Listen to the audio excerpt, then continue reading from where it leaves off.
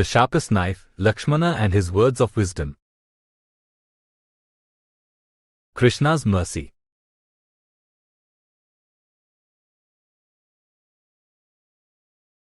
Chapter 1 Ambrosia. Like the demigods obtaining ambrosia, King Dasharatha, after performing great austerities and great deeds, obtained you as a son. Lakshmana speaking to Lord Rama, Valmiki Ramayana, Aranya Kanda 66.3. Obtaining a direct audience with God is the only way to achieve true immortality. Our lives are destined to end at some point, and our future destination remains unknown to us. Great devotees of the past showed us by example how to make the most of our auspicious human life. They performed great austerities and religious functions over many lifetimes to finally achieve direct association with God. The dream of immortality can be realized by following their lead and always performing devotional service. There are many examples in history of ordinary human beings performing extraordinary religious feats. One such person was Maharaja Dasharatha, the king of Ayodhya during the Treta Yuga.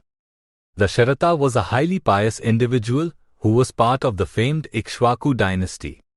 The Vedas, the ancient scriptures of India, tell us that the first king on earth was Maharaja Ikshvaku.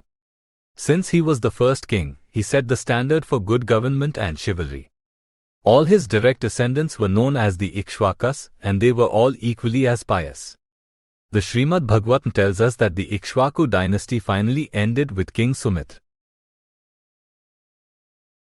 As a pious king, Dasharatha regularly performed elaborate sacrifices.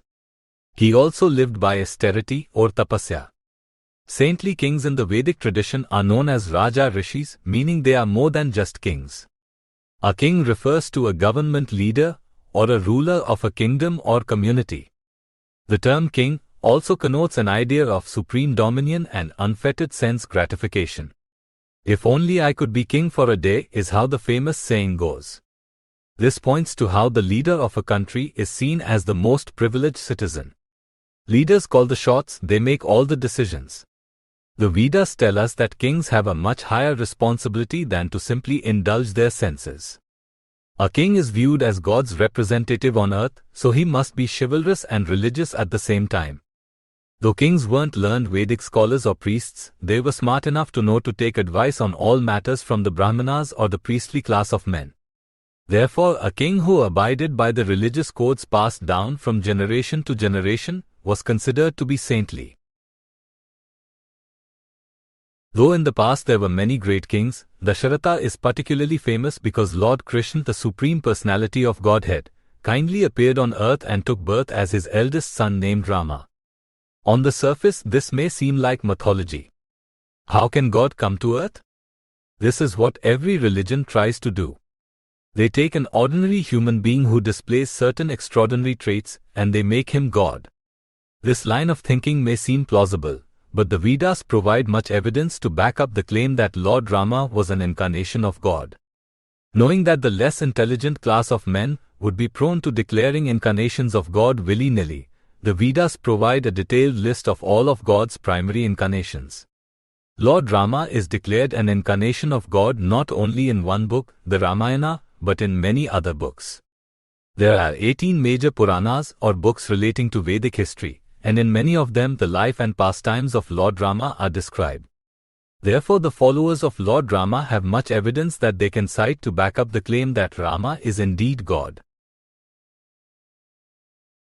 How did Dasharatha become qualified to have God appear as his son? The first thing he did was perform great austerities. Austerities are known as tapasya, and they are intended to be a sacrifice for God. We all perform some sort of austerity to better our condition, but tapasya is especially geared towards pleasing God. Why would the Lord want us to punish ourselves? It can be thought of as a form of tough love. Tapasya involves severely restricting the influence of the senses. The senses are always telling us to eat more, drink more, sleep more, and have more sex. We all know that too much of any of these activities is bad for us. Tapasya takes this idea of regulation to a new level. By observing fasts on auspicious days and only eating the remnants of sacrifice, yajna shishta, tapasvis gain the highest benefit in life. How can we benefit from fasting? If we starve ourselves for a short period of time because God asks us to, it is more likely that we will think of Him during the fasting period. Not only will we think of Him, but we will be in a weakened condition as well. We will be more likely to develop an attachment to Him, since the influence of the senses will be curbed. The Vedas tell us that the primary aim of life is to learn about God, use that knowledge to serve Him, and then eventually develop a loving attachment to Him as a result of performing that service. Dasharatha performed great austerities not only in his current life, but in a previous one as well. There is a puja or religious ritual observed by householders of the Hindu faith known as the Satyanarayana Vrat. It is usually performed once a month during the full moon, and it involves offering some food, reading a few stories and performing arati or the offering of lights. The stories read during this puja tell us of the benefits related to performing it. This puja is essentially a karma kanda activity, meaning it is performed by those desiring material benefits such as good health and a happy family life. At the end of one of the stories, we are told of some famous people who previously observed the Vrat and eventually achieved perfection in life. King Dasharatha is one of the people mentioned. The story states that in a previous life Dasharatha regularly performed the Satyanarayana Puja and was rewarded by taking birth as a pious king in his next life whose son would be Lord Rama.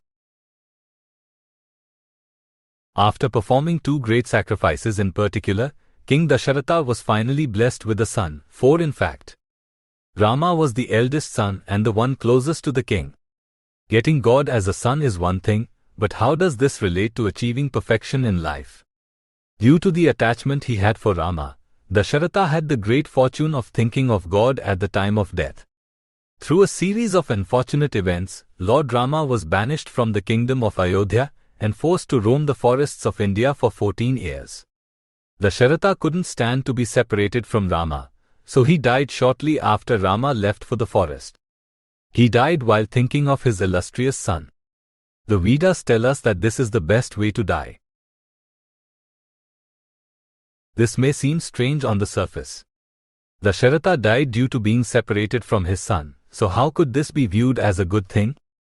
The Vedas tell us that our consciousness at the time of death determines the type of body we will receive in the next life. Many of us are under the belief that if we simply act somewhat piously in this life, then we will go to heaven after we die, and that conversely the sinful will go to hell. This is true to an extent, but Vedic information provides a little more clarity on the issue. The material creation consists of innumerable planets. Life doesn't just exist on Earth. If we act on the level of karma, meaning if we perform fruitive activity aimed at achieving some desired material result, we can certainly ascend to heaven or descend to hell in the afterlife. However, residence in either place is not permanent because both heaven and hell are part of the material creation. Heaven is considered part of the upper planetary system and hell the lower planetary system. This is why most of us point to the sky when referring to heaven and to the ground when referring to hell. This repeating cycle of birth and death, traveling from one planet to another, is known as reincarnation. The type of body we receive in the next life is determined by our consciousness at the time of death. Our consciousness at the time of death is determined by the activities performed over the course of our many lifetimes on earth. Dasharatha thought of Rama, or God at the time of death, and was thus rewarded with liberation or immortality in the spiritual world. This makes complete sense if we think about it. The time of death is a time of great panic. The life air is about to exit the body, so we have very little time to get bogged down by the usual problems of life. In this state of panic, our life essentially flashes before our very eyes. The things that are most important to us in life are the things that we will remember during this time. This consciousness is a harbinger of things to come in the afterlife. If we are fortunate enough to remember God at this time, we will surely be rewarded. Note in the 5th verse of the 8th chapter of the Bhagavad Gita, Lord Krishna tells Arjuna that anyone who at the end of life remembers him while quitting their body automatically attains the nature of the Lord, and that there is no doubt of this. The God-conscious traveling soul is rewarded with a nature similar to that of God. In one sense, we are all already immortal. Our true identity comes from the spirit soul residing within, and this soul is not subject to birth, death or destruction. When we speak of immortality, we are referring to the type of body the soul is placed into. Currently we are considered mortal because our material body is subject to creation and destruction. Immortality can be achieved when we are put into a body which is eternal and unchanging. This type of body can only be acquired in the spiritual world. Matter is subordinate to spirit, and in a similar manner, this world we live in is subordinate to the spiritual world where Lord Krishna or God resides. To live in the material world, which is governed by matter, we require a material body composed of the 5 gross and 3 subtle elements. To reside in the spiritual world, we require a spiritual body. This spiritual body is awarded to those who sincerely desire association with God. Since God is completely spirit, His body is eternal and always full of bliss and knowledge. By the same token, those who enjoy His company in the spiritual world have a similar type of body. The above reference statement was made by Lakshmana, the younger brother of Lord Rama. While residing in the forest, Rama's wife Sita Devi was kidnapped by the Rakshasa demon Ravana. Initially, Rama was grief-stricken over the incident, so Lakshmana tried his best to console his elder brother. In this statement, Lakshmana is reminding Rama that Dasharatha worked very hard to get him as a son, and that he shouldn't let all that hard work go to waste by giving way to lamentation. Such a wonderful a brother as Lakshmana has never existed on this earth. Though this appears to be part of a pep talk, Lakshmana is actually cluing us in on Lord Rama's divinity. In his statement, Lakshmana makes reference to the fact that Dasharatha's achieving Rama was like that of the demigods achieving Amrita or ambrosia. Amrita is considered nectar which grants immortality, so those who are pious are always looking for this. The demigods and demons also once famously churned the sea, from which Amrita was produced. Lord Rama is most certainly Amrita for anyone who associates with him. Dasharatha achieved immortality in the spiritual world by getting Rama as a son, so Lakshmana wanted to make sure that Rama remained on earth to grant the same type of liberation to other devotees. The lesson here is that we too can drink the sweet nectar of immortality that comes through association with God. In this age, God incarnates in the form of His holy names, so we simply need to regularly chant Hare Krishna, Krishna Krishna, Hare Hare Rama, Rama Rama, Hare Hare in order to achieve perfection. The key is to adjust things in such a way that we may always think of the Supreme Lord in the same way that Dasharatha did. We don't need to travel to the corners of the earth to look for immortality, for the secret to an eternal blissful life can be found on the tip of our tongue. Simply reciting God's name in a loving way and having an affinity for hearing about Him are enough to grant liberation. Chapter 2 Karma Mukh. Being attached to your qualities, the king, as we have heard from Bharat, attained the divine nature due to separation from you. Lakshmana speaking to Lord Rama, Valmiki Ramayana, Aranya Kanda 66.4. In the course of our lifetime, we are bound to come upon hard times. Especially as we get older, the days seem to repeat themselves. Since we've worked so hard to achieve our goals and maintain a steady family life, it just seems that there needs to be a break at some point. We work hard at the office for 5 days and then relax on the weekend. When the next week starts, we repeat the same cycle. What is the point to all of this? Why are we alive? Why do we have to perform activities to maintain our body? Even if we never think of these things, others most certainly do. Suicide hotlines exist to deal with these very situations. While there may be a variety of answers given by suicide prevention counselors as to why a person should remain alive, the most important reason is that only by living can we perform devotional service to God. This service is the highest occupation of man and is thus known as Bhagavata Dharma. Commitment to this service should be the only thing that keeps us bound to this life. When we speak of someone being bound to the material world, we are referring to attachment. It is our attachments that guide our activities. When we form an attachment for something, we feel that we can't live without it. Whether it is a certain type of food, going out on the town, drinking alcohol, or even love for another person, attachments can give us a reason to live, something to make us get out of bed in the morning. In reality, we can most certainly live without these things, but the mind tricks us into thinking that we can't. These attachments may seem harmless on the surface, but the Vedas tell us that if one keeps these attachments up until the time of death, they will be forced to take birth again. Note in the 6th verse of the 8th chapter of the Bhagavad Gita, Lord Krishna states that whatever nature one remembers while quitting their body at the time of death, that state of being they will attain in the next life without fail. One may ask, what is wrong with taking birth again? I think that's pretty cool. It means that we live forever. It certainly is a great benediction from God to be allowed to go through the cycle of enjoyment again. It is nice to know that we get second and third chances to get things right. But what exactly constitutes perfection in life? Why do we keep taking birth, and what can we do to stop the cycle? To gain liberation, the first requirement is the firm desire to stop reincarnation. Attachment to material objects doesn't help in this regard.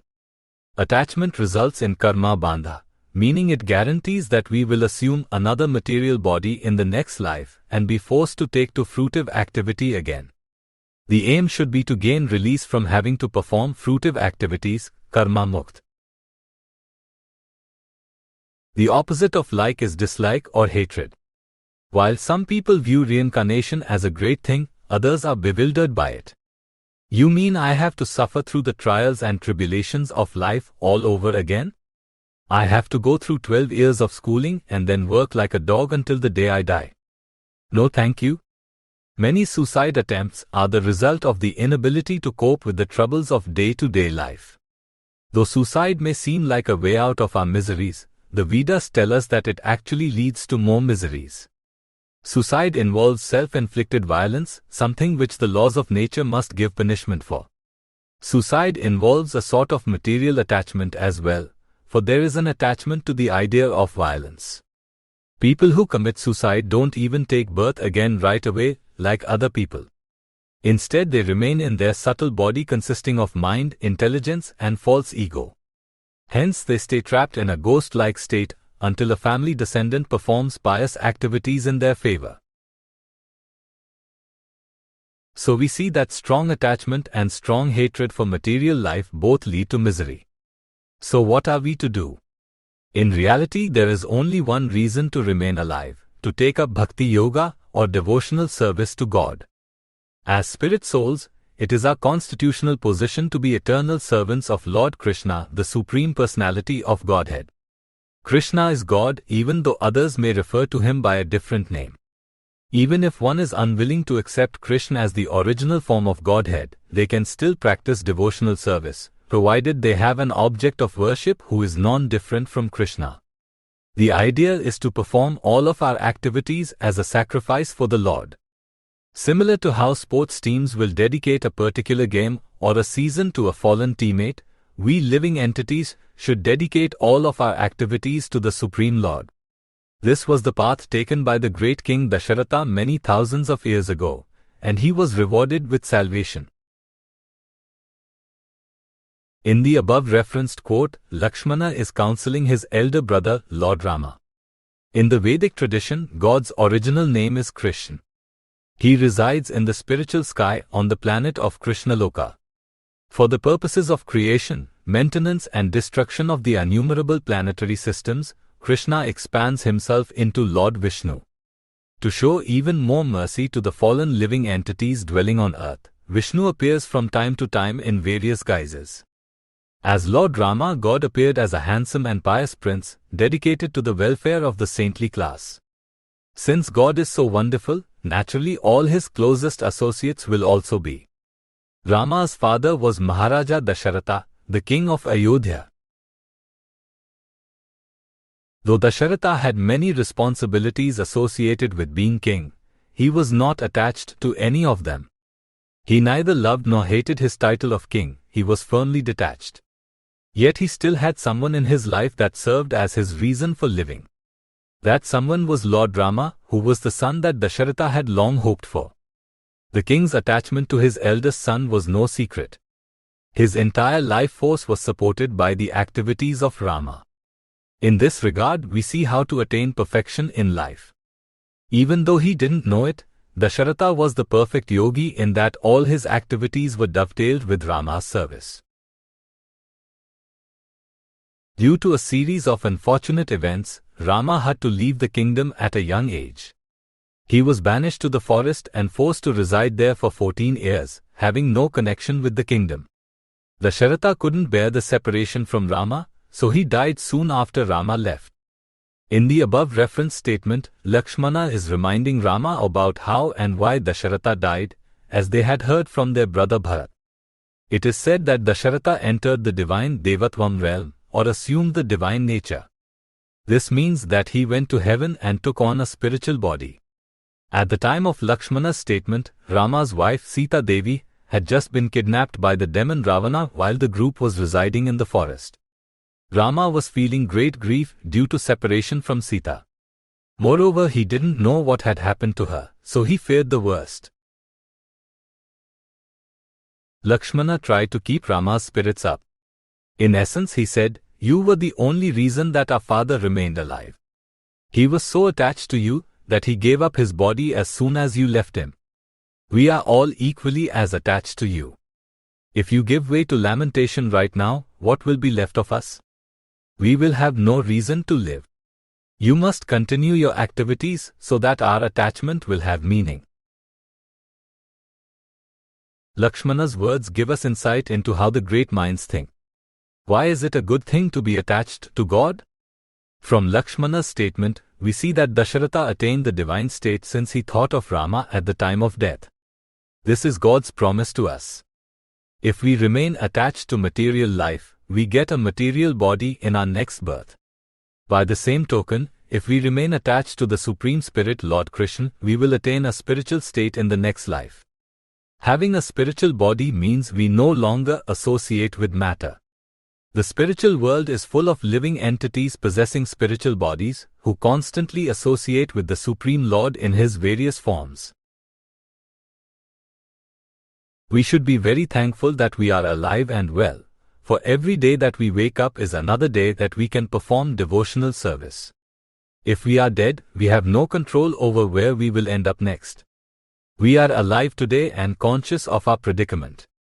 We should make the most of this opportunity by taking up the sublime mission of life, that of developing a total loving attachment to God.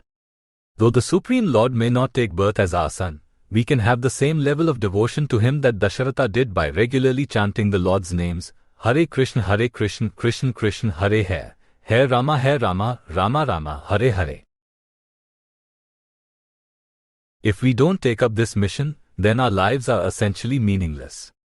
Simply getting up every day and performing animalistic activity doesn't help us or those around us. On the flip side, performing devotional service not only helps the plight of our own soul, but of those around us as well. Aside from giving us a reason to live, chanting and hearing help others find their true purpose in life. The beauty of devotional service is that it is a full-time occupation, complete with variety and nuance. This means that each of us can find our niche in spiritual service, choosing that one special way to show our love for the Lord. The more people that take up this sublime service, the more that will be rescued from the ocean of any science represented by the activities of intoxication, gambling and meat-eating, activities which are just like quicksand in how they drag people further and further into hellish life. To make our lives perfect, we simply have to follow the great examples set by Dasharatha, Lakshman, Sita, Hanuman, and all the other great Vaishnavas of the world. By saving ourselves, we can rescue others and thereby perform the highest service for mankind. Chapter 3 The Rock. O Kakutstha, if you are unable to tolerate this distress, then how will the common person or the meager be able to tolerate it? Lakshmana speaking to Lord Rama, Valmiki Ramayana, Aranya Kanda, 66.5. Not everyone is born to be a leader, which means that most of us look to others for leadership and guidance. In times of trouble, even the strongest among us look to others for comfort and stability. If a friend or close confidant shows grace under pressure, our spirits are uplifted, and it makes it easier to persevere through tough times. Even if someone just says something as simple as, "Everything's going to be okay," it's enough to give us temporary relief. Having these kinds of people in our life is very important, even more so for society at large. If our leaders exude confidence and show steadiness under pressure, the rest of society will follow suit. Why is it important to not panic in emergencies? An emergency, by definition, is a troublesome situation. Who wouldn't give way to lamentation or fear during such a time? This is precisely why it is necessary to have people around who don't give way to grief, for most of us wouldn't be so calm. If our authority figures panic under duress, it makes it easier for the rest of us to lose our cool. The famous American television sitcom Seinfeld had an episode that illustrated this principle. One of the main characters on the show, George Costanza, was attending a children's birthday party when a fire broke out. George's character type was that of a seedy fellow, someone who was selfish and didn't abide by social conventions. He was always looking for shortcuts in life, and he didn't care who got in his way. In this particular episode, when the fire broke out, instead of remaining calm, George panicked. In fact, he lost his cool in the worst possible way. He repeatedly screamed out, "Fire! Fire!" and then ran out of the house, throwing aside any women and children that were in his way. Later on, the adults at the party confronted him regarding his behavior, and George tried to lie his way out of it. The adults were angry because he, as an adult, should have acted more maturely. Young children growing up in school are given lessons on fire safety. The breakout of a fire is one of the more common emergency situations that come up. Students repeatedly go through fire drills wherein they are told to remain calm and exit the building single file in a controlled manner. If clothing should catch fire, children are taught to remember 3 words: stop, drop and roll. These 3 words are used to convey the need for calm and peace during an emergency. Fire on the clothing requires immediate attention, so it can be considered a greater emergency than a general fire. Yet the protocol during this increased emergency doesn't call for increased panic, running or screaming. Rather, the victims are told to immediately stop what they are doing, drop to the floor in a calm manner, and then roll so that the effects of the fire will be limited. The heroes in society are those who don't get flustered under pressure. Firefighters and police officers are especially recognized for their bravery. In the infamous 9/11 attacks in New York City, firefighters and police officers were called to the rescue. Based on the first-hand accounts of the people on the scene, many firefighters and police officers refused to leave the burning Twin Towers, for they did not want to leave any innocent victims behind. Many of these brave men were told that the buildings were about to collapse and that if they didn't leave, they would surely die. Many of them still decided to stay, thereby voluntarily giving up their own lives in favor of helping others. The heroes teach us by example. If they show steadiness under pressure, we are more likely to have our fears allayed. If you conducted a poll around the world and asked people what would be the one thing they would want, the most common response would be world peace. Heroes help to give us some semblance of peace, especially during troubling times. By the same token, our life here on earth can be thought of as a continuing saga of misery and heartache, chaos and despair. The Vedas, the ancient scriptures of India, tell us that this world is not meant to be our permanent home. It is a temporary place full of miseries. This may seem like a pessimistic view, but it is not intended to be. Human life is considered a great boon because it is our best chance to learn about God and use that information to love Him. Thus love can then take us to the spiritual world, which is free of anxieties and miseries. Vakuntha. The root cause of our anxiety stems from our forgetfulness of God and His powers. This is easy to forget because we are born into ignorance. We have lived many previous lives, and those past experiences determine the circumstances of our current birth. Nevertheless, we are pretty much ignorant once we come out of the womb. We have to be taught everything that we know, either directly by someone else or indirectly through new life experiences. If no one teaches us about God, or if we remain obstinate in our pursuit of material sense gratification, we will lose touch with the Supreme Lord. Since the material world is ultimately subject to destruction, so is everything contained within. This includes our own bodies, along with all of our possessions and relationships. Knowing that we are going to die is probably the greatest cause of our distress. Note in the 20th verse of the 2nd chapter of the Bhagavad Gita, Lord Krishna tells Arjuna that the soul never dies or takes birth. It never came into being, nor will it cease to exist in the future. The soul is permanent, eternal, and the oldest entity. The soul does not die when the body is killed. Since we know we are going to die, some of us try to cram as much sense gratification into our lives as possible. This isn't really a good solution because death is not the end, but rather the beginning of a new life. Just because we die once, it doesn't mean that we don't take birth again. But most of us don't realize that we'll take birth again, for we have no knowledge of our previous lives. If we understand the imperishable nature of the soul, we can understand that we have no reason to fear death or the loss of our valuable possessions. So if we shouldn't focus on sense gratification, what should we do with our time? What is the purpose of our being put on earth? How should we act? To guide us in our activities, Lord Krishna, the Supreme Personality of Godhead, gave us dharma or religiosity. Dharma actually never gets created but rather exists at all times. Issues arise because we forget what dharma is and why it exists in the first place. The exact definition of dharma is something which defines the essence of something.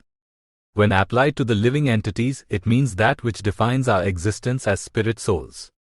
Since our original nature is to be loving servants of the Supreme Lord, dharma can be taken to be religiosity or our occupational duty.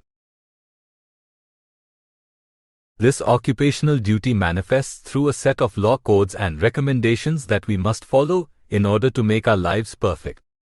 Perfection in life means returning back to Godhead in the afterlife. Knowing that we would have a hard time residing in the material world, Krishna imparted the system of dharma to the first created living entity, Lord Brahma. He then passed it down from generation to generation. The principles of dharma are set forth in the Vedas, which are the original scriptures for mankind.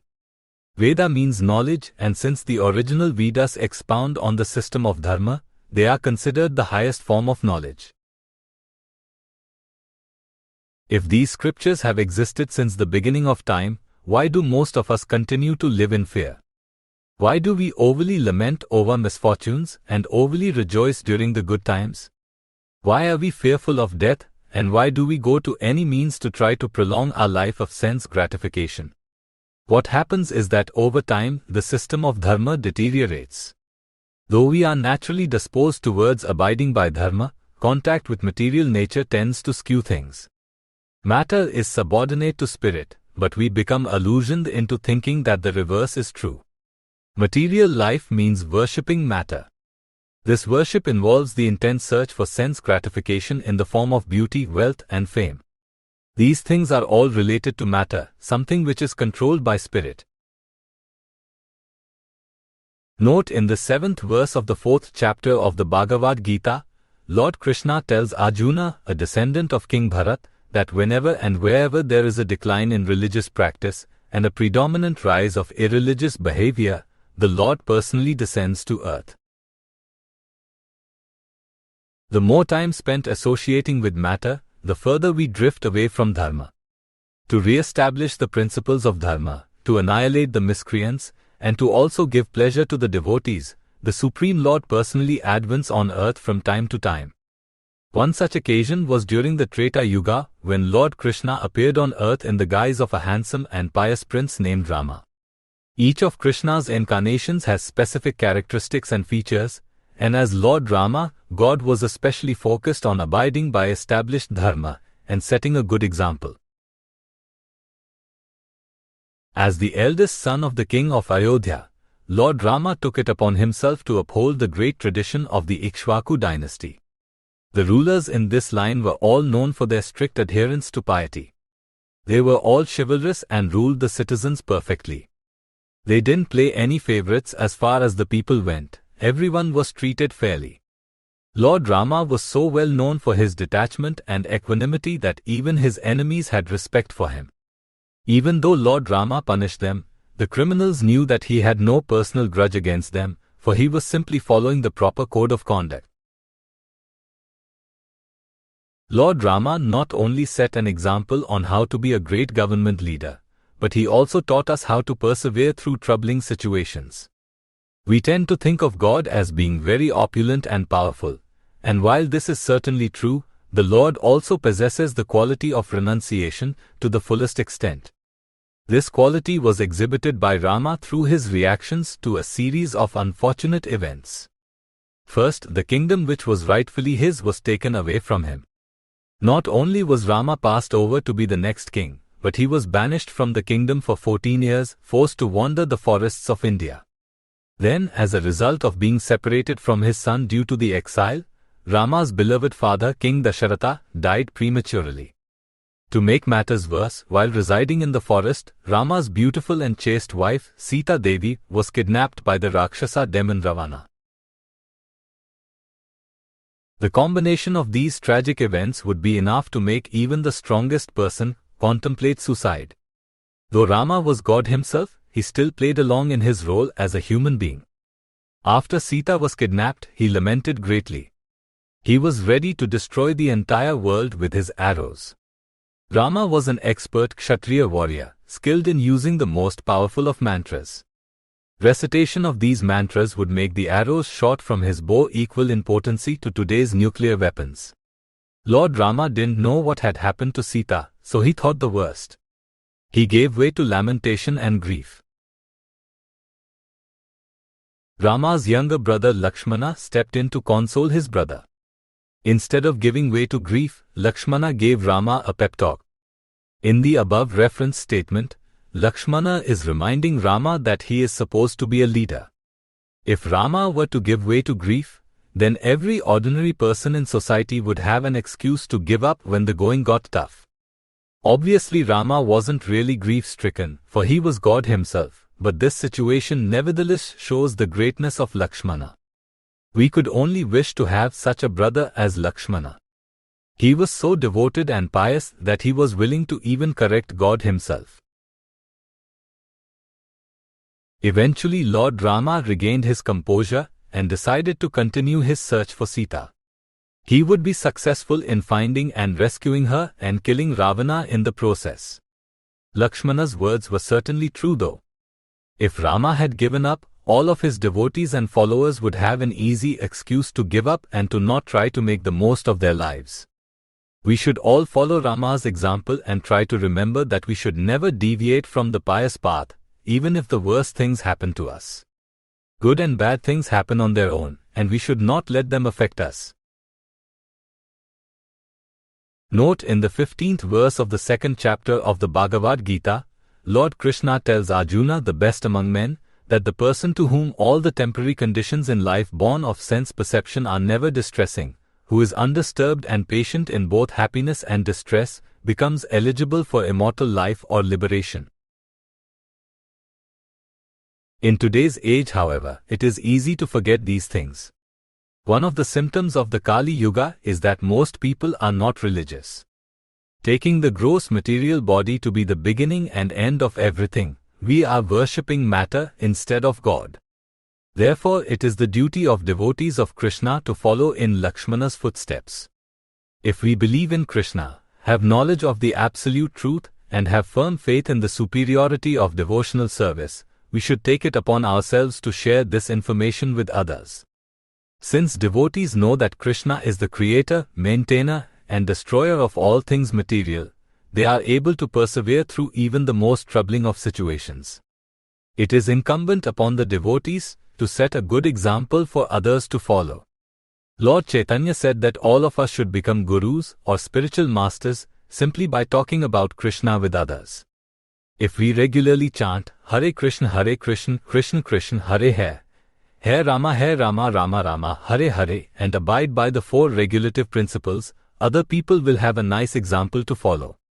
We can make the most of this precious human form of life by being solid as a rock in our performance of devotional service.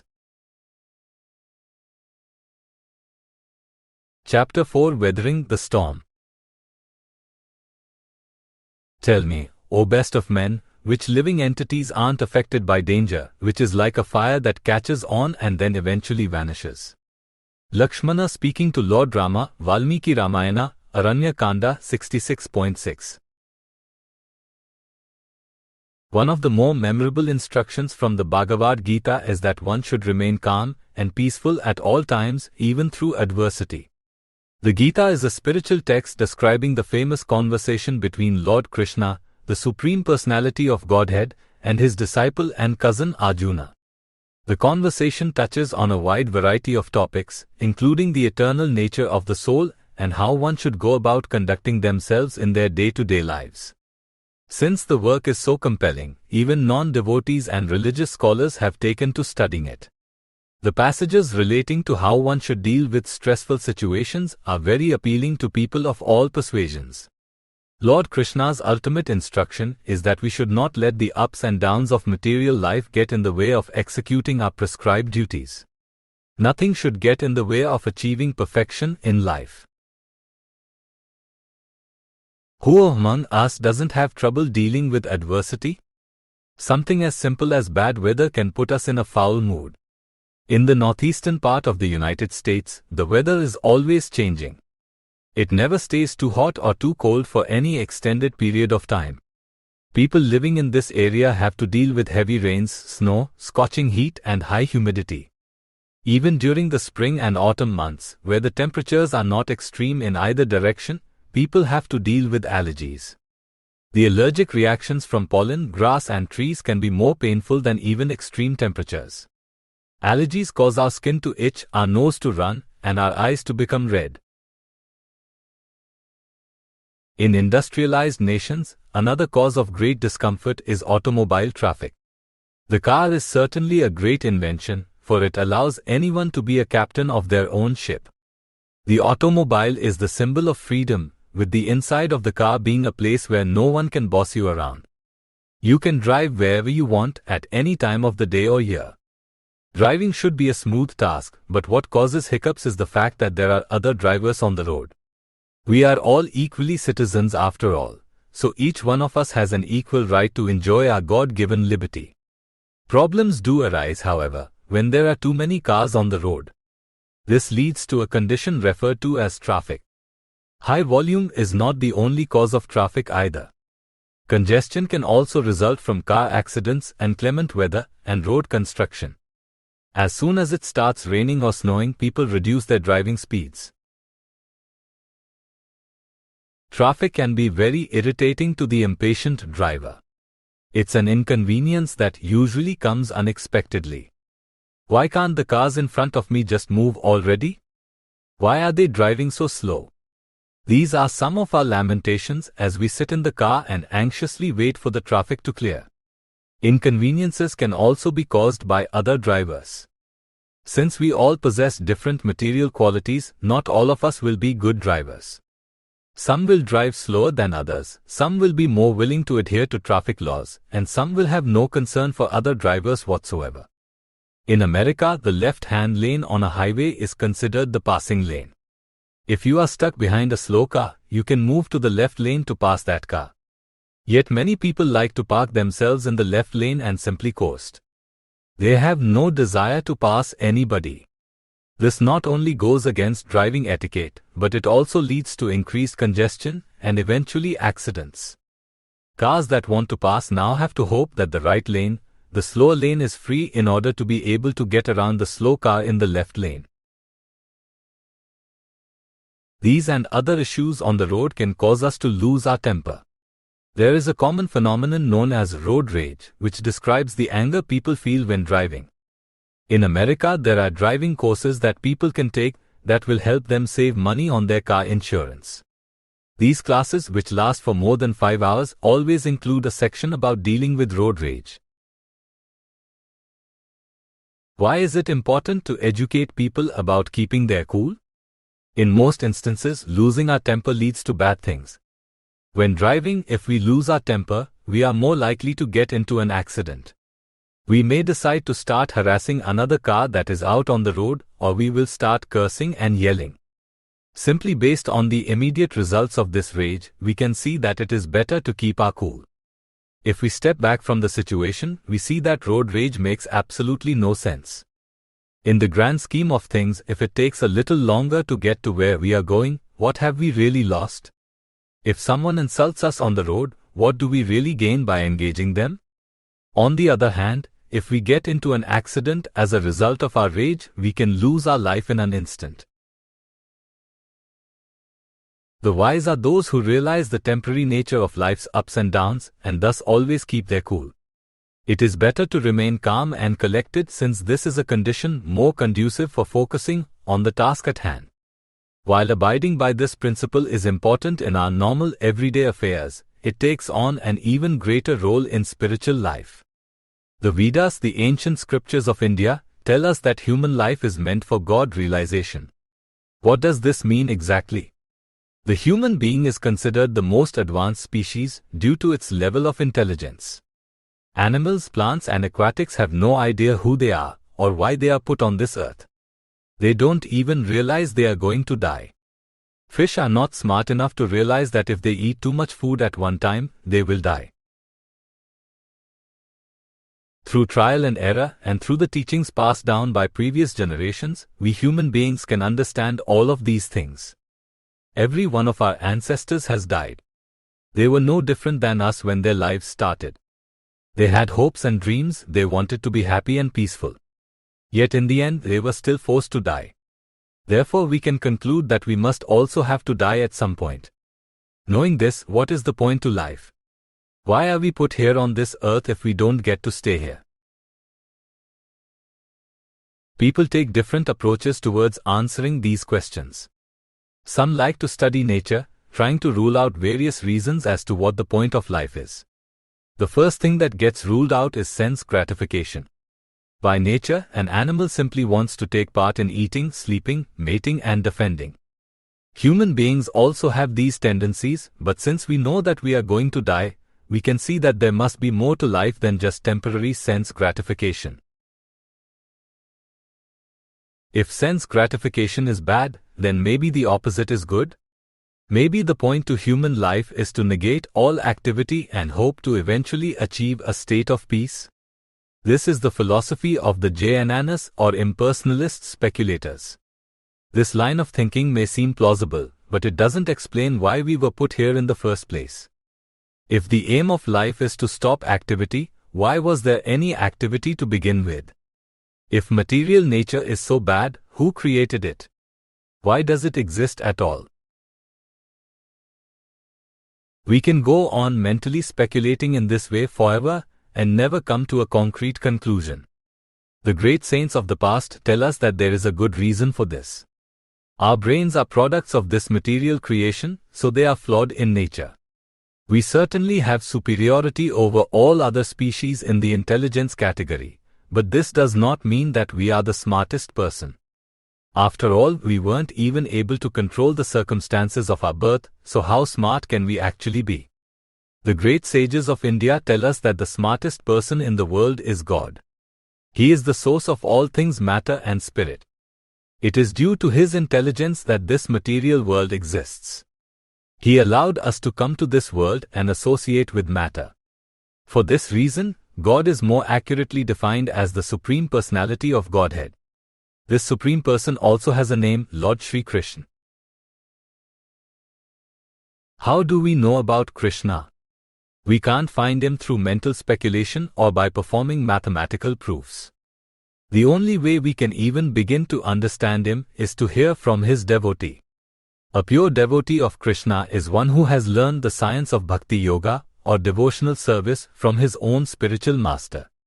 If we ascend the chain of spiritual masters, we eventually make our way to Krishna or God. Perfect knowledge can only be acquired from someone who is perfect themselves.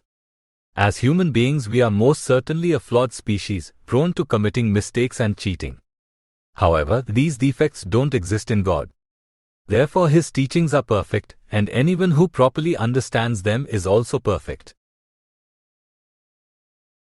Note in the 34th verse of the 9th chapter of the Bhagavad Gita, Lord Krishna tells Arjuna to always engage the mind in thinking of Him, perform worship of Him, offer obeisance unto Him, and become the Lord's devote. Being absorbed completely in devotion to Krishna, Arjuna will surely come to Him. The spotless spiritual masters, the great Vaishnava saints, tell us that the point of human life is to use our intelligence to serve God.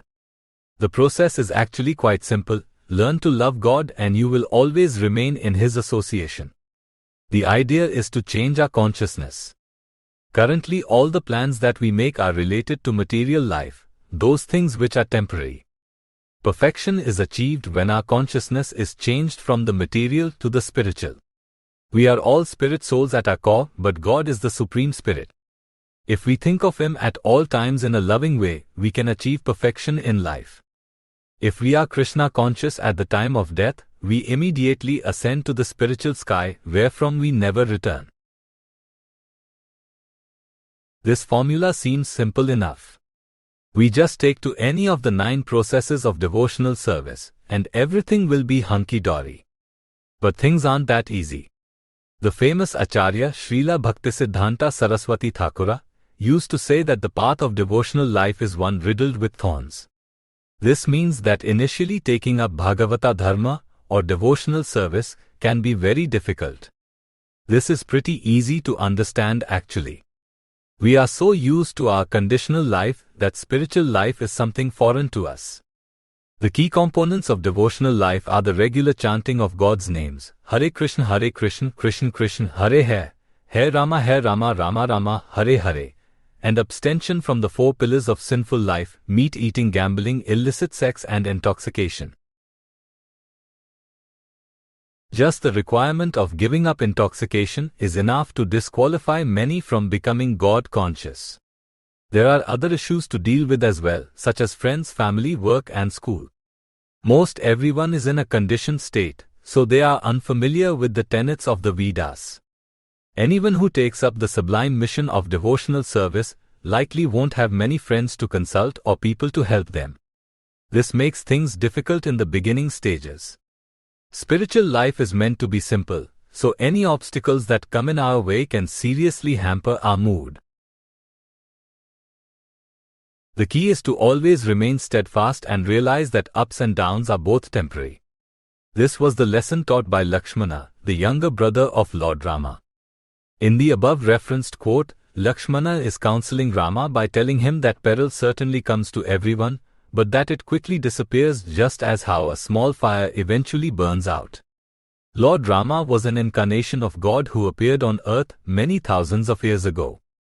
He assumed the guise of a human being and played the role of a pious Kshatriya prince. On one occasion, Rama's wife Sita Devi was kidnapped in the forest in Rama's absence. Unable to find Sita, Rama gave way to lamentation and anger. He was ready to destroy the entire world out of rage, something he was more than capable of doing considering he was God himself. One would be hard-pressed to find a better brother than Lakshmana. He always looked out for Rama, even though the Lord didn't require such help. Lakshmana loved Rama purely and without any motive. Since he was a perfect devotee, it's not surprising to see that his words of advice were perfect as well. Lord Rama was God himself, but he was playing the role of an ordinary human being. To relate to the rest of us, Rama decided to openly show his grief for having lost Sita. After this talk, however, Rama's spirits were uplifted and he resumed his search for his wife. With the help of Lakshmana and the Vanara army led by Hanuman, Rama would eventually find and rescue Sita. The best gurus or spiritual masters are those who give us the proper advice at just the right time. Lakshmana was one such guru. His instructions were perfect many thousands of years ago, and they still remain so today. We will all most certainly face trouble in our religious pursuits, but we should never let temporary gains or setbacks take us off the straightened path. Heat and cold, pains and pleasures, victories and defeats all come and go on their own. The aim of life is to achieve the ultimate victory of returning back to Godhead. This reward can only be secured by those who can weather all of life's storms. Always keeping Lakshmana's words in mind, we can most certainly achieve success. Chapter 5 Nothing Lasts Forever. My Lord, if, through your effulgence, you set the entire planet ablaze and put it into a distressful situation, where will the distressed citizens go, O tiger among men, for solace? This having to deal with temporary setbacks is certainly characteristic of this world. Even King Yayati, the son of Nahusha, after ascending to the heavenly planets of Indra, was touched with inauspiciousness. Lakshmana speaking to Lord Rama, Valmiki Ramayana, Aranya Kanda, 66.7-8. This is a nice explanation given by Sri Lakshman on the temporary nature of God's inferior energy. Whatever material rewards we receive in life, we can be sure that they won't last forever. We are also guaranteed to come upon hard times again in some form or another. Even if we receive the highest material benefit of ascension to the heavenly planets, we still run the risk of falling back down to earth, as was the case with the great King Yayati. Keeping these facts in mind, the wise take it upon themselves to associate exclusively with God's superior energy. What goes up must come down is how the famous saying goes. Nothing lasts forever. In the course of our day-to-day lives, there are times when we are very happy and times when we are very sad. Sometimes this change in mood can happen in an instant. By repeatedly going through such mood swings day after day for many years, the pattern becomes easier to recognize. Realizing this, we may start to wonder if it's really a good idea to get too caught up in either extreme, the highs or the lows. The news, friends, work, family, birth, old age, disease, etc., these things all come and go on their own. It is not wise to get too overly attached to anything which is transient. This is easier said than done, however. The world of sports does a good job of illustrating the reality of the temporary nature of highs and lows. Each year there are certain sporting events that are eagerly anticipated: the Masters Golf Tournament, Wimbledon for tennis fans, and the Super Bowl for football fans. There is much hype surrounding each of these events, with media doing wall-to-wall coverage before and after. The drama of these events can be quite gripping too. If the Wimbledon final goes to a fifth set, or if the final round of the Masters goes into sudden death playoff holes, fans remain on the edge of their seats. Finally a victor emerges, and fans either rejoice or despair. Let's fast forward 1 year after this exciting moment. Does anyone think about who won the tournament the previous year? Some certainly do, especially those fans of the previous year's winner. Yet once the next tournament starts, the drama begins anew. The previous year's memories are erased, if not completely, but at least partially. Even if fans reminisce of years past, they can never recapture the same feeling of excitement that existed when the event was actually taking place. For the tournaments we are watching today, the events we are so caught up in that are presently unfolding, the thrills resulting from these experiences will expire very quickly. In tennis and golf, there are 4 major tournaments each year. This means that as soon as the next major tournament begins, the events of the immediately preceding tournament are forgotten. This same principle holds true with everything in this material world. Government elections also illustrate this principle. As soon as a new candidate is elected to office, there immediately begins a rush of rumors as to who will run in the next election. The news cycle changes so quickly that no one would dare think of reading a newspaper that is more than 1 day old. Noticing all of these patterns, the wise realize that there is no need to get overly worked up over victories and defeats, pains and pleasures, or good times and bad times. God's inferior energy is temporary in nature, so these dualities are bound to exist. Does this mean that we should just give up all our activities? After all, if we work hard for something, we see that the resulting pleasure doesn't last very long. The correct approach is to break free of our association with God's inferior energy and instead become attached to the superior energy. What is the difference between these two energies? God's personal realm, which includes all of His personal expansions and things created by His internal energy, is known as the spiritual world. The material world is everything else, i.e., the place that we currently inhabit. Spirit is immutable, unchangeable, and eternal. Therefore, anything that is part of the spiritual energy will inherit these traits. Though the material world was also created by the Supreme Spirit God, it has different characteristics. This is by design. God's external energy is meant to be temporary and flawed because it exists solely for those living entities who want to pretend to be God. There can only be one God in the spiritual world, so if we want to imitate the Lord, we have to associate with an inferior energy. So the material world is bad and the spiritual world is good. But I live in the material world right now. How do I get out? To help the living entities break free of the delusion brought upon by the material qualities, God gave us dharma.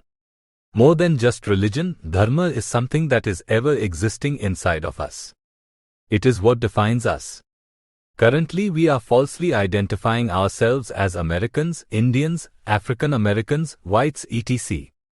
Our true identity is that of a spirit soul, an eternal servant of God. Dharma is that discipline which helps us remember this fact. When we understand that we are God's servants and not ourselves God, our whole outlook on life changes. Note, in the 64th verse of the 2nd chapter of the Bhagavad Gita, Lord Krishna tells Arjuna that one who has become free from all attachment and detachment, and who is able to control their senses by practicing the regulative principles of freedom, attains the mercy of the Lord. Those who are God-conscious decide that the aim of life is to serve God and nothing else. Therefore, they can still do the same day-to-day activities, but they don't have any attachment to them. If we don't have any attachment to these activities, why should we even perform them? The answer is that our bodies must be maintained somehow. We can only realize God if we are alive. We all have different qualities and desires, and therefore we have a penchant to perform different kinds of work. This work is what maintains our bodies, therefore it should not be given up on a whim. It is wiser to continue with our prescribed duties, while simultaneously developing a loving attachment to God. How do we achieve this condition? The easiest way is to regularly chant the holy names of the Lord, Hare Krishna, Krishna Krishna, Hare Rama, Rama Rama, Hare Hare. We can also read books about God, visit His temples, talk to other devotees, and sing songs about Him. The possibilities are endless. These activities can all be performed by any person, regardless of their disposition, cultural background, age, etc. This discipline is known as Bhagavata Dharma or devotional service. Bhagavata refers to Bhagavan, which is a more accurate name for God. The Vedas tell us that the supreme living entity is so great that the name God doesn't do him justice. A better word is Bhagavan, which means one who possesses all opulences and fortunes. Now that we have established that material life is full of ups and downs and that our real mission in life is to associate with God, does this mean we will achieve perfection? Simply knowing the temporary nature of this world and the ultimate objective in life is not enough. We need these facts reinforced from time to time. We need to consult real-life examples of these principles in action. We also need examples of great personalities who adhered to these principles and made their lives perfect. To help us in our pursuit of religious life, the Supreme Lord Himself personally advents on earth from time to time. One such appearance took place thousands of years ago in Ayodhya, India. The great Vedic texts such as the Mahabharata and Srimad Bhagavatam tell us that God has unlimited forms, Ananta Rupam. He also has unlimited incarnations that appear on earth, meaning there are too many forms of Godhead to count. However, there is still a list provided of the primary incarnations or avatars. Lord Rama, the handsome prince of Ayodhya, is considered one of these primary avatars. Lord Rama's life was full of so many ups and downs that his primary pastimes were recorded in a wonderful poem known as the Ramayana, authored by Maharishi Valmiki. The sage is considered the author of the book, but that doesn't accurately describe his role.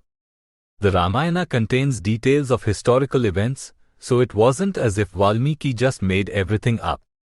Rather, he took the most notable events and related them together in his poem. One of the more memorable events of Lord Rama's life was his time spent in the forests of India. Banished in exile by his father, Maharaja Dasharatha, Rama roamed the forests for 14 years with his wife Sita Devi and younger brother Lakshman. On one occasion, Sita was kidnapped by the demon Ravana while Rama and Lakshmana were not with her. In the above referenced quote, Lakshmana is trying to calm his elder brother, who is quite grief-stricken over the kidnap of his wife. Rama was so upset that he was ready to destroy the whole world, something he was more than capable of doing.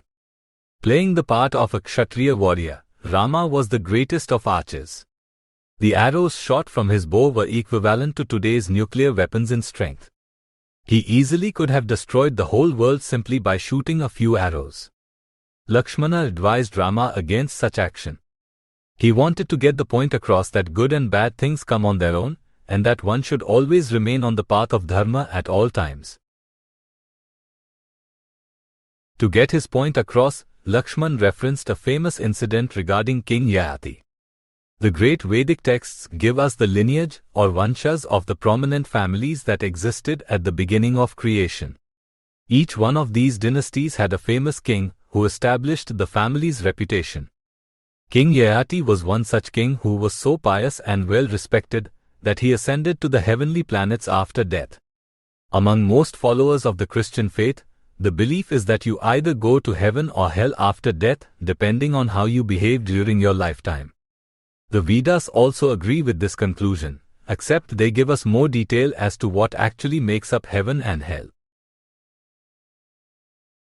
Note in the 21st verse of the 9th chapter of the Bhagavad Gita, Lord Krishna states that those who ascend to Indra's heaven through ritualistic Vedic practices eventually fall back down to the mortal planets when the merits from their deeds expire. In this way, by following Vedic principles, such worshippers only achieve temporary happiness, for they must constantly go through birth and death. Heaven and hell are both considered part of the material world, or God's inferior energy. This means that both realms are subject to creation and destruction. Therefore, we can conclude that anyone who resides there must have to leave at some point. The Vedas tell us that our time spent in heaven is commensurate with the merits accumulated from our pious activities. This means that ascending to material heaven does not represent perfection in life. Once we reach there, we are more than susceptible to falling back down to earth. This was the case with Yayati. He made a transgression while residing in heaven and was thus forced to come back to earth.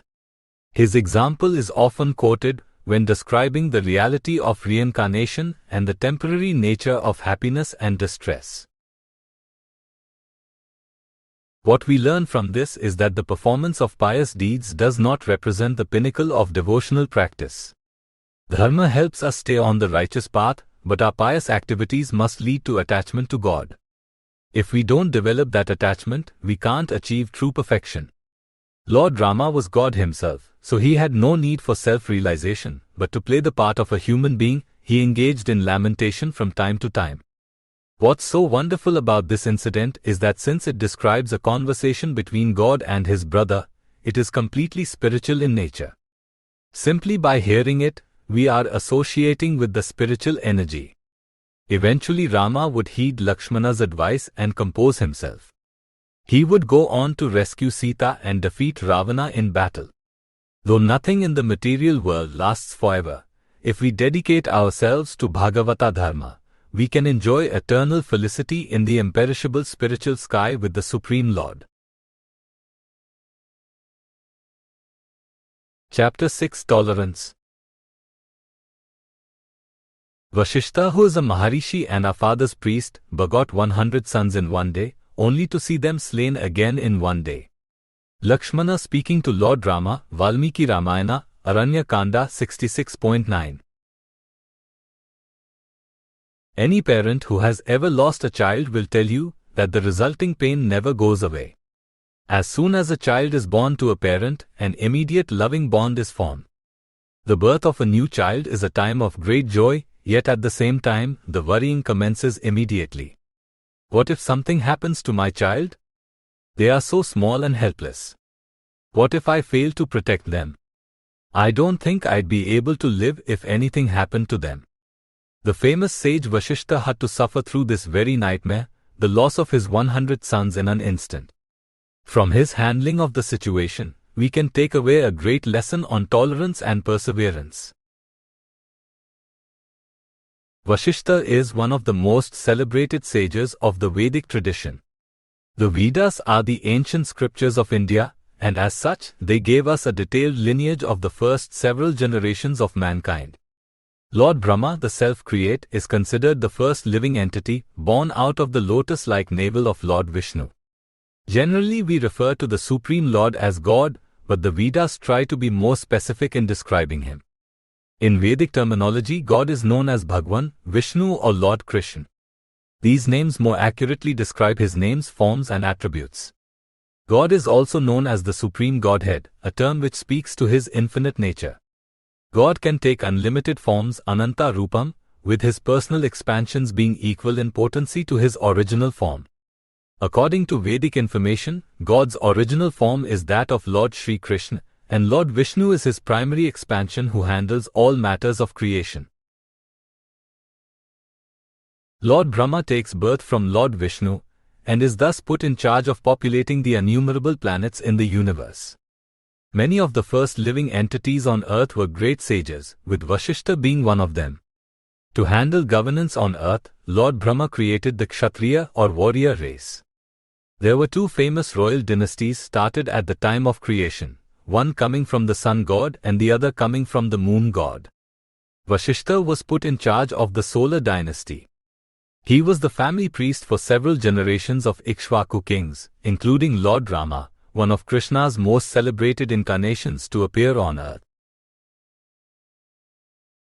Like most sages of his time, Vashishta established a hermitage where he would perform all his priestly duties. On one occasion, the son of King Gari, Vishwamitra, visited Vashishta. At the time, Vishwamitra was a Kshatriya king, very powerful and also quite pious. Vashishta was pleased to welcome the king, and he offered him the topmost hospitality. After being entertained to his satisfaction, Vishwamitra wanted to leave, but Vashishta begged him to stay a little longer.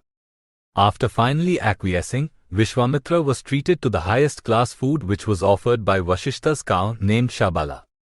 Vashishta loved Shabala, for the cow would supply all his needs. Vishwamitra immediately developed an attachment to the cow and wanted to have it for himself. He offered Vashishta all kinds of gold and other wealth, but Vashishta refused to part with his cow. Shabala supplied all of his needs, especially those relating to the performance of religious sacrifices. This is all that Vashishta really cared about, for as a pious Brahmana, he had no need for great wealth. There was nothing that Vishwamitra could offer him that would change his mind. Vishwamitra wasn't taking no for an answer. He took Shabala by force and began to leave. The cow immediately lamented and wondered why Vashishta wasn't doing anything to fight back. After being petitioned by the cow, Vashishta replied that he was just a Brahmana and didn't have the strength to fight off a greater king as Vishwamitra. To help her master, Shabala agreed to supply whatever Vashishta needed to fight off the king. Thus a great fight ensued with Vashishta eventually emerging victorious due to Shabala's help. Vishwamitra was quite ashamed at this defeat, so he decided to convert to a Brahmana. Performing great austerities, Lord Brahma eventually became pleased and acknowledged him as a Rajarishi or a saintly king. This didn't really satisfy Vishwamitra, since he didn't want to be a king at all anymore. Regardless, he remained firm on the path of asceticism and was eventually recognized as a great sage by others. On one occasion, while he was still a Kshatriya king, Vishwamitra had a quarrel with Vasishtha and mounted an attack as a result. In an instant, all 100 of Vasishtha's sons were killed. Vasishtha was greatly aggrieved by this, as was his wife Arundhati. Nevertheless, he tolerated it, for that is the nature of a Brahmana. Lakshmana reminded his elder brother, Lord Rama, of this incident during a particularly troubling time in the Lord's life. As part of his pastimes, Rama resided in the forests of India for 14 years alongside his wife, Sita Devi and Lakshmana. It may seem strange that a prince would roam the forests for that long, but this was all due to a request made by Rama's father, King Dasharatha, and Kaikeyi, Rama's stepmother. The exile didn't really dispirit Rama, for he had no attachment to anything, including royal life. In addition, Sita and Lakshmana were with him, so who wouldn't be happy being in their company all the time? Yet on one occasion, Sita was kidnapped by the Rakshasa demon Ravana.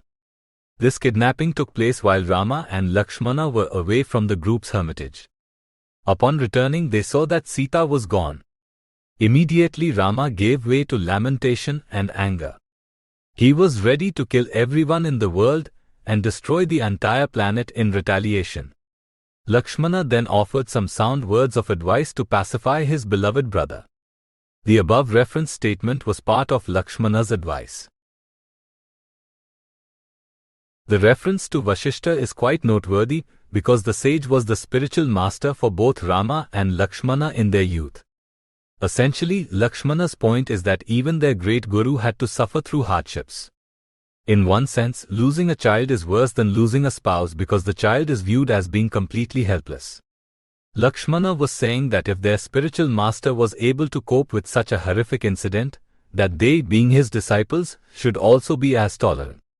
The highest honor a disciple can pay to their spiritual master is to follow their instructions and learn from their example.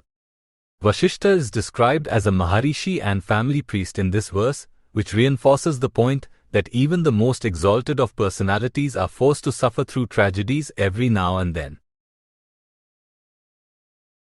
Lord Rama eventually followed Lakshmana's advice and composed himself.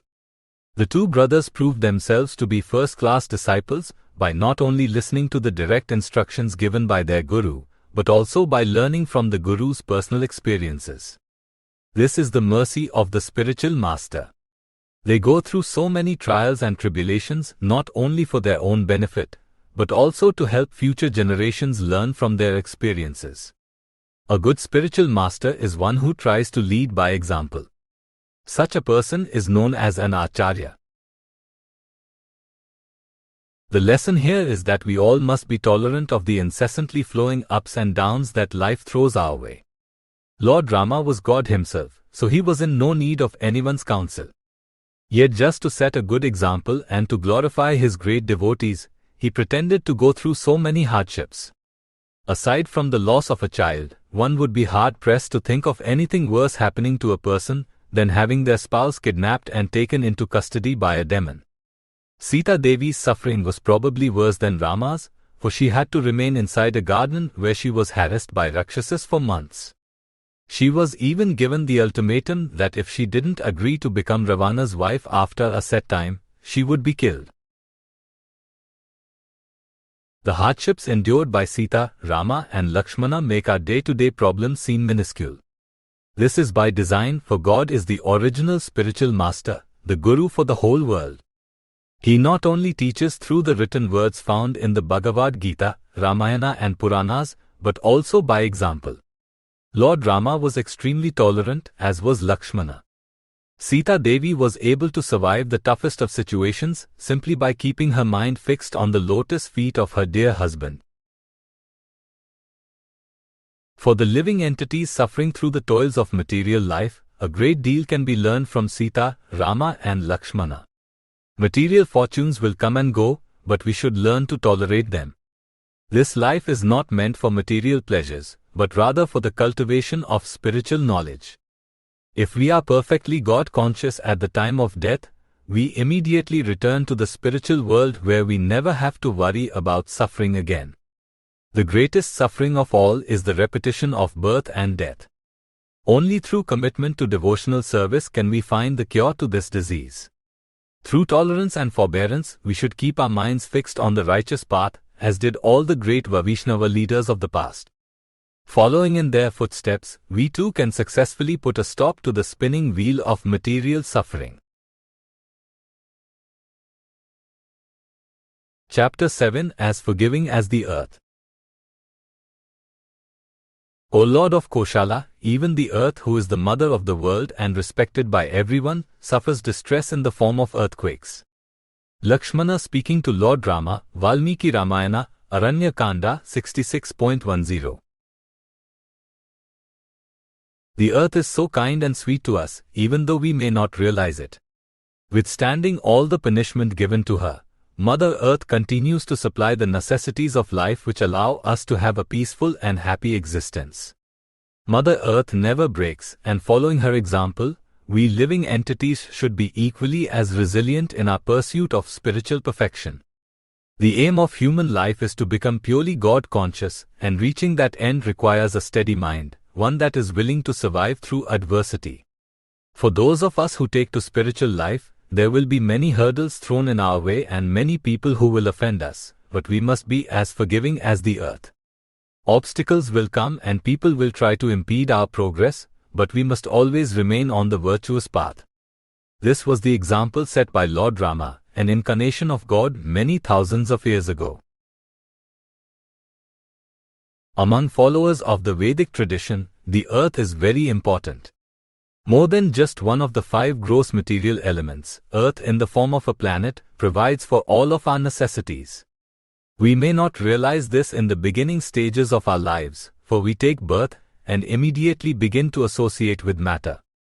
It is not until we become a little wiser that we start to question why matter exists and where it comes from. Who is controlling all of this matter that is moving around in such a complicated way that our very lives depend on it? The Vedas give us the answers to these questions. They tell us that God is the original creator of everything, meaning that He is the source of earth.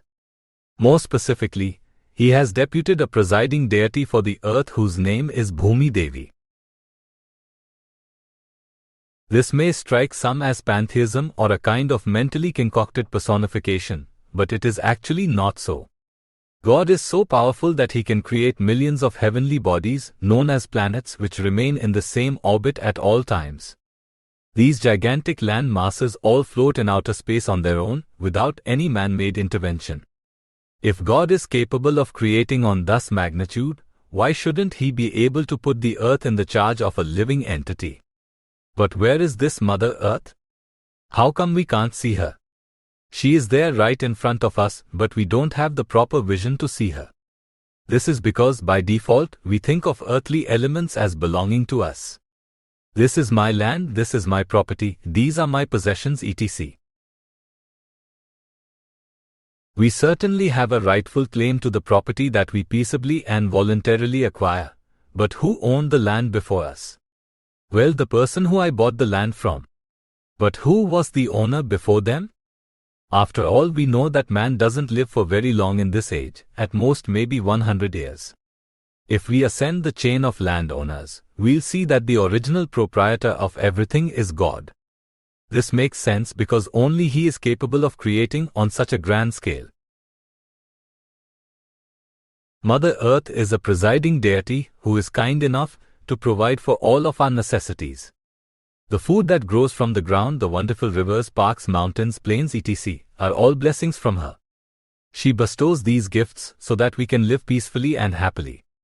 These benedictions are not meant to increase our sense gratification, but rather to provide for our necessities. The motto of life given to us by the Vedas is simple living, high thinking. If we analyze these two terms, we'll see that they are not mutually exclusive. Simple living by itself is certainly nice, but what do we do with all the free time we get as a result of our simple lifestyle? We must start to think on a higher level. Thinking requires effort and, most importantly, time. Time is precious, for once a moment is lost, it can never be recovered.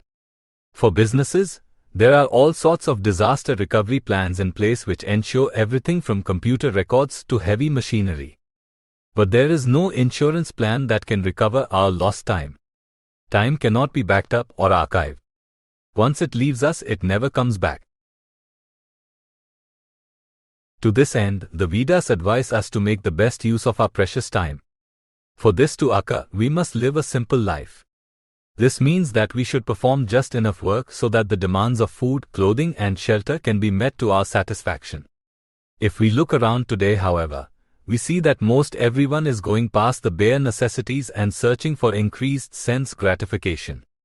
This doesn't seem bad on the surface, for who wouldn't want to live more comfortably by having a nice car, a big house, and all the latest tech gadgets? Yet we see that the senses are never satisfied in this pursuit. It is the nature of the human mind to hanker and lament. We hanker after something new or expensive, and after we get it, we start to lament the fact that it fails to provide us the happiness that we were expecting. Instead of stopping our pursuit for sense gratification, we begin to hanker again for an even bigger and more expensive new toy. Through these pursuits, our mental clarity suffers and our time is wasted. We are not the only victims of this busy lifestyle. Mother Earth must bear the burden of our chase for illusory happiness. With every new invention comes new demands put on the earth. For example, the advent of the automobile brought great potential for happiness for society at large. People could now travel long distances in a short amount of time. No longer was geography a constraint on business, travel, or leisure. Yet in order to fuel these automobiles, gasoline is required. This gasoline comes from refining petroleum, which is dug out of the earth. Again, on the surface this doesn't seem bad. After all, we have to chop down trees to get paper and also to build our houses. We have to till fields in order to grow crops. What's so harmful about a little oil drilling? As we can see from the world's economic climate today, oil has become a huge commodity. People are looking for more and more places to drill for oil. There doesn't appear to be any end in sight to the oil supply, but this hasn't stopped people from finding new places to drill. With the demands of the modern economy, oil has become a necessity, just like water and food. If we were to run out of oil today, virtually every person in the world would be negatively affected. So we see that one small invention turned out to give us many new headaches, attachments, and dependencies. To make matters worse, Mother Earth has had to suffer greatly. In addition to dealing with the chopping of trees and the tilling of fields, she must now put up with regular drilling and mining. Yet through it all she remains firm and stout. She even bears the burden of natural disasters such as earthquakes, hurricanes, and tornadoes. Though many people today believe that mankind is destroying the earth, she remains firm and strong and continues to provide for our needs. Her oceans recently swallowed up the large portion of an oil spill in the Gulf of Mexico, which was initially deemed to be a catastrophe. She is a lot more forgiving and strong than we give her credit for. Mother Earth always remains true to her mission of supporting mankind. She always remains on the virtuous path. We living entities, in the course of carrying out our prescribed duties, can take a great lesson from Mother Earth. This was the point stressed by Lakshmana, the younger brother of Lord Rama. God is so kind that he not only deputes elevated living entities such as the demigods to manage the material affairs, but he also personally makes appearances in the world from time to give pleasure to his devotees and to teach future generations about dharma. The word religion connotes a type of faith or belief system. The Vedas have no equivalent word for this because our relationship with God is not something that changes. The best match for religion in Vedic terminology is dharma, which means something that defines the essence of a living entity. The essence of our existence is our relationship with God as His eternal, loving servant. This essence or dharma has always existed in the past, continues to exist today, and will remain unchanged in the future. Therefore, this dharma is sanatana, or eternal. By coming into contact with the material world, the living entities become enveloped in a cloud of science which causes them to forget about dharma. To reawaken the dormant God consciousness of the living entity, God sends His personal representative, the spiritual master. On special occasions, He personally comes to earth in the form of a living entity and teaches everyone by His example. One of God's most famous appearances on earth took place many thousands of years ago in Ayodhya, India. The king of Ayodhya at the time, Maharaja Dasharatha, desperately wanted a son to pass his kingdom down to. God obliged and took birth as his eldest son named Rama. Each incarnation, or avatara of God has specific characteristics and personality traits. Lord Rama's signature characteristic was his devotion to religiosity. Rama means one who gives pleasure to others, and this was certainly the case with the Lord. There existed no sin in him, nor did he ever waver from the virtuous path. Lord Rama also suffered great hardships during his time on earth.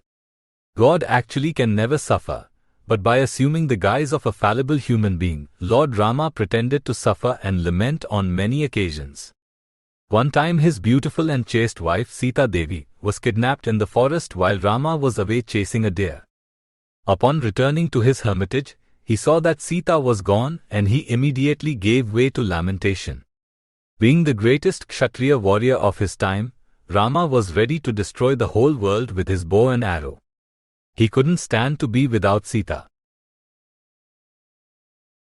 Luckily for Rama, his younger brother Lakshmana was by his side. One would be hard-pressed to find any brother in history that compares to Lakshmana in kindness, intelligence, courage, chivalry and dedication. Completely pious in his own right, Lakshmana abandoned all the mundane rules of morality in favor of serving Rama. This is the highest level of devotion to God, for it is spontaneous and bereft of any personal motive. Lakshmana saw that his brother was distraught, so he decided to impart some helpful words of wisdom. In the above referenced quote, Lakshmana is reminding Rama that even the earth has to deal with so many hardships in life, and that she never swerves from the virtuous path.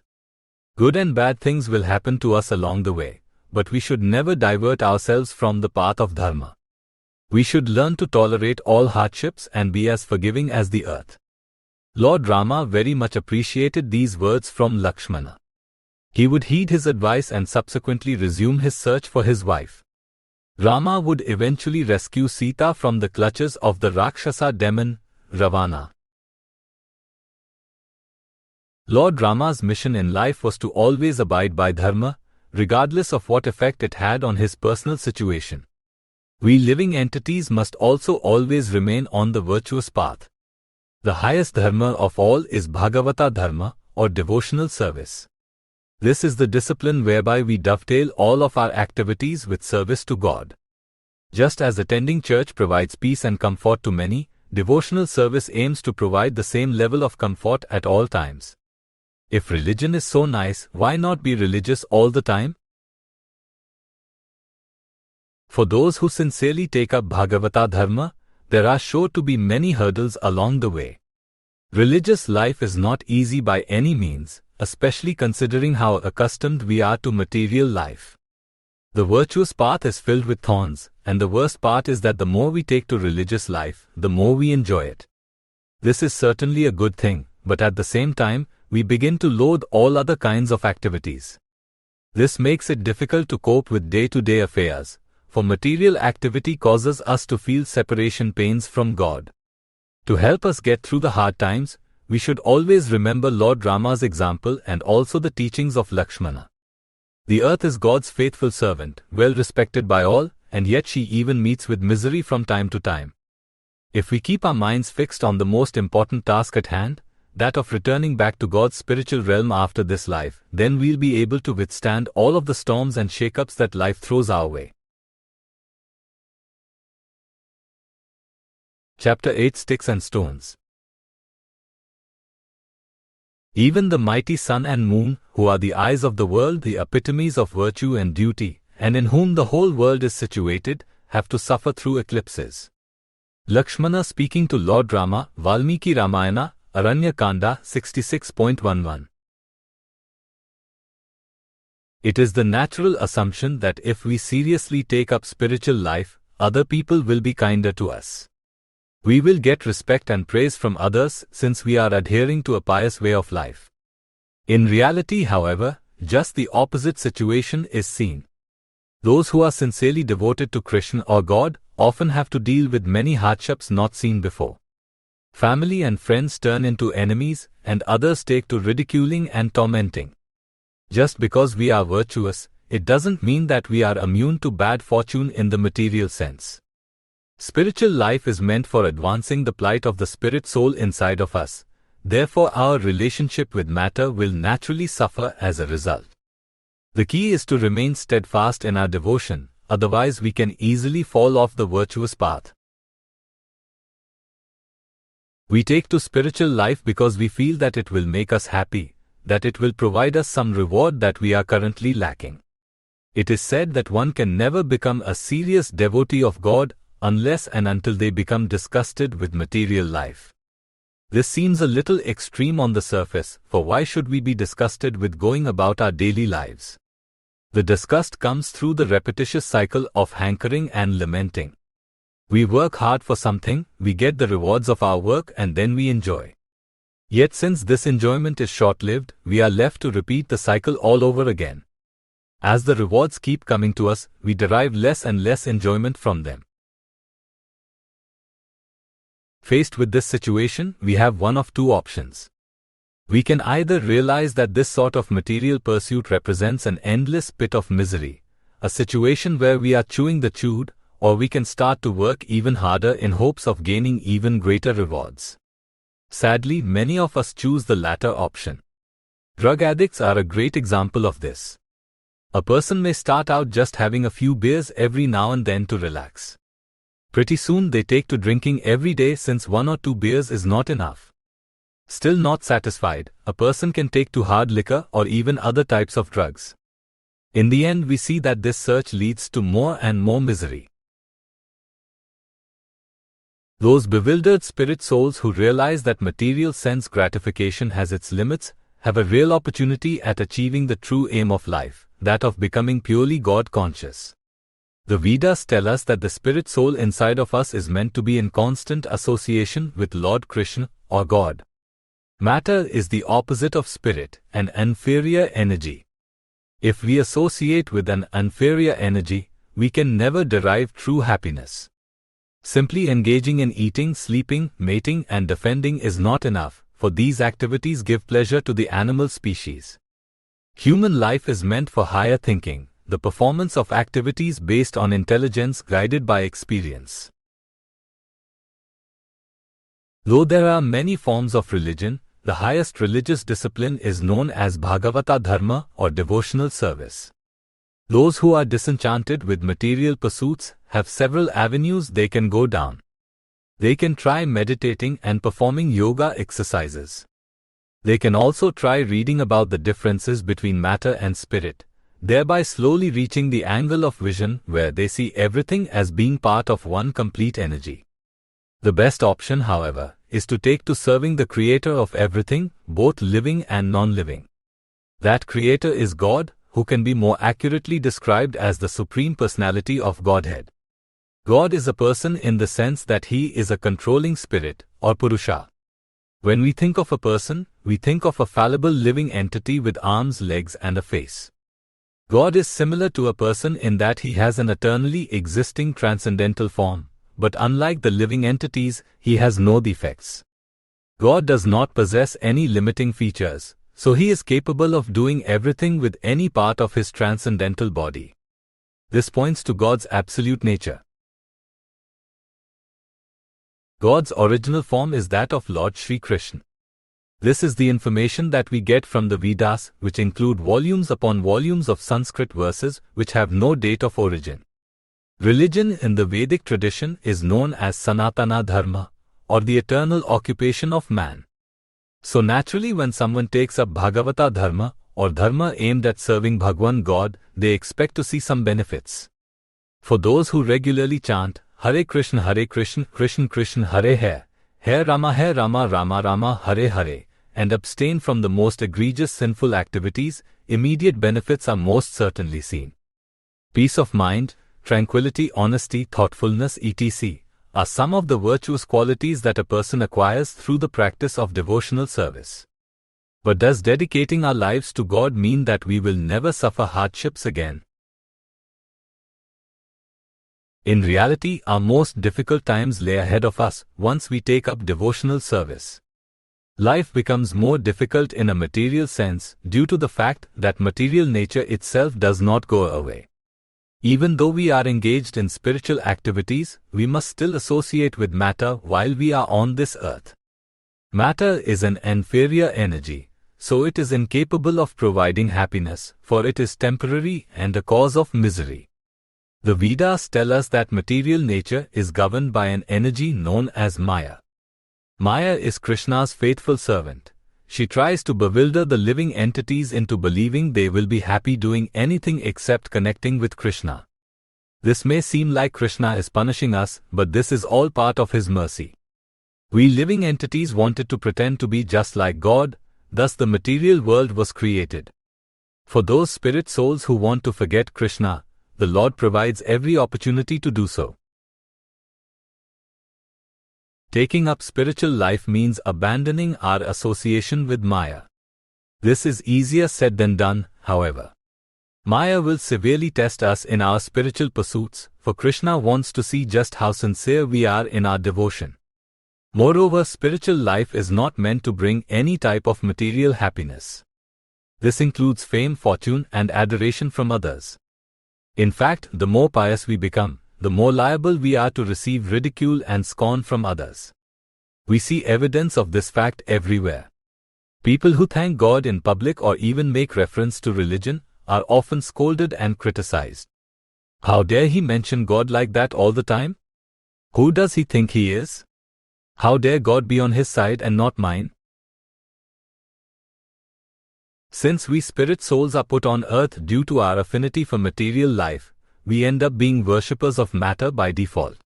Therefore, it stands to reason that the people who are successful in a material sense will get all the praise and adoration. We see that this is indeed the case, for the newspapers and television newscasts are all focused on the lives of celebrities and great politicians. It is a type of idol worship, with the fawning press wishing that they too could possess great wealth and fame. As a result of this desire, they end up elevating people of shady character to hero status. When these celebrities fall down from the virtuous path, the same media takes to condemnation. The situation with the famous golfer Tiger Woods was a great example of this. Woods was loved and adored by millions for his tremendous golf achievements and philanthropic activities. Yet as soon as his marriage infidelity was revealed, the same media took to depicting him as the greatest of villains, someone who fooled them. For those treading the righteous path of devotional service, there will certainly be many obstacles placed in their way, but they must remain perseverant at all times.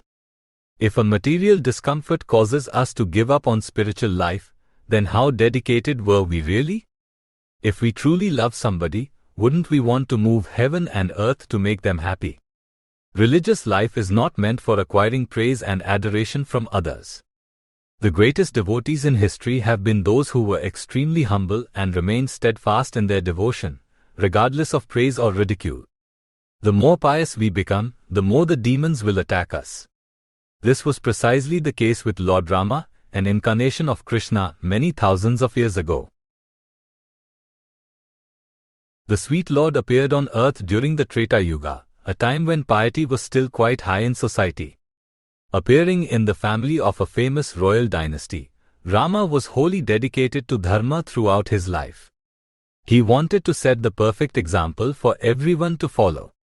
To illustrate the perseverance and dedication required in adhering to dharma, the Lord voluntarily suffered through many personal hardships.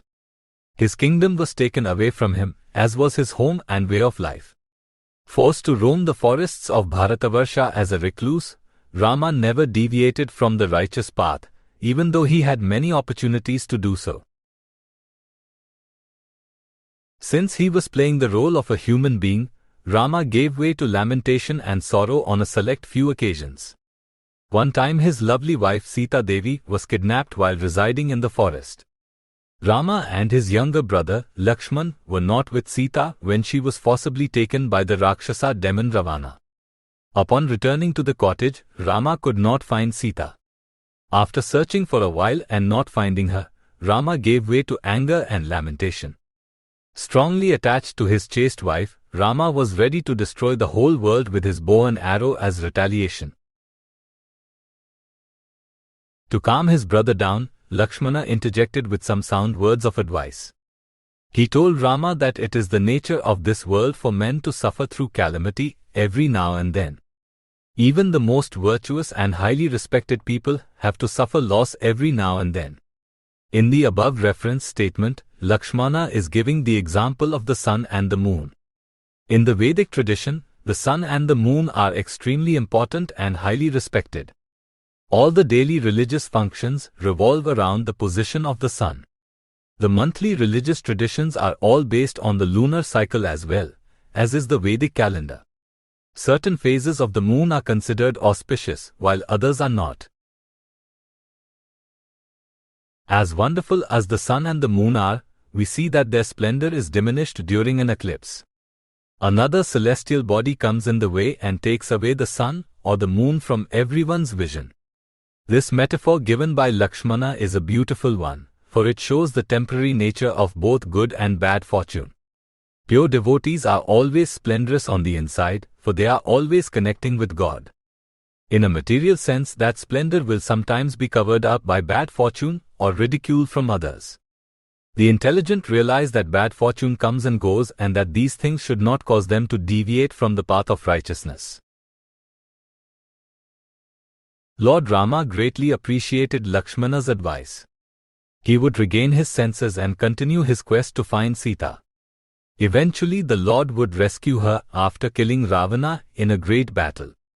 The demons always hated Rama, but that didn't bother him one bit. His duty in life was to impress his friends, family and well-wishers, for they were all great devotees of God. By the same token, our goal in life should be to impress God and His representatives. Let others ridicule and mock us, for that will never deter us in our mission of spreading Krishna's glories to everyone. Srila Bhaktisiddhanta Saraswati Thakura, a great Vaishnava saint, peacefully spread God consciousness throughout India in the early 20th century. Yet many people hated him, and on one occasion they threw rocks and large stones at his Sankirtana party. These attacks never deterred Bhaktisiddhanta, therefore he acquired the nickname of the Sinha Guru, or the lion-like spiritual master. The lesson here is that we should follow Lakshmana's advice and Lord Rama's example by staying committed to the path of devotional service. We should regularly hear, chant and talk about Krishna. Sticks and stones may break our bones, but the words and actions of others will never deter us from loving God. Chapter 9 Until It Sleeps. O best among men, what to speak of demigods and even great beings, planets, every living entity who accepts a material body becomes subject to the influence of destiny. Lakshmana speaking to Lord Rama, Valmiki Ramayana, Aranya Kanda, 66.12. The forces of the divine affect every single living entity. There is not a mortal being among us who is immune from destiny's influence. It is not that some people are exempt from nature's laws due to their size, stature, or physical strength. Destiny comes from God, thus its influence is divine. Destiny's most powerful instrument for change is time. As the saying goes, time heals all wounds, time also takes away all of our acquired material possessions and relationships. Time causes everyone to dwindle, diminish, and suffer loss. The wise, however, are not bewildered by the influence of time, for they understand the true mission of life. To understand the influence of time, we need a frame of reference, something that will show us how changes occur.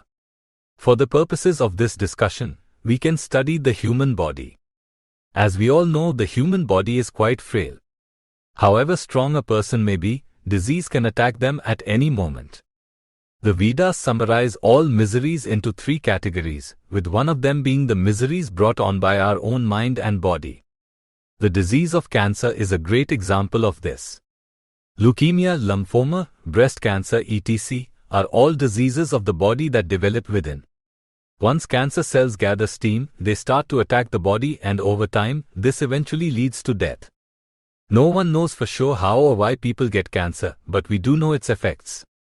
Though much research has been done to fight it, cancer remains one of the greatest killers of man. These kinds of diseases show us the frail nature of the body. Starting from when we are born, we develop a great attachment to our body. This is quite natural, for we have to live with ourselves at all moments.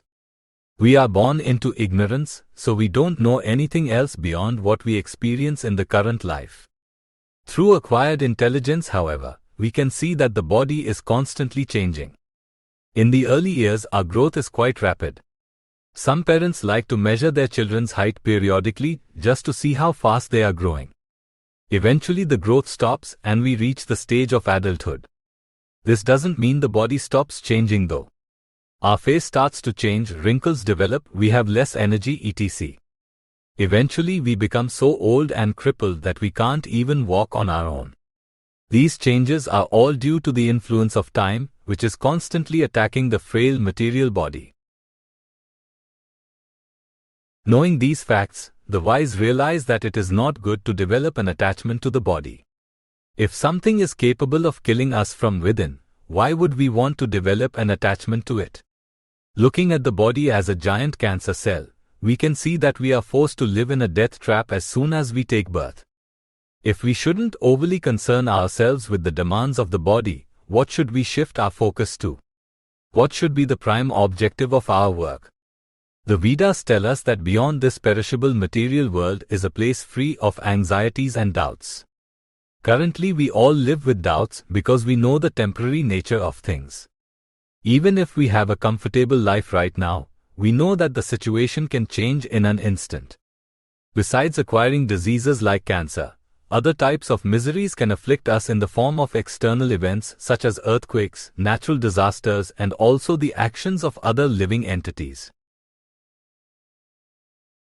The spiritual world is the only place that is free of anxieties. Therefore, it is known as Vaikuntha. On the Vaikuntha planets, and the planets of Krishnaloka above them, reside God and His innumerable internal expansions. In this realm, time does not exist, therefore there is no loss or diminution of any kind. Everyone who resides in the spiritual world possesses a spiritual body, which is immune from the effects of material nature. We can think of it as a giant insulated bubble. Spirit can never be contaminated by matter, therefore anything spiritual is absolute, eternal, and always full of knowledge. Penetrating the bubble of the spiritual world is not easy though. We can't get there by amassing wealth, developing a rocket ship, or even through taking to dry renunciation. The only way to get to the personal spiritual realm is to associate with its leader, God. Lord Krishna or God is the only person who is always imperishable and unchanging. He is described as Aja, unborn, and Anadi, having no beginning. If we associate with our body, which is composed of the fallible material elements, we are destined to suffer heartache, pain, and loss. On the other hand, if we associate with the person who is above the influence of time, we are guaranteed to have an eternal, blissful life after our current one expires. Those who aren't religiously inclined may not like the idea of having to associate with God. Why should I focus my time on worshipping some imaginary person? How do I even know that God exists? In reality, people are already worshipping a God. Since we know how fallible mankind is and how frail the human body is, we have a tendency to adore and idolize elevated living beings. Celebrities, athletes, politicians, scientists, and scholars are all lauded and praised by the general public. They acquire this fame due to their extraordinary abilities in various material endeavors. Movie stars get to play roles where they are depicted as brave heroes who attract the most beautiful women. Star athletes can hit a baseball thrown at them at 100 miles per hour, run a marathon, or hit a golf ball farther and more consistently than anyone else. Politicians can mesmerize throngs of supporters and implement policies that credit them with saving nations. Scientists use their brain power to develop new life-prolonging medicines. They also come up with wonderful theories that describe the laws of nature. Great scholars postulate on the meaning of life and develop philosophies on how one should go about their daily lives. Due to their extraordinary abilities, these people are undoubtedly worthy of the praise and accolades they receive. But we see that their achievements all have one thing in common. They all relate to enhancing the human experience as it pertains to the body. As mentioned before, the body is frail and lives completely under the influence of time. No amount of material wealth, comforts, or physical achievements can make the body immune from the effects of time. Not a single one of the great personalities of the past was able to stop the death process. No matter their size or stature, none of them could live forever.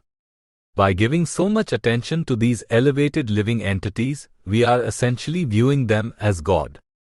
This is a faulty viewpoint because God himself can never die, nor can he suffer any diminution.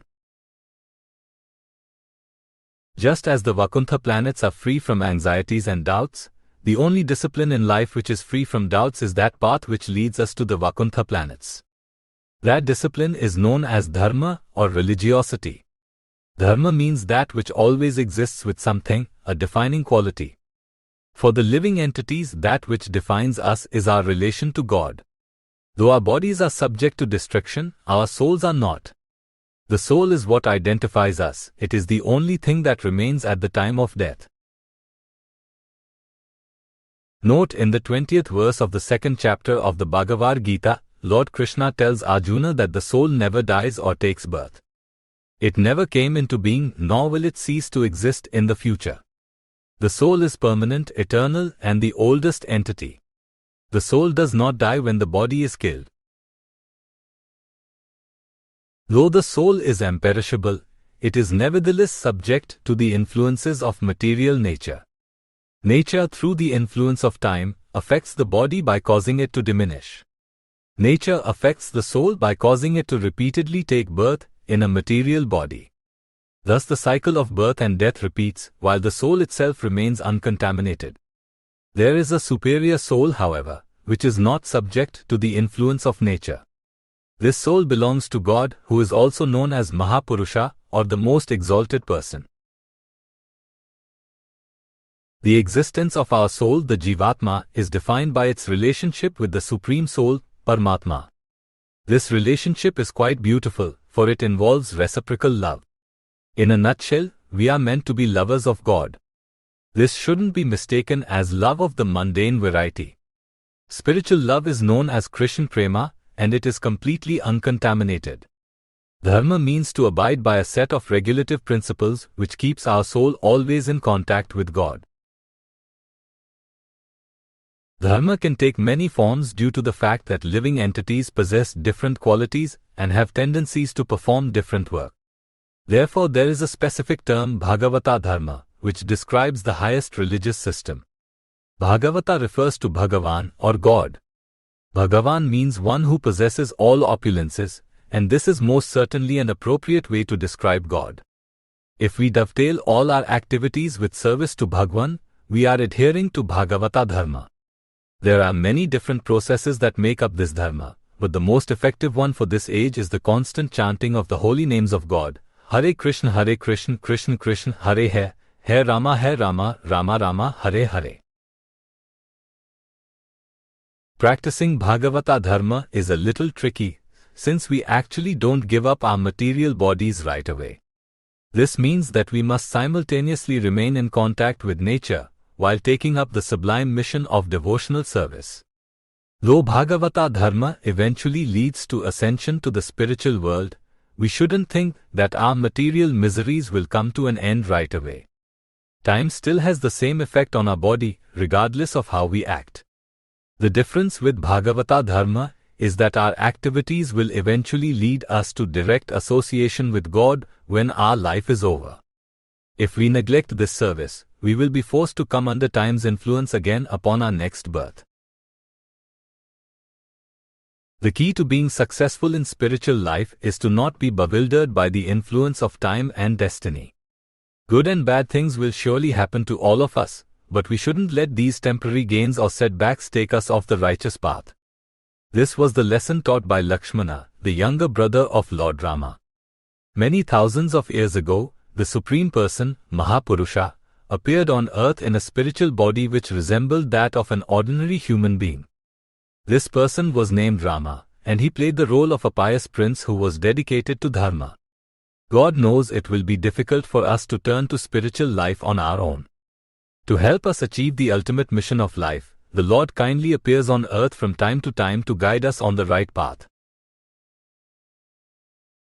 Lord Rama performed many glorious activities, the most noteworthy of which are chronicled in the wonderful poem written by Maharishi Valmiki known as the Ramayana. Lord Rama appeared as a human being after all, so he had to endure many of the same hardships that we mortal beings suffer through. On one occasion, Rama's beautiful wife Sita Devi was kidnapped while the couple was residing in the forest. Rama's younger brother Lakshmana was also there with him.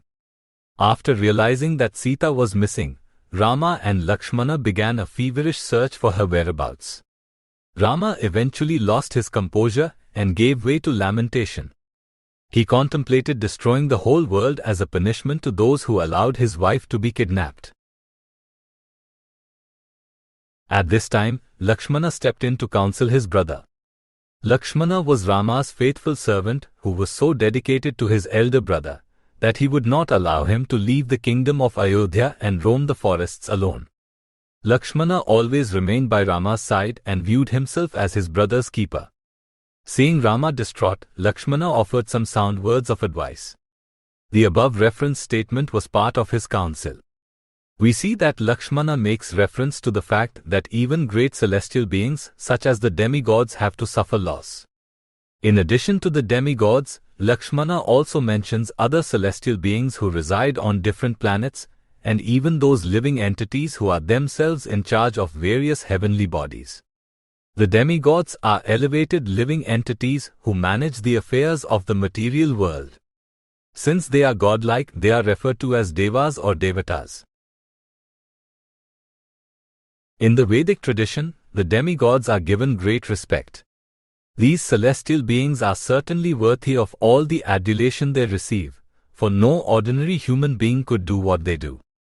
Nevertheless, they are not as powerful as God, thus they too are forced to come under the influence of destiny. Lakshmana is reminding Rama of this. He is asking Rama to endure this hardship of Sita's kidnap and not allow it to divert him from the righteous path. Lord Rama greatly appreciated this advice and would soon regain his senses. The Lord would continue his search and eventually find Sita.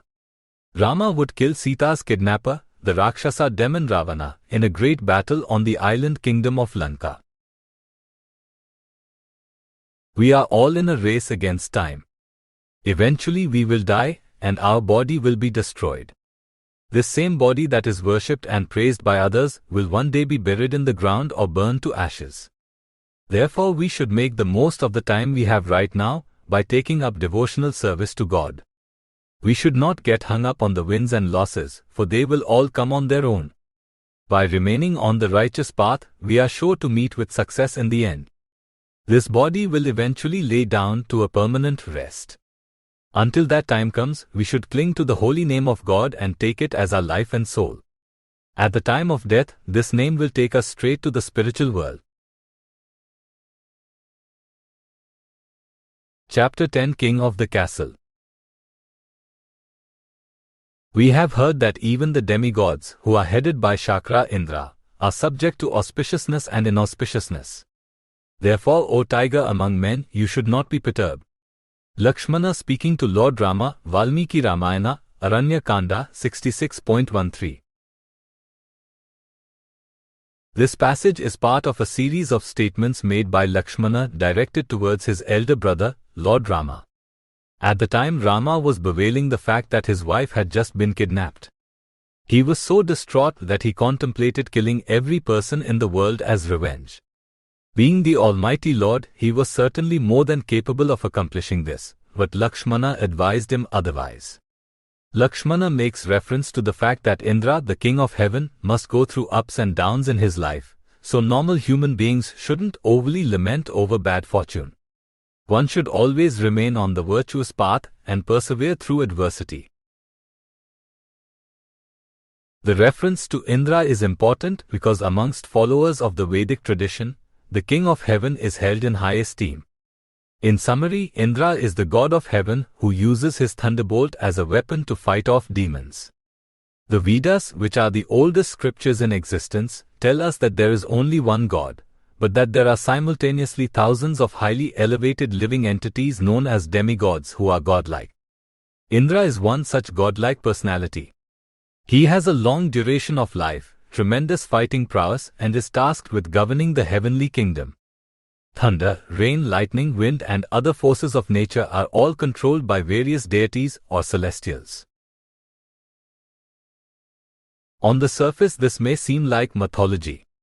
These people living in ancient times didn't have much intelligence, so they couldn't understand the concept of science. Simply seeing the rain and thunder, they thought there was some higher authority managing those things. We see now that they were wrong, for there is no heavenly kingdom. Above the clouds is simply the outer atmosphere of the earth. Above that is outer space. This line of thinking is certainly applicable in many situations. After all, if Indra manages rain, thunder, etc., where does he live? We've never seen him, so how can we believe that he exists? Vedic information states that the demigods mostly reside on the various planets of outer space. These planets, which are part of the material world, are considered to be heavenly, for ordinary human beings can't live there. We see that it takes great effort simply to get into outer space or to land on the moon.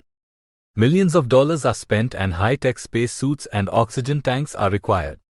All these things are required because those planets don't have habitats suitable for human beings.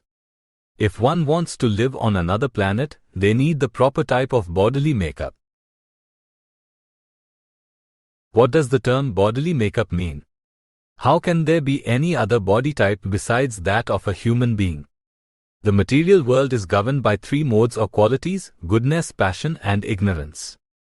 When these qualities are jumbled together into different proportions, the result is a wide variety of species. A species is simply a type of body which possesses certain inherent characteristics.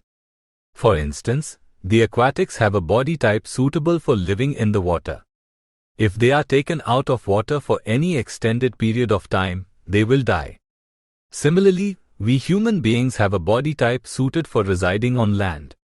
We could never live underwater because we wouldn't be able to breathe. In the same way, for one to reside on the different planets in space, they need a suitable body type. This type of body isn't awarded to just anyone. It is considered a great benediction to be born as a demigod or any other celestial being. Demigods have a higher level of material enjoyment than human beings do. Due to their heightened powers, they can live for a long time and also perform extraordinary feats. Lord Indra is one such demigod. The Vedas tell us that just as pious people are rewarded with heavenly bodies, the sinful are punished by being forced to accept bodies composed mostly of ignorance. Yet even though the sinful take on horrific bodily shapes, sometimes they can be very strong in fighting. This is the case with the Rakshasa species. The Vedas have a more generic term for the sinful, Asura. The demigods or saintly people are known as Suras. Since the demons are the opposite of Suras, they are known as Asuras. Since the beginning of time, there has been an ongoing war between the Suras and the Asuras. These battles mostly take place in the heavenly planets. It is Lord Indra's job to lead the army of the Suras in these battles. For this reason, Indra is highly respected. When reading Vedic literature, one will find many references to Indra's strength and fame. He is often used as a frame of reference when describing a person's fighting ability or the potency of their weapons. Lakshmana was quite aware of Indra's fame and power, so he thought it wise to invoke Shakra's name when discussing the topic of material loss and gain. It must be noted here that Lakshmana was no ordinary person. Though the demigods are quite powerful, they are not God. There is only one Supreme Lord, and in the Vedic tradition he is known as Krishna. Lord Krishna is also often worshipped in his two-handed form of Lord Vishnu or Narayana. That very same Narayana came to earth in the guise of a human being many thousands of years ago. This avatara was known as Lord Rama, the handsome and pious prince of Ayodhya. Note in the 7th verse of the 4th chapter of the Bhagavad Gita, Lord Krishna tells Arjuna, a descendant of King Bharat, that whenever and wherever there is a decline in religious practice and a predominant rise of irreligious behavior, the Lord personally descends to earth. Why would God come to earth? Why wouldn't he just stay in heaven? At the time, one particular demon had amassed great wealth and power. This Rakshasa, known by the name of Ravana, was feared throughout the world. Due to the curse of his father Vishrav, Ravana was born with 10 heads and was thus known as Dashagriva. It was not until he encountered the great Lord Shiva that Dashagriva acquired the name of Ravana. One time the demon decided to harass Lord Shiva. In response, Shiva crushed his hands using a mountain.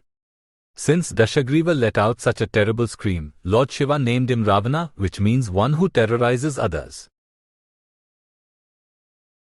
The demigods, including Indra, could not defeat Ravana.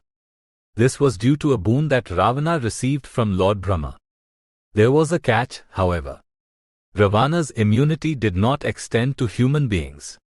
This meant that if there was a man powerful enough to kill Ravana, the demon would not stand a chance. Obviously, there was no one capable of such a feat except the Supreme Lord himself. Thus, Vishnu appeared as Rama to carry out the mission of killing Ravana and relieving the suffering of the demigods. Since he was in the guise of a human being, Rama pretended to lament when his beautiful wife, Sita Devi, was kidnapped in the forest. To console his brother, Lakshmana offered some sound words of advice.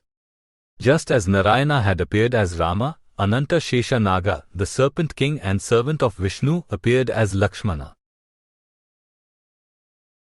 The reference to Indra is also important because Indra is the king of heaven.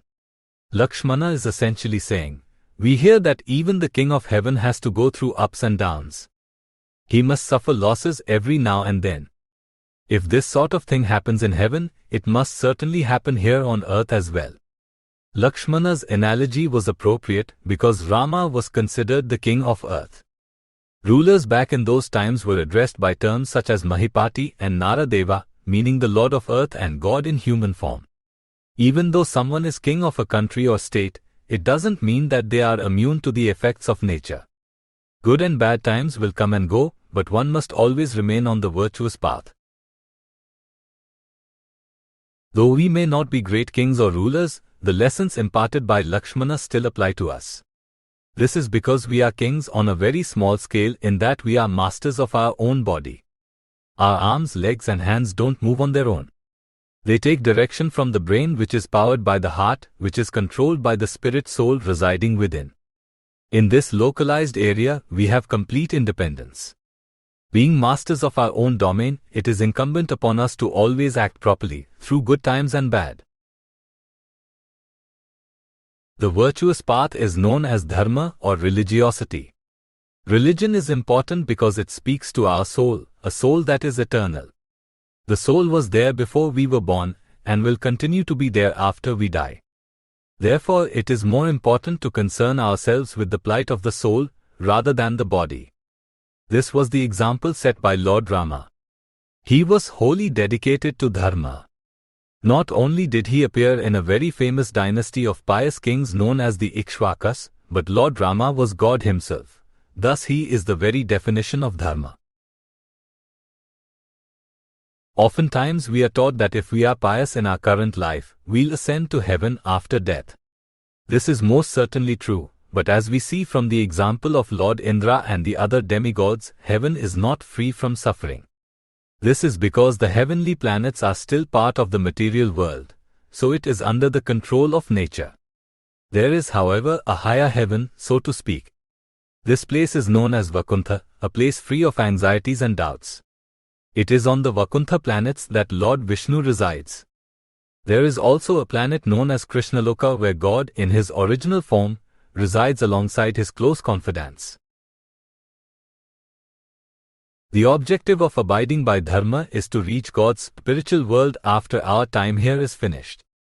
Since we are the kings of our bodies, we have the power to make the dream of reaching spiritual heaven a reality. We control how we act, move, eat and talk. If we dovetail all of these activities with God's service, we are guaranteed of reaching that supreme abode. Lord Rama would heed Lakshmana's advice and continue his search for Sita. Eventually he would find her and defeat Ravana in a great battle. Lord Rama did not let temporary setbacks divert him from the true mission in life. We should follow his example and be perseverant in our execution of devotional service. Chapter 11 One Who Laments. O Raghava, even if Vaidehi Sita has been killed or taken away, it is not appropriate for you, O brave one, to lament in the same way as an ordinary person. Lakshmana speaking to Lord Rama, Valmiki Ramayana, Aranya Kanda 66.14. The famous Hindu caste system is generally thought of to be a social pecking order based off bigotry and narrow-mindedness. Those unfamiliar with its origins, and even those who think they know how it should work, mistakenly believe that followers of the Vedic tradition subscribe to the idea of dividing people into groups based on their family heritage, and that certain people should be shunned since they belong to a lower caste. If we delve a little bit deeper into the subject, we'll see that this is most certainly not the case. Note in the 13th verse of the 4th chapter of the Bhagavad Gita, Lord Krishna tells Arjuna that the 4 varnas, or divisions of human society, were created by him based on individual qualities belonging to the modes of nature, gunas and work performed, karma. Though the Lord is the father of such a system, he is always unaffected by such work as he is unchangeable, avyayam. What we generally refer to as the caste system is actually known as Varnashrama Dharma in Sanskrit. Varna refers to one's occupational duties, and ashrama refers to a spiritual institution or stage in one's life. Dharma can mean religion, but a more accurate definition would be an occupational duty. The Vedas, which are the oldest scriptures in existence, tell us that religion is not just some blind faith where one steadfastly holds to a set of scriptures without knowing the meaning behind any of the statements contained within. Spirituality is a deep and intricate science which covers all bases of material existence. Religion really means connecting the soul with God, yoga. Dharma is that ever-existing quality or trait that defines something. For us spirit souls, our existence is based off of our relationship with God. Divorced from God, we cannot exist. One may ask, how can one exist today if they don't believe in God? The answer is that simple forgetfulness of the Supreme Lord and His powers is not enough to be divorced from Him. Though one may be unaware of the existence of God, it does not mean that they are separated from Him. In this regard, we see that dharma doesn't change. Though dharma is eternal or sanatana, the magnitude of one's adherence to it can certainly vary. Those who are well aware of their relationship to God as servant always remain on the righteous path and thus ensure that all actions are performed in accordance with dharma. Others, however, who make their own path in life, tread the road of adharma or irreligion. The term dharma sounds nice, but what does it actually mean? What does it mean to connect with God all the time? To shed light on the subject, the Vedas introduce the concepts of varna and ashrama. Though we are all equal in a spiritual sense, upon assuming a material body, we inherit different qualities. Influenced by these qualities, we develop a penchant to perform some type of work. Not everyone wants to perform the same work.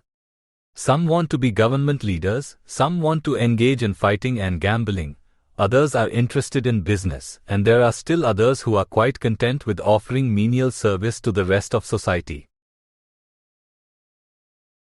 These four divisions exist naturally, for even in the most secular of societies we see that there are people who engage in each one of these activities.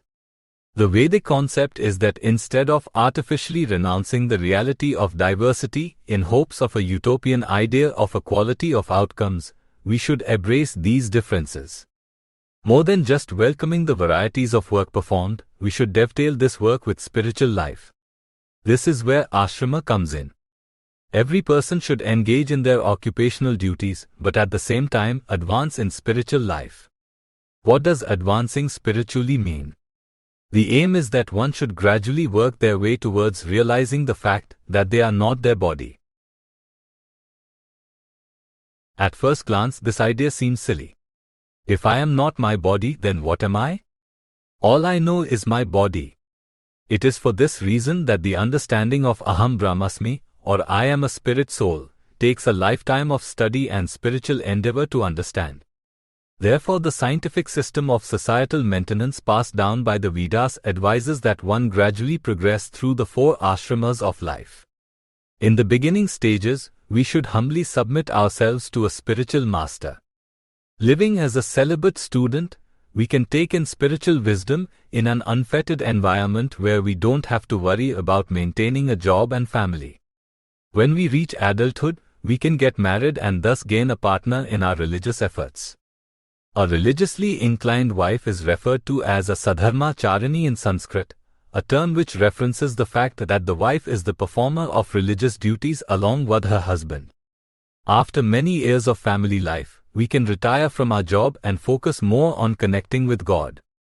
After a few years of retired family life, we should finally renounce everything and make spirituality our full-time occupation. This will prepare us for our impending death. If we have the right consciousness at the time of death, we can immediately ascend to the imperishable and eternally existing spiritual world, where we can have loving association with the Supreme Lord in His personal form.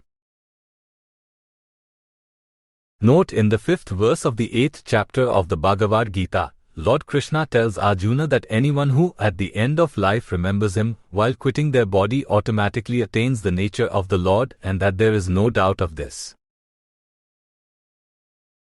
For the purposes of this discussion, we will focus on the four varnas laid out in the Vedas and more specifically the Shudras. As mentioned before, in any society there will be people who are quite content doing manual labor and offering service to others. In Vedic terminology, this group is known as the Shudra class. In India, this word Shudra has become taboo in a sense. It is considered an epithet for low-class people. It should not be considered as such, because the word Shudra actually has a deeper meaning.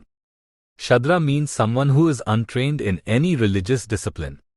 It is this characteristic that makes one a candidate for performing simple labor. Just because someone takes to manual labor as an occupation, it doesn't necessarily mean they are a Shudra. Nor does one's family heritage determine their caste either. The system of Varnashrama Dharma is very scientific and it is completely based on one's qualities. In the original system, a person belonged to the higher classes Brahmana, Kshatriya and Vaishya after they were initiated by a spiritual master or a Brahmana guru. This initiation only took place after a Brahmana judged the qualities of a student. If a student had a proclivity towards higher learning and studying Vedic literature, he would be trained as a Brahmana. If a person had an inclination towards fighting and providing protection to others, they would be trained as a Kshatriya. Similarly, if a student took a liking to business, agriculture and cow protection, they would be trained as a Vaishya.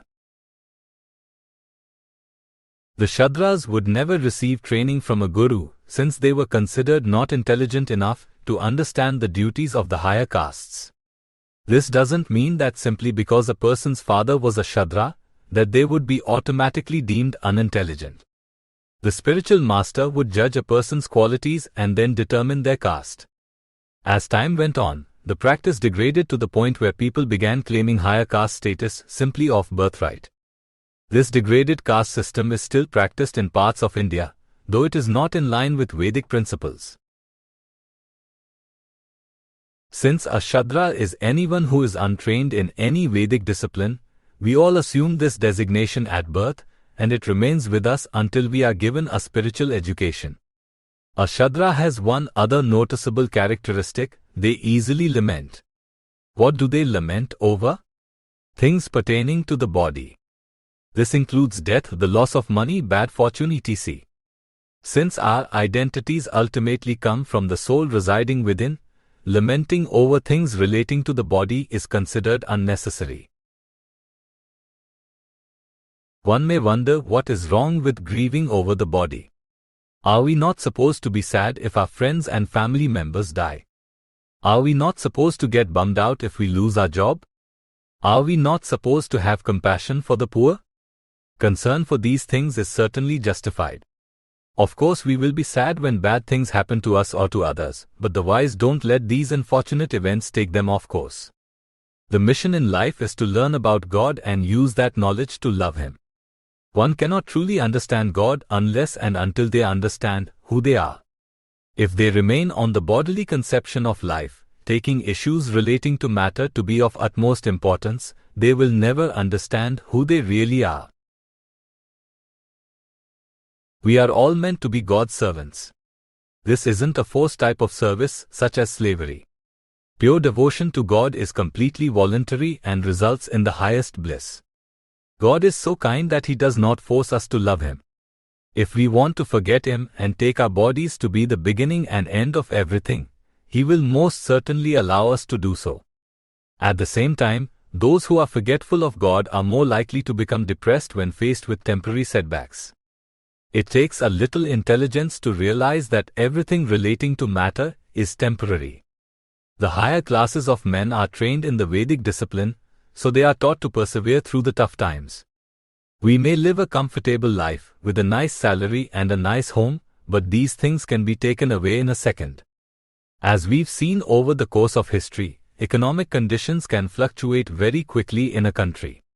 One minute there is an economic boom, and the next over 10% of the population is unemployed. Our wonderful life with all our nice relationships can be turned upside down in the blink of an eye.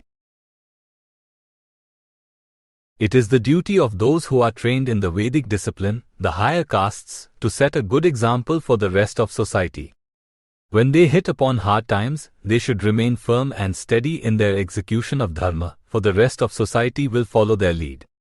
If our leaders exhibit the qualities of Shudras, whereby they easily lament over issues relating to the material body, then the rest of society will follow suit. This will result in a condition where all the citizens will be constantly in distress and always on edge. The leaders must be of topmost character and highly perseverant. This was the lesson taught by Lakshmana, the younger brother of Lord Rama. Many thousands of years ago, the Supreme Absolute Truth Himself appeared on earth in the guise of a human being. Since God is absolute, when He makes a personal appearance on earth, everything relating to Him remains completely spiritual. So even though Rama appeared in the guise of a Kshatriya warrior, his body was completely blissful and full of knowledge. God doesn't appear on earth just for His own fun, but rather to set a good example for future generations. Not only can we learn from God's activities, but we can take delight in them as well. Just as we like to watch television shows and movies to see our favorite actors in action, God performs wonderful pastimes for the benefit of future generations who will read about His activities in the great Vedic texts. Lord Rama wanted to set a good example of how one should always follow the path of dharma. As a member of the Kshatriya caste, Rama's duty was to serve as a leader in society. Yet since he was in the guise of a human being, he also wanted to show how human beings must endure tragedy and calamity. On one occasion, Rama's beautiful and chaste wife Sita Devi was kidnapped from the forest. Rama and Lakshmana went looking for her but couldn't find her. Rama loved Sita very much. She was a true Sadharmacharini. The trio was in the forest due to an exile punishment handed out by Rama's father, the king of Ayodhya. Sita and Lakshmana easily could have stayed back in Ayodhya, but they refused to let Rama suffer alone. Since his wife was kidnapped, Rama felt like a failure. He failed to perform his duty as a husband of providing complete protection to his wife. After searching for a while, Rama gave way to lamentation.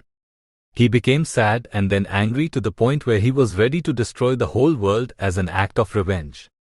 Lakshmana, Rama's wonderful younger brother, took this opportunity to offer some sound words of advice.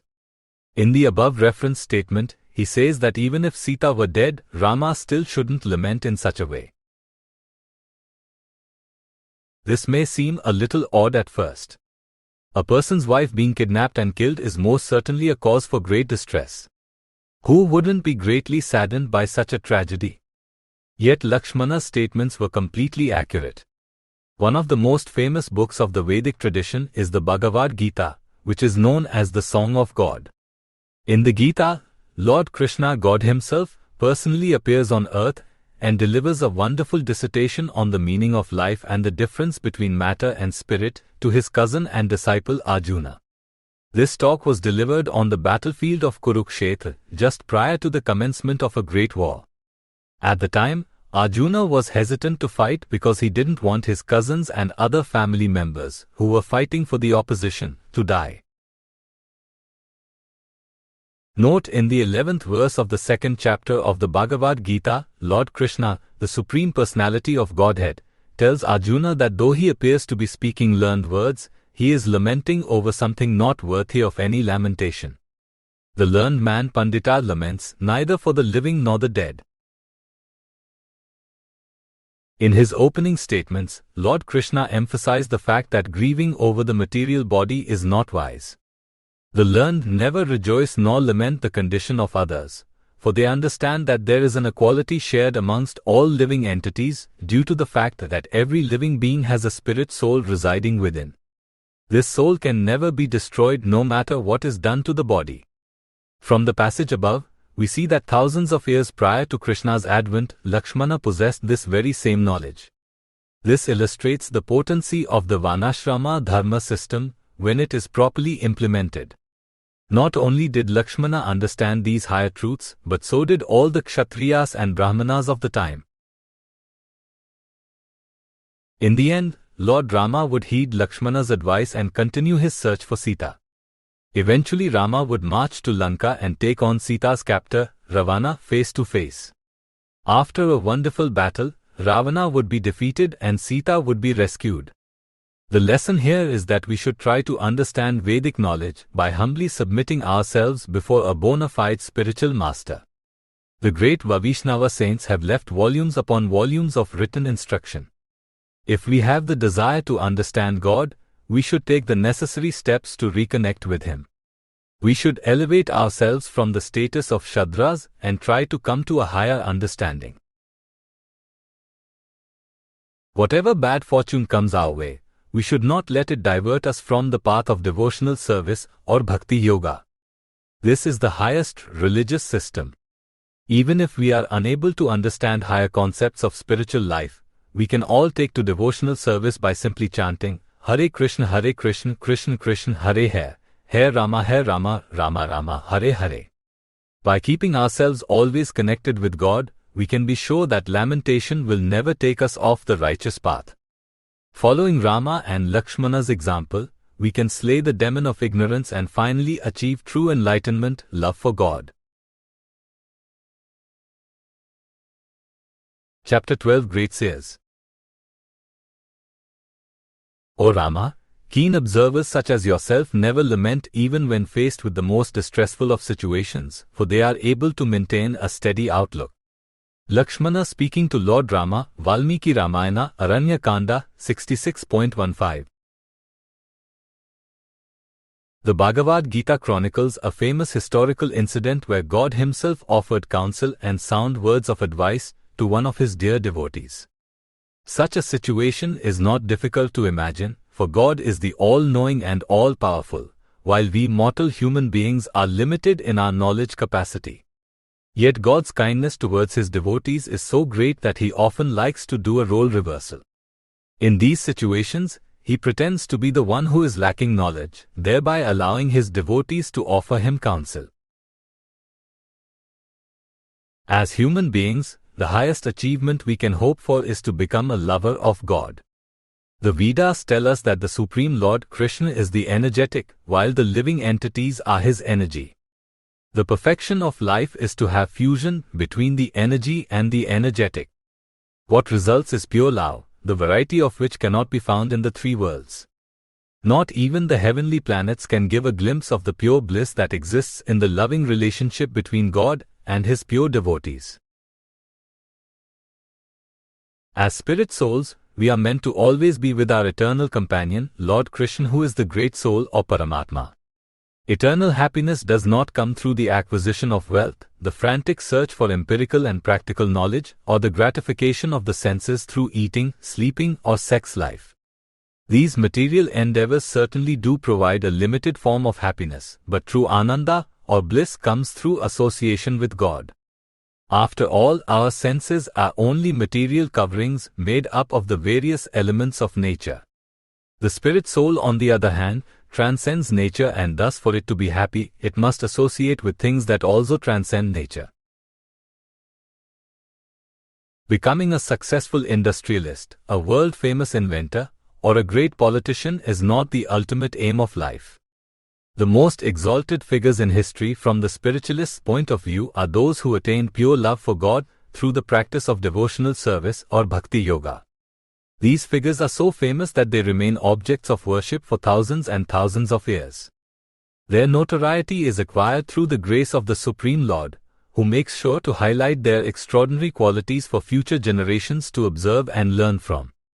This is an important point, because it is only through studying the action of these famous devotees that we can achieve life's ultimate objective. If we imitate the activities of ordinary fruitive workers, at best we can hope to be just like them. For example, if we admire a great politician and study their teachings, it is likely that we too can become a great statesman someday. Yet this type of notoriety is not everlasting, nor does it provide any extended bliss. Whatever material perfections we achieve, they must be given up at the time of death. Then, upon taking birth again, we must start all over in our material pursuits. Spiritual pursuits are different.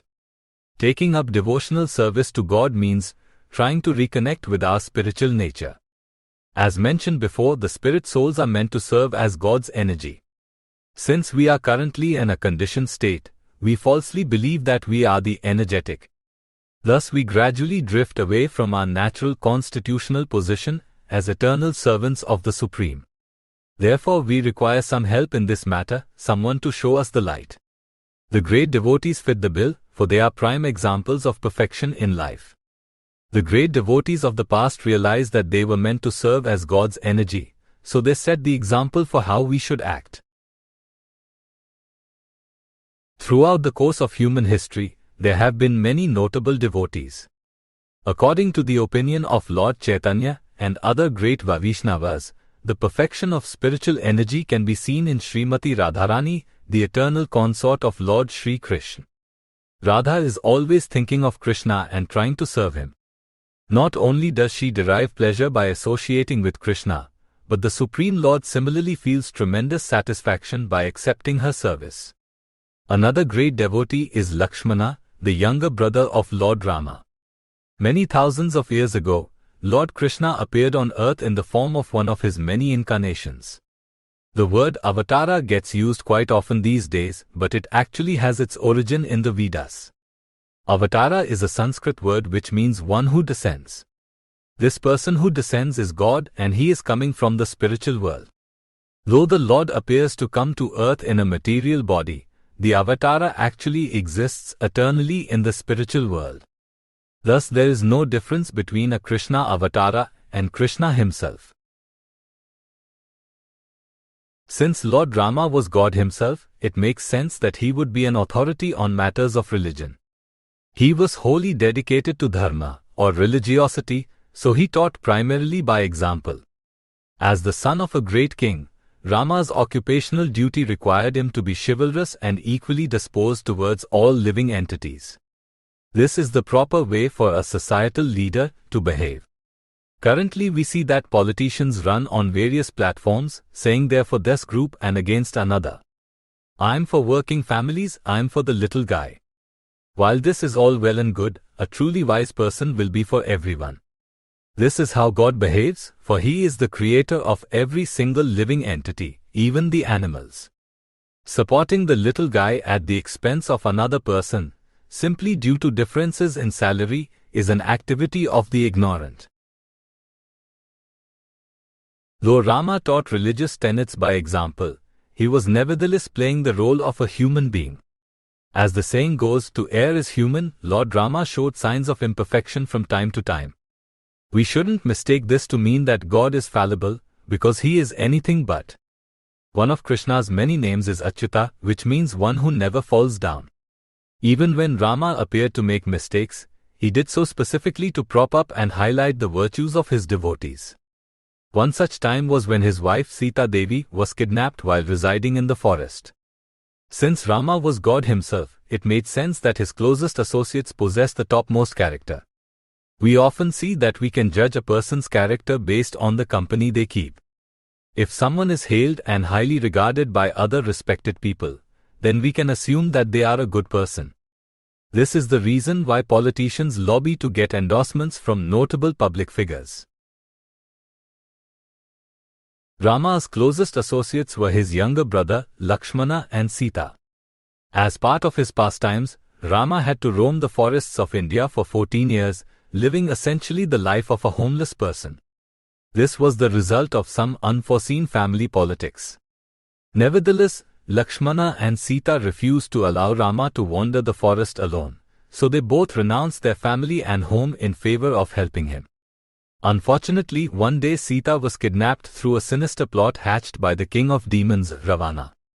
The 10-headed Rakshasa king, Ravana, devised a plan whereby Rama and Lakshmana would be lured away from their camp, thus leaving Sita all by herself. The plan went through without a hitch, and when Rama came back to his camp, he saw that Sita was gone.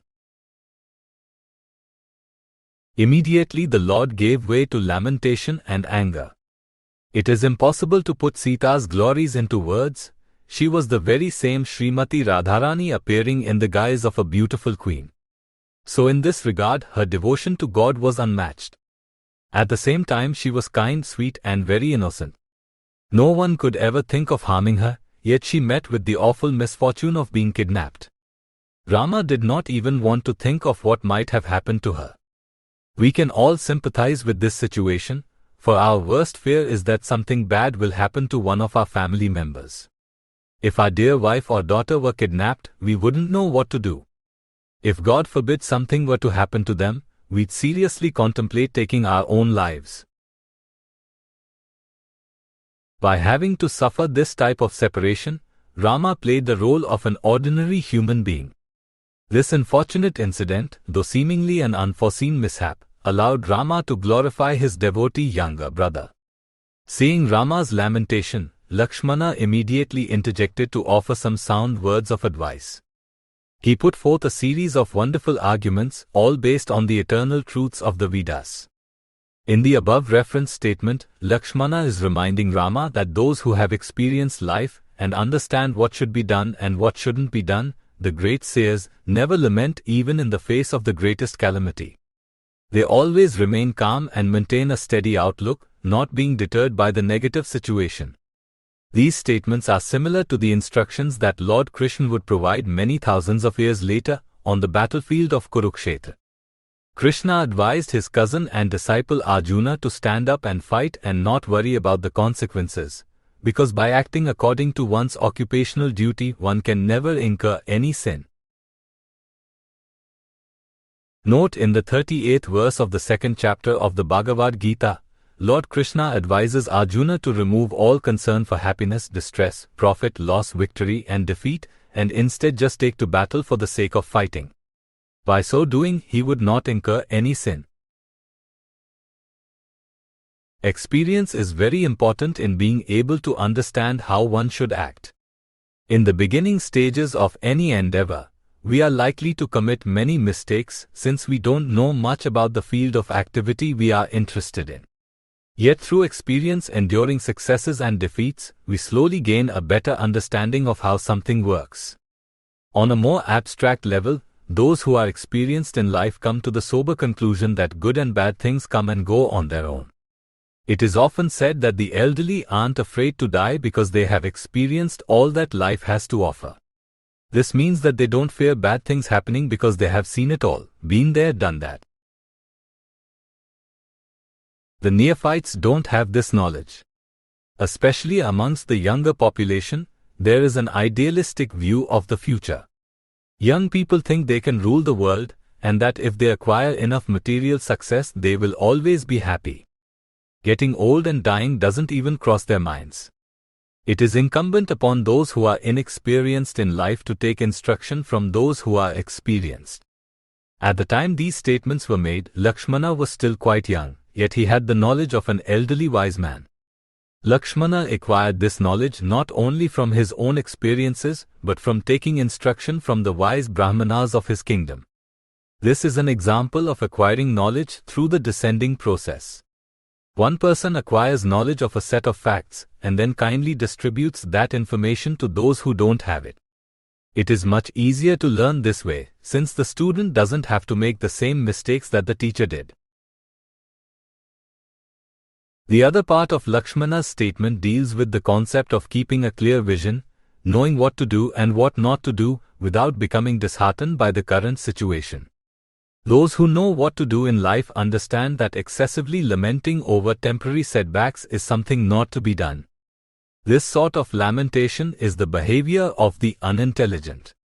Those who associate exclusively with their material body don't have an understanding of the soul or the temporary nature of this world. Therefore they easily lament at the slightest loss of sense gratification or the severing of a close relationship with another human being.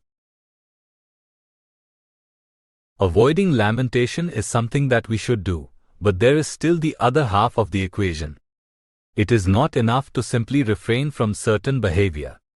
We should have something to occupy our time, something that we should be doing. This occupation is known as dharma, the highest of which is Bhagavata dharma or devotional service. It is our inherent duty to take the necessary steps to learn about God, understand who He is, and use that knowledge to serve Him. This is the real aim of life. Yet we still must perform our prescribed duties since we need to maintain our bodies. The key is to perform our activities with detachment, not caring for loss or gain. It was Lord Rama's duty to rescue his wife and defeat the Rakshasa demon Ravana. Thus Lakshmana's advice was that Rama should give up his lamentation, remain resolute, and continue his search for Sita. This is precisely what Rama would end up doing, as he would eventually find Sita's whereabouts and rescue her after defeating Ravana in battle. The lesson here is that we don't need to go through a lifetime of suffering to understand the eternal truths of life. The glorious Lakshmana has provided beautiful words of wisdom which we can all live by. Lakshmana is an incarnation of Baladeva, who is considered Krishna's immediate plenary expansion. Lakshmana is also representative of the spiritual master, or Guru. By following his instructions, we can slowly make our way back to the spiritual world. We should all try to perform as much devotional activity as possible. By keeping an attachment to God, we will automatically detach ourselves from the illusory material nature, thus making it easier to perform our prescribed duties without giving way to lamentation. Chapter 13: The Object of Morality. O best among men, after fixing your intelligence in transcendental knowledge, do you follow completely the course of action decided by your mind? Being engaged in activities guided by intelligence, Buddhya Yukt, those possessing great wisdom can decipher between auspicious and inauspicious activities.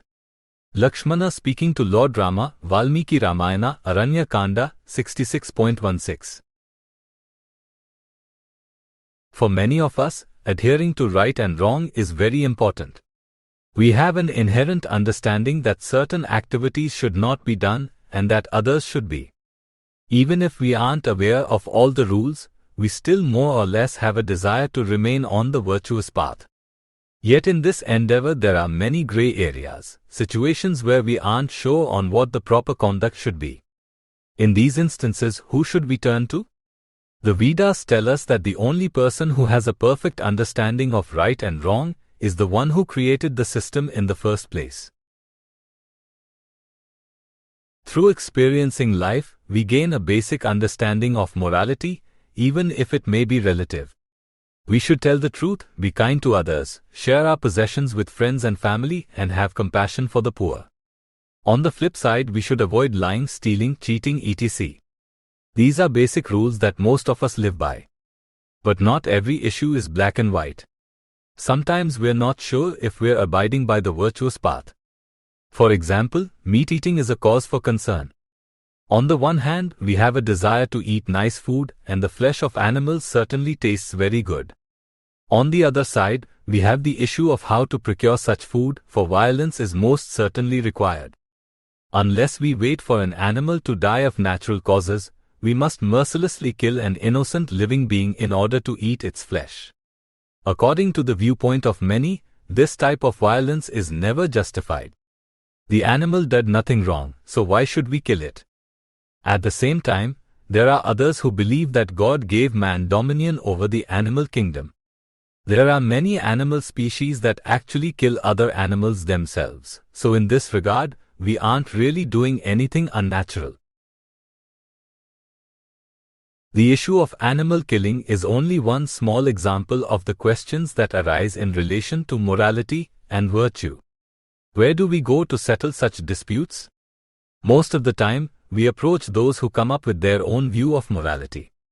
Such people have been around since the beginning of the creation, for mankind has an increased level of intelligence over other species. Thus man will want to use his brain power to come up with various philosophies and ideals to live up to. We can't blame people for coming up with their own ideas of morality, because they simply don't know any better. If no one is there to teach right or wrong, or if there is a lack of authorized leadership in society, what are people to do? There have been so many morality and pseudo-spiritual movements that have cropped up throughout history. Some famous personalities believed that violence was never allowed under any circumstance. Even if someone were to break into your house and attack your daughter, violence in retaliation still was not justified. Non-violence was the only way to perfection in life, since it meant that you weren't harming anyone else. Then there are others who believe that telling the truth is the most important virtue. Under no circumstances is lying acceptable. There are others who take charity and philanthropy to be the greatest virtues. Above anything else, we should try to help the poor and the downtrodden by giving them money. Open nice schools and big hospitals, because service to mankind is the highest religion. Amazingly, there are also those who actually believe that the highest virtue in life is to try to satisfy the senses in any manner possible. What most of us would consider as impious behavior, lying, cheating and stealing, others view as virtuous. After all, this life is the beginning and end of everything. Why not try to enjoy as much as possible? You only live once, so why not make the most of it? It is impossible to take an accurate inventory of all the theories and philosophies that are in existence today. If you walk into a retail chain bookstore, you will see hundreds of self-help books on every subject imaginable. Each one of these authors has a different philosophy on life, a set of moral principles to live by. So how do we know who is right? How do we know if we are acting piously or impiously?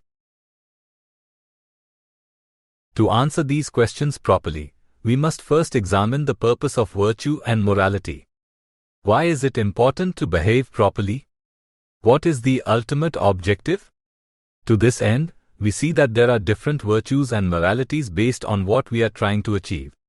For example, say our end goal is to make sure every person in the world has adequate food, shelter, and clothing. Keeping this vision in mind, we would take the necessary steps to not only give away our own wealth, but also to induce others to be charitable. We would lobby governments to change their taxing and spending policies to make sure the poor were taken care of, regardless of who else might get hurt. In this system, right and wrong is determined by comparing the result of an action to the end goal of eliminating poverty. If we have a question as to whether we are behaving piously or impiously, we simply have to decipher whether the action we are taking is furthering the mission of serving humanity through charity. This same concept can be applied to almost any other philosophy. For example, right and wrong for a high court judge is determined by studying the law. Say that a judge must adjudicate a trial relating to the issue of abortion. Though for many of us the practice of abortion is an issue of morality, in this case the judge must put aside their personal opinion. Right and wrong is determined solely by what is stated in the law. If existing law states that abortion is sanctioned, and there is no other case law or written code which refutes this, then all cases relating to abortion must be decided in favor of the practice continuing. For a high court judge, their occupational duty is to view cases without any bias and with deference to the law. Thus their system of right and wrong is based solely on what is written in the law codes of the city, state or country. This is all very interesting, for we see that there are so many different systems of right and wrong depending on a person's disposition. But how do we decipher right and wrong for every person as it relates to daily life? How do we determine the common standards of morality and decency, which everyone can abide by under all circumstances? Once again, the issue comes down to our end goal, what we are striving for. We have already seen that morality can change based on a person's occupational duty or desires. Yet we also understand that every person has different desires, so there really is no way of determining whose occupational duty will take precedent. One person may be a lawyer and another may be a police officer, but there's no way of adequately determining whose occupational duty is more important or virtuous. In order to find real morality and virtue, we have to know the purpose of our existence. Contrary to what most people believe, the aim of human life is not the acquisition of wealth, fame, beauty, or knowledge. Though it is nice to gratify our senses, this pursuit is not the reason for our existence. The Vedas, the ancient scriptures of India, state that every single person's occupational duty is to seek out the supreme enjoyer, the original owner of everything, and the best friend of all the living entities. Only one person meets these qualifications, God. The occupational duty of finding and serving God exists eternally and applies to every single living entity, regardless of their religious faith, gender, ethnicity, age, etc. How do we know that our duty is to love God? We inherently understand that simply taking up some mundane occupation cannot be the point to life. After all, everyone has different desires and goals, thus each person walks a different path in life. Even after achieving all of one's goals, desire still remains. We see that the most celebrated financiers and business moguls remain ever unsatisfied even after acquiring billions of dollars in wealth. We see that successful politicians become so much attached to power that they never want to give it up.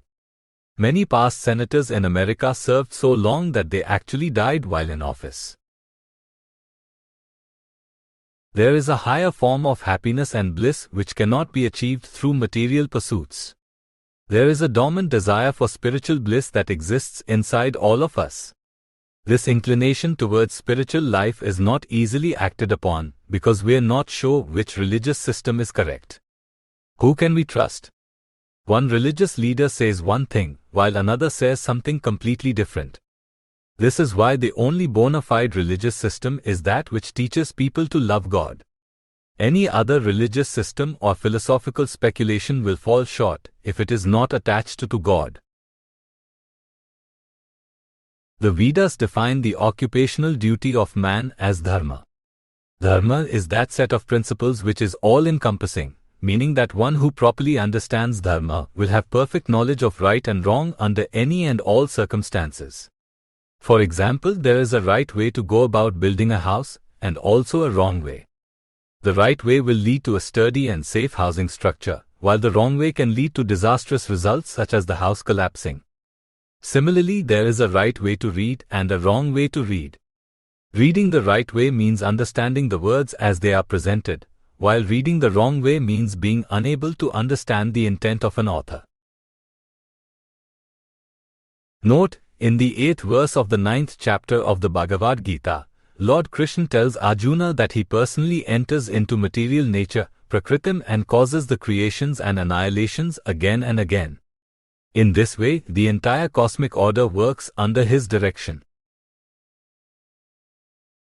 Dharma can be thought of as the sum total of every right and wrong way to do something. This is because real dharma comes from the creator of everything in this world, God. We may be able to create on a small scale, and a giant business magnate may be responsible for all the buildings in a particular city, but there is only one person who has created everything in this world. That person is known as Lord Krishna in the Vedic tradition. We can think of Krishna as God, but the word God itself is not very descriptive. Every person has a different conception of what God means, but more or less, we don't have any concrete understanding of what he looks like, what his activities are, or what his demeanor is. To fill in the blanks, the Vedas give us God's names, forms, and attributes. Though the total number of qualities is unlimited, there is one form of God which stands above all others. That form is Lord Krishna, whose very name means one who is all-attractive. Since God is the beginning, middle, and end of everything, it makes sense that he would be the proper person to turn to for issues relating to right and wrong. After all, the purpose of human life is to reconnect with Krishna, so wouldn't it make sense to look to him to provide guidance on how to go about making that connection? God is not unkind in this regard. Though he allowed us to take birth in this world, he doesn't want us to remain here perpetually. Through his kind mercy, he gives us the set of guidelines which, when followed, will allow us to return to his spiritual abode. This set of guidelines is known as Dharma. One may ask, where do I go to get these guidelines? I don't know where God is.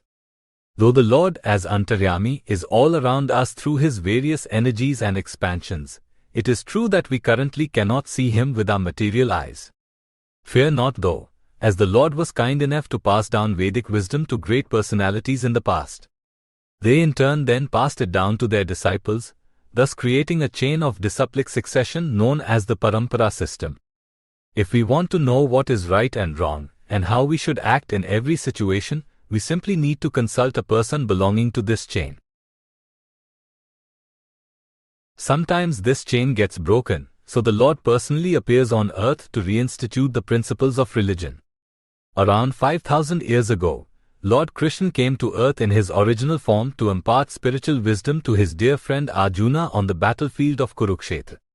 Many thousands of years before that, however, the Lord appeared on earth in his incarnation as Lord Rama.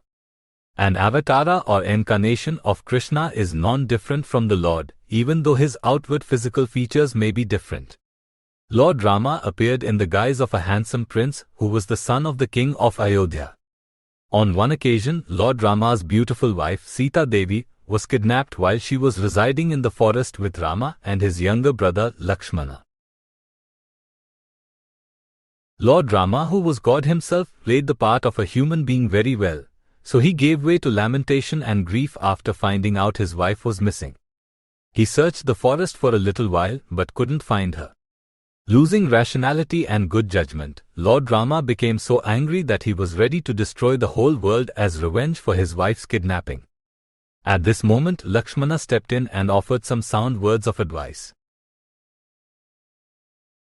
In the above reference statement, Lakshmana is asking Rama to deliberate on what is right and wrong by taking shelter of transcendental knowledge and then decide on the proper course of action. Prior to this, Lakshmana had offered his own sound words of advice, reminding Rama that every person must meet both good and bad fortune in life, but that these temporary setbacks should not deter anyone from remaining on the path of Dharma. Yet after uttering these cogent statements, Lakshmana reiterated the fact that Rama himself was more than capable of determining the right course of action. This is exemplary behavior from a pure devotee of God. Lakshmana, having always been by Rama's side throughout his life, was a true expert on morality and virtue. He took service to Rama to be his only dharma in life, Thus he automatically acquired perfect knowledge relating to the rights and wrongs of all other areas in life. Yet Lakshmana made sure to remind Rama that he was God himself, and that he didn't need this sort of counseling. The lesson given by Lakshmana here is that the truly wise can, by always occupying themselves in activities guided by the highest intelligence, determine on their own what is the right course of action. The only way a person can be classified as truly wise is if their intelligence comes directly from God or one of his representatives. This was the case with Rama and Lakshmana, for one person was God and the other was his protector and representative. In a similar manner, we too can make ourselves wise by humbly submitting to a devotee of Krishna. The spiritual master has seen the truth because he himself learned it from his spiritual master. We can't make up morality on our own, because even if we try, we will always come up short. The spiritual masters take to devotional service or Buddhya Yukt as their main occupation. Devotional service is described as such because it represents the most intelligent activity. The most potent process of devotional service is the chanting of the holy names of the Lord, Hare Krishna, Krishna Krishna, Hare Hare, Hare Rama, Rama Rama, Hare Hare. By taking to this process and following the instructions of the spiritual master, we can fix ourselves in transcendental knowledge and thus be able to choose the right course of action in any and all situations. Chapter 14, Playing to Win. Unseen and indefinite are the good and bad reactions of fruitive work. And without taking action, the desired fruits of such work cannot manifest.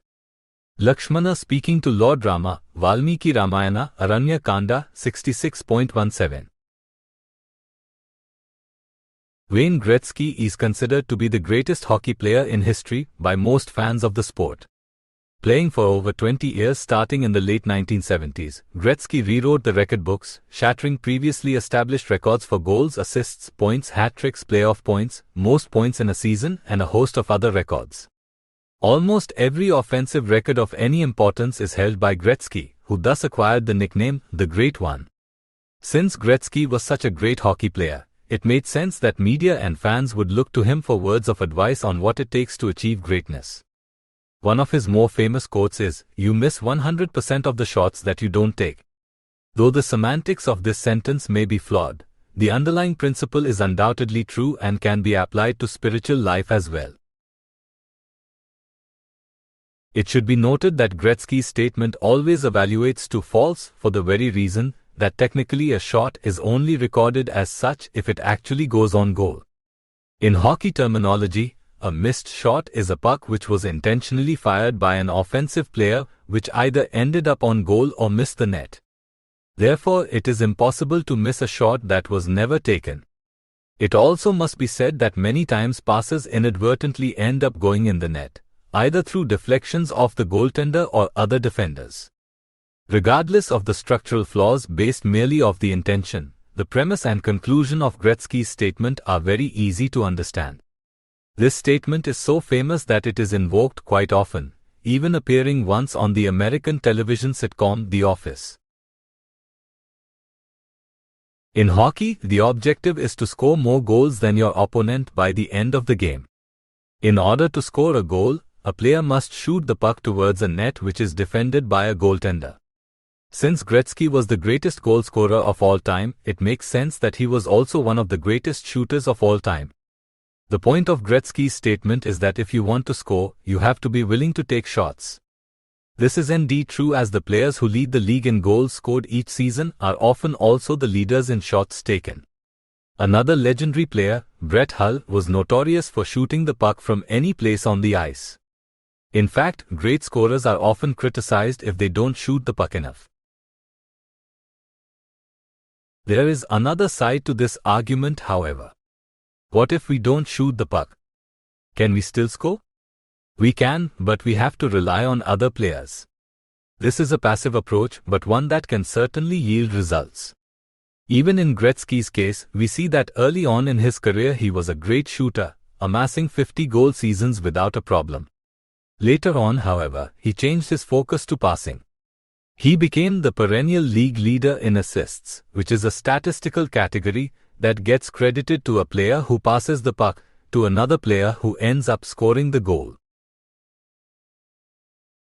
When a player decides to pass instead of shoot, he is essentially deciding to sit back and let another player or entity worry about the desired result, that of scoring a goal.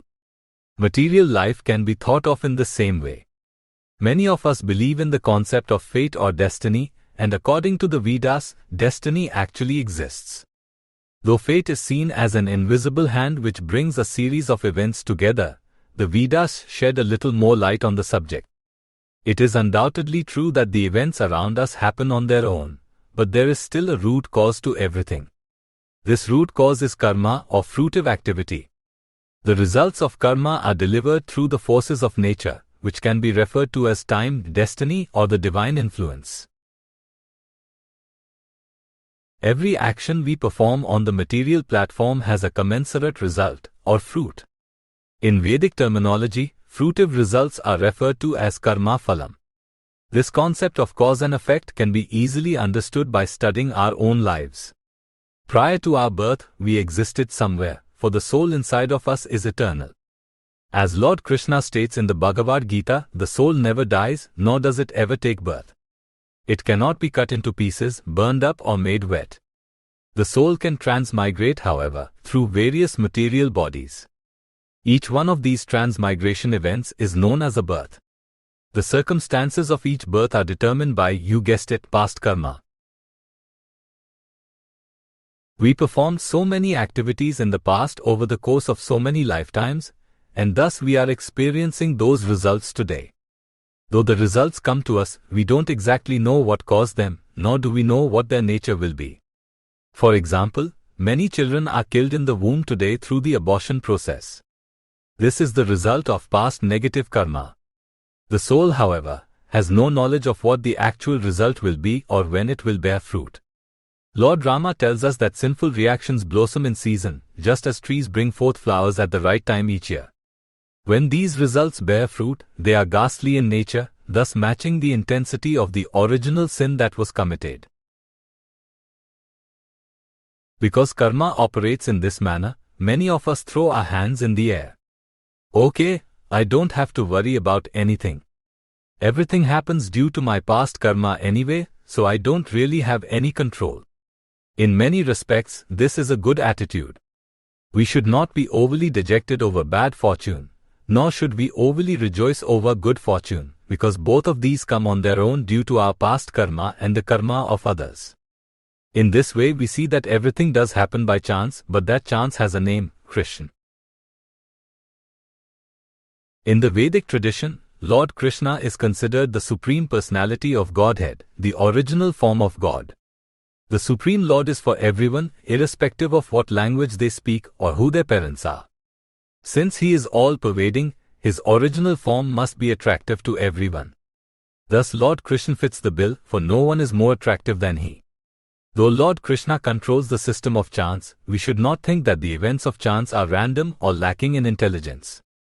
On the contrary, the system of karma is completely scientific and fair. Though Krishna himself doesn't personally manage this system, he deputes highly advanced living entities to institute the rules fairly and evenly.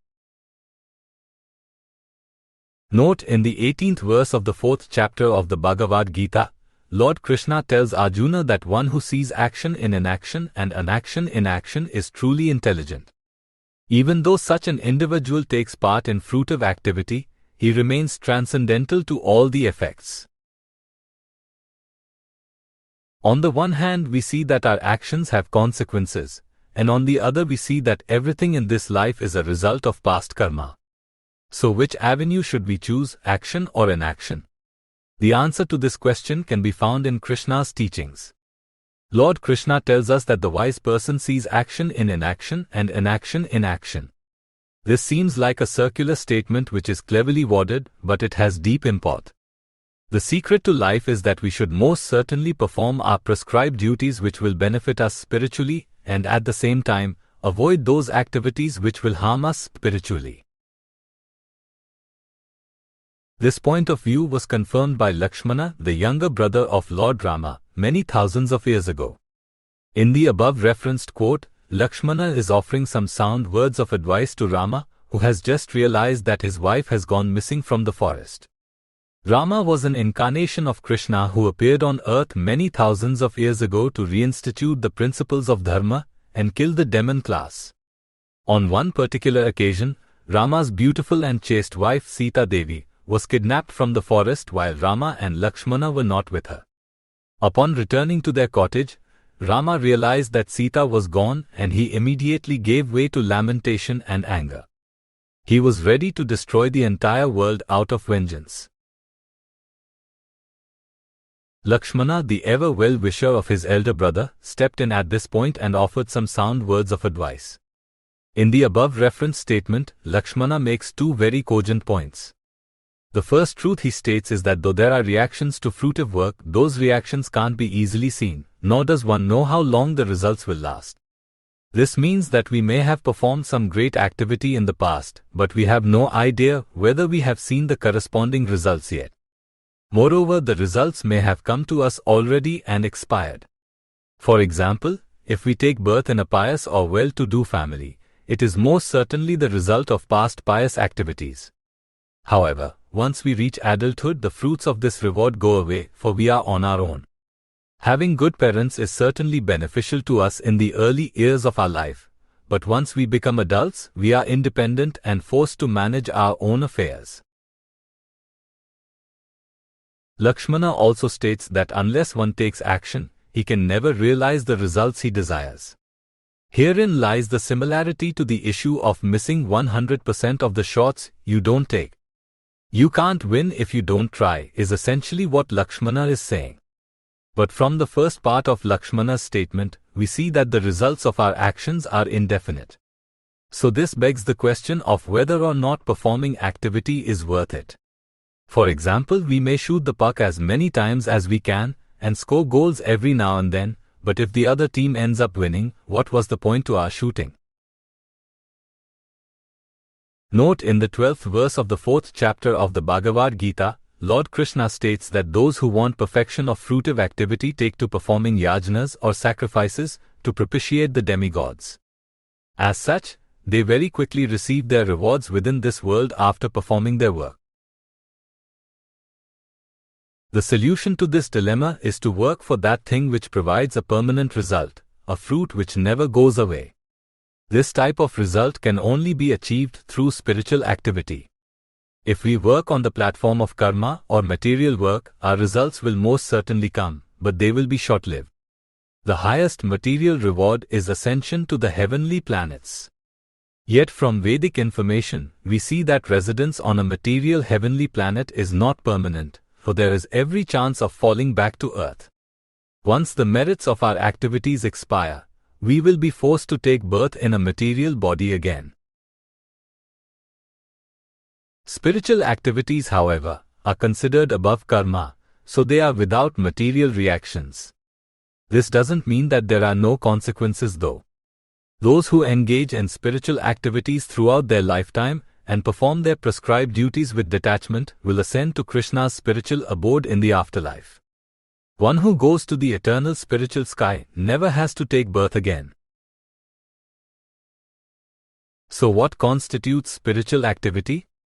Anything done for the benefit of the Supreme Lord or one of His bona fide representatives can be considered activity in devotional service or bhakti yoga. Does this mean we simply have to abandon all activity and just sit in quiet meditation all day? On the contrary, we should continue to perform our prescribed duties, keeping God in mind throughout. This was the path taken by Rama, on the advice of Lakshmana. Since Rama is God himself, naturally he is free from karma and its effects. His body is never material, nor are his activities. Nevertheless, Rama was playing the part of a human being, so he wanted to set a good example for future generations on what the proper code of conduct is. As a member of the warrior class, Rama's duty was to provide protection to the innocent. This involves running government, punishing miscreants, and giving charity to the Brahmanas or the priestly class. Being a warrior is not an easy job, for one must encounter ups and downs in life just like anyone else. Sita's kidnap was certainly a low point in Rama's life. He loved his wife very much. Yet at the same time, his prescribed duty was that of a protector, so it was incumbent upon him to search after Sita and punish her captor, the Rakshasa demon Ravana. This was precisely the route Rama would take. Sita's rescue may or may not have happened on its own due to the system of karma. Yet there was no way for Rama to achieve his desired result of Sita's rescue without taking action. By undertaking an intense search for Sita's whereabouts and taking on Ravana in battle, Rama at least gave himself a chance to see Sita again, safe and sound. By the same token, we may or may not achieve our desired result of going back to Godhead in this lifetime through the taking up of devotional service. But at the same time, we can be rest assured that by sitting back and doing nothing, we will most certainly not achieve success in spiritual life. Therefore, the choice is an obvious one.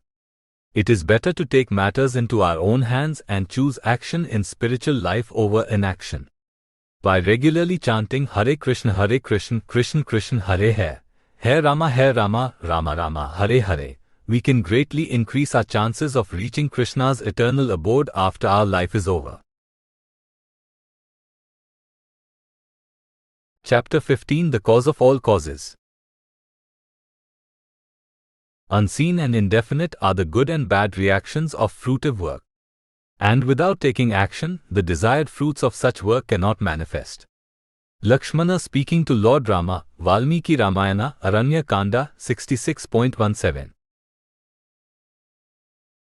This one statement by Lakshmana, the younger brother of Lord Rama, is so profound that there is no limit to the number of lessons one can derive or explanations one can give.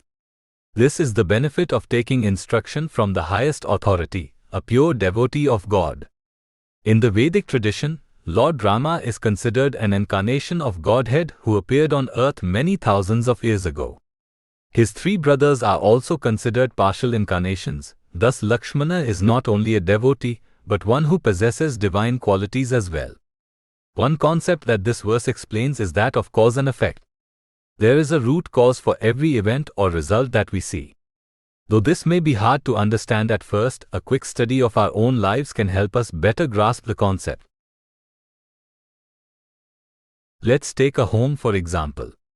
In America, if one wants to buy a house, they usually enlist the help of a real estate agent. This agent then takes prospective buyers from home to home, showing the ins and outs of the houses that are for sale. Each home buyer is looking for different things. Some want to have enough backyard space, some require multiple car driveways, while others need to have a minimum number of bedrooms. Owning a home is considered beneficial because, unlike with renting, paying the mortgage on a home means you gradually take ownership of the house. After many years of making payments, the home finally becomes yours, and thus your monthly expenses greatly diminish. The downside of owning your own home is that you are now responsible for all the maintenance. Ask anyone who owns a home and they will tell you that managing it is a full-time affair. Problems with plumbing, roofing, water leaks, landscaping etc. creep up all the time. There is no building manager you can call to help you out, for you are now responsible for everything. Just by examining the ins and outs of a house, we can learn so much. Though we work hard at our jobs to earn enough money to pay the rent or mortgage, the house actually doesn't get built with money alone. Houses don't just appear out of nowhere. It takes great work and detailed planning to get all the intricacies of the structure in place. The lawn in the front yard is the result of a person planting seeds and managing the growth of the grass. The pavement in the driveway is the result of someone putting down gravel and cement and making sure it was laid out smoothly. The bathrooms and kitchen result from laying down tile and making sure that pipes get put into the right places. The heating and cooling systems require intricate knowledge of the vents and ducts, etc. As we can see, for everything that we enjoy in life, there is a root cause. This is the nature of action. In Vedic terminology, this system of cause and effect is known as karma. More than just handiwork, Karma is any fruitive activity performed which carries a material result, either good or bad. Not only is working on a house considered to be karmic activity, but so is just about everything else that we do. Getting up in the morning is karma. The result is that we are able to go about tackling the necessary tasks of the day. Even sleeping is fruitive work, for that allows us to rest and be refreshed for the day ahead. Why is karma important to understand? Because not only does karma explain how physical objects around us are built, but it also points to how our current body was acquired. The Vedas tell us that our current life is certainly not the only one we've had. You only live once is a common saying, but it is not completely accurate. If we identify strictly with our current body, then it is indeed true that we only live once. Once death comes, our bodies start to rot and decay.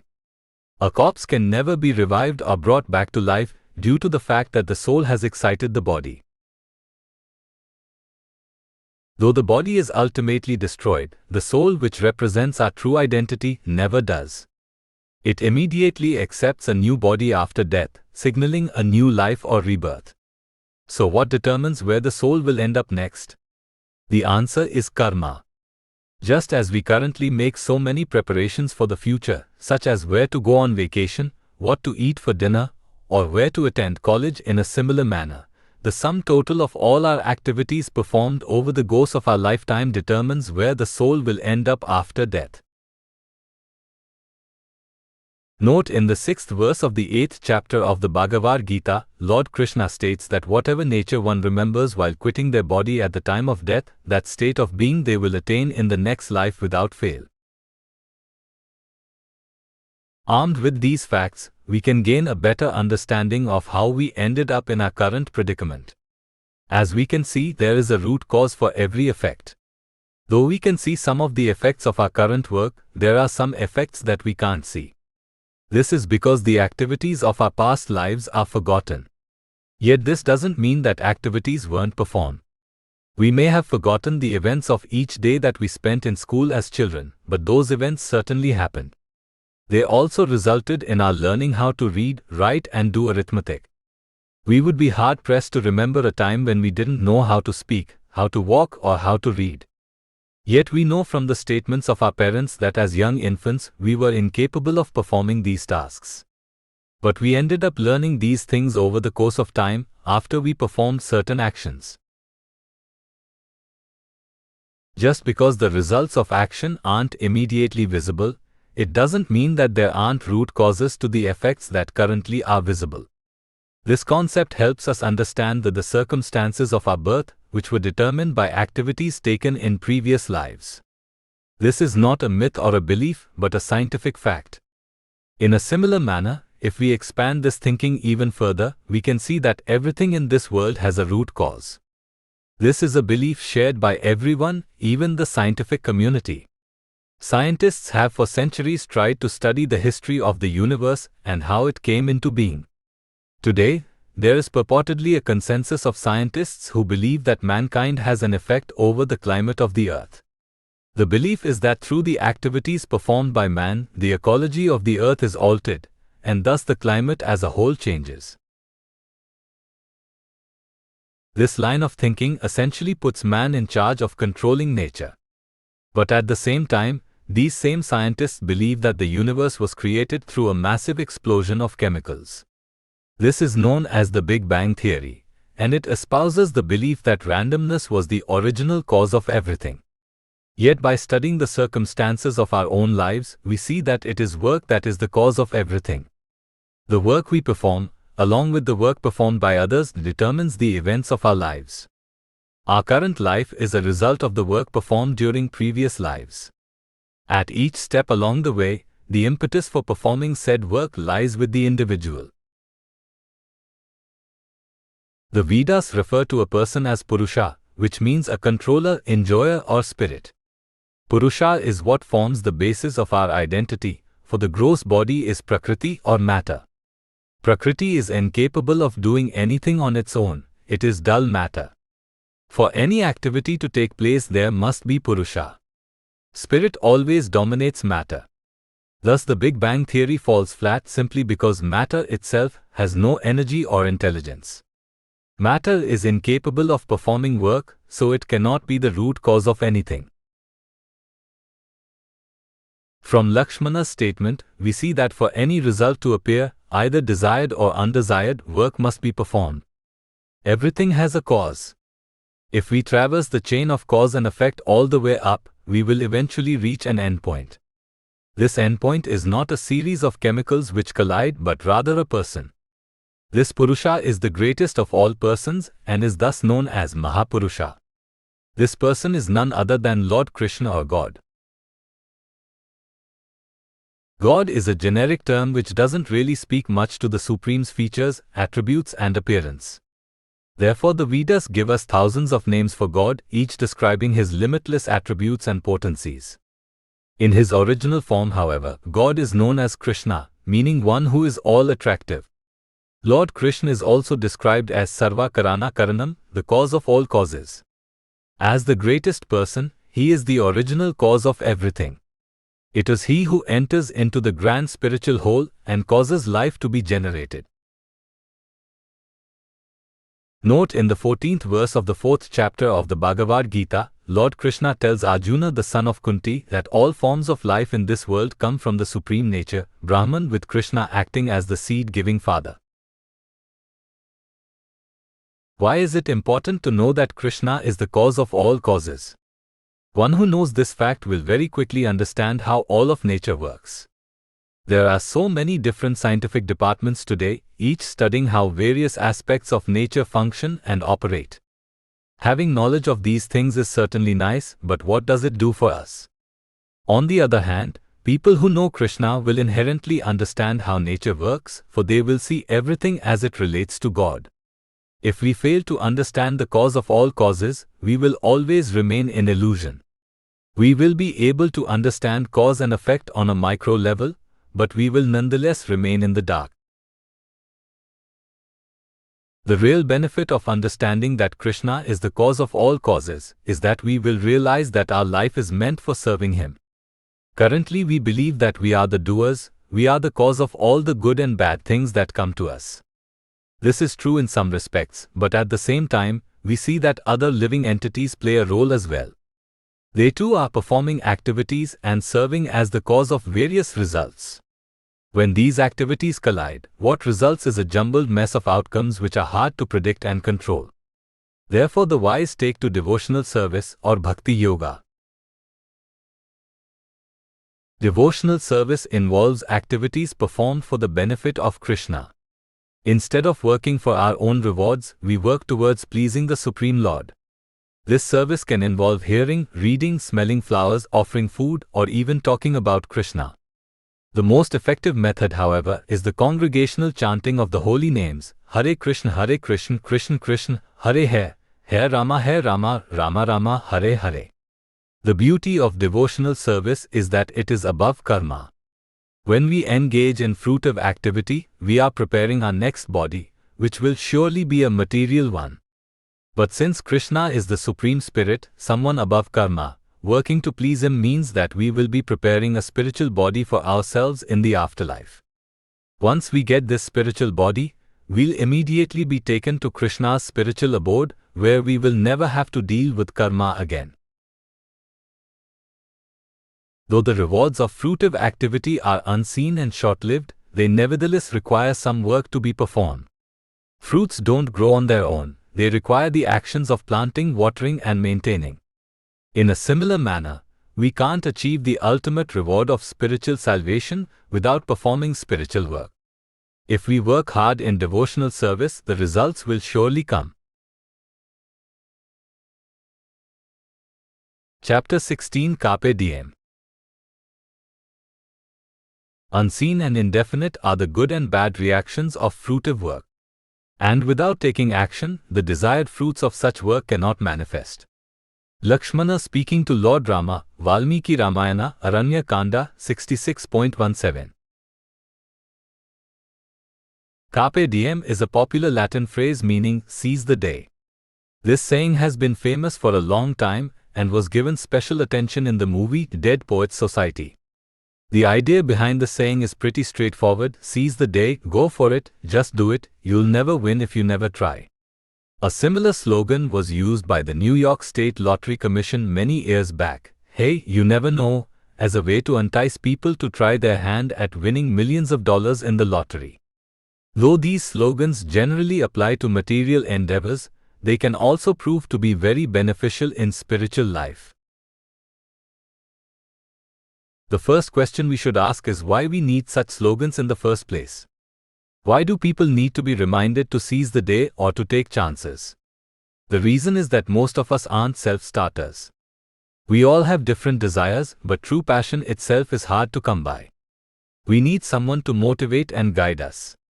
For example, if it weren't for our parents forcing us to attend school in our youth, we probably never would have gotten an education. If it weren't for our bosses requiring us to come into work on time, we probably wouldn't be very productive. This shows that we have an inherent penchant for procrastination, putting the important things off until later. One of the primary reasons for this behavior is the fear of failing. Once we start a task, there is all the chance in the world that it won't come out successful. For example, in our youth we had many projects, term papers and other reports due in school.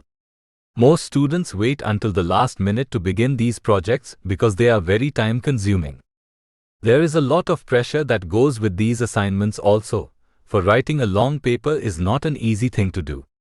One must come up with a central theme, perform the necessary research, and then actually put all the thoughts and ideas together into words and sentences. What if we are unable to even think of an idea? What if we stare at our computer screen or typewriter in the olden days and just come up blank? What will we do? There is nothing worse than failing an assignment, for it means that we were incapable of successfully completing something that our fellow classmates were able to do. This fear of failure can be crippling, and it is the primary reason that we wait until the last moments before we actually begin our tasks. Again, the reasoning behind this is pretty obvious. If we don't try, or if we wait until later on to try, we don't put ourselves out on the line, the chance to fail is eliminated or at least stable. Through logic and reasoning, we see that avoiding activity simply due to fear of failing is not a good thing. Let's take driving for example. The first time we get behind a wheel is certainly a tense situation. Driving an automobile is a serious business, and the consequences of making a mistake while driving are much worse than if we fall off our bicycles. Yet at the same time, if we never take up driving due to this fear, we severely hamper our mobility. In the future, we eliminate ourselves from the running for any jobs that require us to travel by car. We will be forced to live in cities even if we don't want to. Also, if we ever get married and have children, we will have no way of transporting our dependents anywhere. We will always have to rely on others to take us places, and this dependence can dampen our spirits and our morale. Though failing certainly isn't good in the short term, we see that it is necessary in order for us to make advancement in life. We can learn from our mistakes. Moreover, simply being afraid of failure is not reason enough to avoid activity. It is much wiser to take action and not worry about the consequences. Abandon all attachment to winning and losing and do what's right. Carpe diem, baby. This was the lesson taught by Lakshmana, the divine expansion of Lord Vishnu and younger brother of Lord Rama, an incarnation of the Supreme Personality of Godhead. Many thousands of years ago during the Treta Yuga, the Supreme Divine Entity appeared on earth in human form as Lord Rama. Some will take such statements to be mere mythology or some sectarian belief. There is no doubt that the Vedas, the scriptures emanating from India, are the oldest set of law codes in existence. Originally passed down through oral reception, the Vedas were later put into written word in Sanskrit, which is the oldest language in existence. Though the Vedas come from India, the facts contained within are meant to enlighten every single person on earth. Vedic information states that God is one, but that He appears on earth from time to time for various reasons. Lord Rama, the handsome and pious prince of Ayodhya, is one of God's primary incarnations. Mental speculators and philosophers will theorize that Rama must have been a great personality who was later taken to be God by the people of the time. They must have turned Rama into God, for they didn't know any better. This sort of thinking seems plausible except for the fact that no one can become God. God is always God. There never was a time when he wasn't God, nor will there be a time in the future when he stops being God. From Vedic information, we understand that Rama was God before he came to earth and that he continues to be God even though he returned to the spiritual world. Note in the 264th verse of the 20th chapter of the Madhya Leela of Sri Chaitanya Charitamrita, it is said that all the expansions of the Lord perpetually reside in the spiritual sky, but when they descend to the material universe, they are referred to by the name Avatara. An incarnation of God is referred to as an avatara in Sanskrit, meaning one who descends. This is important terminology because we see that descends means something completely different than becomes. An avatara descends from the spiritual world, so Lord Rama never actually took birth or suffered through death. An avatara exists eternally. The only distinction from our point of view is that the avataras usually remain in the spiritual world. When they kindly appear on earth is when we pay attention. As Lord Rama, God came to earth for specific purposes, the most important of which was to personally kill the Rakshasa demon Ravana. It was important for Rama to kill Ravana because the demon had wreaked havoc throughout the world. The demigods, or elevated living entities, were afraid of Ravana and could not defeat him in battle. This happens from time to time, for we see that the demons in the world sometimes rise to prominent positions of power. Their time in the spotlight is limited, however, as we saw with leaders such as Hitler and Mussolini. Usually the forces of nature take care of these miscreants, but for special cases, divine intervention is required. So Rama came to kill Ravana. At the same time, he wanted to set a good example for everyone else to follow. Ravana was committed to adharma or irreligion, thus Rama wanted to show what real dharma was. As the eldest son of a king, Rama displayed exemplary behavior. He was chivalrous, kind, sweet, charitable and most of all, brave and courageous in clashes with the demons. He never backed down from a fight, as is the code of conduct for Kshatriyas or those belonging to the warrior caste. On one occasion, Rama easily killed 14,000 of Ravana's associates in battle. Because of this defeat, Ravana hatched up a scheme whereby he was able to kidnap Rama's beautiful wife, Sita Devi, while both Rama and his younger brother Lakshman were not around to protect her. When Rama found out that Sita was missing, he gave way to lamentation and anger. He was very attached to Sita, who was the incarnation of the Lord's eternal pleasure potency. Though God is one, he doesn't enjoy alone. Just as we tend to enjoy things more when friends and family are around, so the Lord derives the most pleasure when he is in the company of his devotees. This is actually the reason behind our existence, i.e., to realize that we are God's eternal loving servants, and that true happiness can only be found through direct association with him. Since Sita was a perfect devotee, she couldn't live without Rama, and the same held true for the Lord. With Sita gone, Rama felt as though the wind had come out of his sails.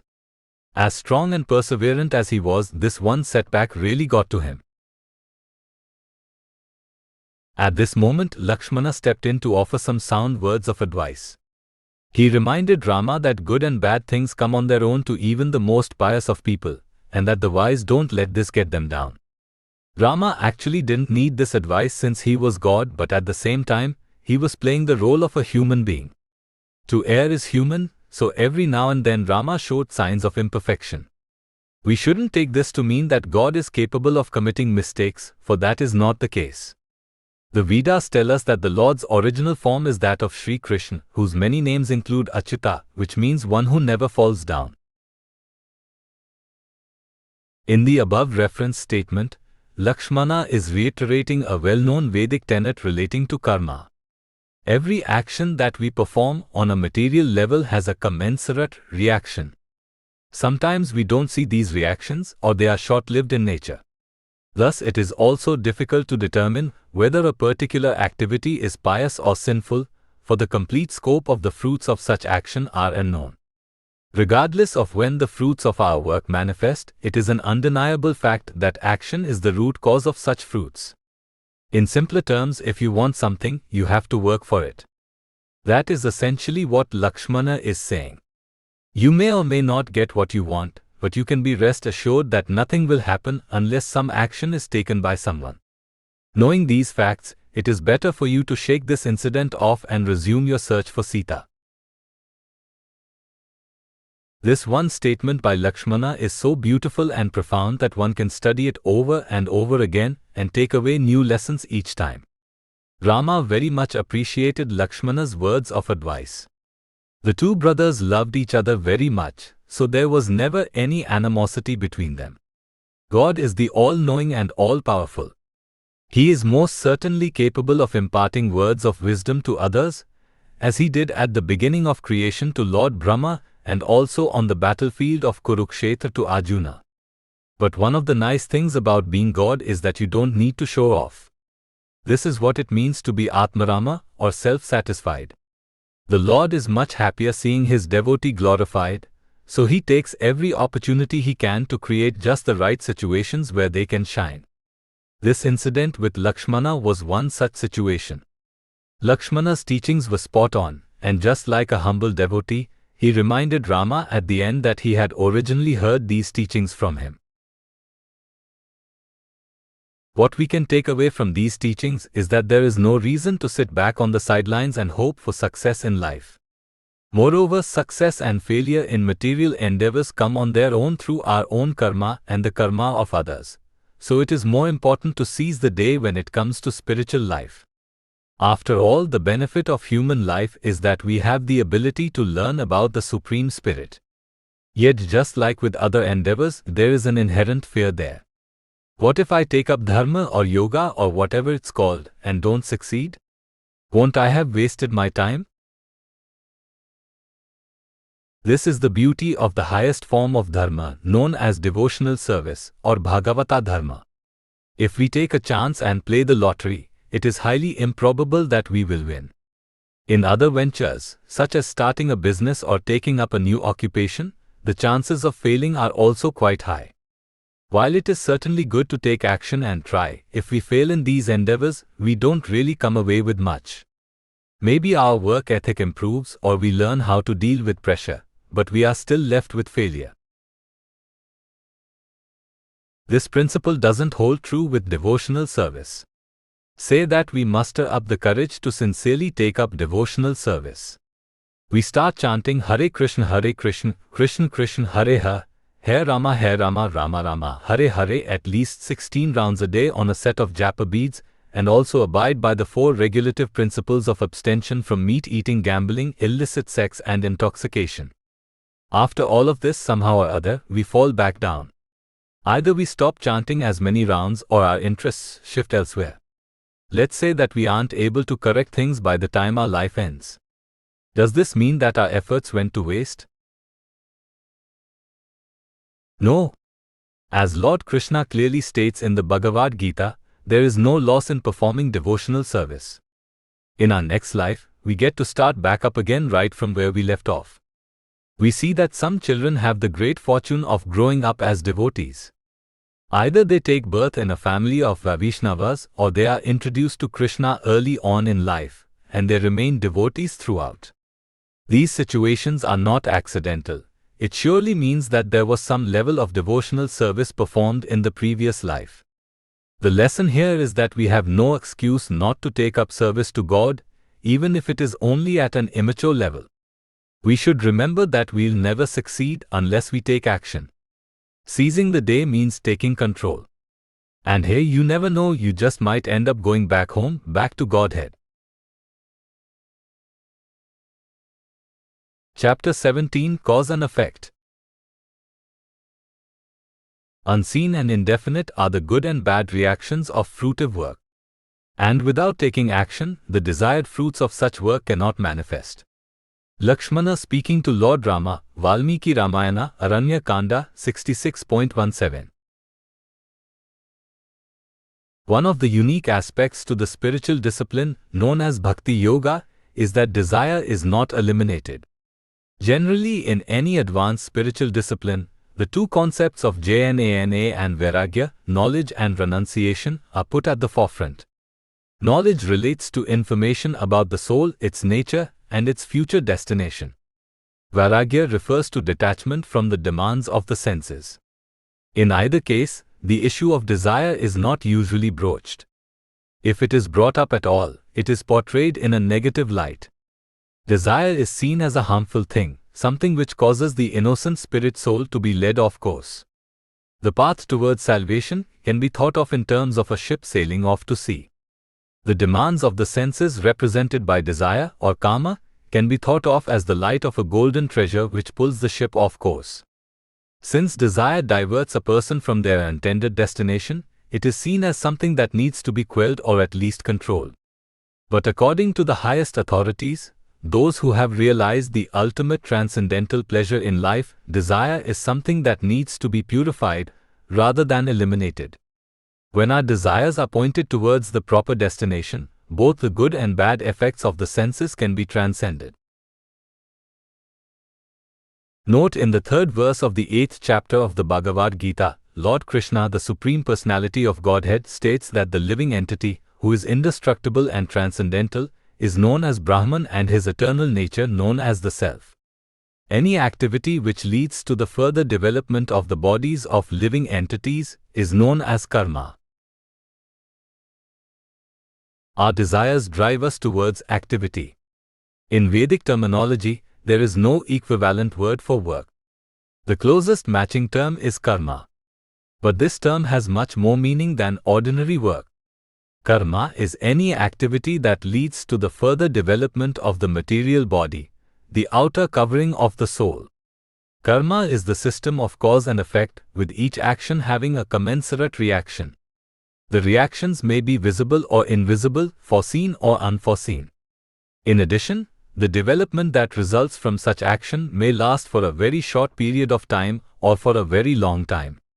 In this way, we see that it is difficult to accurately judge whether a particular activity is pious or sinful. Sinful activities are those deemed to bring about negative reactions. Pious activities are intended to bring about favorable conditions. Since the reactions aren't always visible, it's tough to tell if an activity is worth performing. In addition, the reaction itself may be short-lived, thus adding a quantitative element to the piety or sinfulness of a particular activity. A few examples can help us understand this concept more clearly. Telling the truth is generally equated with piety. Honesty is a virtue, so it is usually a good idea to tell the truth. Going back to the definition of karma, a pious act is something that results in a favorable condition at some point in the future. Thus, telling the truth is meant to lead to a positive development of the material body. Honesty is considered an activity in the mode of goodness, or sattva guna. According to Vedic information, those who live primarily in this mode ascend to the heavenly planets after their current life is over. To reside on a heavenly planet, one must possess a heavenly body. Possessing a heavenly body equates to heavenly enjoyment, and so on. Since increased enjoyment is seen as a favorable benefit, pious activities are recommended.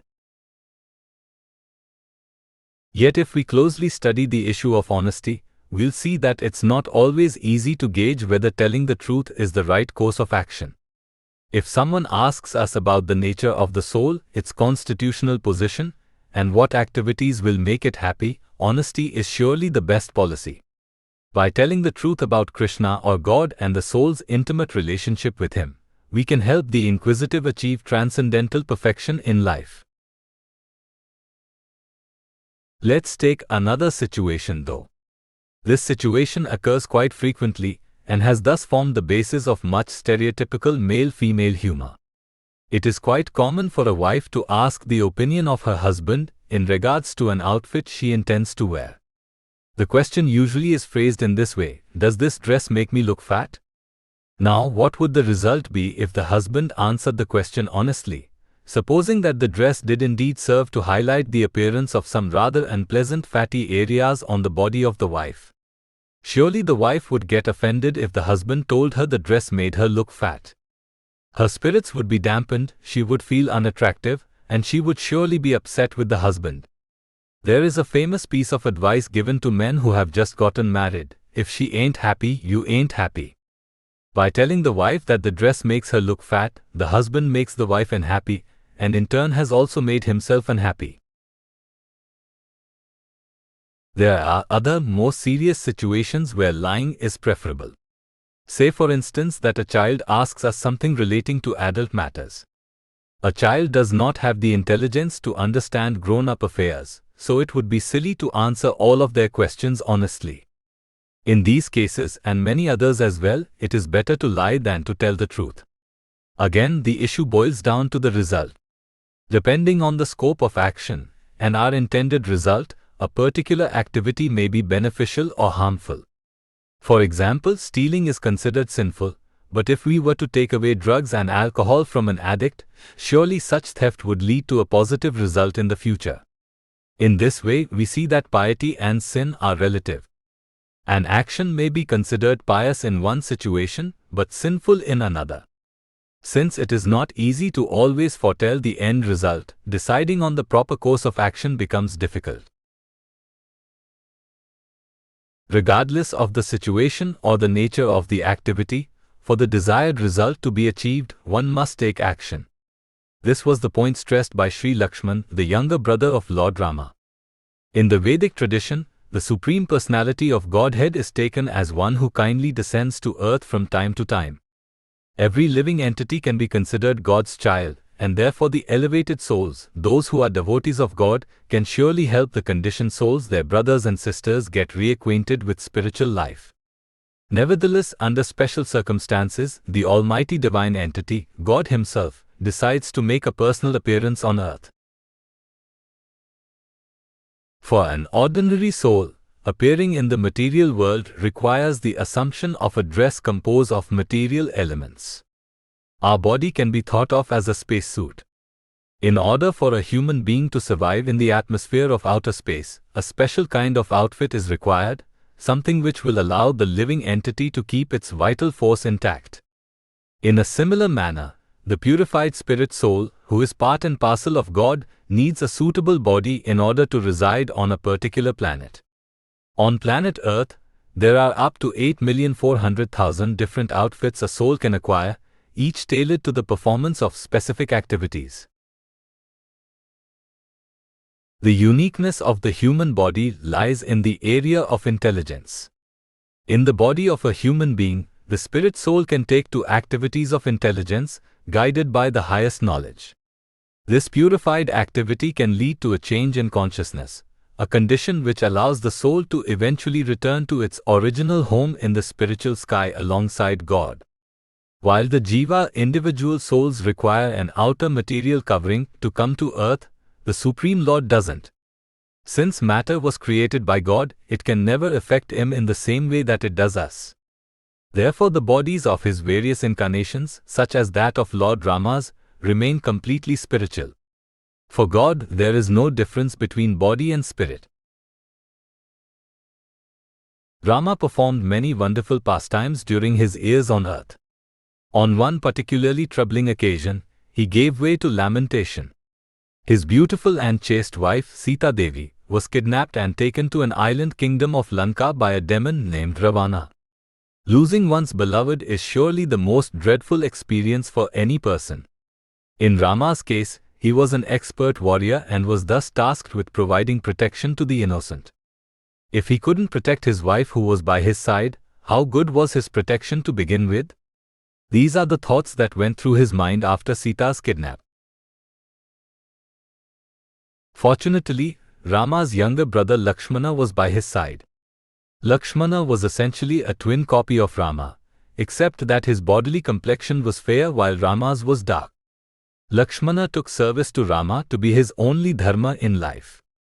He listened to all the instructions that Rama gave him during their youth. Like a good disciple, Lakshmana picked the perfect time to show his brother what he had learned. When Rama needed him most, Lakshmana was there. In the above reference statement, Lakshmana is reminding Rama of the nature of fruitive activity. In the first part of his statement, Lakshmana says that it is difficult to ascertain whether a particular activity is sinful or pious. This is because the reactions of fruitive work don't remain forever. Since the material world is one that is constantly changing, no situation can remain in place indefinitely. Pious activities lead to favorable results and sinful activities lead to unfavorable results, but in either case the reactions are difficult to see. Sometimes we think a particular activity is pious, but there are so many other unintended consequences that are associated. Karma can be thought of as a giant neural network of cause and effect, with the outcomes, represented by the reactions of work, colliding with one another. No one can make do of this jumbled mess except the Supreme Lord Himself. Even with this uncertainty relating to karma, Lakshmana states that it is not possible for one to achieve their desired results without action being taken. This action doesn't necessarily have to be taken by the individual seeking the result. Oftentimes things come to us of their own accord. In reality though, our good fortune is merely the result of activities undertaken in previous lives and also activities performed by other living entities. This supports Lakshmana's argument. A result cannot be achieved without action. Therefore, Lakshmana is advising Rama to take the necessary steps to find and rescue Sita. Without someone taking this action, Sita's rescue would never happen. Lord Rama would heed this wonderful advice and eventually find and rescue Sita, thus reuniting with his beloved. Note in the 33rd verse of the 3rd chapter of the Bhagavad Gita, Lord Krishna states that even a man who is in knowledge takes to activities guided by his own nature, for every individual follows the dictates of the three modes of material nature. Therefore, what can repression really do? So what does this information pertaining to action mean for us? Vedic information states that the highest spiritual discipline is known as Bhakti Yoga or devotional service. This discipline is unique because desire is indeed recognized and made use of. We should notice that Lakshmana didn't discount the issue of desire in his teachings. He first reminded Rama of the uncertain nature of fruitive activity. But then he reiterated the fact that one's desires can only be achieved through action. Herein lies the secret to Bhakti Yoga. The spirit soul is always full of desire. Simple repression cannot take away the seeds of desire, the need to be happy. The discipline of devotional service calls for the purification of desire instead of its suppression. Desire is the result of a longing for a particular object or condition. When this condition relates to the material body, which includes the senses, the desire is considered polluted. When the intended favorable condition is that of God's satisfaction, the desire is considered purified. How can God be satisfied? Again, we can look to the example of Lakshmana. Sita was kidnapped while residing in the forest with Rama and Lakshmana. Lord Rama was only in the forest because of a request made by his father, the king of Ayodhya. Lakshmana and Sita were not requested to go to the forest, so they had no reason to be there. But since they loved Rama so much, they refused to remain in the kingdom alone. For Rama's satisfaction, they insisted on accompanying the Lord for the duration of his 14 years of exile in the forest. Many others wanted to go with Rama, but they weren't given the opportunity. Lakshmana and Sita, through their pure devotion which manifested in tears of love, forced Rama to take them with him. Goswami Tulsidas references this fact in his Dohavali. He states that Sita and Lakshmana were so purified that they were able to accompany Rama, while the other citizens were not. For Lord Rama to allow this, he must have derived great pleasure from their company. This is actually a fact. No one can give more pleasure to the Lord than Sita and Lakshmana can. This means that the Lord is capable of being pleased, provided that one's heart is pure. The Lord can only be pleased through acts of devotion. Simply acquiring wisdom or taking to renunciation is not enough. All other aspects of spiritual life are supplementary to the practice of devotional service in pure love. If we view God as the supreme enjoyer, all of our desires will be purified. Through God's enjoyment, our transcendental senses also become satisfied. Sita and Lakshmana were never happier than when they were in Rama's company. We too can forever remain focused on the Lord's transcendental, love-evoking form by regularly chanting His names, Hare Krishna, Krishna Krishna, Hare Hare, Hare Rama, Rama Rama, Hare Hare. This is the quintessential activity of Bhakti Yoga. The enjoyer in this cause and effect system is the Supreme Lord. The cause is the transcendental sound vibration uttered by the surrendered soul. The result is the satisfaction of the Supreme Lord and anyone else within earshot of such chanting. Since the Supreme Lord will be satisfied, the ultimate favorable condition is met.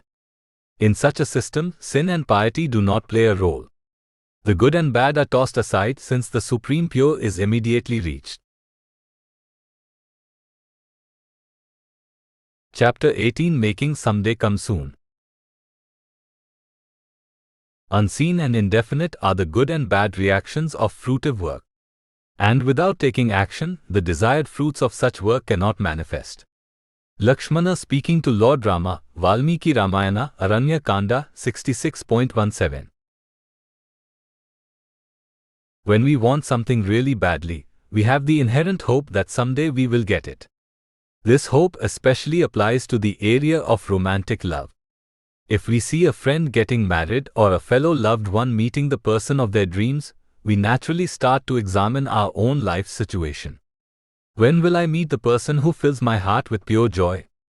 Our friends and family members often will respond by telling us not to worry and that someday, eventually everything will work out. You'll meet someone, don't worry. This same positive attitude is conveyed to people suffering from depression and ill luck. All of us at some point in our lives have been told not to worry, for events would fall into place for us eventually. While this positive attitude is nice, it is better if we take the matter into our own hands. If we take action ourselves, we are more likely to get what we want. Other people aren't mind readers after all, so they don't know what we want or what we like. We have to tell people, and in the same manner, if we really want something, we have to convince ourselves that it is necessary to take action in order to be successful. From studying life around us, we can see that everything happens because of action. Houses are built, books are written, food is prepared, people are transported, etc., all through the action of man. In Sanskrit, this is known as human effort or purusham. This word is derived from purusha, which means spirit or life. We know that stone and dirt are considered dull matter, while trees, plants and flowers are considered forms of life. The difference between these entities is the existence of spirit, or purusha. In a similar manner, we human beings are all purusha, for we all have a spirit soul residing within us. This soul is the driving force of our actions. In the absence of the soul, the body is useless. If there is no soul within a body, it is known as a corpse, or a body which is in a dead state. Purusha is what makes things happen. It controls our speech, our bodily motions, and even our mental outlook. Even activities that we consider involuntary, such as breathing, the beating of the heart, and blinking, are all driven by the spirit soul. Just as the spirit soul drives the car known as the body, there is a giant soul which causes nature to function. Rain, excessive heat, snowstorms etc. don't just happen on their own. As previously mentioned, matter is dull by itself, so it can't do anything without the intervention of Purusham. Nature too needs a driving force which it kindly gets from the greatest Purusha. This person or spirit is God. Note, in the 10th verse of the 9th chapter of the Bhagavad Gita, Lord Krishna tells Arjuna that the material nature is working under his superintendence, creating all moving and non-being beings with each cycle of creation. So we see that God makes everything happen in nature, and that living entities are the cause of life's other events. Thus one might be led to believe that personal action is not required. It seems like everyone else is taking care of everything. It is probably better for me to just sit back and do nothing, just wait for things to fall into place. This attitude makes sense in many situations, for there is action in inaction. For example, many times it is better to walk away from an argument than to actually engage in fisticuffs. Sometimes not doing something is better than doing something, since action can get us entangled into many unwanted activities. An example of this principle can be seen with the cellular telephone. In days past, there were no mobile phones, so if we had to call anybody, we had to use the phone in our own home or a public phone. The downside to this was that it was difficult to get a hold of people during emergencies. The cell phone seemed like a great invention. You could now carry around a telephone with you wherever you went. These phones can now support text messaging, internet browsing, gameplay, picture taking, and even the listening of music. This all seems well and good, but let's examine some of the downsides to buying a cell phone. At the time of purchase, one incurs a new monthly expenditure in order to maintain service on the phone. One also needs a charger on hand, a computer to transfer data onto the phone, a hands-free device to use the phone while driving, and many other gadgets and accessories. We now also run into other people who love to talk on their phone while in public. Many people find this behavior rude and annoying. The phone can also now ring at any time of any day. This means that something that was intended to help us with emergencies now can become a great burden. So there are certainly situations in life where inaction is beneficial. However, to get what we want, some action needs to take place, even if it's not from us. For things to fall into place per se, human action is required to drop those pieces into their appropriate locations. We can examine the arena of romantic love to see this principle in practice. When two people meet up and fall in love, they like to believe that fate brought them together and that it was all destined to happen. By some great chance, they were able to meet each other at just the right time in their lives, and were it not for this fortunate occasion, they may never have found true love. But if we examine the situation, we'll see that it took more than just dumb luck for the pieces to fall into place. Action had to take place, even if both parties weren't aware of it. For any two people to meet, they must take the necessary steps to be at the proper place at the proper time. Even if one person sits back and does nothing, there is still the requirement that others perform some type of action, otherwise nothing would happen. Also in romantic relationships, there must be a first move made. Either the boy chases the girl or the girl chases the boy, and eventually one of them will make the first romantic gesture. This is another example of human effort. One of the downsides to going after what you want is that you could fail. Failure doesn't feel good at all, and repeated failed attempts can make even the strongest person weary to put forth any more effort. The Vedas, the original set of law codes passed down by the Supreme Divine Lord Sri Krishna, tell us not to worry about temporary setbacks, for all good and bad things come on their own. Rather, it is important to forge ahead with our prescribed duties, performing those actions which are necessary to keep us on the righteous path. This sentiment was reiterated by the great Kshatriya warrior and younger brother of Lord Rama, Lakshmana. During the Treta Yuga, Lord Krishna appeared on earth in the guise of a human being named Rama for the purposes of enacting pastimes and killing demons. On one occasion, Sita Devi, Rama's beautiful and chaste wife, was kidnapped while residing in the forest with her husband and Lakshmana. The demon Ravana took her away, while Rama and Lakshmana were not there to protect her. Upon returning to his cottage, Rama found that Sita was not there and he immediately began to lament. After searching for a while, Rama seemed to give up and was ready to destroy the whole world out of anger. Lakshmana, being the ever well-wisher of his elder brother, stepped in at this point and offered some sound words of advice. In the above-referenced quote, Lakshmana is referencing several key Vedic tenets. As a pure devotee of God, Lakshmana was very smart, so he had perfect knowledge of cause and effect and the nature of the rewards of action. He states that the fruits of action are unseen and short-lived. This touches on the issue of personal inaction. If we sit idly by and wait for things to happen to us, it means that we are awaiting the results of our past deeds. Karma refers to any action which has a fruitive result attached to it. We perform so many activities in the course of our lifetime that we have no idea just how many things come as a result. Not only do we not know the nature of these fruits, but we don't know when they will come or how long they will last.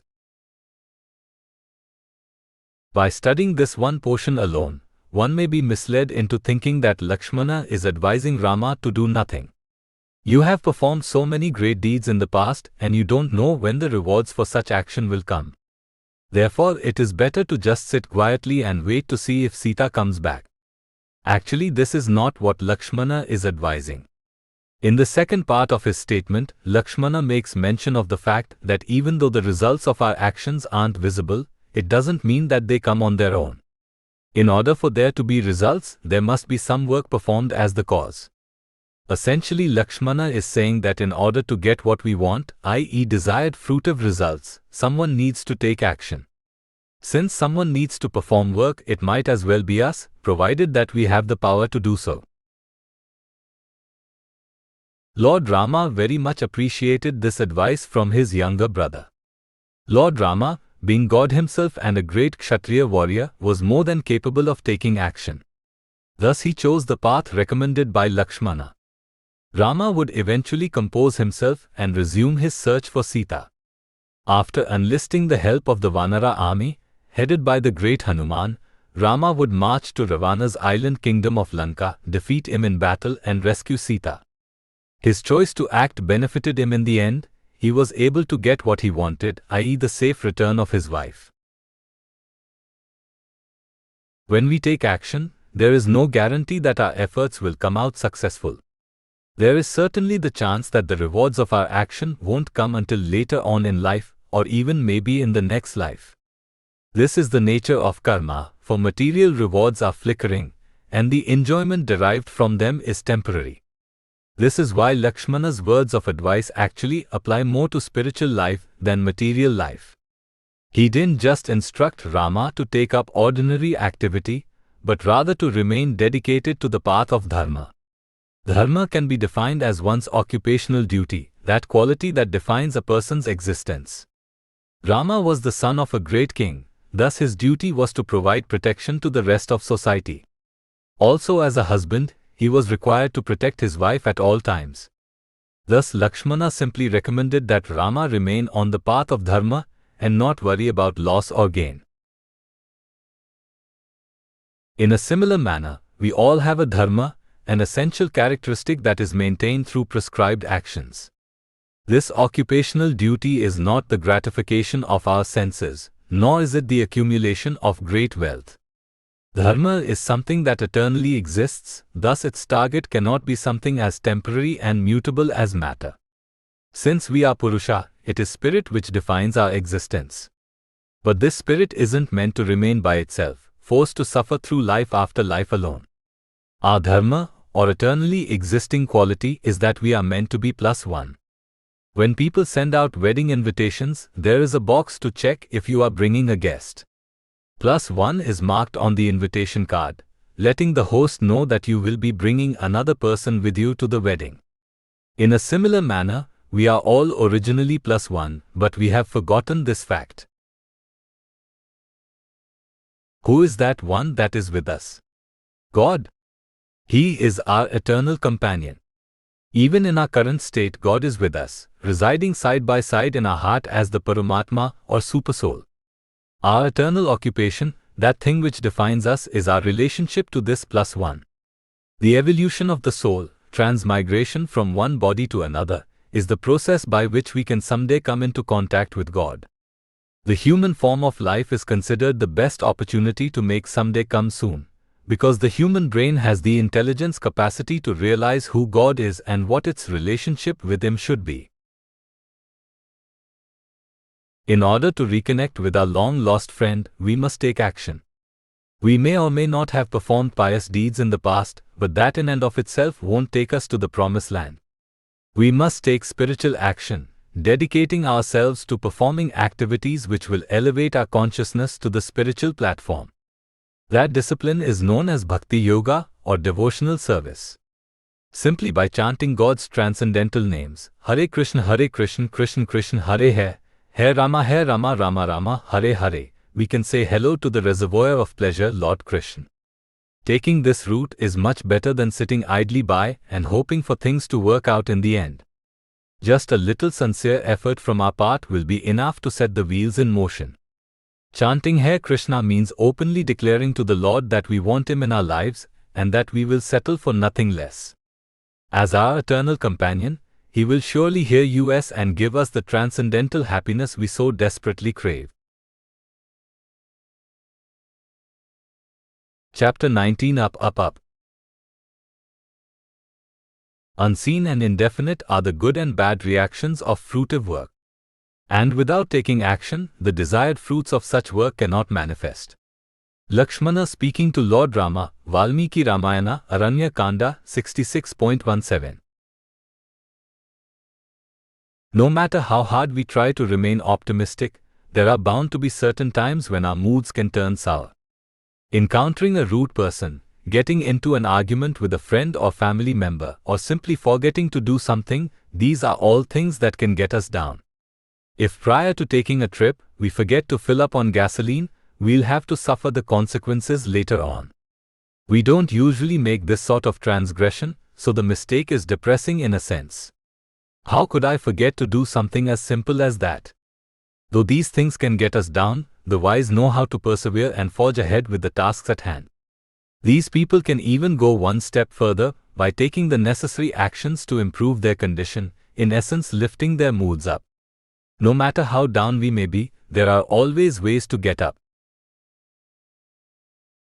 One of the primary reasons we can get down so quickly is that there is little consistency in life. It takes forgetting to do a task just one time to get us in a bad mood. We can perform the same task 99 straight times, but it is that one miss that can cost us daily. Essentially, we feel that there is no excuse for forgetting to do simple things, so we beat ourselves up over it when it happens. This phenomenon can be seen in the sport of tennis. Tennis players are notorious for their temper tantrums, which usually involve yelling, screaming, and the throwing of the racket. Now obviously the racket is not to blame for bad play, for it is an inanimate object and capable of acting on its own. Yet when a player feels frustration, he or she must take it out on something, with the racket being the easiest target. Frustration in tennis is justifiable. On the professional level, players are excellent ball strikers, so they can hit the shot they want to almost all the time. For recreational players, just maintaining a steady rally of at least 10 strokes is very difficult. This is because it takes not only ball striking ability, but great hand-eye coordination, timing and body positioning to hit a tennis ball properly. For professional players, however, keeping a rally going in practice is not difficult at all. At most major tournaments, fans are allowed in for free on the days immediately preceding the start of competition. It is during these times that players come out and practice with each other, sometimes even playing practice sets. Fans can get up close and see how their favorite players spend their practice time. What fans see is that players can keep rallies going for up to 100 shots. This is because they are tennis players by trade, so they have tremendous ball striking abilities. Yet every now and then a player will make a mistake. It is at these moments that frustration can kick in. One can easily guess what the thoughts are in the player's mind. I hit the ball correctly every single shot, but why did I miss that one? This is ridiculous. I should be playing better than this. There is no excuse for my missing that shot. A player only needs to think this way once in order to get the ball rolling, so to speak.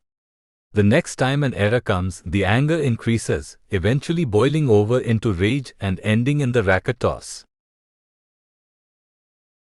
Note, in the 62nd verse of the 2nd chapter of the Bhagavad Gita, Lord Krishna tells Arjuna that when one contemplates the objects of the senses, attachment starts to development. From attachment springs lust, kama, and from lust anger manifests. You don't have to be a professional tennis player to feel this level of frustration.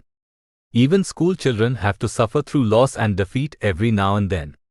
In our elementary school days, there was one particular incident which illustrates this principle. One year we had a teacher who would hand out a Student of the Week award to whichever student she felt was deserving of it for that particular week. Elementary school students are no strangers to homework, for there are assignments in almost every subject that are due every day.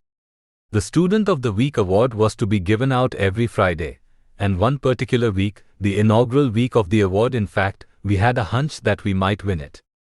We performed well in that particular class, were always on good behavior, and made sure to always do our assignments. At the end of the last day of the week, Friday, it came time to hand in a specific homework assignment. Unfortunately, we had forgotten to do this particular assignment. All the other homework was done, just this one piece was forgotten, a mental slip-up. When the teacher found out about this, she told the entire class that she couldn't give the Student of the Week award to someone who doesn't do their homework. Thus she tore up the award, which had our name previously filled in front of the entire classroom. Obviously, as an impressionable child, we were quite devastated from this incident. The fault was not the teachers, for there was no excuse for our not completing the assignment. So we see that even if we try our hardest, we are bound to make mistakes from time to time, even for the simplest things. Whether one is a famous athlete or an elementary school student, no one is immune from committing mistakes. To err is human after all, and the Vedas even tell us that one of man's 4 defects is his propensity to commit mistakes. The issue of importance, however, is how we react to our failures. Do we let setbacks get us down permanently, or do we rise back up and fight on? This was the issue addressed by Lakshmana, the younger brother of Lord Rama, many thousands of years ago. Man is fallible but God is not, thus one of his many names is Achyuta, meaning one who doesn't fall down. Though God automatically acquires this characteristic based on his nature, he is kind enough to appear on earth from time to time and commit mistakes. By giving the appearance of fallibility, the Lord empathizes with the living entities and also allows them to foster an attachment to him. By default, we should all love God simply for who he is. He is the supreme controller, the ever well-wisher. There is no reason to forget him or neglect worshipping him. Nevertheless, we are in the material world, which means we become illusioned by the forces of Maya.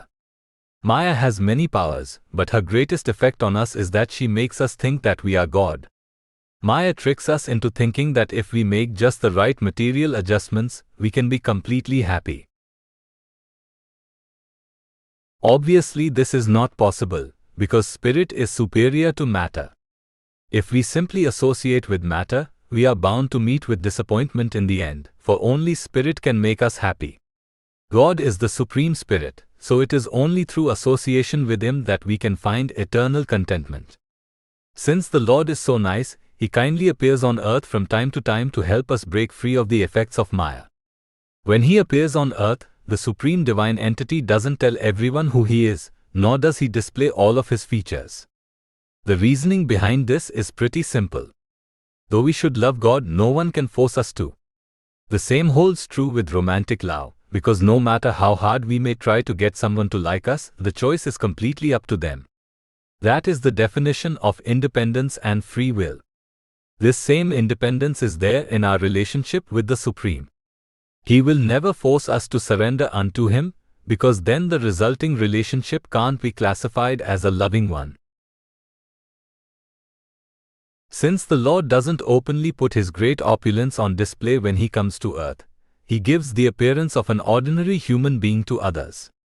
This was the case with Lord Rama, an incarnation of Vishnu who roamed the earth many thousands of years ago during the Treta Yuga. Born as the eldest son of the king of Ayodhya, Rama was a handsome and pious prince, dedicated to the rule of law and the codes of religion or dharma. Rama was God himself after all, so he naturally possessed all good qualities. Everyone loved him, even those he punished. All the citizens of the town were eagerly awaiting his ascension to the throne, where he would succeed his father. This wouldn't happen right away, however, since Rama was forced into exile at a young age. Lord Rama was married at the time to his beautiful young wife, Sita Devi. Vedic doctrine stipulates that a husband's duty is to provide complete protection for his wife. It was because of this principle that Rama wanted Sita to remain in the kingdom, where she would be protected. His exile term would last for 14 years, so he didn't want to bring her to the forest where she would be vulnerable to attack. She was the most beautiful woman in the world after all, so he knew that others would try to steal her away. Not having access to his army in the forest, Rama was worried that he wouldn't be able to protect her. Sita, for her part, also believed strongly in the principle that a wife should serve her husband at all costs. She insisted on going to the forest, not for her benefit, but to make sure that her husband was always happy. She knew he couldn't be happy if she wasn't there with him. Thus she refused to remain in the kingdom, leaving Rama no choice in the matter. The Lord eventually embarked for his journey, taking Sita and Lakshmana, his younger brother, with him.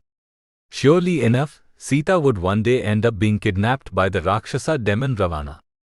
Rama and Lakshmana were not in Sita's presence when this happened, so when they returned to their cottage, they saw that she was missing. Rama immediately gave way to lamentation and anger. He knew he shouldn't have brought Sita along in the first place. Moreover, he was now guilty of failing to protect his innocent wife. If the same thing were to happen to us, we would surely be distraught and upset. Thus Rama played the role of a human being perfectly by outwardly showing signs of grief.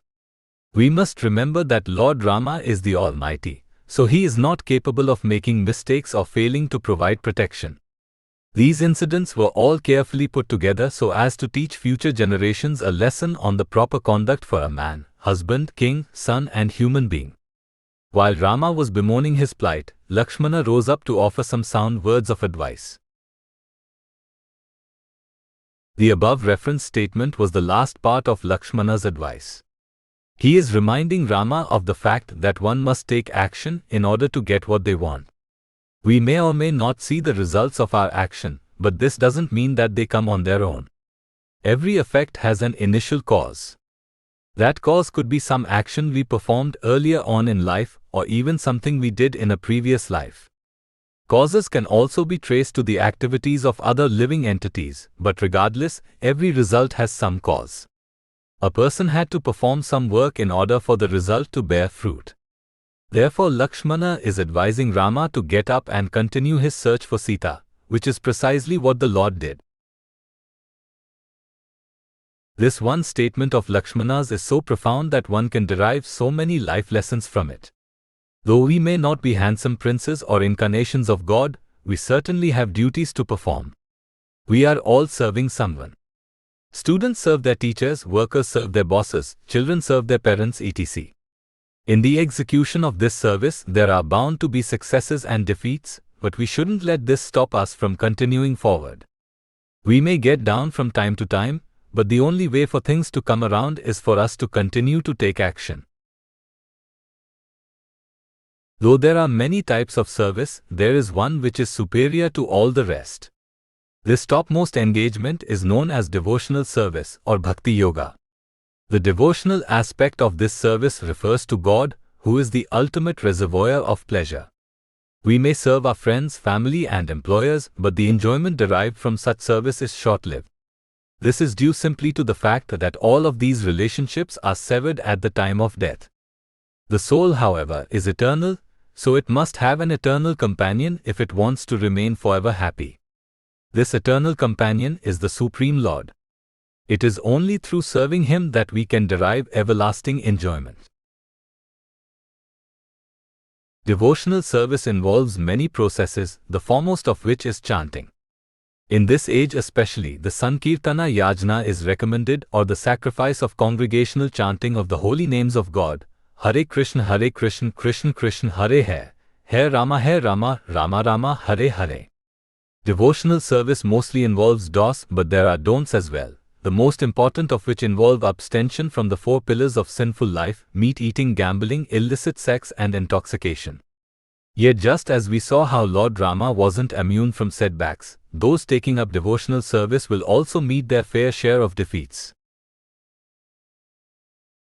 Devotional life is not easy for the mere fact that one must still maintain their body. Unlike in days past when most people were farmers, the workplace is quite different today. To meet the basic demands of the body, most of us have to get 9-to-5 jobs where we go into the office and deal with clients, bosses and co-workers. This sort of life is unstable because companies always go through periods of change. Sometimes a company does well and expands, while other times it loses money and is forced to lay people off. If we lose our job, we have to find another one fairly quickly. Sometimes this involves relocating to another state or country. Note in the 16th verse of the 8th chapter of the Bhagavad Gita, Lord Krishna tells Arjuna, the son of Kunti, that even if one ascends to Brahmaloka, the highest planet in the material universe, they must take birth again in the material world. But if one ascends to Krishna's realm, rebirth will never happen. So life isn't easy even for devotees. Sometimes we may also fall down from the virtuous path through either forgetting to chant our prescribed number of rounds or losing our cool when talking to others. There are many qualities that a devotee of Krishna must exude, and sometimes we are not capable of living up to this standard. Yet the teachings of Lakshmana apply to this area as well. Though we may make mistakes from time to time, we should never deviate from the most virtuous path of devotional service. It is the highest occupation of man, the topmost dharma. The lesson here is that in times of trouble, we should buck up and forge ahead. Things can only get better if we continue to perform our prescribed duties. Our spirits can quickly rise up again if we remain on the virtuous path. Human life is not the height of spiritual evolution after all. There is one step higher, that of ascending to the spiritual abode of Lord Shri Krishna. For one who reaches that transcendental realm, there is no chance of ever coming back down. Chapter 20, A Living Encyclopedia. O hero, many times in the past you had spoken the same words of instruction to me. Of course, how can anyone, be they even Brahaspati, the priest of the demigods himself, be capable of instructing you? Lakshmana speaking to Lord Rama, Valmiki Ramayana, Aranya Kanda 66.18. Every person, regardless of their level of intelligence, seems to have theories on just about every topic. The pursuit of higher knowledge and philosophy is something all of us take up in some way or another. We experience so many different aspects of life that we are bound to see patterns emerge.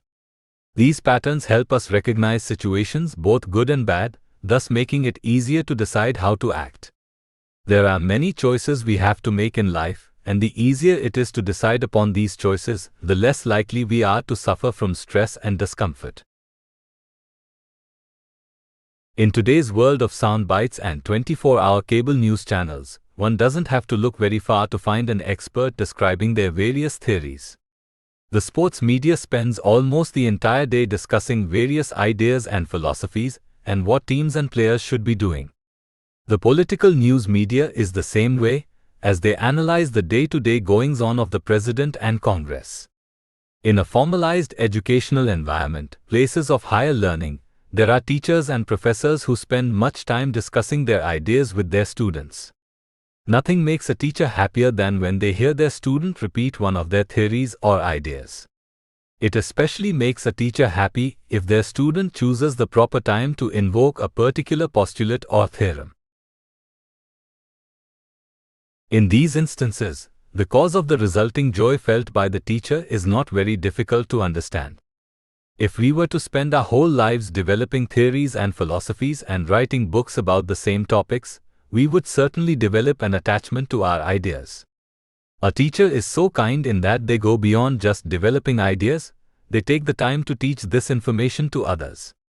When compared to star athletes, investment bankers and movie stars, teachers earn a paltry living.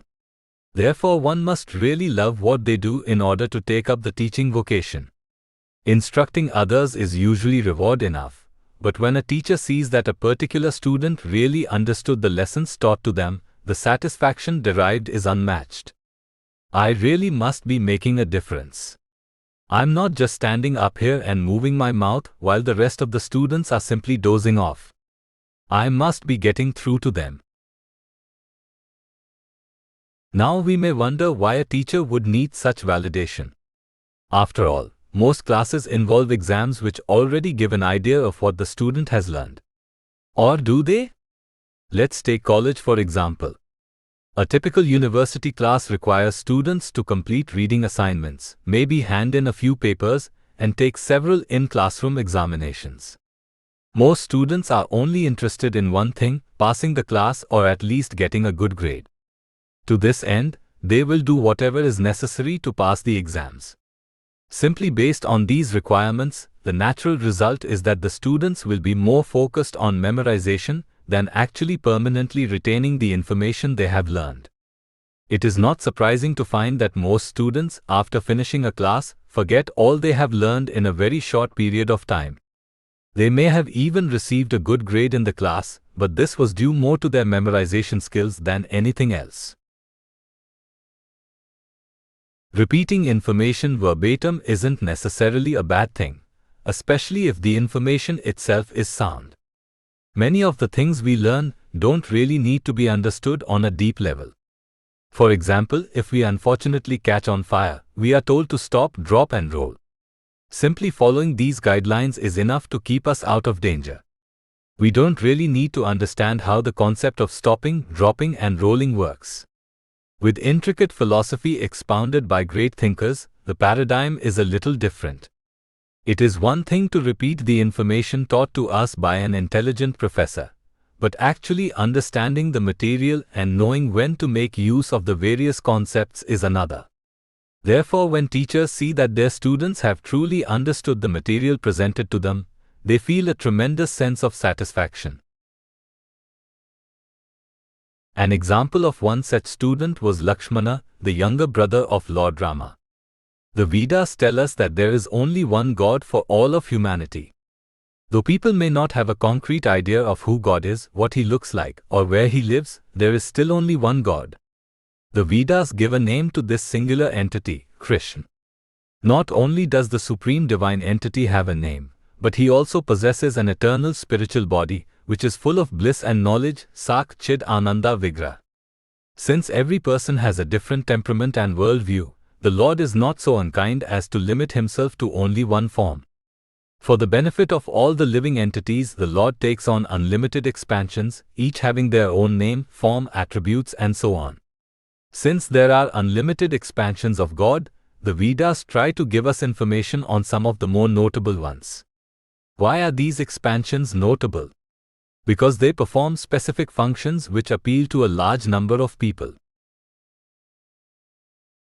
Each incarnation has a purpose, and with the case of Lord Rama, God came to earth to reinstitute the principles of dharma and to annihilate miscreants. Dharma is usually translated as religion or religiosity, but it is actually the occupational duty of man. We all have different tasks and obligations depending on what line of work we are in.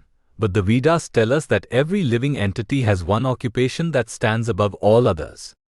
That occupation is service to God, who is the ultimate reservoir of pleasure. We each perform different work for different reasons. Some like what they do for a living, while others just need a steady income to maintain their bodies. Though there are different varieties of work and different levels of enjoyment derived from such activities, the topmost occupational duty of devotional service to God provides the highest level of enjoyment. Connecting with Krishna brings transcendental pleasure. By transcendental we mean something which goes beyond the temporary nature of this world. Temporary pleasure is something that doesn't last very long, and once the thrill wears off, we are left with misery and a hankering for a more peaceful condition. Transcendental pleasure does not suffer from this defect. Since God is eternal, so is anything directly related to him, including enjoyment. The name Rama means one who gives transcendental pleasure, and this was certainly the case with the Prince of Ayodhya. Born as the eldest son of King Dasharatha, Rama was loved and adored by all. The Lord had 3 younger brothers who all loved him very much. In the Vedic tradition, the eldest brother is deemed in charge of the siblings. This is true in many families, for the eldest carries the greatest burden. The common joke is that the parents make all their mistakes on the firstborn child.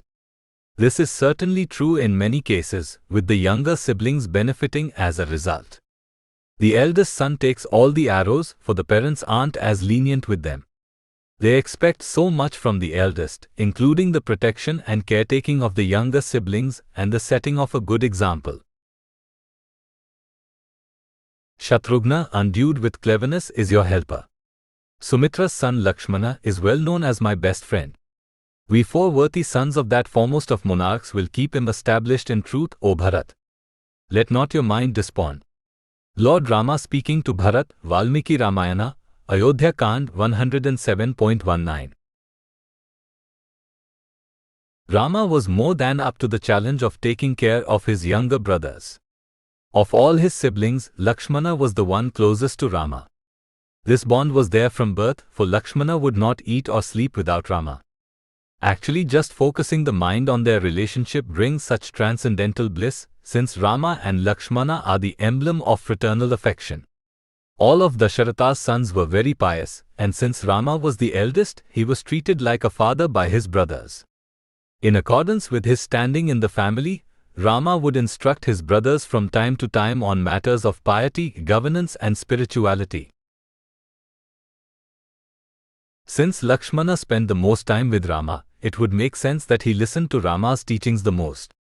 The spiritual master, or guru, plays a very important role in the Vedic tradition. Since he is the origin of Vedanta, or the ultimate knowledge, God is the original teacher.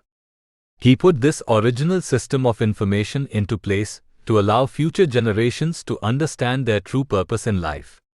Though Rama and Lakshmana took instruction from their own spiritual masters while growing up, Lakshmana undoubtedly viewed Rama as his foremost guru. As a perfect student, Lakshmana not only listened to what Rama told him, but he actually understood everything.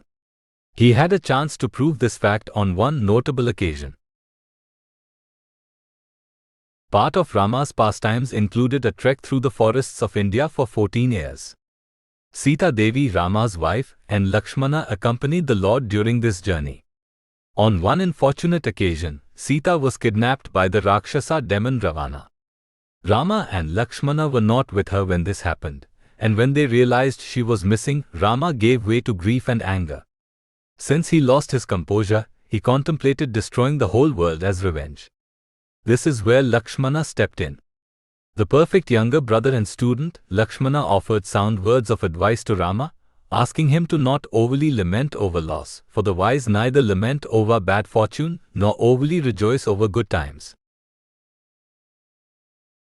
Note, in the 15th verse of the 2nd chapter of the Bhagavad Gita, Lord Krishna tells Arjuna, the best among men, that the person to whom all the temporary conditions in life born of sense perception are never distressing, who is undisturbed and patient in both happiness and distress, becomes eligible for immortal life or liberation.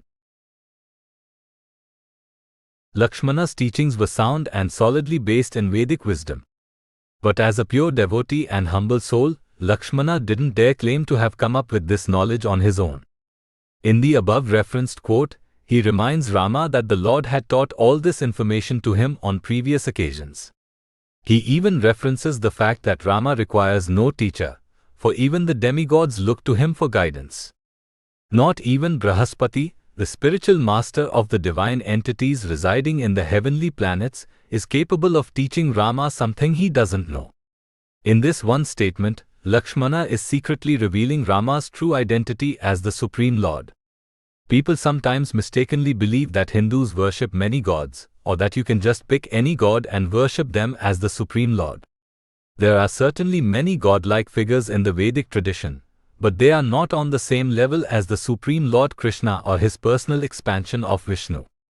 The demigods are referred to as devas, which mean godlike or divine beings. They are elevated living entities possessing extraordinary powers. However, from Lakshmana's statement we see that Rama is even their preceptor, what to speak of ordinary men. This one incident also reminds us of the fact that God derives tremendous pleasure from hearing Vedic wisdom from devotees. As the original teacher, Rama instructs the entire world on the proper code of conduct or dharma. Nevertheless, not everyone will understand his teachings. Some can surely recite what he says verbatim, and that itself is certainly a good thing, but there are very few people who truly understand what he teaches. Note, in the 3rd verse of the 7th chapter of the Bhagavad Gita, Lord Krishna tells Arjuna that out of thousands of men, only one will strive for perfection in spiritual life. And out of these men, hardly one will know Krishna truly. Those who have the highest understanding of God, the devotees, are capable of not only remembering what their spiritual masters tell them, but also of knowing when to invoke different aspects of what they have been taught. Lord Rama, by giving way to lamentation and anger, purposefully created a situation which allowed everyone to see how intelligent Lakshmana was.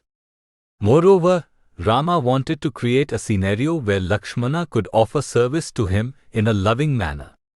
This is an example of God's mercy. He knows that not everyone will offer service to him in the same way, so he creates situations tailored to each devotee's mood of worship. This is similar to the way women behave when they are attracted to a man. Women will sometimes pretend to not know how to do something, so that they can have the man in their life take charge and help them. This gives pleasure to both the woman and man, for the woman takes service from the man and the man gets to show off his skills. The lesson here is that nothing pleases the spiritual master more than when we can teach others the same things that were taught to us. This represents a high level of devotion to God. What is so wonderful about teaching others about Krishna is that not only does our spiritual master become pleased, but so does his spiritual master, and his spiritual master, and so on until we reach all the way up to the original spiritual master, Krishna himself. Lord Chaitanya, Krishna's most recent incarnation on earth, advised that every person living in this age of Kali can become a guru by simply talking about Krishna with every person they meet. Wherever we go and whomever we meet, we simply have to talk about Krishna and his instructions. An even simpler way to do this is to chant the holy names of God out loud. Hare Krishna, Krishna Krishna, Hare Hare, Hare Rama, Rama Rama, Hare Hare. Chapter 21. Do it again. O hero, many times in the past you had spoken the same words of instruction to me. Of course, how can anyone, be they even Brihaspati himself, be capable of instructing you? Lakshmana speaking to Lord Rama, Valmiki Ramayana, Aranya Kanda 66.18. Important facts and theorems need to be repeated again and again in order for others to understand them. This makes sense because it is our tendency to forget things, especially considering just how fast the human brain works and how quickly it processes ideas, memories, and experiences. Repetition is beneficial because sometimes even the givers of information, the teachers, can forget the relevant facts relating to their subject of interest. If a person repeats key concepts or finds new ways to explain the same ideas, they gain a better understanding of the subject matter. This principle especially applies to teachings relating to spiritual life. The initial inclination is that such repetition will end up boring the intended audience. Why would I want to listen to the same thing all the time? After a while, I'm just going to zone it out anyway. This may certainly be true in many scenarios. We have a tendency to get bored very quickly, thus there is a plethora of television channels and internet websites for our perusal. Though there appears to be variety in material enjoyment, if we do a careful study, we'll see that this variety is an illusion. Let's take the news for example. We like to watch the news for the obvious reason that it gives us new information, things that we don't know about. People who watch the news feel like they are in the know, ahead of the curve, so to speak. But is today's news really anything noteworthy? Say we opened up a newspaper from 5 or even 10 years ago. First off, hardly anyone would have any interest in reading a newspaper which is that old, for even yesterday's news is of no interest. If we were to open up one of these old papers, we'd likely find a few stories relating to notable celebrity figures passing away, congressmen declaring a crisis in some area of the economy, another person contemplating running for political office, a few gruesome murders here and there, and a new study saying that such and such food will cure cancer. The nature of the stories never really changes, though the exact details, facts, and proper names may vary. So while we may think we are getting variety in material life, we are more or less chewing the chewed, as the great devotee Prahlada Maharaja would say. Material life has this effect on us. We try something out, get some enjoyment out of it, and then eventually cast it aside in favor of a new venture. But the nature of the activities doesn't really change, for everything revolves around the four principles of animal life: sleeping, having sex, consuming food, and worrying about defense. Every new grandiose philosophy expounded by the latest intellectual is really no different than anything we've already heard. With each new activity, our enjoyment actually diminishes more and more. Since we have already chewed on such activities, there isn't much left there to give us happiness. When all the enjoyment is chewed out of a particular activity, what do? Naturally, we look for new activities. But if the nature of the activities doesn't change, we are not likely to derive any new enjoyment. Spiritual life is different though.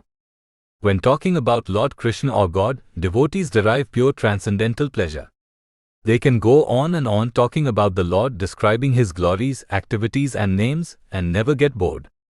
To see evidence of this, we need only consult the recorded teachings of two famous Vaishnava Acharyas, Srila Bhaktisiddhanta Saraswati Goswami Prabhupada and His Divine Grace A.C. Bhaktivedanta Swami Prabhupada.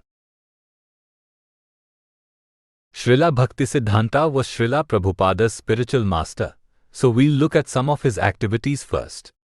Srila Bhaktisiddhanta was known as the genius of his time. He even received the nickname of the living encyclopedia. He could recite entire sections of Vedic literature straight from memory. Not only was he good at memorizing, but he could invoke relevant scriptural verses when needed, especially when debating other non-devotees. Aside from writing many books in several languages about devotion to Krishna, Srila Bhaktisiddhanta loved to lecture. It is said that he once spent 2 months giving lectures on just one verse from the Srimad Bhagavatam. These verses aren't very long, maybe a few sentences, so how could one person talk for that long about the same verse? It also must be noted that his lectures weren't carbon copies of each other. He didn't just repeat himself every day. Srila Prabhupada behaved in a similar manner. He authored a large number of books after he had reached the age of 70, which itself is a remarkable achievement. Moreover, he continually traveled across the world giving lectures, engaging in conversations, and translating books every single day. Many of these lectures were recorded, and one can listen to them today at their leisure. A point of interest is that most of the Prabhupada lectures had the same meanings, touched on the same famous verses from scripture, and eventually reached the same conclusion. Yet one will never get bored listening to these lectures. How could this be? An even more relevant question is, how were these two great saints able to talk about the same subject matter every single day and not bore themselves? How were they able to remain passionate about what they were teaching, and how were they able to keep others interested? As mentioned before, there is a difference between something that is material and something that is spiritual. Matter is part of God's inferior energy, so even though it is related to God, it is subordinate in nature to spirit. Spirit is anything directly relating to God, thus it is considered the Lord's superior energy. When we engage in any activity that is aimed at developing our material bodies, it is called karma. Spiritual activities are geared towards developing our spiritual bodies, so these activities are considered free of karma. Since matter is inferior to spirit, it makes sense that the enjoyment derived from associating with the material energy would also be inferior. Srila Bhaktisiddhanta, Srila Prabhupada, and all the great devotees associate exclusively with God's spiritual energy, so they never tire of teaching. They were able to talk so extensively about Krishna because they had the proper understanding of everything material and spiritual. A scientist may be enamored by how grass grows. They will study the chemical properties, how long seeds take to sprout, and what it takes to sustain the life of the grass. While this information is beneficial, it doesn't really help in the grand scheme of things. The better way to go about learning about plants, trees, crops, etc. is to first understand the source of all life, God. This is the path taken by devotees. They try to find out who God is, where He lives, what He looks like, and what our relationship with Him should be. After finding the answers to these questions, devotees immediately gain a perfect understanding of everything else in life. The same example of grass can be used here. The devotees look at the growing of grass in this way. Oh, this grass is so nice. It grows because of the sunlight produced by Krishna. It needs fertile soil in order to grow. Thus it requires high-quality dirt, which is also emanating from Krishna. Once the grass grows, it can be eaten by the cows, who will then freely supply milk to mankind. This milk will then be used to prepare foodstuff to be offered to Krishna. Once the Lord eats the food, the resultant prasadam, the Lord's mercy, can be distributed to others. Thus the grass helps everyone in becoming Krishna conscious, which is the ultimate goal in life. Devotees not only look at grass through this prism of devotional service, but everything else in the world as well. Thus we see there are unlimited ways to describe the Lord. At this point one may ask, okay, so you can describe God in so many ways, but why is this needed? Why do you constantly need to find new ways to explain the same concepts of spiritual life? The reasons are twofold. The first is that devotees like to find ways to relate everyday things to spiritual life for the benefit of the non-devotees. In the grand scheme of things, every person is a devotee of Krishna, but they just might not be aware of it. Also, the objects of their devotion may vary. One person may be worshipping Krishna's illusory energy known as Maya, while another is worshipping the mind, the body, etc. Though every person is a devotee, since their objects of worship vary, so do the results of their worship. When we speak of devotees of Krishna, we refer to those people who worship Krishna directly, either in his personal form or one of his Vishnu Tattva expansions such as Rama, Narsimha, Narayan, etc.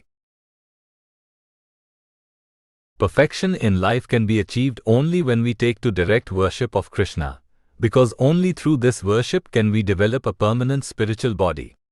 This development is essential because only in a spiritual body can we enjoy pure transcendental bliss, something which gives us enjoyment that never runs out.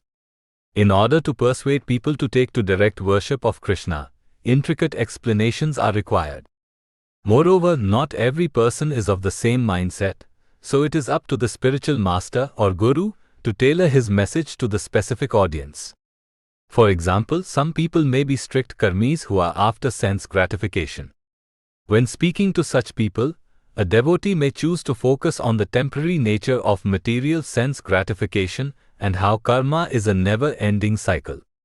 Then there are others who may believe in God but may not want to accept the fact that He has a permanent form. They'd rather spend their time sitting in silent meditation or studying Vedanta.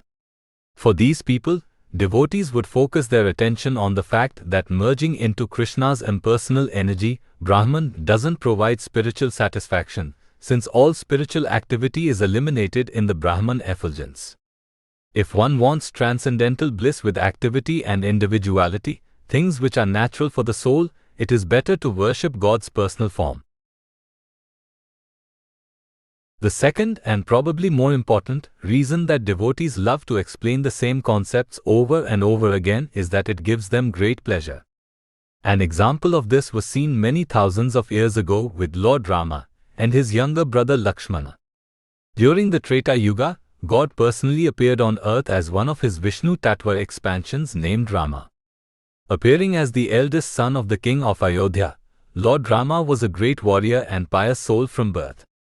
Not only was he adept at fighting enemies, but he also had a full grasp of Vedic concepts and truths. This shouldn't be surprising, as Rama was God himself. Since he was the eldest son of the king, Rama had added responsibilities. He had to set a good example not only for the citizens of Ayodhya, but also for his 3 younger brothers. His brothers all looked at Rama as a father, and the Lord would oblige by giving them instruction on dharma. The Lord is the most merciful after all, so He doesn't like to always be the one providing instruction. Sometimes He likes to glorify His devotees by giving them the opportunity to teach. This was the case when Rama's beautiful and chaste wife, Sita Devi, was kidnapped from the forest by the Rakshasa demon Ravana. Rama pretended to be very distraught. He was playing the role of an ordinary human. Seeing that his beloved brother was distressed, Lakshmana stepped in and offered some sound words of advice. Though his teachings were intricate and detailed, the sum and substance was that Rama should not overly lament over bad fortune, and that he should remain fixed on the righteous path, performing his duties as a prince and husband with detachment. These teachings, which are a central part of Vedic wisdom, are also found in the famous Bhagavad Gita delivered by Lord Krishna himself. At the conclusion of his statements, the sweet and kind-hearted Lakshmana was somewhat remorseful for having instructed his superior brother. In the above referenced statement, he makes note of the fact that Rama had many times previously offered the same instructions to him, and that no one in the world was capable of telling Rama what to do. These weren't just flattering words but undeniable facts. God is the original spiritual master of the world, so no one can surpass him in intelligence. Yet Lakshmana's statement is quite noteworthy since it tells us that Rama had previously offered the same words of advice to Lakshmana. This means that the Lord enjoyed discussing the same spiritual topics over and over again, and Lakshmana, being the great devotee that he was, also enjoyed hearing them. So we see that even though Lakshmana had already understood everything perfectly, there was still a need for repetition. Additionally, Rama enjoyed hearing the same teachings repeated to him by his younger brother. The devotees, as their primary business in life, try to get others to take up the discipline of devotional service. They subscribe to this dharma because they know that only through the execution of devotional service will mankind find the permanent happiness that currently eludes it. One of the simplest ways to perform devotional service is to discuss topics relating to Krishna with others. The easiest way to discuss Krishna with others is to simply chant his names out loud. Hare Krishna, Krishna Krishna, Hare Rama, Rama Rama, Hare Hare.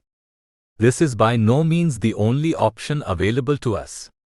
In today's advanced technological age, simply typing out Krishna's name and sending it to others is also a form of Krishna Katha, or discourses about God.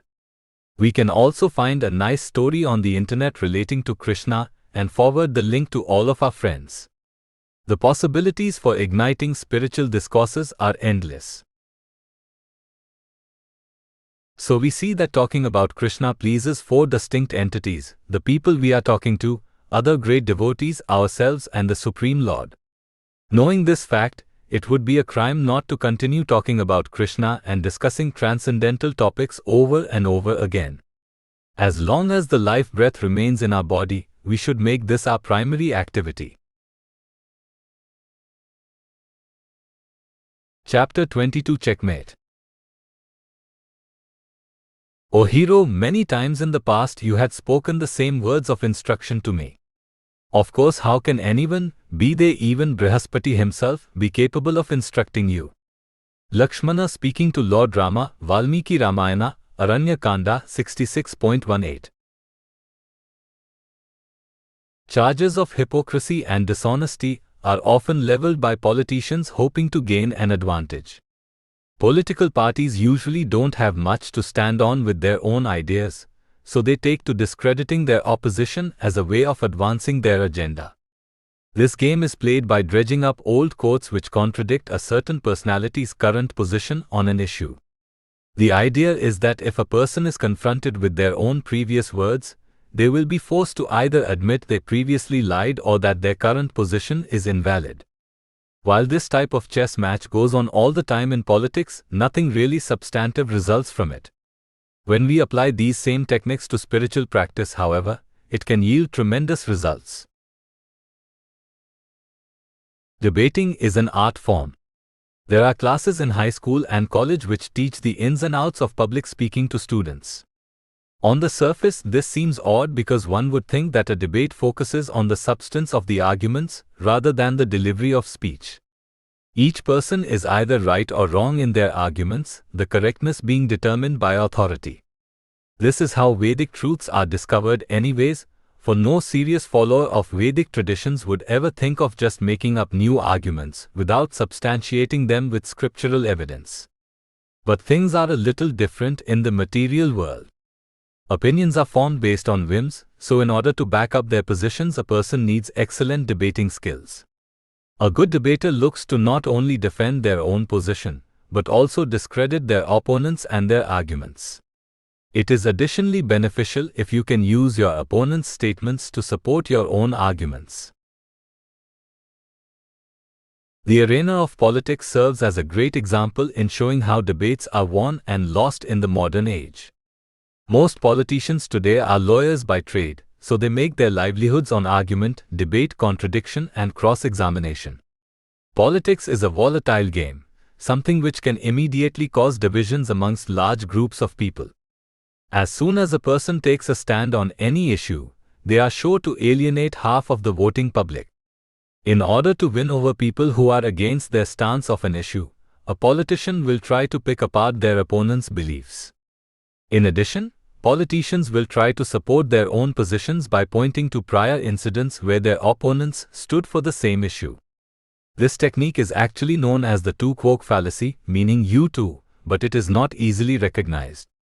This fallacy is typically seen in the situation where person A makes a negative claim about person B's behavior. Person B, instead of trying to defend the merit of their behavior, decides to use the two-quoque fallacy whereby they note that person A had previously engaged in the same behavior. Person B is essentially saying, well, you did this same thing in the past, so how can you complain now?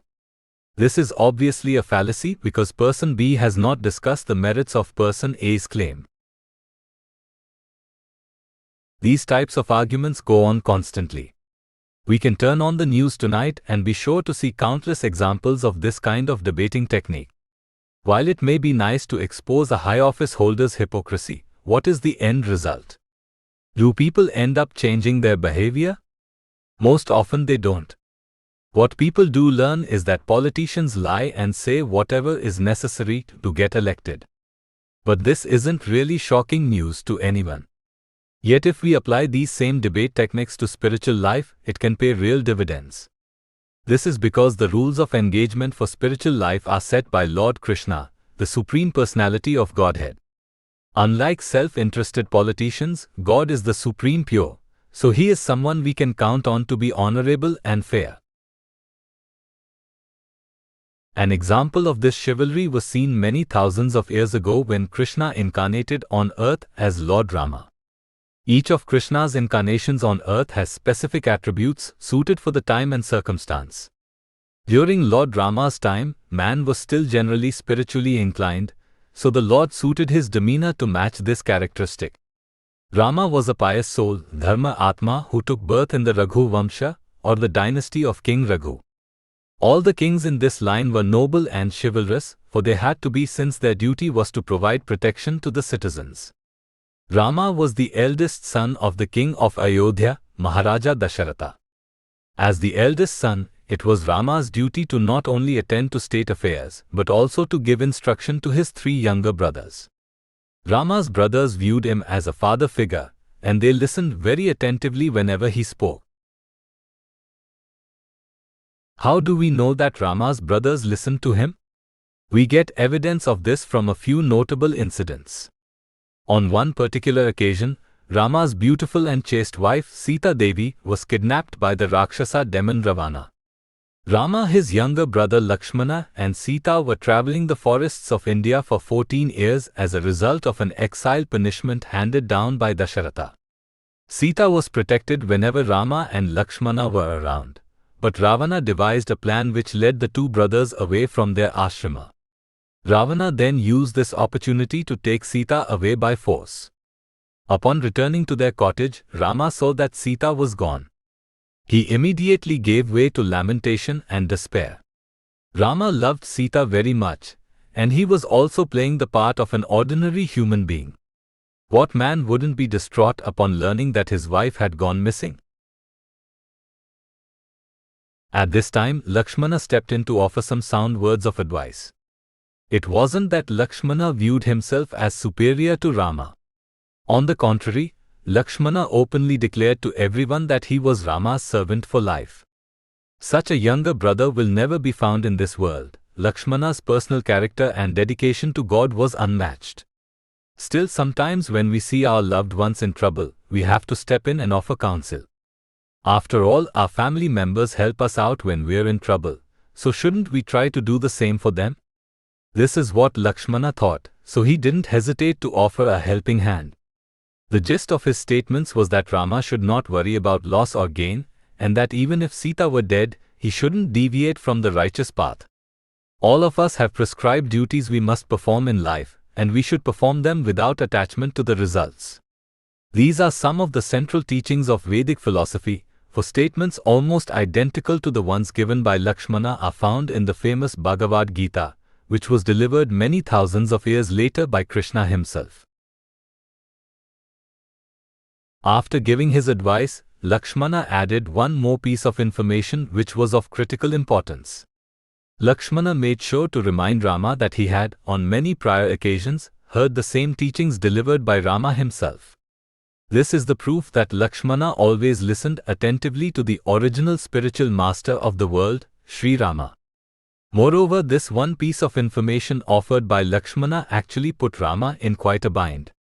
Lakshmana essentially told Rama, "You have to follow my advice, for these statements actually aren't coming from me. All of this I learned from you originally. Thus, if you don't listen to what I'm saying now, you are essentially going against your own teachings.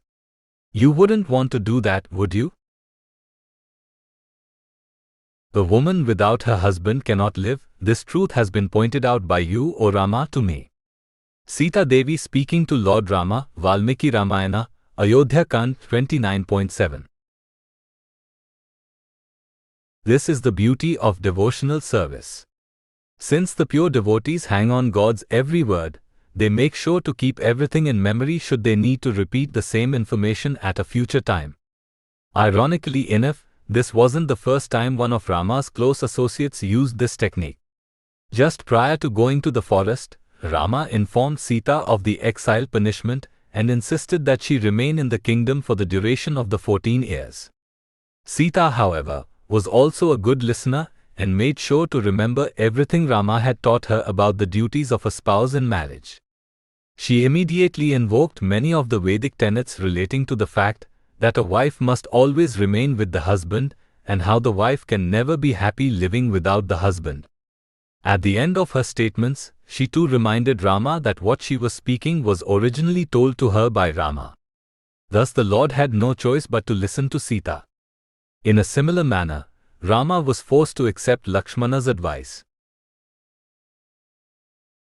Since Lord Rama is the supreme divine entity, he is never required to listen to anyone, but for the devotees, he kindly creates circumstances where he is forced to listen to their words of advice. Lord Rama was very pleased with both Sita and Lakshmana, for their words of wisdom were offered out of pure love. Following Lakshmana's advice, Rama would regain his senses and continue his search for Sita, eventually finding and rescuing her after defeating Ravana in battle. Note: in the 66th verse of the 18th chapter of the Bhagavad Gita, Lord Krishna tells Arjuna to abandon all forms of religion, dharma, and simply surrender unto him. By so doing, Arjuna would have no need to worry, for Krishna would protect him from all sinful reaction. There are several important lessons we can take away from this. Since Krishna knows that our natural home is in the spiritual world with him, he kindly gives us guidelines to follow in our journey through life.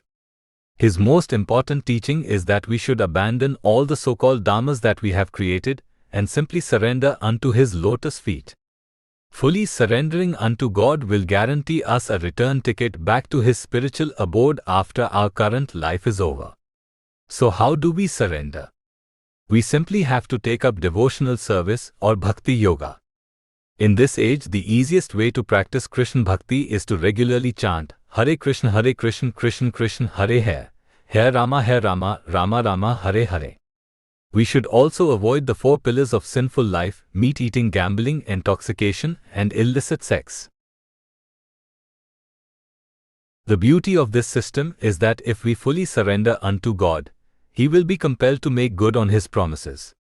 If we become pure devotees by always thinking of the Lord and spending all our time engaged in His service, He will have no choice but to abide by His own statements promising our salvation. If our hearts are pure, then just as with Lakshmana and Sita, we too can put the Lord into a checkmate situation where He is forced to accept our service.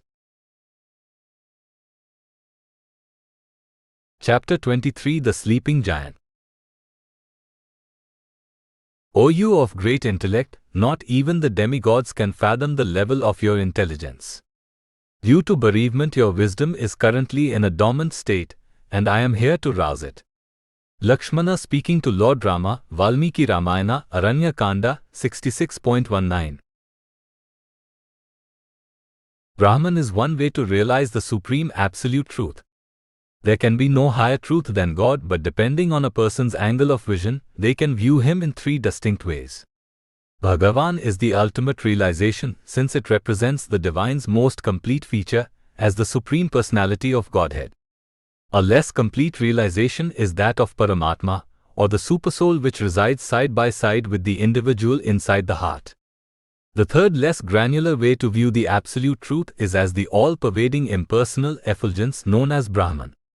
This energy can be thought of as a light, similar to the sunshine emanating from the sun. There is no difference between the sunshine and the sun itself, for they are part and parcel of the complete whole. Yet at the same time, the sun globe remains superior. In the same vein, there is no difference in quality between the Supreme Lord and the living entities, though the Supreme Lord always remains superior. Note, in the 13th verse of the 13th chapter of the Bhagavad Gita, Lord Krishna tells Arjuna that he will now explain the knowable, which upon understanding one will taste eternal nectar. The beginningless spirit, which is beyond the cause and effect of the material world, and which is subordinate to Krishna, is known as Brahman. Brahman is completely pure and free of any defects. Since we are part of Brahman, we too are meant to be completely pure, knowledgeable, and eternal. Yet most of us currently are in a conditioned state where we are constantly hankering for the things that we want, and lamenting over the things that we fail to secure. In the conditioned state, the living entity is anything but happy, blissful, or knowledgeable. How can this be if we are part of Brahman? If we are the same in quality as God, how can we suffer through misery? Isn't the absolute truth above defects? To answer these questions, we must first analyze the difference between the living entities and Parabrahman. Some people understand the true nature of Brahman and realize that everything emanates from it.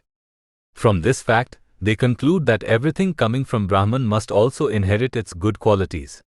As living entities, part and parcel of Brahman, we are certainly the same in quality as Parabrahman God, but our quantitative powers are different. We are part of the complete whole, but at the same time different from it. The example of the body can be used to illustrate this distinction. Our arms and legs are certainly part of our body, thus they can be considered identical to us in a sense. The arm is the body, for it is one of the key components to it. At the same time, there is an owner of the body, a distinct entity which drives the movements of the various body parts. Some believe that this controller is the brain or the heart, but in reality it is the soul. The soul is Purusha or spirit, and it gives life to dull matter. Thus the soul can be considered different from the body, it is the master.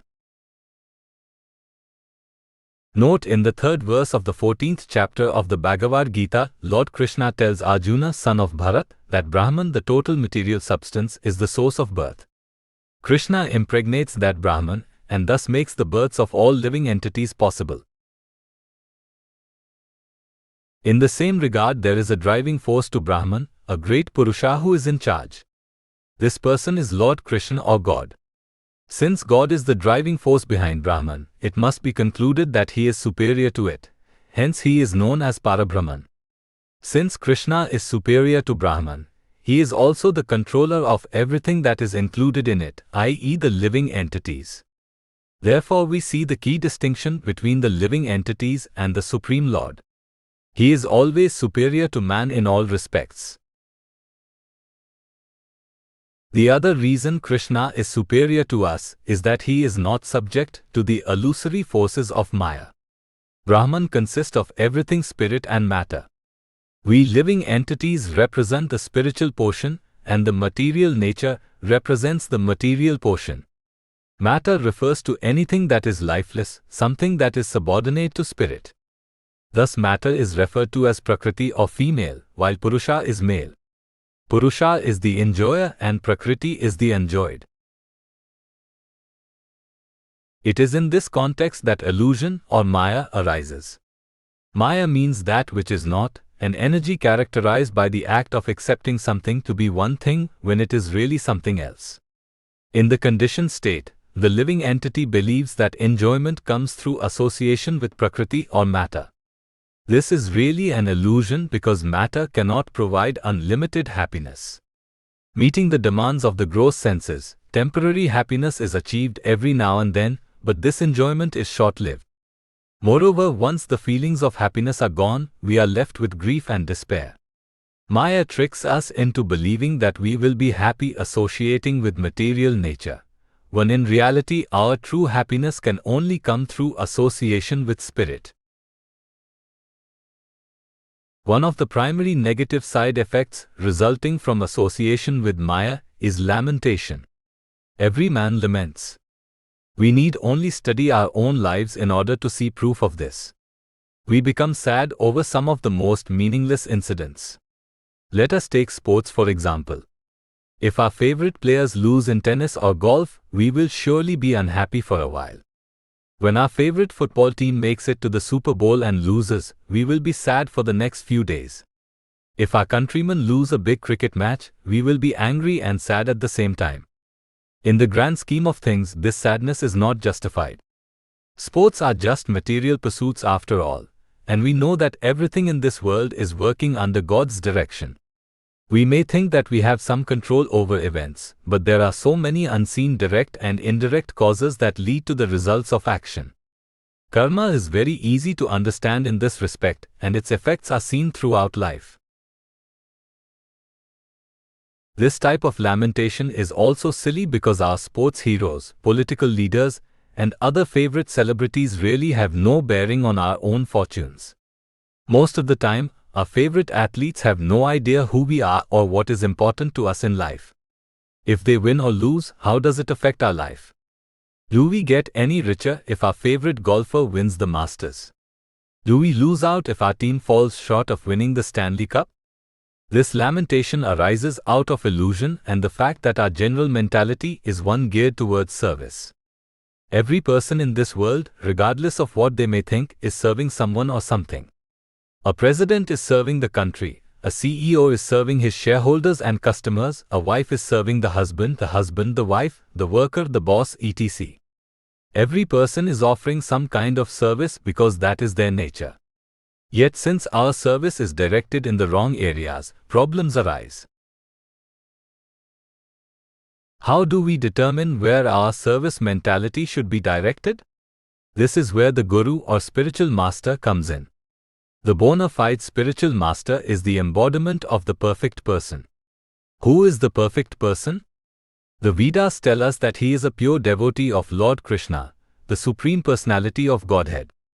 Since we are part and parcel of God, our service attitude is meant to be directed towards him. Love is what makes the world go around.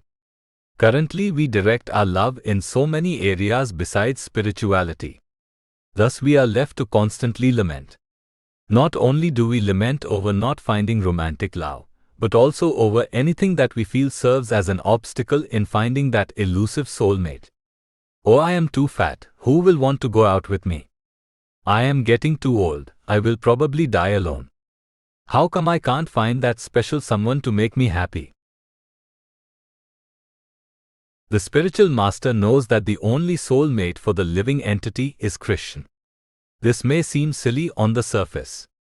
How do we associate with God? How can we love someone that we can't even see? Again, this is where the Guru comes in. The spiritual master knows how to see the absolute truth because he learned the technique from his guru, who learned it from his guru, and so on. The original spiritual master is Krishna. He created the ancient system of Vedic knowledge in order to help the conditioned living entities realize the ultimate reservoir of pleasure and become happy. The only way to shed our illusion and ignorance and regain our true nature of bliss is to surrender unto a pure devotee of Krishna and listen to his instructions. It is through the mercy of the Guru that we can achieve perfection in life. An example of this mercy was seen many thousands of years ago with Lakshmana, the younger brother of Lord Rama. The Supreme Absolute Truth is so kind that not only does he give us Vedic wisdom, but he also appears on this planet from time to time to show us just how to go about following the teachings of the Vedas. For many of us, it is easier to learn high concepts and theories through activities and real-life examples. In mathematics, for example, there are many theorems and rules put forward by great teachers, but it is not until we work out intricate problems that we gain an understanding of how to use these rules and what they mean. In the same way, Krishna's avatars, or incarnations that appear on earth, give us a glimpse into God's true nature and how we are to associate with him. As Lord Rama, God showed special mercy to the fallen souls by appearing in the guise of an ordinary human being. If the Supreme Divine Entity comes to earth and constantly shows off his power, it would be difficult for conditioned living entities to relate to him. Oh, this person is the Supreme Lord, so what need do I have to hear about his activities? None of these stories relate to anything in my life. If the Lord appears as a human being, however, we are more likely to take an interest in the activities he performs. This was the case with Lord Rama, as his life story is documented in the famous Ramayana poem composed by Maharishi Valmiki. The Ramayana is probably the oldest literary work in history, as it cannot even be properly dated. Lord Rama appeared so many thousands of years ago, during the Treta Yuga, that people have a hard time coming up with concrete dates for his appearance and disappearance. Since Rama was playing the role of an ordinary human, he too endured some hardships. As the eldest son of the king of Ayodhya, Rama was the rightful heir to the throne, but on the day prior to his installation, he had the kingdom snatched away from him. To make matters worse, the Lord was forced into exile for 14 years. This wasn't the worst thing to happen to Rama though. While in the forest, his beautiful wife Sita Devi was kidnapped by the Rakshasa demon Ravana. Rama was an expert Kshatriya warrior who appeared on earth specifically to kill Ravana. The demon was granted a boon many years prior by Lord Brahma, which stipulated that no celestial could defeat him in battle. Human beings were not on the exempt list, thus Lord Krishna used this loophole to come to earth and kill Ravana. Since Rama could defeat anyone in battle, there was no way for Ravana to kidnap Sita while in Rama's presence. Therefore the demon created a diversion which led both Rama and his younger brother Lakshmana away from the cottage where Sita was. As a result, Ravana was able to swoop in and take the beautiful princess away by force. When Rama returned to the cottage, he saw Sita was gone and immediately gave way to lamentation. Though we may have strong feelings for our loved ones, they pale in comparison to the attachment felt by the Supreme Personality of Godhead towards his pleasure potency. Just as God is eternal, so are his pleasure potency expansions such as Radharani, Lakshmi, Sita, etc. Since no one in this world can give more pleasure to Rama than Sita, her disappearance caused the Lord great grief. Seeing his brother distraught, Lakshmana stepped in and offered some sound words of advice. In this instance, Lakshmana essentially served as Rama's guru. Now we shouldn't let this leave us with the impression that Krishna needs a guru or that he can suffer from the same defects that we can. Lakshmana clearly pointed out several times that Rama was in no need of a guru, for even the demigods looked to him as their spiritual guide. Nevertheless, Rama was playing the role of a disciple in order to teach future generations a lesson. Since Lakshmana was a pure devotee, he was a perfect candidate to be a spiritual master. In the above referenced quote, Lakshmana makes mention of the fact that Rama's intelligence is unmatched and that currently his intelligence is being numbed by his grief. Moreover, Lakshmana is taking it upon himself to remove that grief so that Rama's eternally existing wisdom can be awakened. Though Lakshmana spoke these words to the Supreme Lord himself, in many respects the teachings apply to all living entities. We too are knowledgeable and full of bliss, but we currently are unaware of it due to our grief. Maya has tricked us into forming attachments to matter. This transgression has dulled our intelligence and wisdom. The only person who can reawaken the sleeping giant inside of us is the spiritual master. What was Lakshmana's instruction to Rama? Rama's sweet-hearted younger brother told him to get up and continue with his prescribed duties.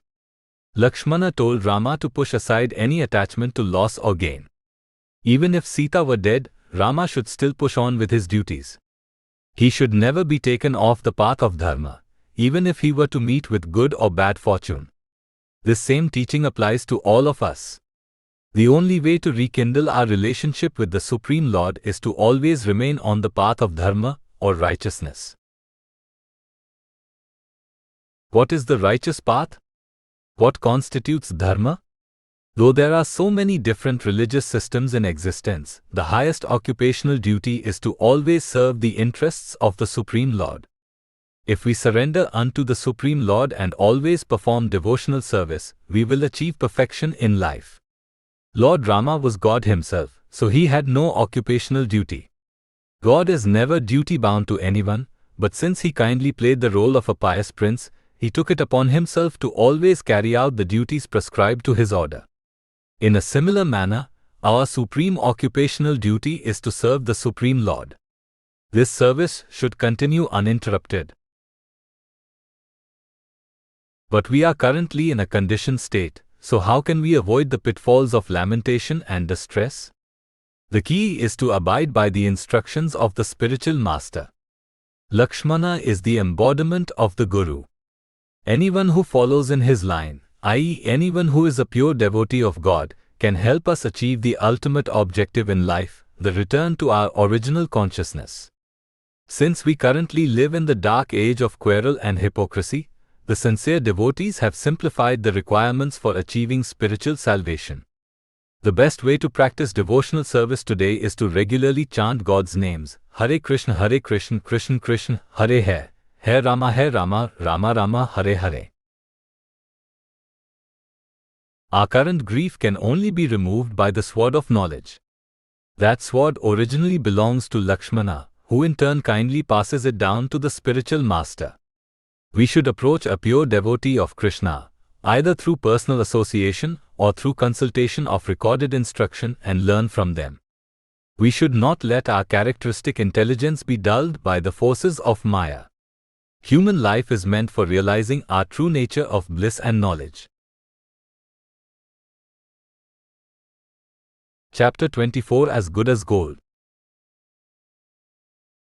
O you of great intellect, not even the demigods can fathom the level of your intelligence. Due to bereavement, your wisdom is currently in a dormant state, and I am here to rouse it. Lakshmana speaking to Lord Rama, Valmiki Ramayana, Aranya Kanda, 66.19. Gold is a commodity that has value and importance throughout the world. Formerly, gold was the system of currency in many countries like America, where each paper note was backed by an equal value of gold in the national treasury. Gold is so valuable that people flock to areas where it is in abundance, or where there is even a perceived reservoir, as was seen with the gold rush in the west coast of the United States during the year of 1849. Yet if one were to discover gold, they likely wouldn't find it to be very appealing. Gold in an unpolished state appears just like a glob of matter, something that can even be bitten into. Actually, that is one way to determine the authenticity of gold. You see if it can be bitten into. It is not until one expertly crafts, shapes and refines the gold that it starts to shine and take on a life of its own. In a similar manner, we living entities are just like gold in that we are pure and extremely valuable at the core, yet presently we are in an unpolished state, unaware of our true value. It is not until we associate with a pure devotee of Lord Krishna or God that we can understand our true nature. Gold is valuable. How do we know this? Others like to own gold and use it for various purposes. Something is considered valuable if it can be used by others to advance a cause or item of self-interest. If something isn't valuable, we have no interest in it, we don't think twice about it. Valuable commodities have just the opposite effect. We want to possess them and watch their value grow. One of the most valuable commodities in the modern age is oil, which is regularly traded on the futures market. This buying and selling is so volatile that simply by betting the future price of oil up or down, the current price of gasoline can drastically change. Gold is considered a real commodity because it will always have value, irrespective of the current economic situation. Currently in America, wealth is determined by how much paper currency a person possesses, but as is seen, the value of these paper notes can change on a whim depending on how the Federal Reserve Bank of America deals with monetary policy. In days past, all currency in America was backed by an equal amount of gold in the national treasury, thus giving the paper notes a tangible value. Though that is not the case today, mankind's interest in gold has not diminished. We living entities are similar to gold in that our value doesn't lessen with time. Time is the greatest diminishing force since it can reduce anyone and anything. A person may be very strong and stout today, but through the influence of all-devouring time, their strength will gradually diminish to the point where they will die. In a similar manner, great buildings and empire also collapse in due course. We living entities, however, being eternally valuable, are immune to the effects of time. This may seem like a contradiction at first glance. How can we be immune to the effects of time if we are destined to die? Our identity comes from the Atma or soul residing within us. This soul is eternal, unbreakable, and immutable. It never suffers through birth or death, nor does its value ever increase or decrease. To understand the soul's true value, we must first realize where it comes from. If the soul never takes birth, how can it have a source? The soul is technically an expansion of the Supreme Soul, the Supreme Divine Entity. When this person who transcends ignorance, Purushottama, expands himself into separate Jiva souls, the separated souls don't necessarily take birth. Purushottama is existing eternally, and thus so are his expansions. Since we come from God, our nature is exactly like his. The Supreme Lord, whose original form is that of Lord Shri Krishna, the Supreme Personality of Godhead, is eternally blissful and full of knowledge. This should make sense to us. If Krishna were miserable and unintelligent, then he couldn't be God. The idea of a supreme controller implies that he is above any and all defects known to man. We spirit souls are godlike, so we are also eternally blissful, full of knowledge and not subject to illusion, distress, chaos, tumult, etc. If we are eternally blissful, why do we suffer through misery? Why are we forced to die? Every day is full of so many miseries. We create so many attachments throughout the course of our lifetime, yet all these bonds are severed at some point. If we watch the news on any given day, we will see tragedy everywhere. Somewhere a building is being blown up, a person's home is being ruined by a devouring flood, or a government is confiscating wealth and property and turning citizens into wards of the state. If we are godlike, why do we live through so much tumult? These unwanted events are the result of our current state, a condition where we are bewildered by the forces of material nature, which are governed by Maya. Maya means that which is not. By taking birth here, we become subject to her forces. Maya essentially makes us believe that we can achieve unending bliss and peace through associating with everything and everyone except Purushottama. Since God is the only person who can give us real pleasure, the further and further we drift from him, the more we suffer through disappointment and heartache. Thus our original blissful nature becomes covered up by the temporary pains and pleasures we experience in this world.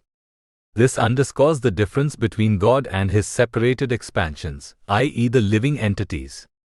Krishna can never become subject to the forces of Maya, but we living entities can. In this way, God is always superior. The living entities are just like gold, in that our value does not change even when we associate with Maya. Yet gold in its raw form doesn't have much use. It must be shaped and crafted in such a way that all the dust is removed so that it can truly shine. In a similar manner, we living entities are extremely valuable in that we are part and parcel of God. But in order to realize our potential, we must be shaped and molded in the proper way. Where do we go to get fixed up? Who or what can polish us and make us shine?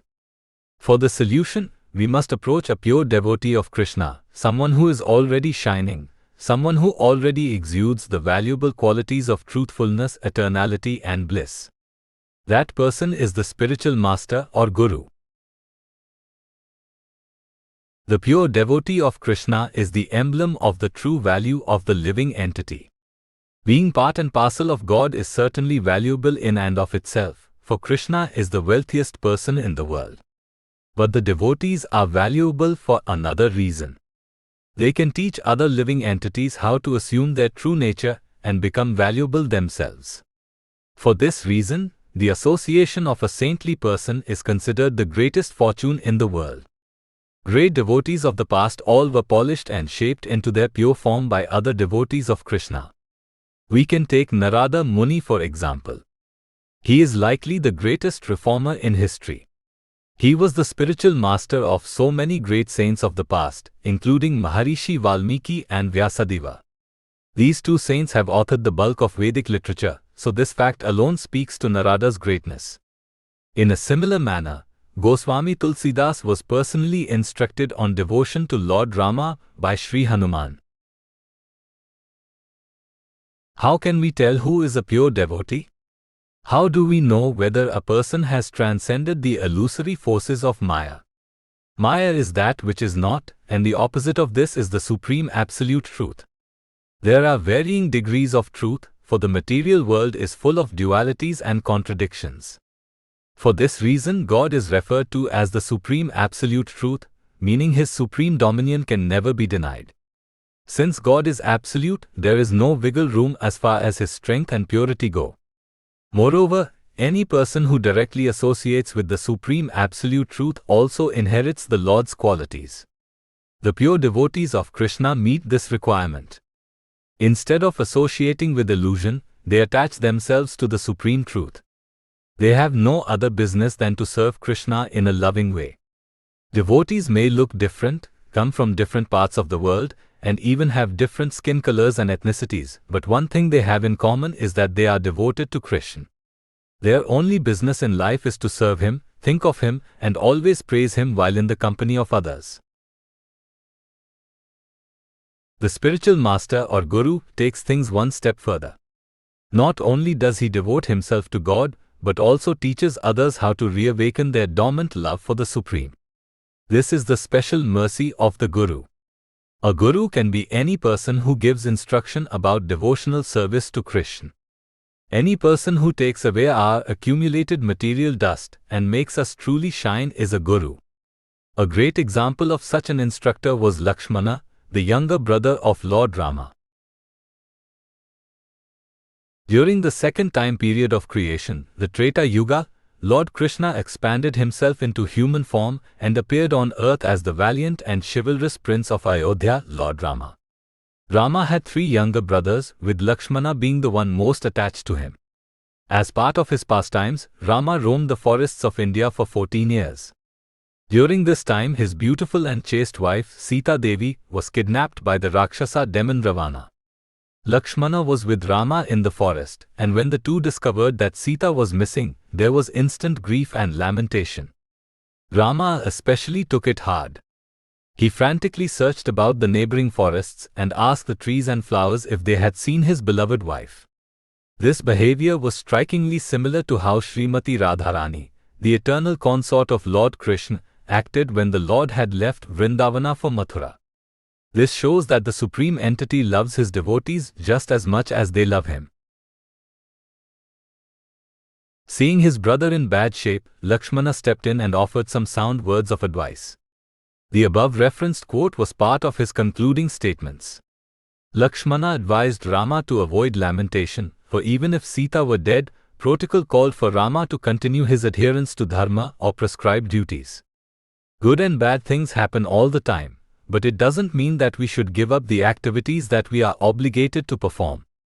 Only through proper execution of spiritual activities can one achieve success in life. Thus we see that Lakshmana behaved as the perfect spiritual master. Rama and Lakshmana were part of the Kshatriya or warrior class, so how could Lakshmana be a spiritual master? Moreover, Rama was God himself, so how can he ever take instruction from anyone? These are very important questions, and if we properly understand the answers to them, we will be taking giant steps forward in our spiritual progress. At the end of his statements, Lakshmana made sure to remind Rama that no one could instruct him, for even the demigods learned everything from him.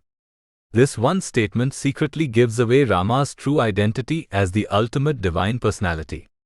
But Lakshmana also made sure to remind Rama that the instruction he was providing had actually been delivered by the Lord to Lakshmana on many previous occasions. Thus we see that Lakshmana didn't concoct any of the things he was saying, for he had learned these truths from the highest authority, Rama. Moreover, since God is the original teacher of mankind, he takes pleasure in seeing that his students understand what he teaches them. Rama felt great joy in hearing Lakshmana's instructions, for it meant that his faithful younger brother had listened attentively, like a perfect student. The lesson to be learned from this incident is that we should all adopt Lakshmana's mindset and listen attentively to the teachings of the Supreme Lord. Where do we go to find these teachings? Luckily for us, when God teaches His devotees, they don't just keep the information to themselves. They train their own disciples, who then pass it down to their students, and so on. So we simply need to consult a person belonging to the chain of disciplic succession, which originates from Lord Krishna. If we approach these devotees, we are assured of success in spiritual life. This association doesn't have to be of the personal variety either. The great saints have written voluminous literature, establishing the supremacy of devotional service to Krishna over all other spiritual disciplines. These books have true value, for they have been read for centuries. Unlike the newspapers and magazines of today, these books don't get tossed aside after reading once or twice. Their value only increases as time goes on. We simply need to consult these books, read them regularly, and pass on the information contained within to others. In this way, we can assume our true nature as pure servants of the Supreme Lord. Devotees of God are as good as gold in all respects. Chapter 25 The Sharpest Knife. O you of great intellect, not even the demigods can fathom the level of your intelligence. Due to bereavement, your wisdom is currently in a dormant state, and I am here to rouse it. Lakshmana speaking to Lord Rama, Valmiki Ramayana, Aranya Kanda, 66.19. Tim the Toolman Taylor, the famous character from the American television sitcom Home Improvement, said it best, "We need more power."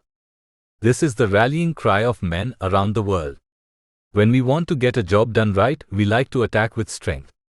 This means that if we require the aid of a tool or device, we want something that will pack the heaviest punch, for that will increase the chances of success.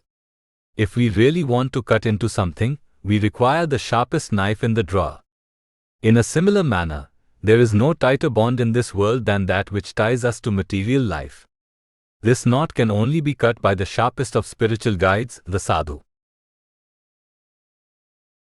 Why is an increase in power, or the sharpest knife required? Won't just an ordinary knife do the job? Sometimes this is certainly true. We don't always want to take the extra strength variety of pain relief medication if our headache is only of the minor variety. But for the big jobs, it is undoubtedly true that extra strength equates to a greater chance of success in the mission. For example, if we are mowing a small lawn, we might be fine with just a manual machine which can be pushed by hand.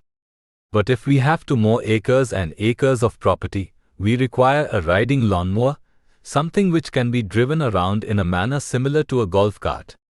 If we need to tow heavy loads of cargo, a large truck will be much more effective than a small car.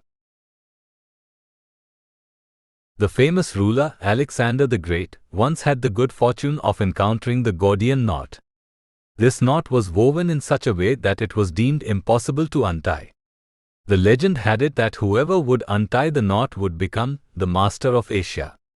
Alexander the Great, in the process of trying to loosen the knot, decided instead to swipe at it with his sword. Hence the knot was more destroyed than untied. Nevertheless, we see that for the toughest jobs, we require the sharpest of weapons. In a similar manner, the Vedas tell us that we living entities are tightly bound to this material world. How are we tied down? Our individual identity comes from the Atma or soul. The soul is completely pure and uncontaminated at all times. However, to come to the material world, the soul requires a covering, something which masks its true nature. This covering consists of material qualities which are known as gunas. Another definition for guna is rope. It is defined as such because material qualities actually keep us tied to this illusory and temporary world. What does it mean to be tied to the material world? The soul's natural habitat is in the spiritual world. Spirit is referred to as Purusha and matter as Prakriti. The material world consists of both spirit and matter, but the spiritual world only contains spirit. Our place in the material world can be thought of in terms of outer space. The natural habitat for human beings is land, but if we want to go to space, we have to cover our body with an expensive, technically enhanced spacesuit. This spacesuit is equipped with an oxygen tank which allows us to breathe while in space. As long as we are in this suit and have enough oxygen, we can survive in space, even though it's not where we naturally belong. The material body, which is composed of varying combinations of the three gunas of goodness, passion, and ignorance, comprises the spacesuit, so to speak, for the living entities. This suit is given to us by God.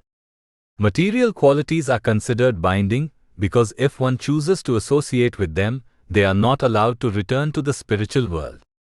In layman's terms, this means that as long as we want to stay in the material world, we are allowed to do so.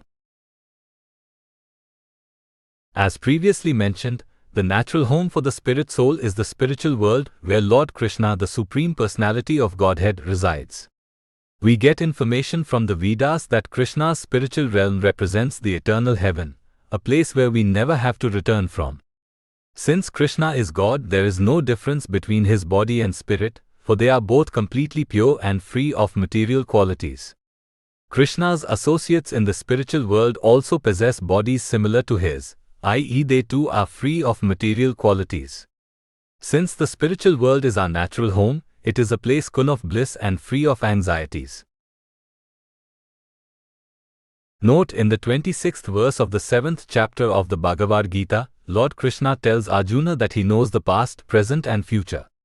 Krishna also knows all the living entities, but no one knows him.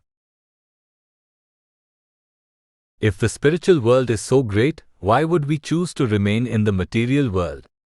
This is where the binding aspect of gunas takes hold. The material creation is governed by the forces of Maya, which literally means that which is not. In simple terms, Maya tricks us into thinking that we'll be happier associating with matter rather than God. This illusory power is very strong, and it explains why it takes many births before one can even realize the problem. Let's think about it this way. Only in the human species can we even understand what spirit is and that we are going to die. Fish, lions, tigers, bears, birds, etc. have no clue about these things. Let's go even one step further. How many people do we know that are actually aware of these laws of nature? How many people even realize that their material lives continue in a repeating cycle until spiritual perfection is achieved? Note, in the 19th verse of the 7th chapter of the Bhagavad Gita, Lord Krishna tells Arjuna that after many births and deaths, one in full knowledge surrenders unto Vasudeva, knowing him to be the cause of all causes. Such a soul is indeed rare to find in this world. Thus we see that those who seriously ponder spiritual matters are considered highly advanced. Still, even amongst those who are striving for self-realization, hardly one person will actually become successful in their current lifetime. This fact alone should tell us how strong a knot material nature has tied. So how do we break free of this knot? Just as Alexander the Great needed a sharp sword to cut through the Gordian knot, we living entities require the sharpest of spiritual guides to help us break free of our attachment to matter. This spiritual guide is thus known as a sadhu, or one who cuts. Many holy men, especially in India, are known as sadhus, so how do we know who is a bona fide spiritual guide and who isn't? The answer is that the sadhu must himself be free of attachment to matter. If such a person isn't attached to nature, then what do they do with their time? What are their activities? The real sadhus are those who are attached to the Supreme Spirit, Lord Krishna. Though Krishna resides in the spiritual world, he gladly expands himself into various forms that are worshipable for the living entities residing within the material world. For example, since God is absolute, there is no difference between his personal form and his names, activities and deities. The personal form may only reside in the spiritual world, but the names of God pervade throughout the millions of universes. Thus, by regularly reciting the Lord's names, such as those found in the Mahamantra, Hare Krishna, Krishna Krishna, Hare Hare, Hare Rama, Rama Rama, Hare Hare, we directly associate with the Supreme Spirit. Similarly, by reading about Krishna's pastimes performed on earth, or those of his various incarnations, we directly associate with the Lord. The Archa Vigraha, or the worshipable form of the Lord found in the temple, is also just as good as Krishna. If we view the deity and offer our obeisances to it, we are directly associating with Krishna. A sadhu can be recognized by his engagement in these aforementioned activities of devotional service. Moreover, the sadhus have no attachment to economic development, mundane religious practice, or sense gratification. The pure sadhu is already liberated, Jivan Mukt, so they have no desire for impersonal liberation either. Since they serve Krishna all the time, they naturally help others ascend to the same platform. This is a benevolence the likes of which is not seen anywhere in the world. There are certainly great philanthropists and welfare workers who try to help the downtrodden. Yet this aid is of the material variety and only consists of providing the bare necessities. The sadhu is the most exalted person in the world, and instead of just helping people rise to a comfortable material position, the sadhu aims to turn others into bona fide sadhus themselves. The pure devotee wants nothing more than to see every person in the world surpass even their own level of devotion. They feel this way because they know that if every person becomes a pure devotee, Krishna will be pleased. The sadhu doesn't mind going to hell or even offending others, as long as Krishna is made happy. This wonderful benevolence was on full display during one particular occasion involving Lakshmana, the younger brother of Lord Rama. Rama is one of Krishna's primary incarnations who appeared on earth many thousands of years ago to enact pastimes. His life's story is recorded in the famous Ramayana compiled by Maharishi Valmiki. One of the major incidents of the Ramayana was the kidnapping of Rama's wife, Sita Devi, from the forest. Lord Rama assumed the role of a valiant warrior prince, the eldest son of the king of Ayodhya. Sita was his beautiful and chaste wife. The couple was roaming the forests of India for 14 years along with Rama's younger brother, Lakshman, when Sita was one day kidnapped by the demon Ravana. Rama and Lakshmana weren't around when this transpired, and upon learning of Sita's disappearance, Rama immediately gave way to grief and lamentation. Let us try to put ourselves in Lakshmana's shoes for a moment. Our elder brother has just discovered that his beautiful wife is missing. She could be dead for all that we know. Rakshasa demons are pretty vile, for they'll even eat human flesh. It is quite likely that Sita was taken by Ravana, and what happened subsequent to that is anybody's guess. We love Rama so much that we refuse to let him roam the forests alone, for the Lord was only in the forest due to an exile punishment handed down by his father, King Dasharatha.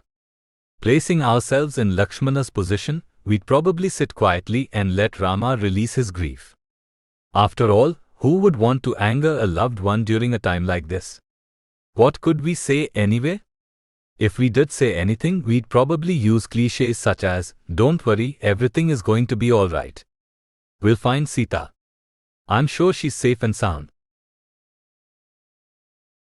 What avenue did Lakshmana end up choosing?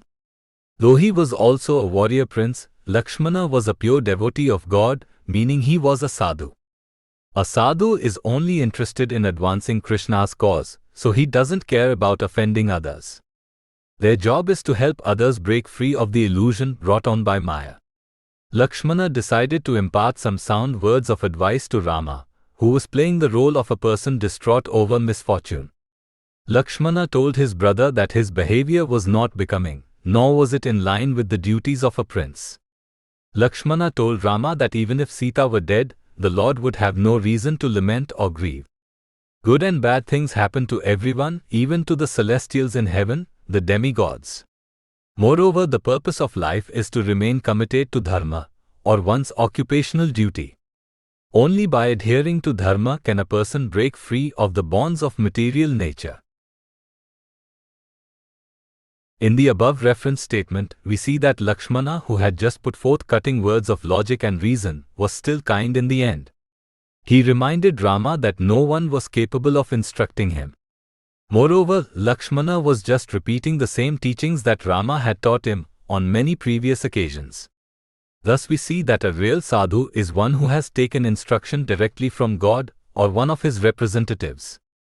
We should also take note that Lakshmana didn't claim to be God or tell Rama to view every person as God. Nor did Lakshmana instruct Rama to take shelter of the power of prayer. Many spiritual leaders advise these sorts of things, and though they may be well-intentioned, in the end, such instruction does little to help anyone. Material fortunes come and go, so our business is not to bargain with God in the hopes of receiving gifts. Rather, our duty is to be firmly attached to the Lord and execute our prescribed duties with detachment to the fruits. So how do Lakshmana's instructions apply to us? The pure devotees of Krishna advise the people of this age to take to regularly chanting the Mahamantra. Though in the beginning stages it is okay to start off with only chanting this mantra a few rounds per day on a set of japa beads, the ideal practice is to chant Hare Krishna for a minimum of 16 rounds per day. The sadhu doesn't care if we like him or if he's popular. He knows the truth and he's not afraid to speak it. The bona fide representative of Krishna is one who follows the example of Lakshmana. By humbly submitting ourselves before such a person, we are sure to break free of the shackles that currently inhibit our spiritual growth. Chapter 26: The Emblem of Loyalty. O you of great intellect, not even the demigods can fathom the level of your intelligence. Due to bereavement, your wisdom is currently in a dormant state, and I am here to rouse it. Lakshmana speaking to Lord Rama, Valmiki Ramayana, Aranya Kanda, 66.19. Sri Lakshman, the younger brother of Lord Rama, is the emblem of loyalty. We can dig deep through the pages of written history and scour the earth, but we will never find a more loyal and praiseworthy figure than the beloved younger brother of the Supreme Personality of Godhead. His loyalty and dedication to Rama shows us not only how to behave towards our own loved ones, but also how we are to attain the ultimate objective in life. Through unflinching loyalty to the Supreme Divine Entity, we can acquire all praiseworthy characteristics while simultaneously advancing to the topmost platform of spiritual understanding. Loyalty is considered laudable because it is an attribute not easily acquired. The living entity tends to act in its own self-interest, an interest which takes precedent over the interests of others. This behavior certainly isn't condemnable on the surface, for who wouldn't want to further their own condition? At the end of the day, we have to live with ourselves and the decisions we make, so who would want to take actions that would lead to misery? If we put the interests of others ahead of our own and end up miserable as a result, we'll likely blame others for our ill temperament. For these reasons, true loyalty is seldom displayed. In the world of sports, it is rare nowadays to see players play for the same team throughout their careers. In days past, free agency was limited, so a player didn't have much of a choice as to which team he could play for. Whichever team drafted him in the beginning of his career was the team he would likely play for throughout. Teams could always trade a player to another team, but the player had no say in this, so there was no dent made in their perceived loyalty. With free agency, players in sports like baseball, basketball, football, and hockey could take their services elsewhere once their contracts expired. In the open marketplace, all workers are free agents in that they have a choice as to where they want to work. A professional sports league is more of a closed environment, so this freedom is limited. Free agency sought to introduce some of this mobility into the workings of the various leagues. As a result, it is quite common now to see teams drastically change from year to year. Once a star player is up for free agency, especially if they play for a team that doesn't take in much revenue, it is likely that they will go to another team that will pay them a higher salary. In recent history, no one was more maligned for his free agency transition than the baseball player Alex Rodriguez. A star shortstop for the Seattle Mariners franchise, Rodriguez signed a deal with the Texas Rangers franchise, which was at the time the most lucrative contract ever offered. Obviously, the driving force behind the decision to switch teams was money, so many in the sports media took to criticizing him for his lack of loyalty. The Mariners couldn't come close to offering the same salary as the Rangers, so there was really no choice for Rodriguez, who was simply acting in his self-interest. Loyalty shows that a person is not a miser. It shows that they are grateful for any and all services provided to them in good faith. Of all the persons to ever have traversed this earth, one would be hard-pressed to find a more loyal person than Sri Lakshman. Lakshmana's stature is enhanced by the fact that he hadn't been offered much service from the object of his loyalty, his elder brother Rama. In this way, Lakshmana's loyalty was not only unmatched and uninterrupted, but it was unmotivated. One could say that his behavior towards Rama was driven out of love, but since there was no expectation of reciprocation, we cannot describe this love as being selfish in any way. Lakshmana's loyalty was put to the test on many occasions, all of which were opportunities the great warrior prince looked forward to. Rama and Lakshmana roamed the earth many thousands of years ago during the Treta Yuga. During that time period, royal orders took charge of the governments, and one of the most famous royal dynasties was the Ikshvaku. According to Vedic information, the original system of knowledge for the world, Maharaja Ikshvaku was one of the first kings on earth, so he was the emblem of chivalry, honor, and good governance. Those following in his line took it upon themselves to live up to his standard. Rama and Lakshmana appeared in this dynasty as sons of Maharaja Dasharatha. Rama was the eldest son, and he had three younger brothers, Bharat, Lakshman, and Shatrughan. As is natural in many families, the siblings sort of grouped together at a young age. Bharat and Shatrughan took a liking to each other, while Rama and Lakshmana were inseparable.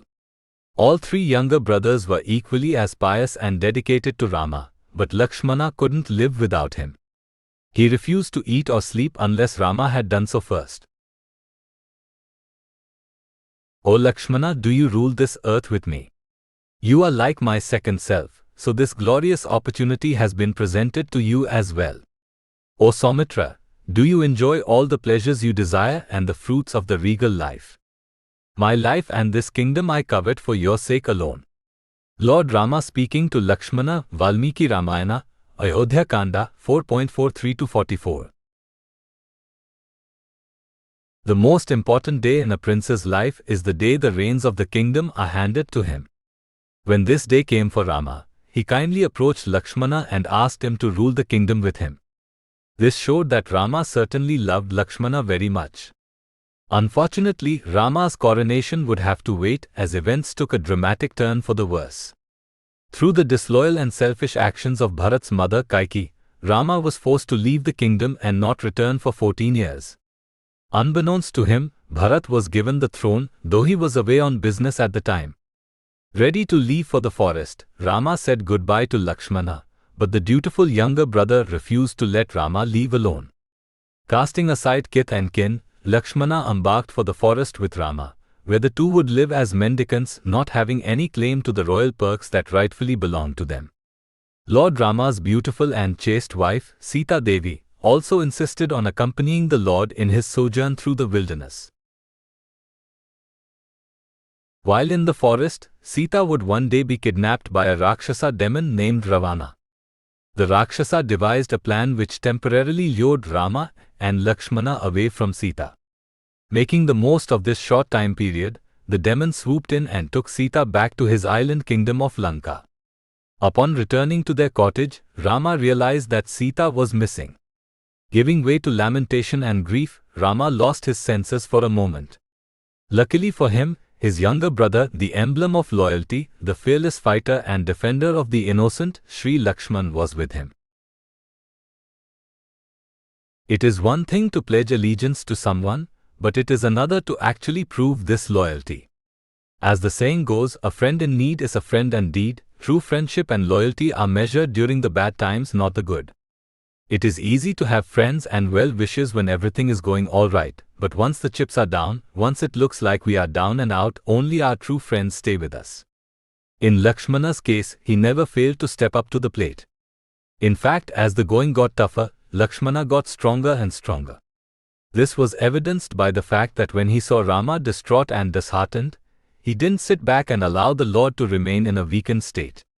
That would have been the easy thing to do, but Lakshmana never took the easy road in life. His only dharma, or occupational duty, was service to his elder brother. Dharma is a Vedic term that is often translated as religiosity, duty, piety, or plain religion. The idea behind dharma is that of an essential characteristic. This definition is more appropriate because whatever a person deems as their essential characteristic is what they will adopt as their way of life, or occupational duty. Thus the characteristic, or dharma, leads to the perceived prescribed duty. One's primary occupational duty can manifest through religion, piety, or religiosity. Hence dharma is often equated to these terms. Vedic information states that every person assumes a different nature based on their karma, or the work they performed previously. Based on this nature, which unfolds in the form of consciousness, each person takes their essential characteristic to be something different. For instance, one person may deem themselves to be very scholarly. They feel that their essential characteristic is that of intelligence, so they take the acquisition of knowledge to be their dharma. Another person feels that their essential characteristic is one of a shrewd businessman, whose aim it is to procure and enjoy as much wealth as possible. Thus they take to business as their occupational duty. Note, in the 66th verse of the 18th chapter of the Bhagavad Gita, Lord Krishna tells Arjuna to abandon all forms of religion, dharma, and simply surrender unto him. By so doing, Arjuna would have no need to worry, for Krishna would protect him from all sinful reaction. Not only are there perceived primary characteristics, but secondary and tertiary ones as well. In this way, dharma gets applied to all areas of activity. There is even a dharma when it comes to building a house, i.e., a set of prescribed regulations that leads to the essential characteristic of a well-built housing structure. So there are many dharmas, but the Vedas tell us that there is one characteristic that reigns supreme. Not only does this characteristic trump all others, but it is actually the same for every form of life. This essential characteristic is that of a loving servant to the supreme divine entity. The individuals are spirit souls at the core, and the personality of Godhead is the supreme soul. The natural order of things is for the individual to be in constant association with the Supreme. This gives transcendental pleasure to both parties, so it is deemed the ultimate favorable condition. Those who take the reattachment of this connection as their foremost occupational duty, the most favorable and important characteristic to acquire, will be abiding by the highest dharma. Lakshmana was a great warrior who was equally as powerful in battle as Rama. Lord Rama had previously killed 14,000 attacking Rakshasa demons in one sitting, so to speak. In this way, he proved to be more than an ordinary man. Others might be tempted to challenge the notion that Rama is God, but simply based off his activities we can understand his divine nature. This doesn't even touch on the fact that the Vedas mention in many different places, in many different books, that Sri Rama is the same original divine being who happens to appear on earth in the guise of a human being. Moreover, Rama was of the topmost character, someone who never openly claimed to be God. We know he is the Supreme Lord based off his activities, and also based on the loyalty shown to him by Lakshmana. While others may take shelter of their own concocted dharmas, which result in the deification of various fallible entities and objects, the bhaktas or devotees are more than happy taking their chances worshipping Rama. Simply put, if someone as loyal, noble and wonderful as Sri Lakshman tells us that Rama is God, we will believe him.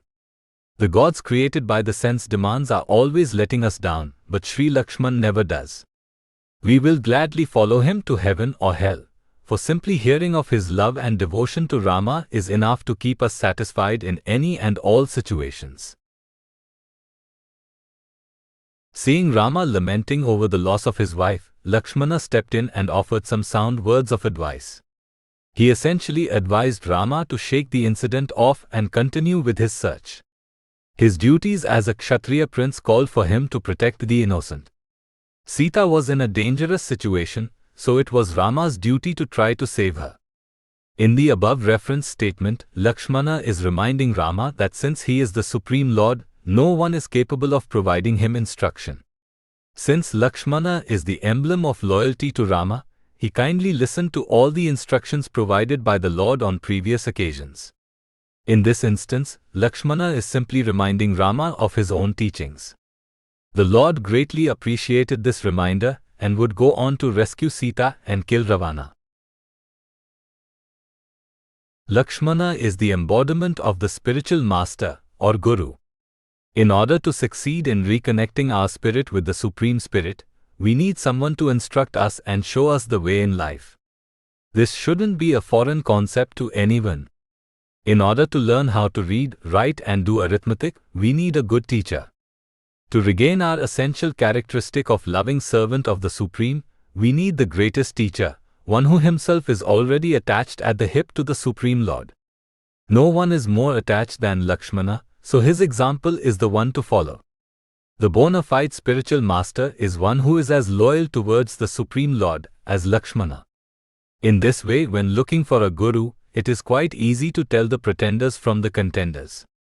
If a spiritual master is not loyal to the Supreme Personality of Godhead, and instead takes himself to be God or their own interests to be supreme, they will never successfully rescue anyone from the perpetual cycle of birth and death brought on by karma. On the other hand, one who is loyal to the Supreme Lord, one who believes in his ever-existing transcendental form, will save anyone they teach, even if their teachings aren't presented in an erudite manner. Sri Lakshman, as a warrior prince by trade, wasn't outwardly viewed as a great scholar or spiritual master.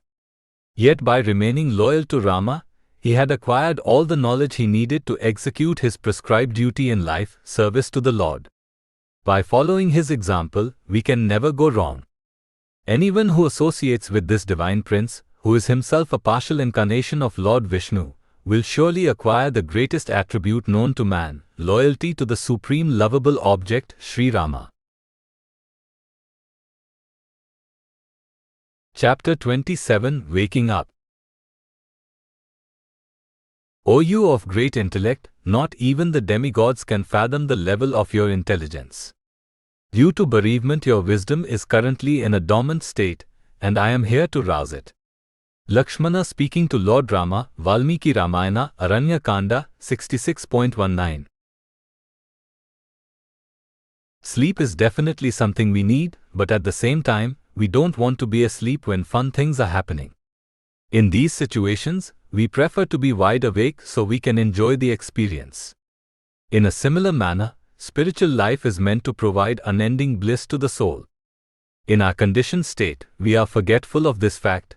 So in order to rekindle the internal spiritual spark inside, we need someone to wake us up from the long slumber that we have been in. Sleep equates to inactivity, so in Vedic terminology it is considered to be part of the mode of ignorance or darkness. Darkness and ignorance are essentially the same thing when discussing the issue of knowledge. For one who can't see due to the absence of light will always be in ignorance. The daylight hours are much more fruitful since we can see everything clearly and go about our business without any impediments.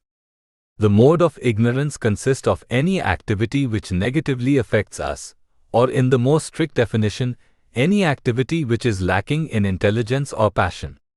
It is obvious to see why too much sleep would be considered an activity devoid of intelligence and passion. We certainly aren't acting with any knowledge when we sleep. Since the mind works in mysterious ways, we don't even have control over what we will dream about. We don't really acquire any knowledge while sleeping because we aren't even able to think clearly. Acquiring knowledge requires thoughts and ideas to be taken into the brain, processed, and then formed into conclusions. When we sleep, we are unable to take in any new information, thus we have nothing new to process cognitively. Sleep is also lacking in passion because we are not actively working for a desired result. Sleep is the antithesis of activity, so there is essentially no progress made towards a positive outcome. This isn't to say that resting isn't required. Lord Krishna tells us in the Bhagavad Gita that the true yogi doesn't sleep too much or too little. Everything is done in moderation. So what are the effects of oversleeping? For starters, we'll miss out on activities of interest. If we oversleep during a weekday, we will be late for work or school. This means that we will miss out on earning money at work or taking in new information at school. Ironically enough, oversleeping actually keeps us tired throughout the day, for the body becomes accustomed to inactivity. Though sometimes we may think that sleeping all day would be fun, none of us would really prefer this lifestyle. Though sleep provides temporary relief from life's pressures, there is no enjoyment in inactivity. So how do we conquer this desire to sleep? We must be active.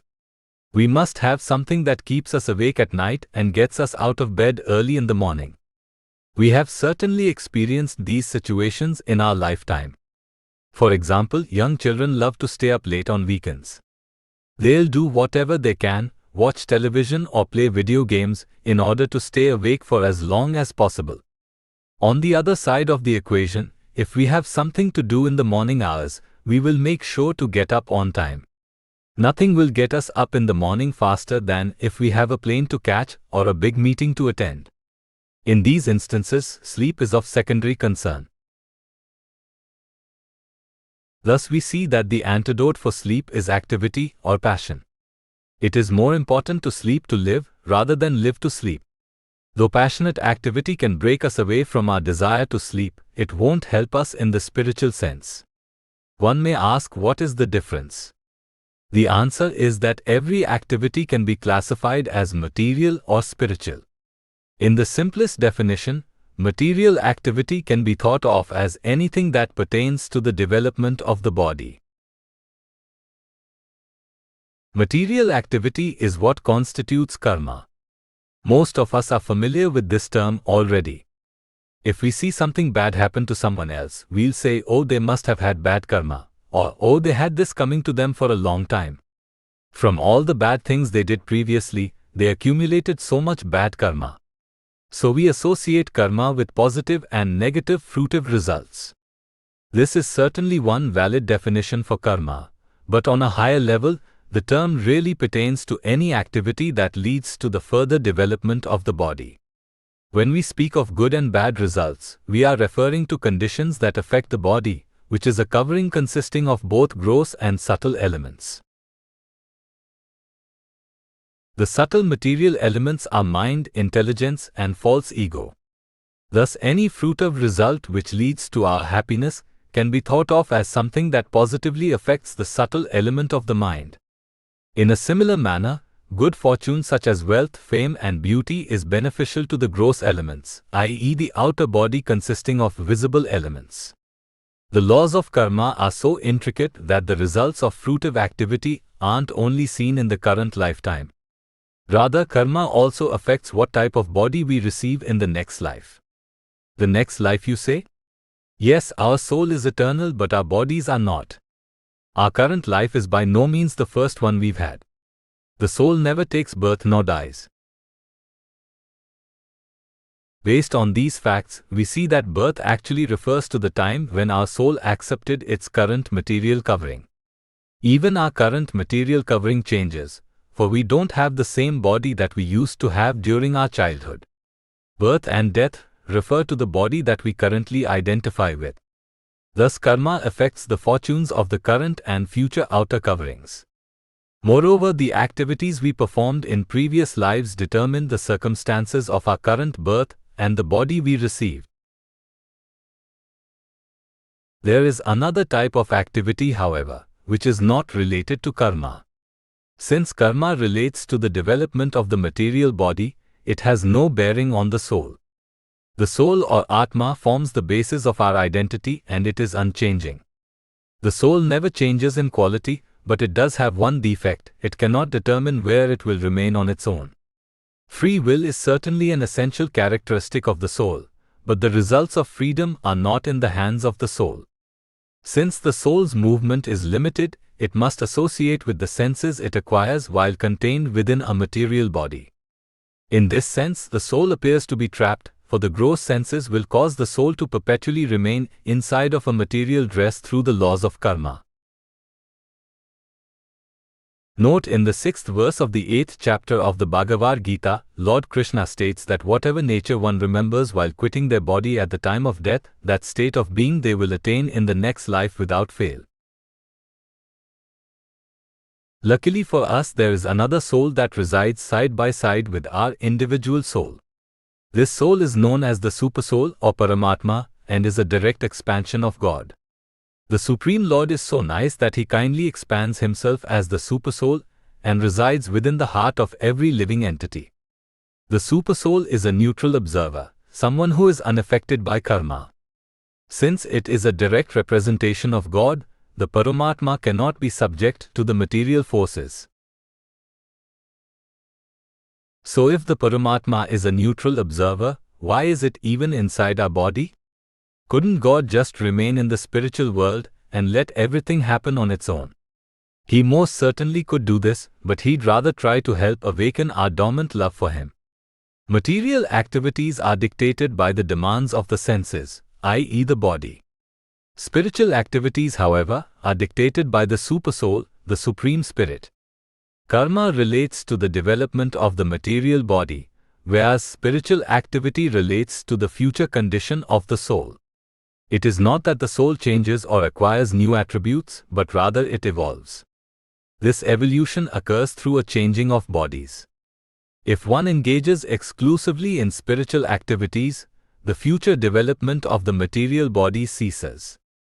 This development stops because one is guaranteed to receive a spiritual body in the next life. When one receives a spiritual body, they are sent to the spiritual planets, where God Himself personally resides. Anyone who goes there never has to leave. So the formula seems straightforward enough. Take direction from the Supersoul and awaken from our sleeping state. But one question remains. How do we talk to the Supersoul? How do we take direction from it? The answer is that we must approach a pure devotee of the Lord, someone who has seen the truth. The Supersoul dictates from within, but one has to know how to see the Supersoul. This is where the spiritual master or guru comes in.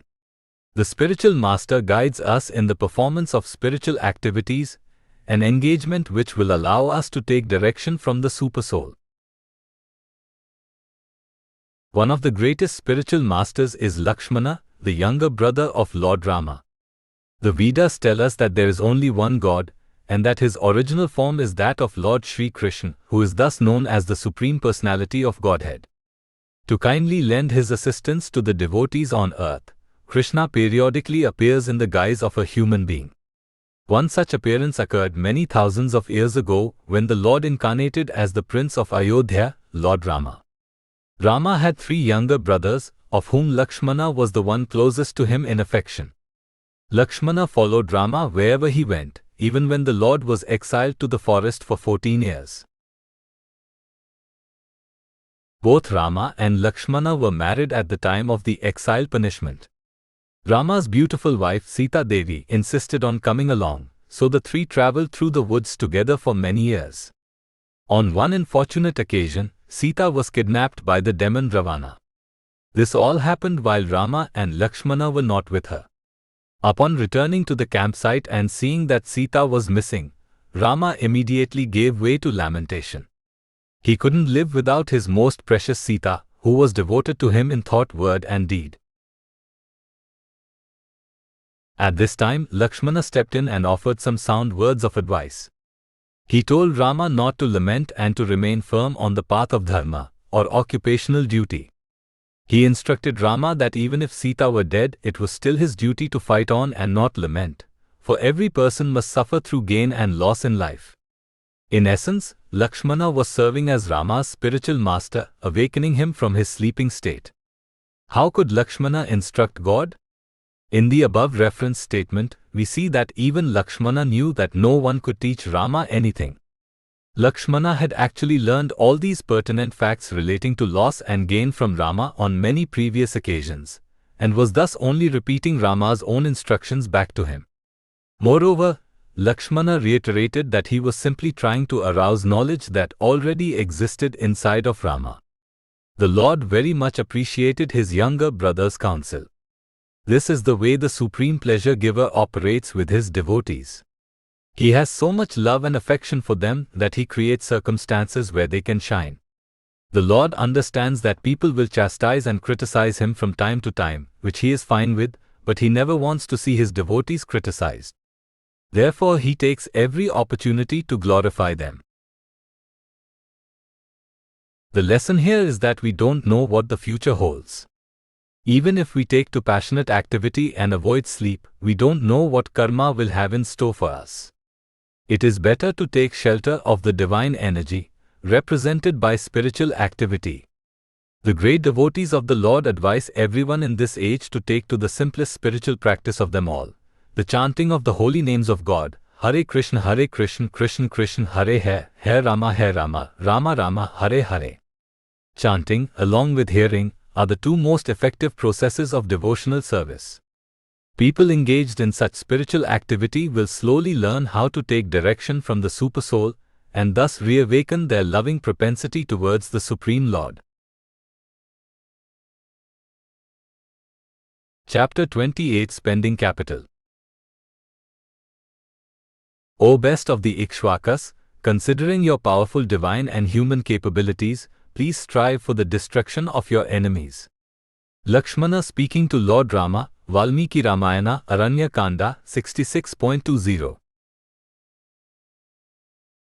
The possession and spending of political capital are pretty important concepts in the area of public policy. Capital usually relates to assets or something which has money earning potential. In the business world, money earned hopefully equates to profit.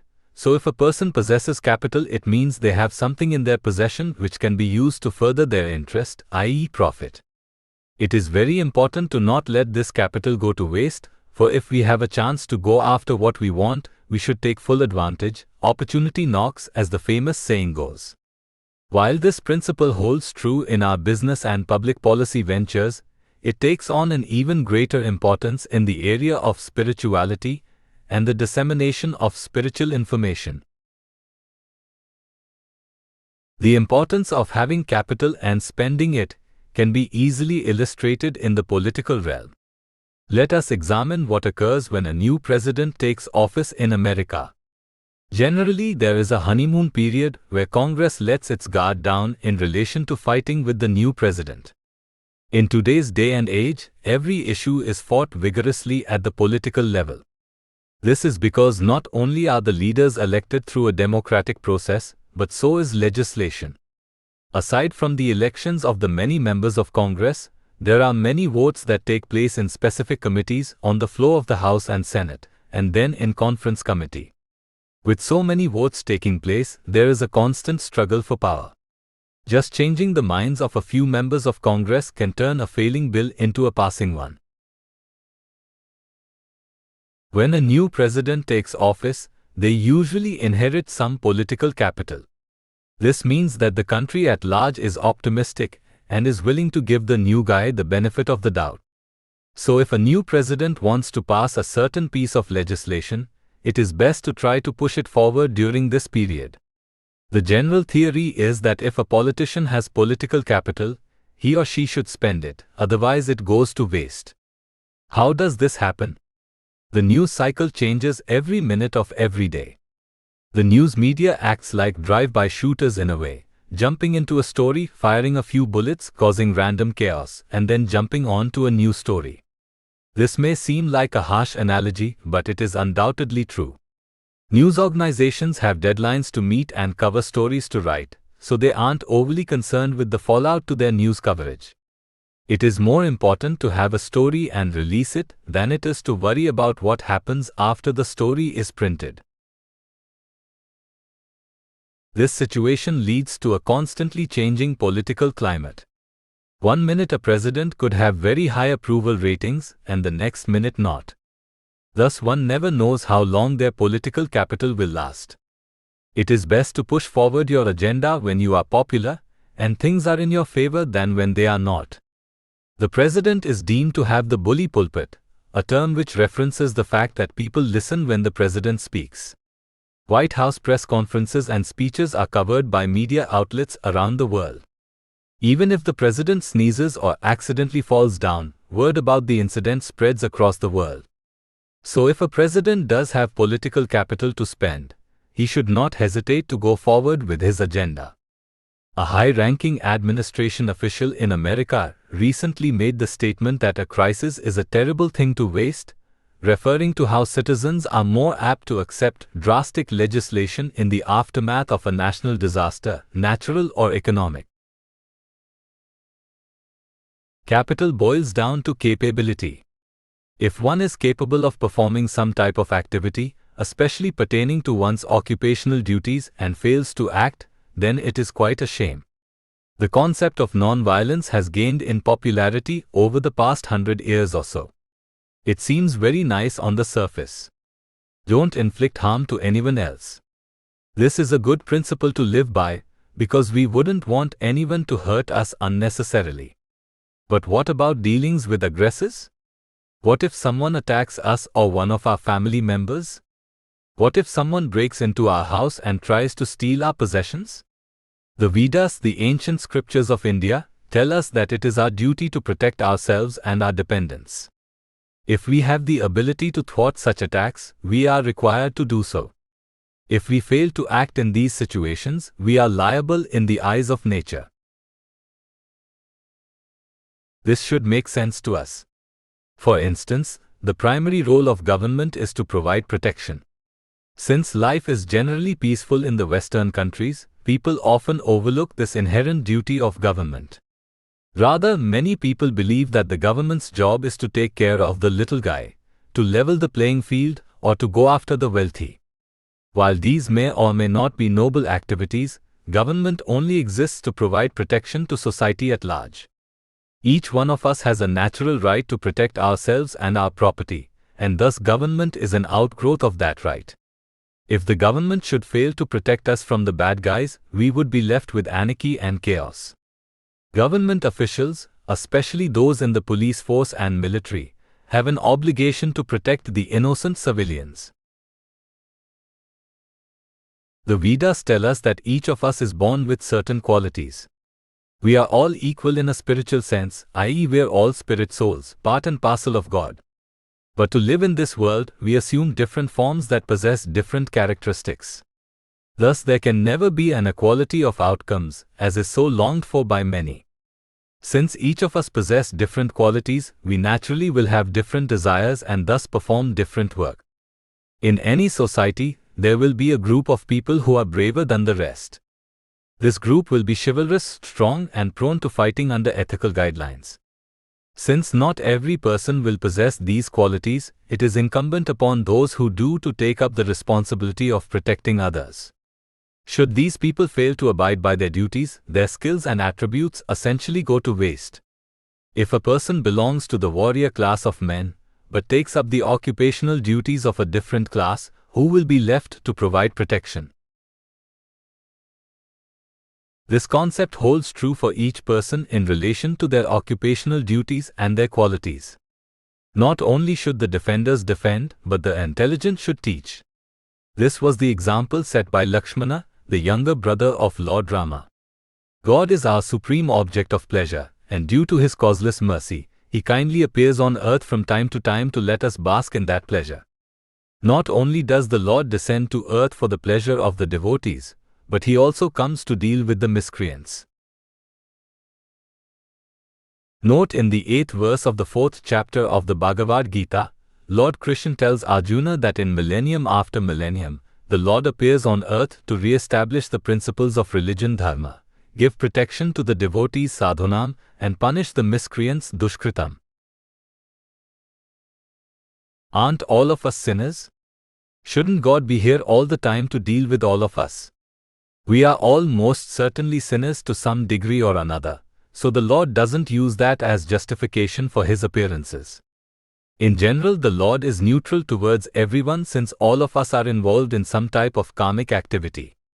Karma refers to actions performed for the advancement of our bodily condition.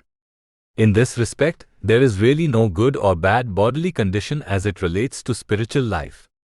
So when and why does God appear?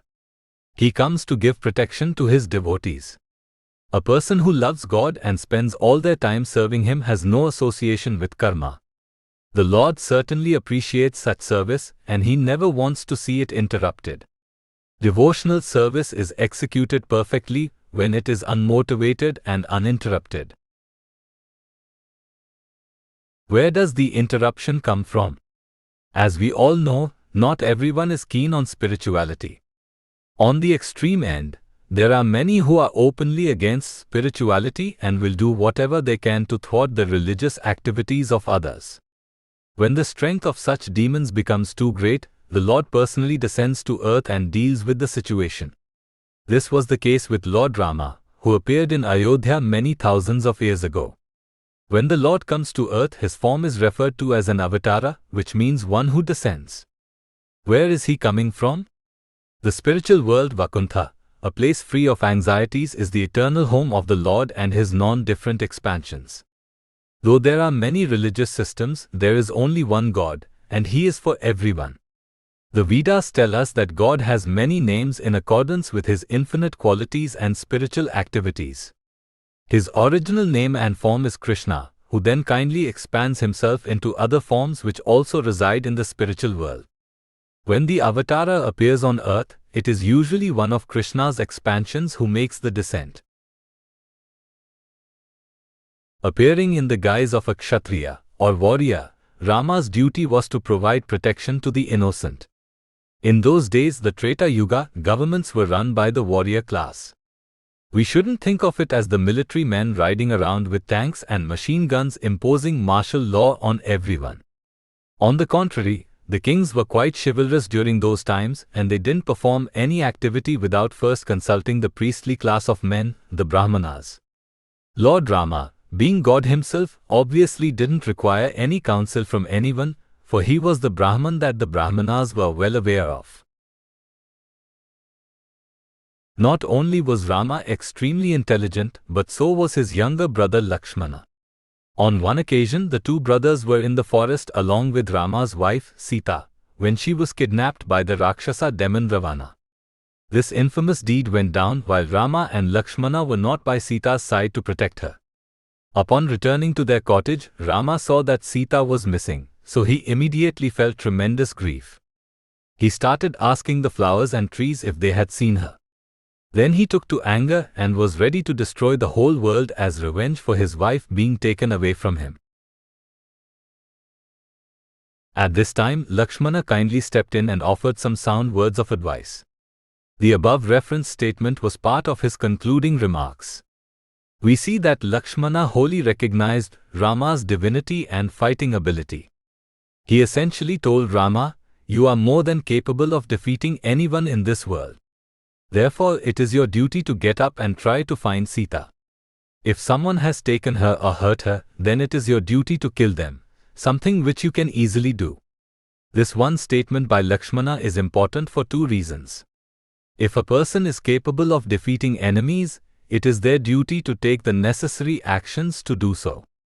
If the heroic lie down and give way to lamentation, what hope is there for anyone else? People will have no one to look to for help, and they will feel as if they are not protected. This predicament is part of the storyline of your average Hollywood action movie. The hero goes through some troubling circumstance and seriously contemplates giving up. The people then are left to cower in fear of the enemy.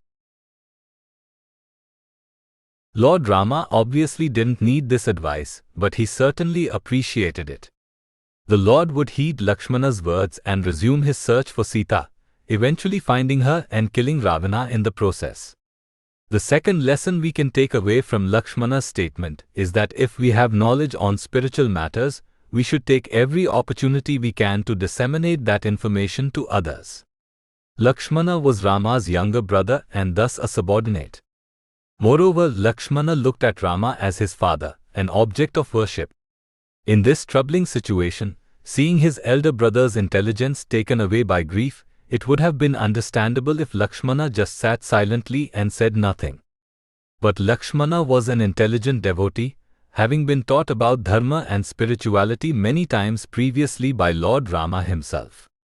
Thus Lakshmana didn't hesitate to correct his brother, in the end reminding Rama that he was just reiterating the same teachings the Lord had imparted on him on previous occasions.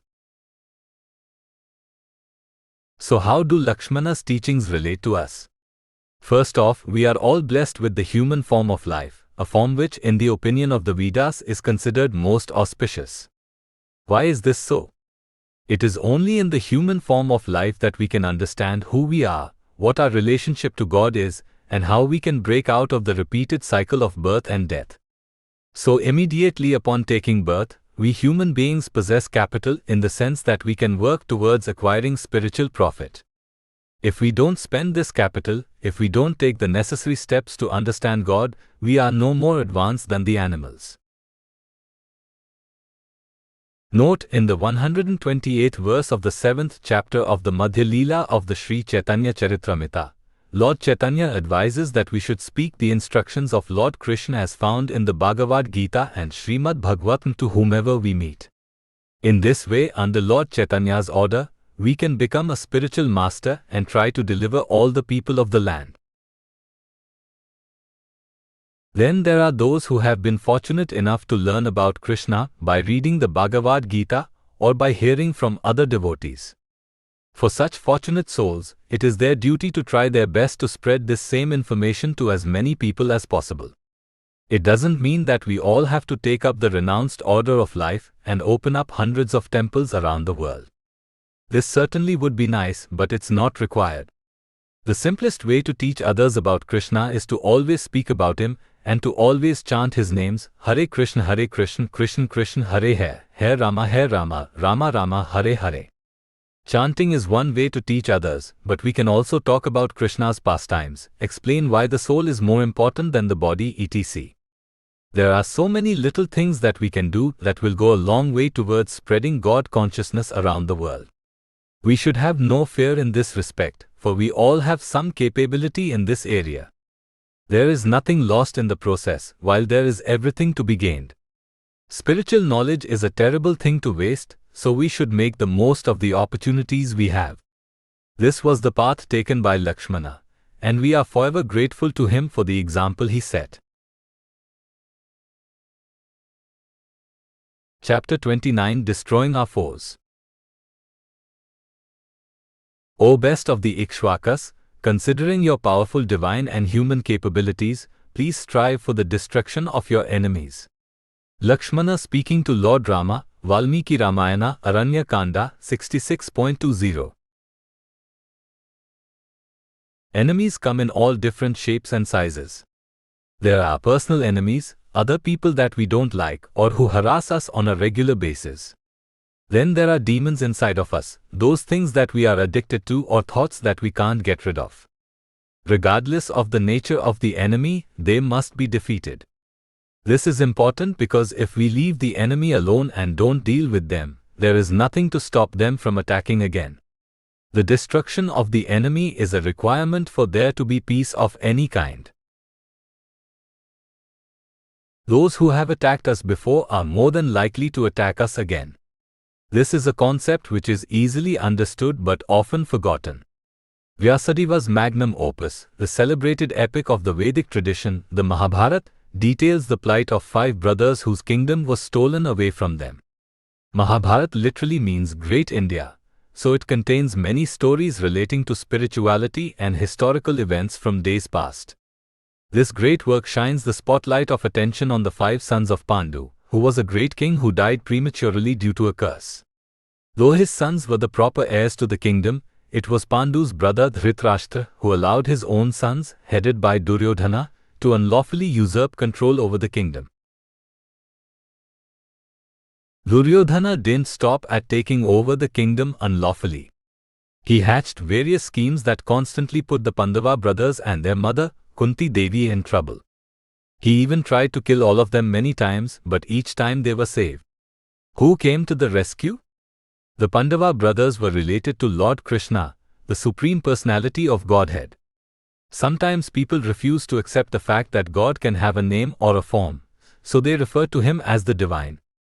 Regardless of how we refer to God, there is no doubt that he can appear on earth from time to time depending on his own whim. Though we can't enumerate every appearance, the Vedas give us a list of the more important ones. Lord Krishna is actually considered the original form of God, so when he appears on earth, he comes in his original body which is full of bliss and knowledge. God doesn't have any father or mother. He is Adi Purush, or the original person. Nevertheless, to perform his activities on earth, he gives the appearance of accepting parents. When the Lord enacted his pastimes on earth some 5,000 years ago, his father was Vasudeva. Vasudeva's sister was Queen Kunti, the mother of the Pandava brothers. Thus Krishna was cousins with Yudhishthira, Arjuna, Bhima, Nakula and Sahadeva, the 5 Pandava brothers. Not only was Krishna related to these great warriors, but he favored them very much. They were all great devotees and pious souls, thus the Lord had no qualms about showing favoritism to them. In one of his most celebrated pastimes, Lord Krishna accepted the position of driver for Arjuna's chariot during the great Bharat war. Duryodhana tried to kill the Pandavas in so many ways, but each time the brothers were miraculously saved through Krishna's intervention. Eventually the brothers had enough and were contemplating going to war with Duryodhana and his side of the family. The brothers were on the fence since they didn't want to have to kill family members, including several exalted personalities such as Bhismadeva and Dronacharya, who were fighting for the other side. Queen Kunti very much was in favor of going to war, for she knew that the kingdom rightfully belonged to her sons. Lord Krishna also intervened in this instance, agreeing with Kunti. Usually when we think of religion and spirituality, we think of peacefulness, kindness and non-violence. All of us are God's children, so why would we want to harm anyone else? The supreme absolute truth can be realized through several different features, one of which is the all-pervading effulgence consisting of everything material and spiritual. This feature is known as Brahman and we are all part of it. This means that we are all equal to each other in a spiritual sense.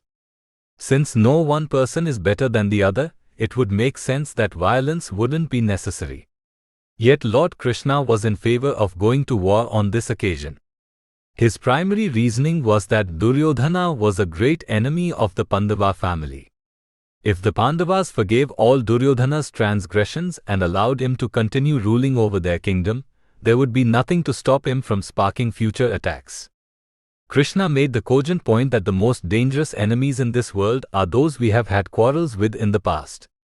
These enemies become even more dangerous if we have previously defeated them. This principle was exhibited by King Jarasandha in his behavior towards Krishna. Jarasandha was not happy that Krishna had killed his friend King Kamsa. This anger led him to attack the Lord on several occasions. Lord Krishna easily thwarted all the attacks, but he didn't kill Jarasandha personally. Rather, the Lord built an underwater kingdom of Dwaraka to act as a fort to protect his citizens from outside attacks. Jarasandha was defeated over and over again by Krishna, but that didn't stop him at all. Instead, he just came back each time with more and more anger. Eventually, Lord Krishna manipulated events in such a way that a wrestling match was set up between Jarasandha and Bhima, the strongest of the Pandava brothers. Bhima defeated Jarasandha and tore his body in half, thus killing him. Eventually, the Pandava brothers decided in favor of going to war, and with the help of Krishna, they would end up victorious. These lessons apply to us because we have so many demons in our life, most of which are internal. The famous adage says that you can't ignore your problems and hope to have them go away. This certainly holds true with our personal demons. If we have a foe that we have previously defeated, such as lust, greed or anger, it is more than likely that the same enemy will come back to fight us again. Thus, it is important to completely eliminate our enemies if we have the capability to do so. This was the point stressed by Lakshmana, the younger brother of Lord Rama, many thousands of years ago. If our enemies are other human beings, attacking them isn't always ideal. Not all of us are meant to be fighters. This is why we have governments, great entities that are tasked with providing protection to the innocent. In this way, the responsibility of eradicating miscreants falls on the shoulders of our protectors, i.e. the government leaders. Many thousands of years ago, the very same Lord Krishna appeared on earth as a handsome and pious warrior prince named Rama. Since Lord Rama appeared in a famous dynasty of kings, the Ikshvakas, it was his duty to provide protection to the innocent. On one occasion, Rama's beautiful and kind wife, Sita Devi, was kidnapped by the Rakshasa demon Ravana. Ravana and his associates were not only enemies of Rama, but of almost everyone in society as well. Ravana was a noteworthy demon whose rise and fall are well chronicled in the epic Ramayana compiled by Maharishi Valmiki. As the result of a curse given by the sage Vishrav, Ravana was born as a Rakshasa with 10 heads and a ghoulish figure. Ravana's mother was jealous that his stepbrother, Kuvera, had acquired so much good fortune and wealth as a result of performing austerities that she influenced Ravana into taking up even great austerities.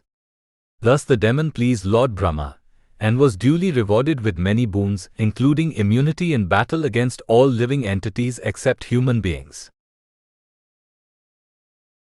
Ravana, being a non-devotee, used his powers for evil instead of good. He immediately went on to defeat many demigods, leaving others to run for cover.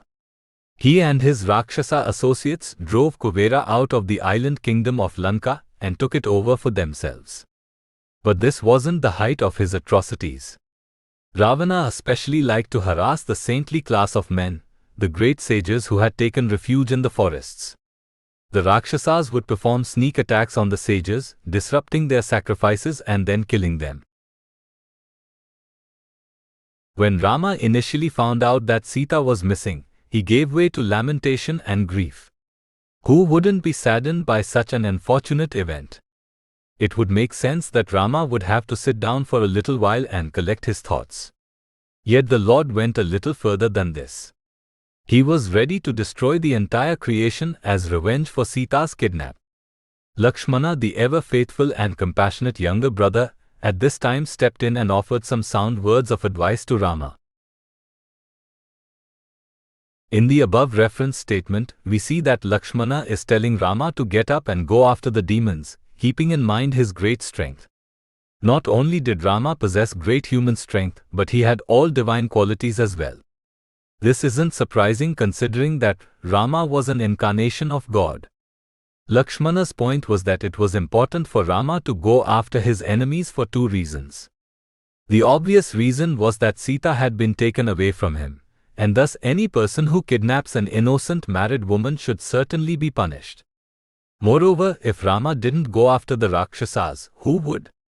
If the kidnappers of women and the killers of sages were to be pardoned for their actions, what would stop them from committing the same atrocities in the future?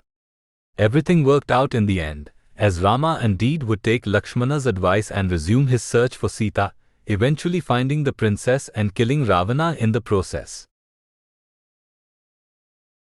Note in the 6th verse of the 6th chapter of the Bhagavad Gita, Lord Krishna states that to the living entity who has controlled the mind is a friend. But to one who through enmity has failed to control the mind acts as an enemy. We living entities have a similar dilemma confronting us. We certainly aren't God, and most of us aren't tasked with protecting the innocent. Yet this doesn't mean that we don't have our own demons to deal with. The Vedas tell us that the human form of life is considered the most auspicious due to the intelligence factor. We can actually realize this fact on our own. We are much smarter than any other species, for we even know that we are going to die. But what should we do with this intelligence? Should we use it to find ways to make our lives more comfortable? This is the avenue that many of us choose, but we see that success is never achieved in this venture. The rich and famous show us the deficiencies of comfortable living. Though they have everything they could ever want right at their fingertips, the wealthy will often take to opening schools, hospitals, and to giving away money to charity as a way of life. This speaks to the reality that increased happiness is achieved through service to others. In the pursuit for material success, we are serving our own senses, hoping that by acquiring life's comforts our miseries will go away. When the miseries remain, we take to helping others.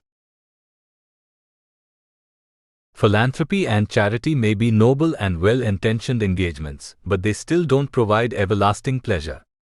Once the flickering happiness goes away, pain will surely follow. Our inner demons, the mind and the senses, are the sources of this pain. For the conditioned living entities, the senses are under the control of Maya. Maya means that which is not, so her forces lead us to chasing things that are not what they seem. When the senses are under Maya's control, they constantly ask for satisfaction. Just give me some nice food and regular sexual relations, and you and I will both be happy. This is most certainly illusion, because we see that overeating and illicit sex life actually lead to life's worst problems. The senses bewilder the mind and lead to the chase after illusion. So what can be done about this? How do we attack our senses? Doesn't attacking our senses equate to suicide or personal harm? The way to defeat the enemy known as Maya is to change our object of service, our ultimate object of affection. In the conditioned state, our senses are under the control of material nature, but in the perfected stage, the senses act according to the direction of the master of all senses, God. Since Lord Krishna is the owner and controller of the sum total of all senses, one of his names is Hrishikesha. The only way to defeat our inner demons is to put ourselves under the control of Hrishikesha. This seems nice in theory, but how do we actually go about doing it? To find the answer, we must revisit the issue of service. When we offer our service to the senses or to the senses of others, the resulting pleasure is short-lived. To gain permanent happiness, we simply need to direct our service to God. There are many ways to do this, but in this age the simplest method is the constant chanting of His names. Hare Krishna, Krishna Krishna, Hare Hare, Hare Rama, Rama Rama, Hare Hare. This shouldn't be mistakenly equated with the religious activities that most of us are accustomed to, where we approach God for some personal benefit.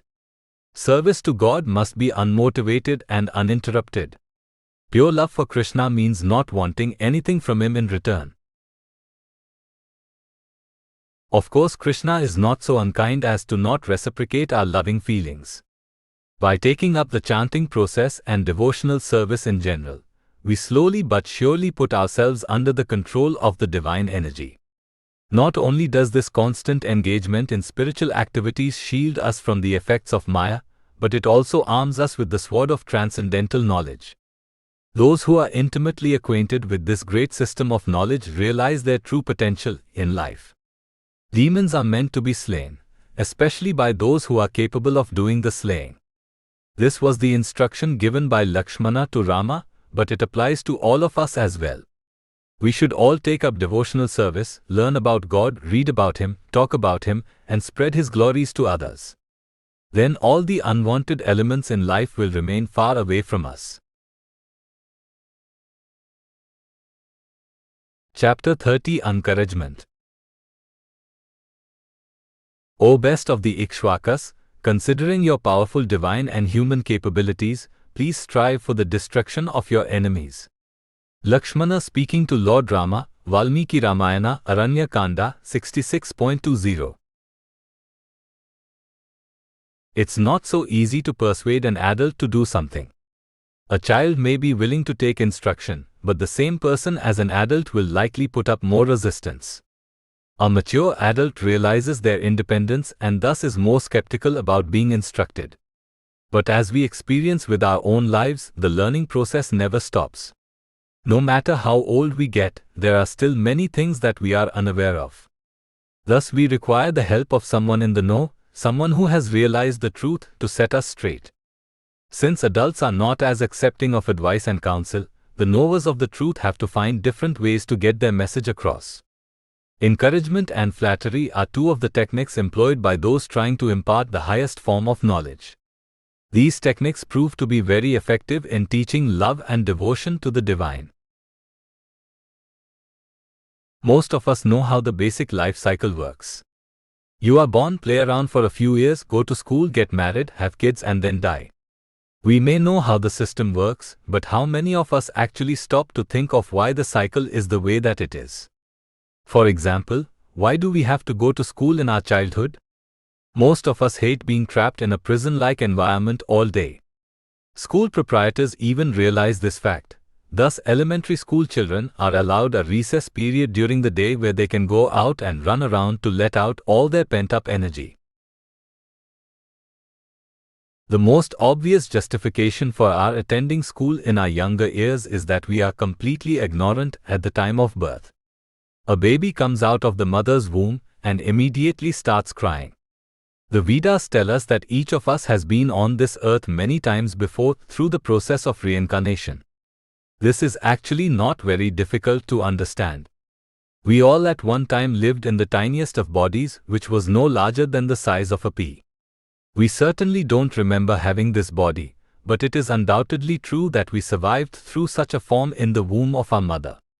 Our current body is the result of the maturation of that small pea-like form. In the same way that our current body evolves and changes, prior to our current birth, we had a different body which had its own properties. Though the soul remains intact, the coverings constantly change. Thus, when we come out of the womb of the mother, we are settling into our new body and surroundings. Essentially, we have to get reacquainted with the environment that we have forgotten. Human life is especially beneficial because the potential for acquiring knowledge is great. At the time of birth, an infant is no smarter than a dog, cat, or other animal. Yet the difference is that through proper training and guidance, the infant can gradually acquire knowledge that far surpasses that of any animal. Proper training and guidance are the two key points. We must be taught how to read, write, and do arithmetic. But we see that it is the nature of the child to play all day. If we examine the typical day of an average 4-year-old, we'll see that almost every waking hour is spent playing, watching television, or eating. So there is no natural desire to acquire knowledge in a formal setting, as there is, say, in the adult. Many adults often crave learning and being able to take in new information and remember it. Thus they try for advanced degrees and doctorates. But for children, this desire isn't really there. If we don't want to go to school, how do we end up there for 12 consecutive years? Moreover, how do we wake up early every day and spend hours locked up in a classroom? The answer is that we are forced to.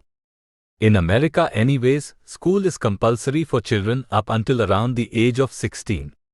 This means that we have to go to school. But what if we say no? What if we flat out refuse to go to school? Obviously, this situation will occur with some of us, but very quickly we realize that this is a losing battle. This is because as children we have no control. We are under the care and guidance of our parents. They are benevolent dictators in a sense. Their word is final, though they may be lenient every now and then. A common saying states that it is a shame that youth is wasted on the young.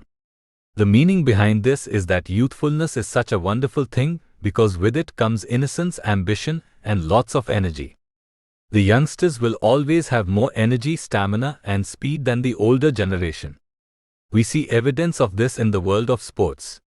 In tennis, for example, it is not uncommon to see players retiring before they even hit the age of 30. This is because as a player ages, their agility, stamina, and speed diminish. Moreover, new players arrive on the scene, many of whom are still teenagers. Though they may not have the composure, experience, and strategic intelligence possessed by the older generation, they have something equally as valuable: youth. The younger generation will slowly but surely take over the older generation. For the elderly, there is nothing they can do to stem the tide. Ah, if only I was 19 again, they'll think. Attending school in our youth is certainly important due to the energy issue. It is much easier to get up early in the morning, stay in school for hours, and then come home and do homework when we are young than when we are older.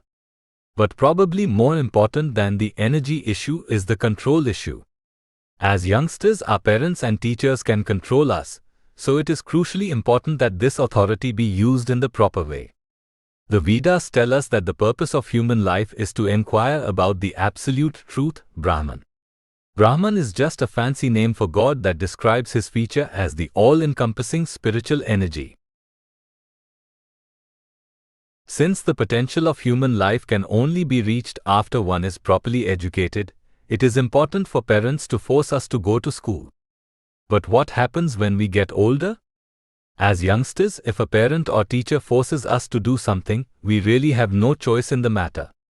We have to listen to them. If they tell us to do our homework or study for a test, we can't really say no. With adults, however, the issue is different. In order to convince an adult to do something, an authority figure must use different tactics. Simply yelling and punishing won't do anything, because eventually the adult will fight back. Once the fighting starts, respect is lost, as the authority figure loses their position of dominance. In order for adults to be guided, a teacher must appeal to the students' attributes, propping up and highlighting the good qualities. This was the technique employed by Lakshmana, the younger brother of Lord Rama, many thousands of years ago. Lord Rama is one of the primary incarnations of Lord Krishna, the Supreme Personality of Godhead. God reigns supreme over all. He is every person's dearmost friend. Due to his causeless mercy, he kindly appears on earth from time to enact pastimes, give pleasure to his devotees, and punish the miscreants. To increase the enjoyment felt by the devotees, the Lord usually assumes the guise of an ordinary human, one who possesses extraordinary capabilities. This was the case with Lord Rama, who was a prince belonging to the famous Raghu dynasty. Rama's unique capabilities were his tremendous fighting ability, chivalry, and compassionate nature towards all. Since the Lord was kind and sweet, he didn't like to create enmity with anyone, especially his dependents and family members. On one occasion, Rama was asked to spend 14 years in the forest, living as an exile from his hometown of Ayodhya. Rama was a married adult at the time, so he easily could have objected to the order, but since it was given by his father, Rama took it as his most important duty. Lord Rama never wanted his father to be considered a liar. Thus, when he was asked to do something, he listened right away. Taking his younger brother Lakshmana and his wife Sita Devi with him, the Lord embarked for his 14-year journey through the wilderness. Unfortunately, while in the forest, Sita would be kidnapped by the Rakshasa demon Ravana. When Rama came to know that Sita was missing, he gave way to lamentation and grief. He started walking around the woods and asking the trees and flowers if they had seen his beautiful and kind wife. Sensing that his brother was falling off the righteous path, Lakshmana stepped in to offer some sound words of advice. He reminded Rama that as living entities, they were subject to happiness and distress from time to time. Moreover, even the heavenly beings and saints have to suffer losses from time to time, thus there was no reason to lament. Human life is meant for adhering to dharma, or one's occupational duty. In the above referenced quote, Lakshmana is wrapping up his statements. Here we see that Rama is being reminded of his extraordinary power, which was both human and divine. Though Rama was in the guise of a human being, in reality he is the divine Supreme Lord, so his fighting ability is unmatched in the world. Whoever had taken Sita would surely not live for very long if Rama were to find them. This indeed would be the case, as Rama would heed Lakshmana's advice, resume his search for Sita, and eventually defeat and kill Ravana in battle. All would end well. Yet the happy ending may not have ever happened were it not for the words of wisdom spoken by Lakshmana. Lord Rama was certainly God himself, so he obviously didn't need any of this advice. The source of Lakshmana's wisdom was actually Rama, for the Lord had instructed his younger brothers on the same subject matter on many previous occasions. Even though Rama was God, we see that the Lord likes to elevate the stature of his devotees, so he creates situations where they can shine. This was one of those situations. Lakshmana was a perfect devotee and highly learned soul, even though he belonged to the Kshatriya warrior class. In this instance, Lakshmana was given the distinct honor of acting as a spiritual guide to Rama. So which teaching techniques did Lakshmana employ? We see that he didn't force Rama to do anything. He didn't threaten his elder brother. These tactics wouldn't have worked, for Rama was a full-fledged adult. Instead, Lakshmana kindly reminded Rama of his true nature, highlighting the Lord's great qualities. He advised Rama to use this information to remove any hesitation or trepidation he had in relation to what should be done next. Thus we see that Lakshmana acted as a perfect guru, understanding the nature of his student and using that knowledge to employ the proper teaching technique. So what can we learn from this incident? In today's day and age, the youth often don't receive the proper kind of education. Children are most certainly forced to go to school and persuaded to graduate from high school, but this doesn't mean that they acquire the king of all knowledge, Raja Vidya. As mentioned previously, the ultimate objective in human life is to know and understand God. No one can truly understand his complete set of potencies, but through study and oral reception we can gain a slight understanding. Yet simply acquiring theoretical knowledge is not enough. We have to know what to do with this education. Perfection in life is achieved when we use our spiritual knowledge to take up service to the Lord. This service must be performed voluntarily and with unmotivated love in order to be effective. In our youth, most of us learn about technology, literature, science, social studies, etc. We don't learn about the constitutional position of the soul and its eternal nature. We don't learn about what happens to us after we die or why we die in the first place. Theories are posited and religion is taken as a blind faith adopted by various sectarian groups, but there are no discussions about the soul and the differences between matter and spirit. Does this mean that our chances for success in life are dashed?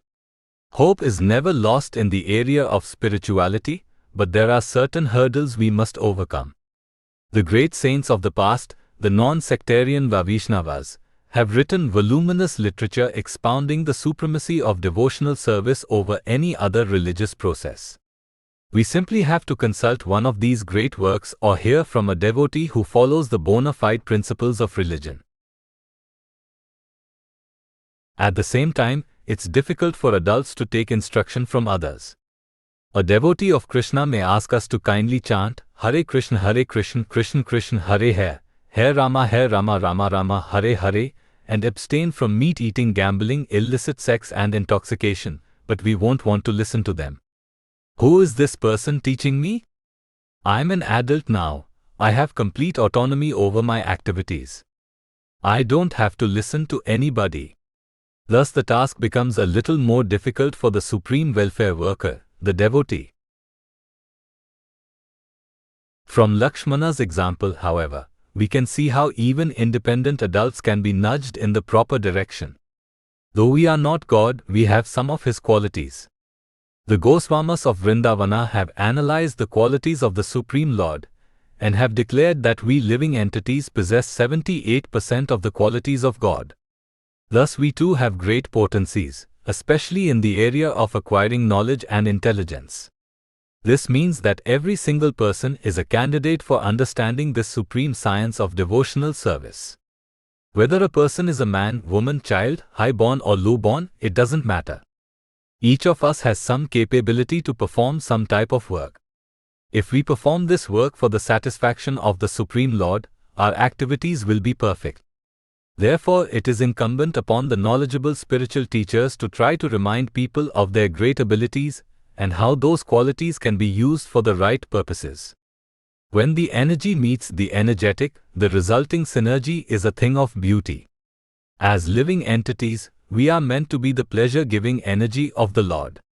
If we take up devotional service, we can turn that potential into a reality.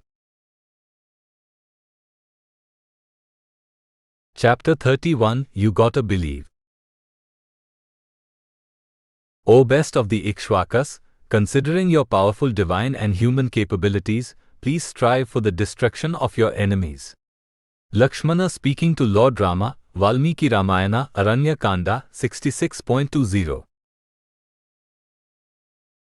We appreciate the people who believe in us. Life is a constant tug of war between happiness and distress, so there are bound to be ups and downs that we have to go through. The downs can really leave us doubting our abilities and our chances for success. To get through these tough times, we require outside intervention and the support of our friends and family members. Of all our well-wishers, those who believe in our abilities stand out the most. These are the people we are greatly indebted and most obliged to.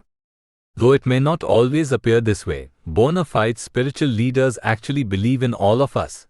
They know that each one of us is capable of achieving spiritual perfection. Our business is to trust these leaders to guide us to the promised land, for their belief in us is a prerequisite for success. To understand this point better, let us look at some of the more popular inspirational movies of recent times. These are the movies that give us goosebumps at the end, the ones that leave us feeling inspired after having watched them. During the 1980s, several of these movies became very popular. Top Gun, The Karate Kid and Hoosiers were especially inspirational. The storylines were generally the same, an underdog taking on a challenge that seemed too big for him to handle. After struggling and failing several times, the movie dramatically concludes with the underdog emerging victorious. We can relate to these movies because we have been in many situations where we were the underdog. Who among us hasn't struggled? Who hasn't felt like giving up when the chips were down? But we know that we can't give up because quitters never win. The characters in these movies go through similar struggles. For example, in The Karate Kid, the main character learns karate in an unconventional manner through interacting with an elderly friend. Eventually, the student enters a karate competition, where all his competitors have been trained in top-notch karate schools. There is even a moment when it looks like the character will be unable to continue in the tournament due to an injury. But it is through inspiration and belief that the character finally overcomes all obstacles. This type of story inspires us because we know that winning isn't easy. When we are shooting for a lofty goal, many people will come up to us and tell us that we can't do it. Oh, you're too small, you're not smart enough, you don't have enough talent, etc. The naysayers seem to outweigh the well-wishers, and as soon as we encounter a little duress and failure, we start to believe what our critics tell us. In order to be successful, we need people in our corner who have faith in us, people who genuinely believe that we have what it takes to be successful. Bereft of such association, success will be hard to come by. Most of us are not born leaders or self-starters. We require motivation, inspiration, and guidance in the initial phases of an endeavor. When an actor wins a prestigious award, such as an Oscar, they usually thank all the people that helped them in their career. They also will usually thank a specific teacher for believing in them. The same holds true with successful athletes. When a player wins a prestigious title, it is not uncommon to see them cry. This is because at that moment, they realize how difficult it was to get to the pinnacle of their field. They also realize that if it weren't for the people who believed in them, they wouldn't have achieved success. Though there are varieties of material endeavors, Aspiring to become a perfect transcendentalist may be the most difficult task of all. We are currently in an environment which is not conducive to spiritual life. The Vedas tell us that this world is governed by an illusory force known as Maya. Maya means that which is not, hence the illusion. The world we live in is full of things that appear to be beneficial to us, while in fact they are more harmful than anything else. There are so many examples of Maya's influence, but we can study something as basic as sex life to see the pattern. The desire to have sex is a natural urge for the human being as well as the animal species. Having the urge and acting on it are two different things. When we act on an impulse, it doesn't mean that there will always be a positive result. For example, if we are stricken with the chicken pox, the urge is to scratch the infected areas on the body. But we also know that if we do scratch, our relief will only be temporary, while we will increase the likelihood of developing scars in the future. Scratching can also increase the risk of acquiring secondary infections to the swollen areas. Sex life is similar in this regard. If we act on every sexual impulse, we are likely to encounter unintended side effects. The most obvious unintended consequence of sex life is pregnancy. If a young girl gets pregnant, she must completely turn her life around. Raising a child is a full-time responsibility, something which parents have to worry about for at least the first 18 years of a child's life. So we see that a simple act of having sex can lead to a much greater, unintended responsibility. This is how Maya works. She fools us into taking something to be what it is not. Though the material world is full of illusion, the spiritual world is not. Everything there is exactly how it seems. This is why God is referred to as the Supreme Absolute Truth, meaning there is no duplicity in His dealings, attributes or residences. Since we are constitutionally spirit, we are meant to associate with this truth. Our destiny is to free ourselves from illusion. Knowing that we should be with God is one thing, but actually achieving that objective is another. We are currently in a conditioned state and under the spell of Maya. This spell is difficult to break out of, so we require some help. Who can help us? If we want to be successful in theatre, sports or broadcasting, it would make sense to approach someone who is already successful in the field. There are so many naysayers out there, but how many of them are actually successful? The nightly television newscasts are full of experts who give their opinions on a wide range of subjects, but how many of them actually know what they are talking about? Many of these experts have advanced degrees and thus acquire the title of doctor. There is certainly nothing wrong with receiving a formal education, but if we want to be successful in acting, should we approach someone who only has a PhD in theatre, or should we talk to someone who is actually in the business? If we want to be a successful politician, should we take counsel from a person with a political science degree or someone who has actually ran for office and won? The answers to these questions are fairly obvious, but the reason we ask them is to highlight a larger point. In order to be successful in spiritual life, we must approach someone who is not under the spell of Maya. Our goal is to defeat Maya and associate exclusively with the spiritual energy. Thus it would make sense to consult with someone who has been successful in their fight against illusion. The Vedas tell us that the realized soul is known as the Guru or spiritual master. The term Guru is used in many different contexts, but one of its meanings is one who is heavy. How is a Guru heavy? What is the source of their weight? The bona fide Guru carries the message of Lord Krishna, the Supreme Personality of Godhead. Since God is absolute, there is no difference between Himself and His message. Thus the message of God represents the heaviest truth or knowledge system in existence. A person who carries this message also becomes heavy. They possess gravitas or authority. Since the spiritual master is a pure devotee of Krishna, they naturally will try to teach others how to become devotees. Since we are currently in a conditioned state, what the spiritual master initially tells us won't be very pleasing to hear. They will tell us to give up the 4 primary activities of sinful life: meat eating, gambling, intoxication, and illicit sex. At first glance, this seems like a harsh restriction. No drinking? No illicit sex? What am I going to do with my time?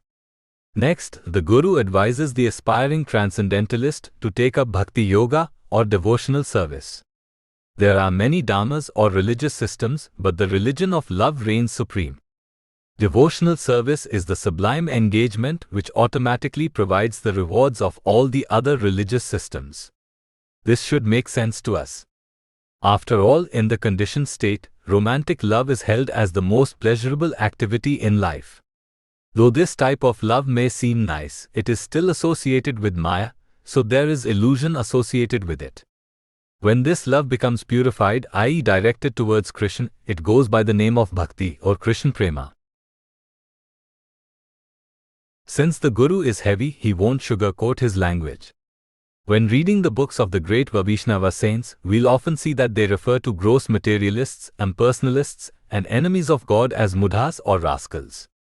Anyone who is not a devotee of Krishna is a fool. Anyone who takes material nature to be the beginning and end of everything is certainly a rascal.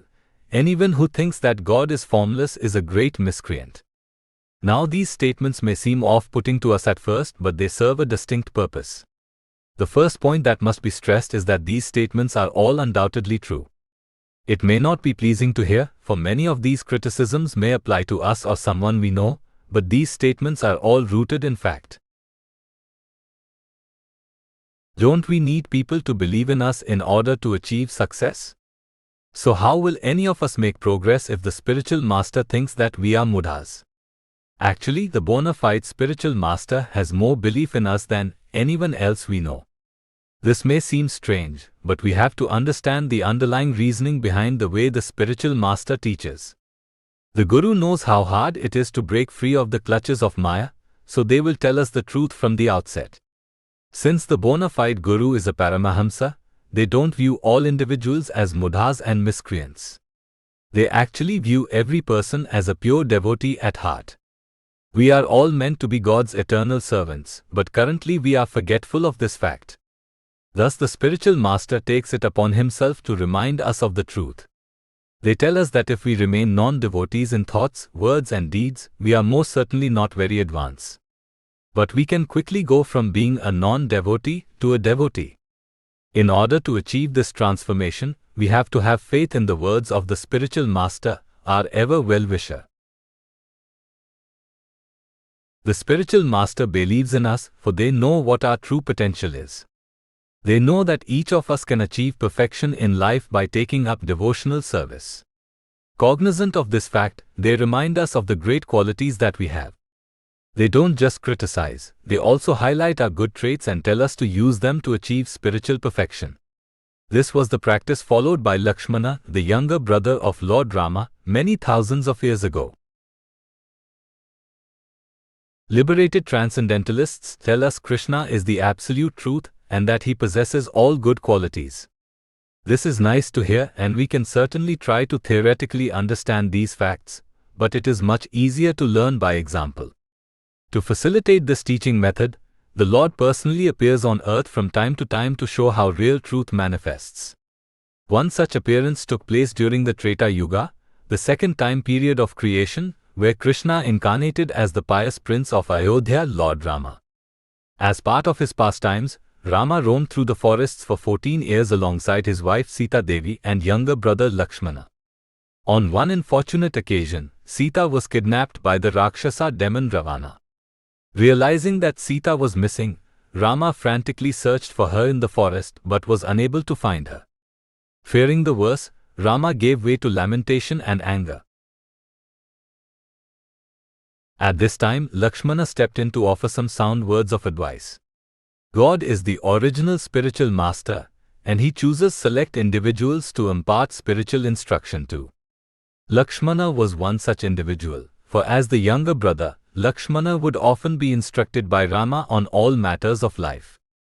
But God likes to glorify his devotees from time to time, so he presents opportunities for them to shine. This was one such opportunity, where Lakshmana was afforded the chance to act as spiritual master to Rama. In essence, Lakshmana got to show off all that he had previously learned from Rama. What were Lakshmana's instructions? Initially, he mildly chastised Rama for giving way to lamentation. The first instruction given to aspiring transcendentalists of the Vedic tradition is that we are not our bodies. The soul is eternal and unchangeable, while the body is not. This means that a person is guaranteed to encounter ups and downs, gains and losses as it relates to the body. The wise person does not let these events affect them. Lakshmana correctly pointed out that even if Sita were killed, it would be no reason to be taken off the righteous path. We should all perform our prescribed duties in life, not being attached to the results of our actions. In the above referenced quote, Lakshmana is concluding his remarks. We see that even though he chastised Rama in the beginning, Lakshmana is reminding Rama of the great powers he possesses. Lakshmana is essentially telling Rama that he believed in him. The Lord very much appreciated his younger brother's words of advice. The Lord would go on to find Sita, defeat Ravana in battle, and triumphantly rescue her. Everything would end well. All can also end well for us if we follow the advice of the Vaishnava spiritual masters. Our powers certainly aren't as great as Rama's, but we do have the ability to achieve spiritual perfection. The path won't be easy, but we must be confident of the spiritual master's belief in us. The great devotees of Krishna make no distinction between caste, gender, color or creed. They know that all living entities are capable of reviving their dormant Krishna consciousness. The Guru believes in us, but the question remains, do we believe in him? Chapter 32 The Spiritual Doctor. O best of men, what is the use of your destroying the entire world? After finding out your sinful enemy, you should uproot him alone. Lakshmana speaking to Lord Rama, Valmiki Ramayana, Aranya Kanda, 66.21. Not only does love work in mysterious ways, but it makes us do crazy things. There is no denying this fact. The affection we feel for our loved ones can be so strong that it drives us to completely overlook rationality and the rules of propriety. When our feelings of attachment drive us close to the edge, we need someone who can help bring back our sanity. This person is our ever well-wishing friend, someone who saves us from ourselves. Why does love lead us to madness? The ways of this world are quite mysterious, but it is undoubtedly true that love is the strongest emotion that we know. Love is an outgrowth of service, offering something of ourselves to someone else.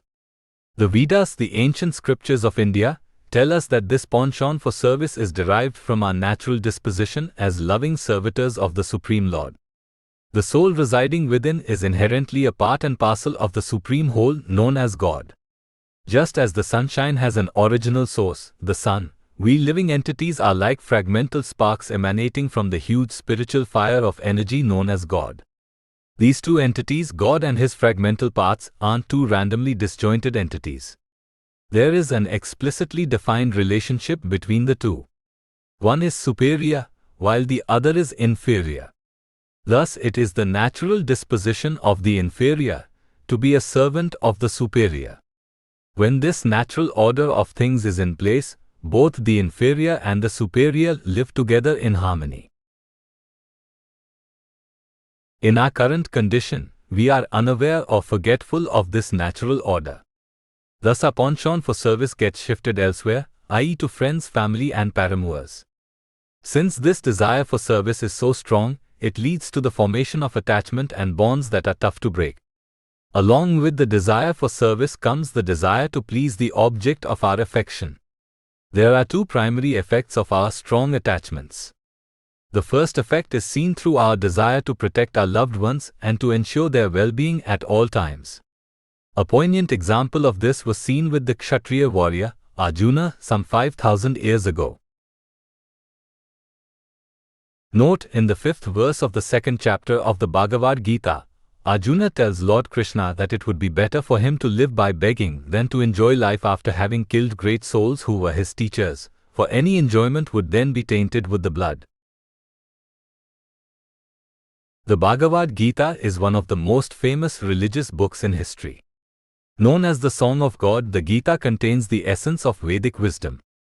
Though the Gita is considered a religious scripture, it is essentially just a transcript of a conversation that took place in real life between Lord Krishna, the Supreme Personality of Godhead, and his cousin Arjuna on the battlefield of Kurukshetra. On the eve of a great war that was to see millions of soldiers killed, the lead warrior for the side of the Pandavas, Arjuna, gave way to lamentation and fear. Arjuna became hesitant to fight because he didn't want to see his friends and family members who were fighting for the opposing army put into any type of danger or discomfort. For a warrior, this wasn't customary behavior. Being in an army means having to kill the enemy in fair combat. If a fighter is reluctant to fight, it stands to reason that he won't be very successful in killing enemies, which is the essence of war. War is a terrible thing that should be avoided at all costs. However, once a war starts, the objectives are quite simple: kill people and break things. The more people you kill from the opposing side and the more of their stuff you break, the more likely you are to win. Why would Arjuna, the greatest bow warrior of his time, not want to fight? The opposing side, the Kauravas, consisted of Arjuna's cousins, grandfather and spiritual guide. Arjuna didn't want to hurt loved ones simply to gain a kingdom. His affection for the material well-being of his family members superseded his desire for victory. In Arjuna's case, the negative effect of love and affection was unnecessary soft-heartedness. The other negative effect of intense love is extreme anger and rage, which is the polar opposite of extreme kindness. While love makes us feel for our fellow loved ones, it also makes us angry at anyone who causes them any harm. An example of this was seen with Lord Rama many thousands of years ago. In the Bhagavad Gita, Lord Krishna unequivocally establishes that he is the Supreme Lord and that all other forms of Godhead emanate from him. In fact, he displayed his terrible universal form to Arjuna, a form which was so awe-inspiring that Arjuna, out of fear, asked Krishna to reassume his original two-handed form. Though Krishna is the original form of Godhead, he personally descends to earth in other forms from time to time. During the Treta Yuga, the second time period of creation, the Lord appeared as a handsome and pious Kshatriya warrior named Rama. Since Rama was God, it made sense that his fighting abilities were unmatched. Though a great warrior, Rama underwent many hardships throughout his life. This was all done for the benefit of others, thus showing Rama's magnanimous nature. On one occasion, Rama's beautiful wife, Sita Devi, was kidnapped while the couple was residing in the forest. If a person is in God's company, no one can harm them. This is because God is the ultimate protector, someone who is undefeated in battle. This was also the case with Rama, but due to a diversion set up by the demon Ravana, the Lord was somehow lured away from Sita's side. In Rama's absence, Ravana came and forcibly took Sita away. It should be noted that Sita's kidnapping actually occurred due to the desire of the demigods. Ravana was a great demon, and though Rama appeared on earth to kill him, the Lord still needed an excuse before he could attack. Lord Rama's vow was to always abide by dharma or established religious codes. This meant that he never wanted to act in an impious manner, for as the eldest son of a great king, others would follow his example. With Sita's kidnap, Rama had the excuse he needed to go after Ravana and kill him. In the meantime, however, Rama played the part of an ordinary human being, giving way to lamentation and anger after realizing that his wife was missing. Upon returning to the couple's cottage, Rama noticed that Sita was missing, and immediately he gave way to lamentation. He started roaming through the neighboring woods, asking the trees and flowers if they had seen his beloved wife. The Lord is so kind and sweet that he never allows anyone's love for him to go in vain. No one in this world can love Rama more than Sita does, and by the same token, no one can love Sita more than Rama does. Thus the Lord kindly reciprocated the love shown to him by Sita, by giving way to excessive lamentation. After the sadness came anger. The Lord was ready to destroy the entire world as revenge for Sita's kidnap. In his mind, all the neighboring creatures and celestial figures just sat idly by and allowed Ravana to perform his dastardly deed.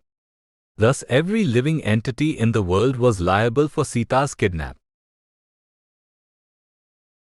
We can certainly relate to the incident with Arjuna. In today's day and age, it is becoming fashionable for parents to be friends with their kids. Children are seen as equals, being allowed to have televisions and video game systems in their room. Children can talk back to their parents, as that is all part of the friendly relationship. This desire to be friends with your children is an outgrowth of the strong affection that parents feel. Being a parent means having to impose strict rules, a practice which results in your kids hating you from time to time. No one wants to see their loved ones in pain, so being a good parent requires emotional strength and the doling out of tough love. By the same token, we can also relate to the incident involving Lord Rama.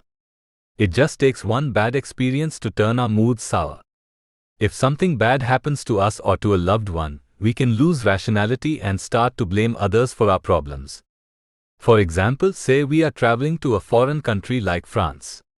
If we have a bad experience at a hotel or in a restaurant, we might be tempted to lump all French people with the incident. Oh, I hate French people. I'm never going to France again. Now obviously this isn't rational thinking, because there are bad apples wherever you go. Moreover, it is this type of irrational thinking that leads to destructive practices such as racism, bigotry and sexism.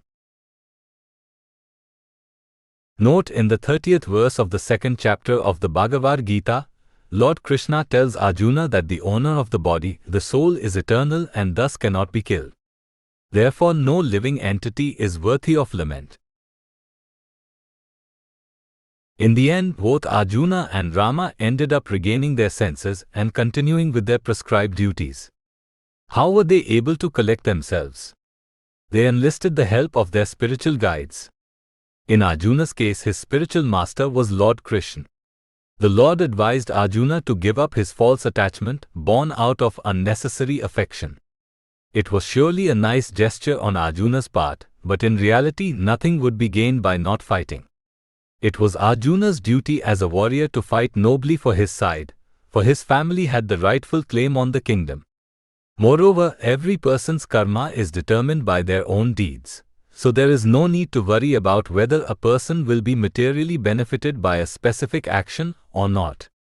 Even if his enemies were to die in battle, Arjuna still wouldn't be to blame, for the soul is eternal and can never be slain. Armed with these facts, Arjuna decided to stand up and fight. In Lord Rama's case, his spiritual master was his younger brother Lakshmana.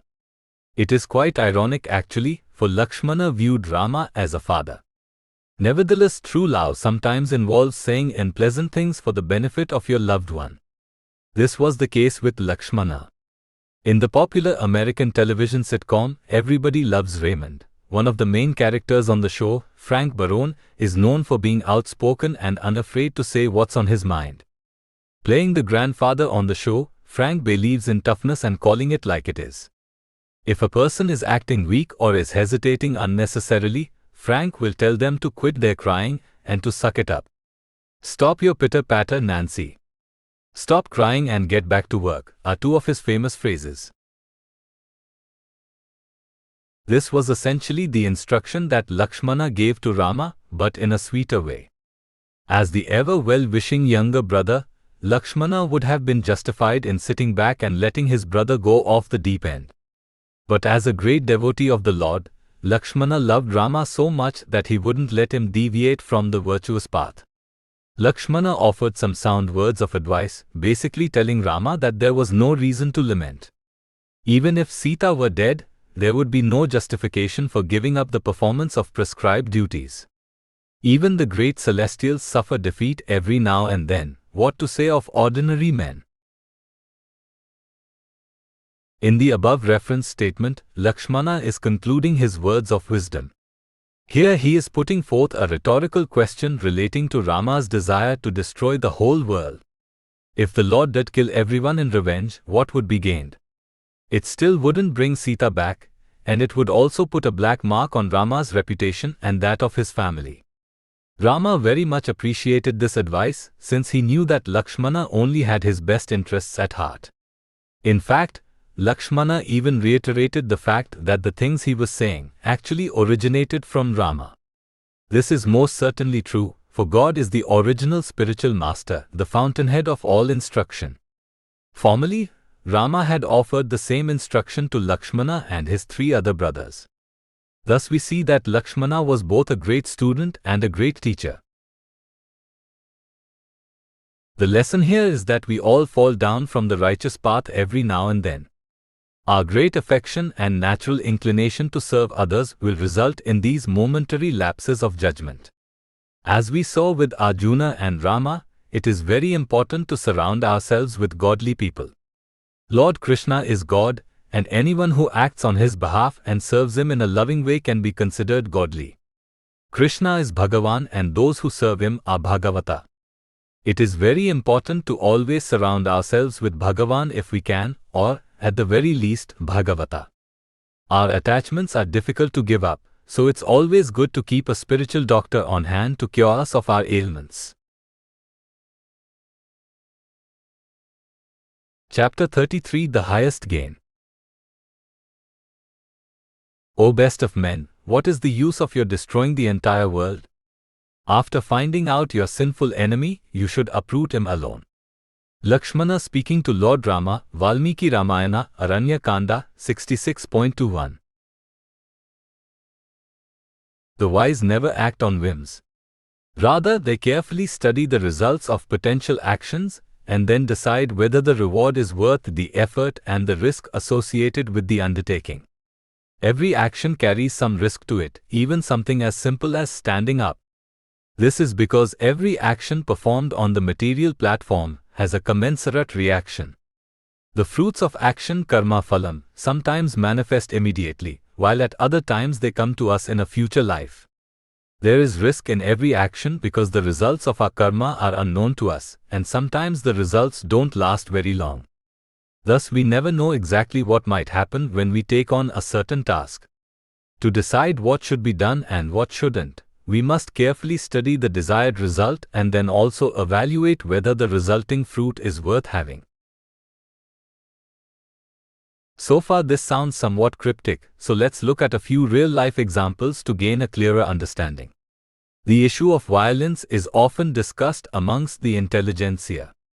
The issue itself is quite polarizing, for people immediately jump to one side or the other.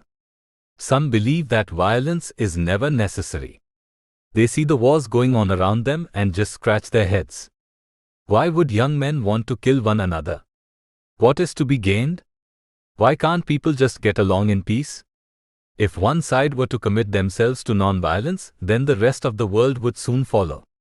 The immediate results of violent action are easily perceptible. Violence in its relation to war leads to death, which signals the end of the current body's material efforts. When someone dies, they no longer have the opportunity to take actions aimed at satisfying their senses. All ties of affection are immediately relinquished and the friends and family of the departed are left to mourn. Based on these negative consequences, we can understand why many people would be so opposed to violence. In the paradigm of warfare, the people perpetrating the violence are hoping to achieve the end goal of victory. Victory signals the defeat of the enemy, with their will to fight being removed. Surrender from the other side then hopefully leads to a peaceful condition for the victors, an end to hostilities. On the flip side, there are those who are in favor of non-violence. The result of non-violence is the absence of warfare. When there isn't war, there will be peace. At the same time, however, aggressors will be let off the hook for any nefarious activity. For example, if one side wants to wage war in order to gain control over a certain tract of land, if the other side chooses non-violence, naturally the aggressive side will claim victory and take the land for themselves. In this scenario, non-violence, though saving lives, results in surrender, with the enemy taking over land that might not rightfully belong to them. So which side does morality come down on? Are the proponents of war correct in believing that victory is a noble enough goal to make violence worth it? Or are the pacifists correct in asserting that the lack of violence makes surrendering worthwhile? In order to make a rational judgment in any situation, we have to evaluate the fruits of action. So far we have established what the fruits of action will be in both cases, but we haven't ascribed any merit or demerit to them. So how do we rate results? This material world is full of dualities. One person may enjoy spicy food, while another person may abhor it. One person may prefer the winter months due to the cold weather, while another person may enjoy the summer months for the bright sunshine and warm temperatures. How do we decide which viewpoint is correct? Is this even possible? It seems like everyone has different desires, and thus we see so many different kinds of work performed. Is there really a way to judge which action is virtuous and which isn't? Note, in the 18th verse of the 14th chapter of the Bhagavad Gita, Lord Krishna tells Arjuna that those situated in the mode of goodness gradually go upwards to the higher planets, those in the mode of passion remain in the middle planetary system, and those in the mode of abominable activity descend further down to the hellish realm. According to the Vedas, the ancient scriptures of India, there is actually an easy way to decide whether a particular action should be performed or not. What has been described thus far is guna and karma. Guna is a Sanskrit word which refers to material qualities. Each living entity possesses a body composed of a combination of the three gunas of material nature: goodness, passion, and ignorance. In addition, every fruitive activity we perform, or karma, can also be filed under one of these three modes. When rating karmic activity, we usually associate pious acts as those which bring about good karma phalam or fruitive results. These activities fall under the mode of goodness. If we perform activities in the mode of goodness, we further the position of the material body, both in this life and in future ones. For example, if we faithfully study the Vedas and perform various sacrifices, we will ascend to the heavenly planets in the afterlife. Upon reaching this realm, one is given a heavenly body which allows them to enjoy 1,000 times more than they can on earth. The mode of passion brings about neutral results. For example, working hard simply for the acquisition of money and wealth can be thought of as an act of neutrality. Money is certainly required to maintain our lifestyle, but it quickly runs out, thus forcing us to repeat the cycle of work again. The mode of passion eventually leads to a neutral state in the afterlife. If a living entity is currently in a human body, through action in the mode of passion, they remain in an earthly body in the next life. The mode of ignorance can be equated with bad karma. What we would characterize as stupid behavior is what the mode of ignorance consists of. Unnecessarily killing others, stealing, sleeping too much, constant intoxication, etc., all lead to demotion to a lower species in the next life. Thus one should avoid the mode of ignorance at all costs. Note, in the 21st verse of the 9th chapter of the Bhagavad Gita, Lord Krishna states that those who ascend to Indra's heaven through ritualistic Vedic practices eventually fall back down to the mortal planets when the merits from their deeds expire. In this way, by following Vedic principles, such worshippers only achieve temporary happiness, for they must constantly go through birth and death. So it seems like we have the issue resolved. Simply act in the mode of goodness, and everything will be okay. But there is a catch. Though action in the mode of goodness leads to a heavenly body in the afterlife, one's time in heaven is limited. Upon exhaustion of our good merits, we are forced to descend back to earth and go through the entire life cycle again. Goswami Tulsidas, the great devotee of Lord Rama, remarks that it is heard that after enjoying such great opulence in the heavenly kingdom, a person forgets about the time factor and their mortality. In this way, by becoming overly puffed up with pride and material enjoyment, knowledge of the truth gets covered up. Upon returning to earth, we'll again have to deal with the issue of deciding what action should be performed and what shouldn't. Those who possess a higher understanding of nature thus realize that even the mode of goodness leads to a neutral state. In this way, all activity of this material world can be considered equal in a sense, since the results of such action are only temporary. So does this mean that we all should do whatever we want because it doesn't matter in the end? Beyond the material nature is a spiritual nature. Though the spiritual nature is free of gunas or material qualities, there are still activities performed within it. Spirituality is full of variegatedness. The material world is simply a perverted reflection of the purified realm. The various actions and reactions of material life can be thought of as emanating from a tree which has its roots upwards. This inverted situation is the result of the perverted reflection. The spiritual world contains the actual tree, the purified version of activity and enjoyment. This means that our real business is to take up spiritual activities, those actions which transcend the modes of material nature.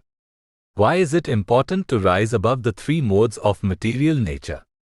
As mentioned before, when deciding on whether a particular action should be taken, we need to study both the desired result and its importance. So what are the results of taking to spiritual activity? Lord Krishna, the Supreme Personality of Godhead, states that anyone who acts towards pleasing Him, i.e. doing those things which will make God happy, will never have to take birth again. Such devotees will ascend immediately to Krishna's spiritual realm after death. In this way, spiritual activity brings about the highest gain. So what constitutes spiritual activity? In addition, does this mean that all the activities we are accustomed to performing are stupid? Sannyasis, or those in the renounced order of life, are often attached with this stigma of having a pessimistic outlook on life. The Vedas recommend that a person gradually progress through 4 spiritual stages, or ashramas, over the course of their lifetime. Sannyasa is the 4th and final stage where one completely renounces all ties to material life and sincerely engages in serving God. Service to God is known as Bhakti Yoga, or devotional service. It involves many different processes such as chanting, hearing, remembering, and offering prayers. A person who is in the renounced order of life will naturally look at material activity as being second class. They will see people engaging in activities like drinking, gambling, and eating meat, and think that such people are simply wasting their time. A bona fide sannyasi is a pure devotee of Krishna, so they don't simply criticize people for engaging in mundane activity, they view everything with respect to Krishna. A pure devotee puts forth suggestions on what should be done to correct improper behavior. An example of this benevolence was seen with Lakshmana, the younger brother of Lord Rama. Many thousands of years ago, during the Treta Yuga, Lord Krishna incarnated on earth as Lord Rama, a valiant warrior prince, the eldest son of the king of Ayodhya. As part of his pastimes, Rama spent 14 years in the forest, living as a Vanaprasthi with his wife Sita Devi and younger brother Lakshmana. Vanaprastha is the ashrama right before sannyasa, and it is the stage where a person leaves their home and travels around with their wife, living off very little.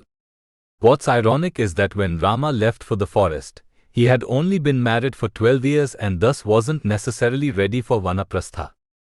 The mendicant lifestyle was forced upon him as a result of a request put forth by his stepmother Kaikeyi. Nevertheless, God is the ultimate renunciate, so he had no problem roaming around like a hermit for 14 years. Unfortunately, during the exile period, Sita would be kidnapped by the Rakshasa demon Ravana, while Rama and Lakshmana were not by her side. Returning to their cottage, Rama saw that Sita was missing and gave way to lamentation. It is the duty of every husband to protect their wife under any and all circumstances. There is a great responsibility that comes with marriage. It is not simply a license to have sex.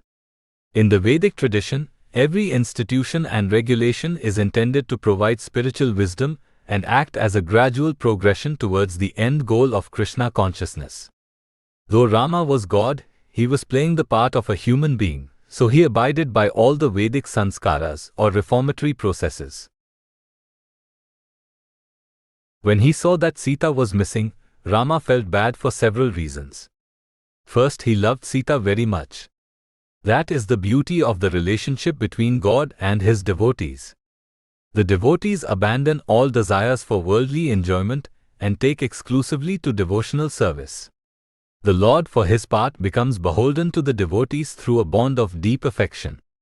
Sita, being an incarnation of the goddess of fortune, was an exceptional devotee and a representation of Krishna's pleasure potency, Haladini Shakti. Rama cannot live without Sita, and Sita cannot live without Rama. Even in separation, the two are always thinking of each other. Rama was also disappointed because he had failed to protect his wife. God can never fail in providing protection, but Rama was playing the part of a human being and thus acting like someone who commits mistakes from time to time. What did Rama do next? First, he started wandering through the neighboring woods, asking all the trees and flowers if they had seen Sita. His sadness then quickly turned to anger. The sweet and gentle Lord decided he would destroy the whole world as revenge for its allowing Sita to be kidnapped. At this moment, Lakshmana stepped in to offer some sound words of advice. Though a younger brother, Lakshmana too was a perfect devotee and thus not afraid to offer his service to God. It is the natural mentality of the dependents to ask for service from their superiors. We often pray to God to do certain things for us. The devotees are a little advanced, and as such, they look for any opportunity to give service to the Lord. In Lakshmana's case, seeing his brother in a precarious condition presented an opportunity to offer something worthwhile to Rama. What was the nature of Lakshmana's service? He simply repeated sound words of advice that Rama had offered to him on many previous occasions. He reminded Rama that one should be steady in the execution of their prescribed duties, no matter the result. Even if Sita were dead, it would not be cause for lamentation, because every person in life must meet both good and bad fortune. In the above referenced quote, Lakshmana is asking what would be gained by destroying the world.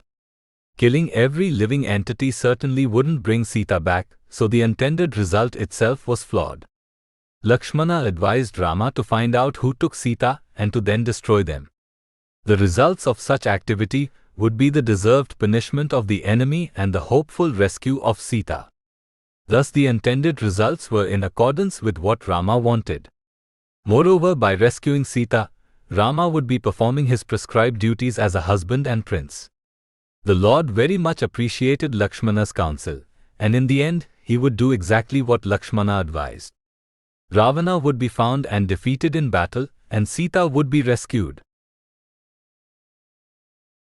We should apply the same criteria prior to taking up any activity. We should ask ourselves a series of questions. What will the result of this action be? Is the result even something that I want? Can I choose a different course of action and achieve a more beneficial result? Luckily for us, we know that our ultimate objective is reconnecting with God. Thus we can juxtapose the results of all activities with the ultimate result of returning back home, back to Godhead. For instance, if we apply this criterion towards the violence issue, we'd see that meat eating is completely unnecessary. Simply to satisfy the taste buds, we are sending innocent cows by the millions to the slaughterhouses each year. The positive result of satisfaction to our taste buds is short-lasting and also cancelled out by the negative reactions to our violence. In addition, meat eating does nothing to bring us closer to God. Lord Rama, however, took to violence and was acting completely in line with dharma or occupational duty. This is the easiest way to decide what our course of action should be. Each of us has prescribed duties to perform according to our qualities. If we perform these activities with detachment and at the same time engage in devotional service, our lives will be perfect. The highest gain in life is to have association with God and His devotees, so all our activities should be performed with this goal in mind. Chapter 34 What's the use? O best of men, what is the use of your destroying the entire world? After finding out your sinful enemy, you should uproot him alone. Lakshmana speaking to Lord Rama, Valmiki Ramayana, Aranya Kanda, 66.21. Our days are filled with many unnecessary activities, even if we aren't able to identify them as such. For every action that we perform, we should consider the intended benefit. What is the use of performing so many activities if all they do is take up time? Time is precious, and our lifespan is very short in the grand scheme of things. Therefore, it is better to take up activities which will further our condition than to waste time on idle talk and nonsense activities. The usefulness of an activity can vary depending on a person's angle of vision. Let's take the lives of children for example. As adults, we would never think of running around and playing all day. Children pick up the simplest toys and become enamored with them for a few days, but then after that, they jump to another toy. For their viewing pleasure, animated films and educational programs are presented. As adults, these sorts of things don't entertain us because they don't serve any purpose. We understand that playing with toys all day is simply a waste of time. We would rather spend our time studying to earn an advanced degree or working hard to earn a living. Such activity is known as karma, or work performed with a desired fruitive result in mind. Juxtaposing these two mindsets, we see that the difference between children and adults is intelligence. A higher level of intelligence guides a person in the right direction with respect to what actions should be done and what shouldn't. As we advance from childhood to young adulthood, our activities certainly do change and our intelligence advances. But this doesn't mean that all our activities suddenly become pure, or that we stop wasting time on unnecessary engagements. For example, one thing we often waste our time on is hate. Hatred stems from jealousy, which has as its root the idea that someone else shouldn't be allowed to enjoy. Who does such and such person think they are?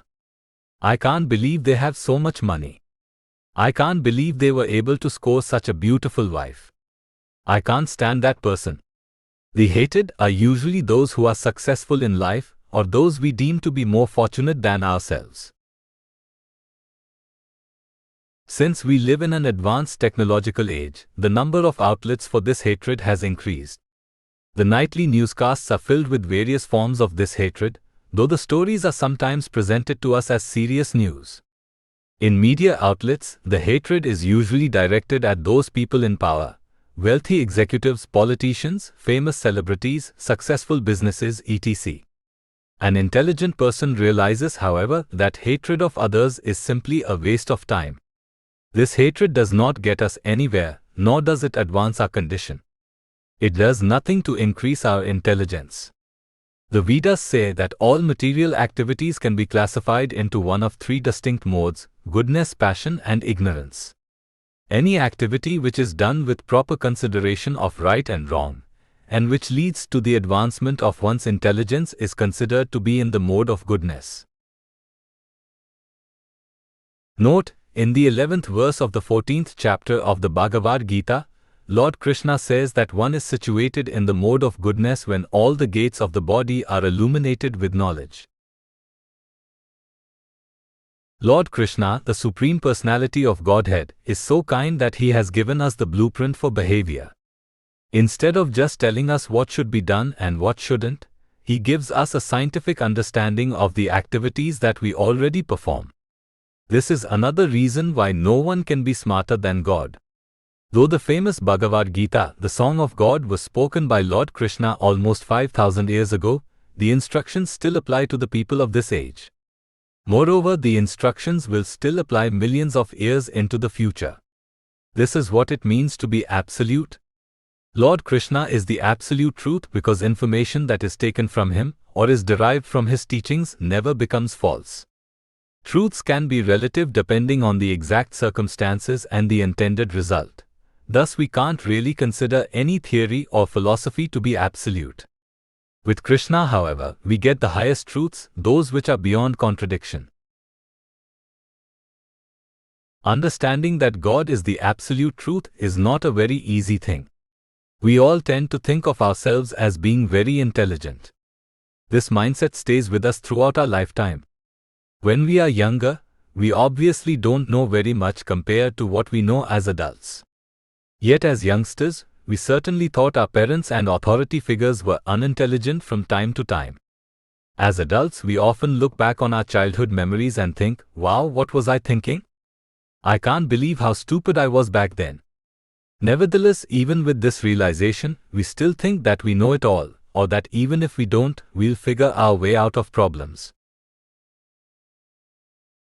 We may consult various reference books or even seek the guidance of our friends and family, but no one will be able to give us absolute information except God. Since Krishna is kind enough to share this information with others, we can also approach one of his bona fide representatives, the spiritual master, and be able to learn about the supreme truth. In the Hindu tradition, as part of the funeral rites, friends and family of the departed will chant, Ram Nam Satya Hai, as the person's body is being cremated. This Hindi saying means that Lord Rama, one of Krishna's primary expansions, is the truth. This is actually a wonderful tradition, because it reminds everyone of the meaning of life. When a person dies, it's obviously a sad occasion, but the friends and family of the departed aren't necessarily depressed over the fact that the deceased's life of sense gratification has ended. Rather, they are concerned with the future destination of the soul. By chanting the holy name of Rama and declaring it to be the only truth, well-wishers hope that the departed soul will be taken directly to God's spiritual realm. Note, in the 5th verse of the 8th chapter of the Bhagavad Gita, Lord Krishna tells Arjuna that anyone who, at the end of life, remembers him while quitting their body automatically attains the nature of the Lord, and that there is no doubt of this. The advanced intelligence of the human being should be used towards acquiring knowledge. And since Krishna is the absolute truth, it would stand to reason that all activities should be geared towards learning about him. This is where the mode of goodness comes in. Of all the material modes, the mode of goodness is considered the highest because it leads to the acquisition of spiritual knowledge.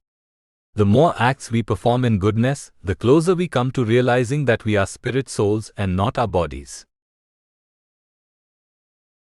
So where does hatred and jealousy fit into this? Does hatred help us understand the nature of the soul? Quite the contrary. Hatred rooted in jealousy only further increases our delusion. The delusion starts with the idea that another person is not entitled to enjoy their own property, possessions, and family life. Every person should be satisfied with his or her allotment in life, since everything acquired is a result of prior work. This work may have been performed in the current lifetime or in a previous one. On a higher level of understanding, everything actually belongs to God. This means that if we see a rich person, it is to be understood that Krishna has allowed them to borrow some of his wealth. Since God is the original owner of everything, shouldn't we use all of our possessions towards pleasing him? Activity performed under this mindset is in Shuddha Sattva, or the mode of pure goodness. This mode transcends all three modes of material nature, and anyone associating with it automatically goes back home, back to Godhead at the time of death. When we encounter hateful comments made about others, we should understand that those spewing the hate are simply wasting their time. Aside from indulging in hatred and idle gossip, we see that people often discuss Lord Krishna, Lord Rama, Sita Devi, or other divine figures in public. Sometimes the talk is of the positive nature, but many times it also resembles the same hatred shown towards ordinary human beings. We'll see that people will criticize Lord Krishna for certain activities he performed while he was on earth, or we'll see people bash Lord Rama for leaving Sita Devi at Valmiki's ashrama towards the end of their time on earth. People will even argue against Krishna's statements found in the Bhagavad Gita, or Sita Devi's statements found in the Ramayana. Oh, I don't think I agree with this. Sita would never think such things. Lord Rama would never subscribe to this. What's ironic is that these comments are made in response to direct quotations made by the divine figures in question. Such criticisms and idle gossip are more than just wastes of time, they are downright dangerous. To understand Lord Krishna, we simply have to listen to the words he has spoken. If we don't understand something he says, we should consult an authority figure, someone who knows Krishna. The same holds true for issues relating to Lord Rama, Sita Devi, Hanuman, Radharani etc. The authority figures have put forth the proper interpretations and meanings as it relates to the great scriptures. Idle gossip, unnecessary hatred and speculating about Krishna are certainly all wastes of time, but sometimes things aren't so black and white. There are times when it is necessary to criticize or punish genuine miscreants, while at other times it is better to turn the other cheek. How are we to decipher what activity should be undertaken and what shouldn't? This is where the devotee of Krishna comes in. The devotee of God has seen the light and thus engages all their time in positive activities, those things which lead to the emancipation of the soul. In times of trouble, we simply need to consult such devotees, either in person or by referencing their written instructions, and abide by their counsel. One such devotee was Lakshmana, the younger brother of Lord Rama. Many thousands of years ago, during the Treta Yuga, Lord Rama, the handsome and pious prince of Ayodhya, roamed this earth along with his 3 younger brothers and wife Sita Devi. Lakshmana was one of Rama's brothers, and he was also the one closest to the Lord. On one unfortunate occasion, Sita was kidnapped from the forest by the Rakshasa demon Ravana. Upon realizing that Sita was missing from their cottage, Rama and Lakshmana frantically searched for the princess's whereabouts, but they were unsuccessful in finding her. Seeing that Sita was gone, Rama gave way to sadness. God loves his devotees so much, so if he sees that something bad has happened to them, he most certainly feels sadness. The highly renowned Rama rages into a fury against those who dare brave against him. He is extremely powerful, for he can completely stop the onset of a pulsing river simply by using his arrows. Shriman Rama can bring down all the stars, planets and the sky itself by use of his arrows. He is even capable of saving the earth if it should collapse. The illustrious Rama, if he wanted to, could deluge the whole world by breaking apart the shorelines of the seas. With his arrows, he can resist the onset of the oceans and the wind. After withdrawing the whole world into himself, that highly renowned best of men, by virtue of his powers, is capable of again creating the whole world with all its creatures. Akampana speaking to Ravana, Valmiki Ramayana, Aranya Kanda, 31.23-26. Rama's sadness quickly turned to anger. Since he was God himself, the Lord was capable of destroying the whole world and then recreating it. In this instance, Rama was ready to show off his destructive powers. He was set on destroying the entire world as revenge for Sita's kidnap. To quell his brother's anger, Lakshmana stepped in and offered some sound words of advice. Lakshmana essentially said, "Don't lament, for every person meets with good and bad fortune. If Sita is dead, there is still no reason to deviate from the path of dharma or occupational duty." His teachings were strikingly similar to those given by Lord Krishna in the Bhagavad Gita. In the above referenced quote, Lakshmana is giving his final instruction, which asks the rhetorical question of what is to be gained by destroying the whole world. This is certainly an appropriate question since the rest of the world had nothing to do with Sita's kidnap. Moreover, killing every living entity wouldn't bring Sita back to the cottage. Lakshmana advises Rama to instead focus his efforts on achieving his desired goal of Sita's rescue through the killing of his enemy. Lord Rama certainly appreciated this advice very much.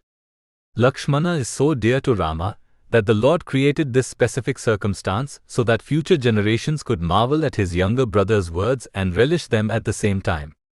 For this we are extremely grateful. Hearing these loving words from Lakshmana certainly brings great joy to our hearts. So what can we take away from Lakshmana's teachings? The first thing we can do is apply the same test to all of our activities. Whenever we undertake an activity, we should ask ourselves, of what use is this? What will I gain by doing this? If we were all to think along these lines, surely there would be less hatred around the world. People would think twice before they spewed unnecessary hatred and gossip. The second piece to this puzzle is to figure out what action should be performed in lieu of the unnecessary action we are avoiding. The answer to this can also be found from Lakshmana's words of wisdom. Lord Rama was advised to act according to his prescribed duties as a warrior and eldest son of the king of Ayodhya. Thus it was Rama's duty to provide protection to the innocent, to search for Sita, and to kill his enemies. In the same manner, every living entity's occupational duty is to be a loving servant of the Supreme Lord. The exact nature of this service can vary, but the sentiment should always be the same.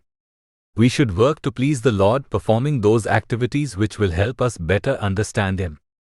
We should transcend the mode of goodness by engaging exclusively in acts of devotion. This will make our time spent on earth worth it.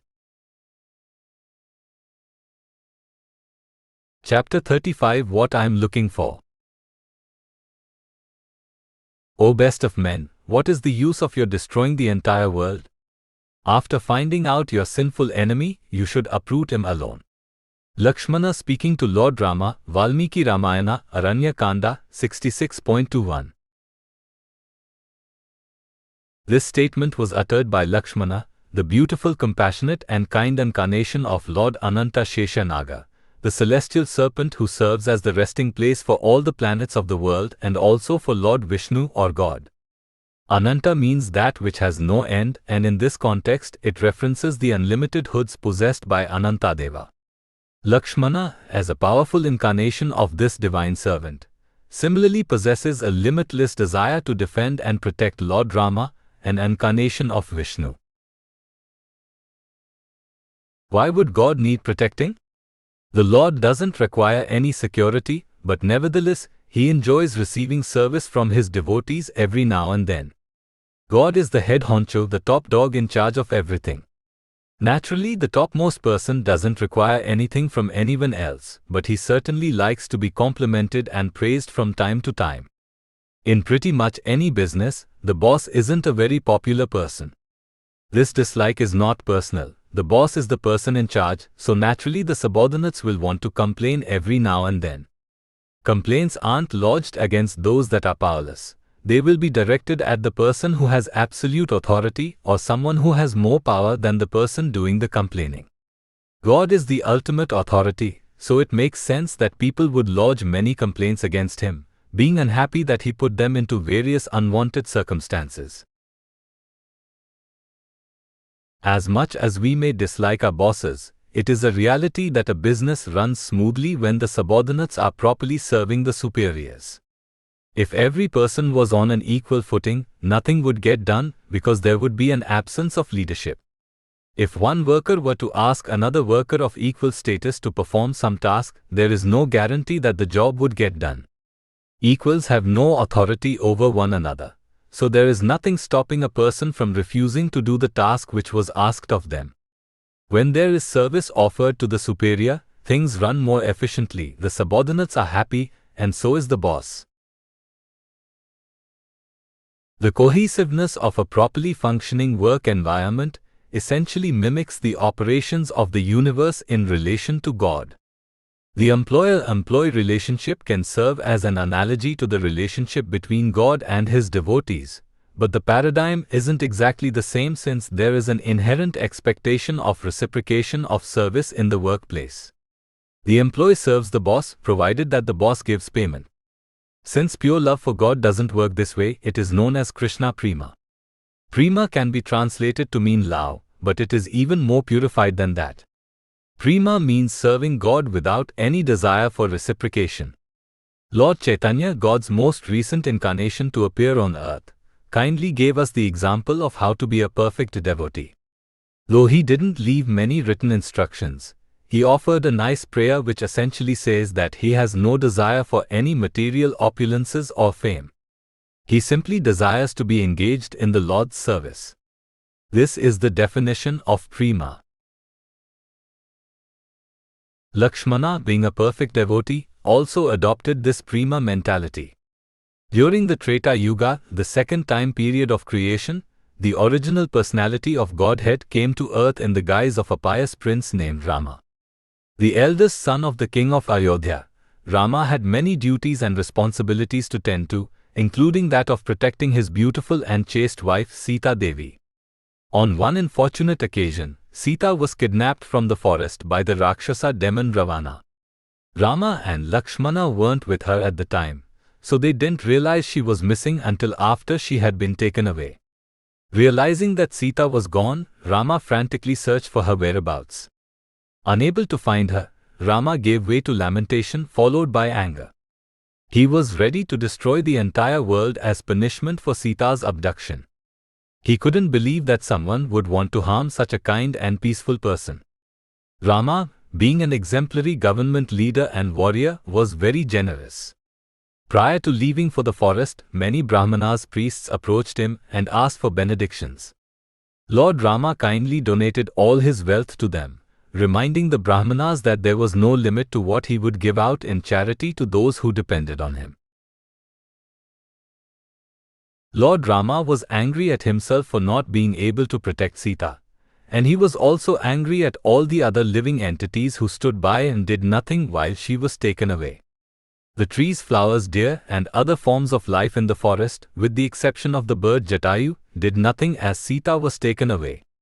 Now obviously Rama was a little aggrieved, so he wasn't thinking rationally. These other life forms really had no ability to defend Sita, but the Lord's sentiments remind us of an important fact. Any material body which has a soul inside it should be considered a form of life. There is no difference between the qualities of souls, just a difference in the types of bodies they occupy. Since Rama was so angry, he was intent on firing a powerful arrow from his quiver that would destroy all of creation. Only God is capable of doing this. Through the perfect recitation of mantras, Rama's arrows could pack the power of the greatest modern-day nuclear weapon. At this time, Lakshmana stepped in and offered some sound words of advice. He reminded Rama that there was no reason to lament, nor was there any reason to destroy the whole world. After all, there was only one person responsible for Sita's kidnapping, and thus only one person worthy of being sought out and punished. When we hear of worshipping God and devotional service, it's natural to conjure up images of prostrating before a deity, attending a church or temple, and reading scriptures. While these are all certainly components of devotional service, what really constitutes devotional life is love or prema. By kindly offering instructions, Lakshmana was also engaging in devotional service, showing his pure love for his brother.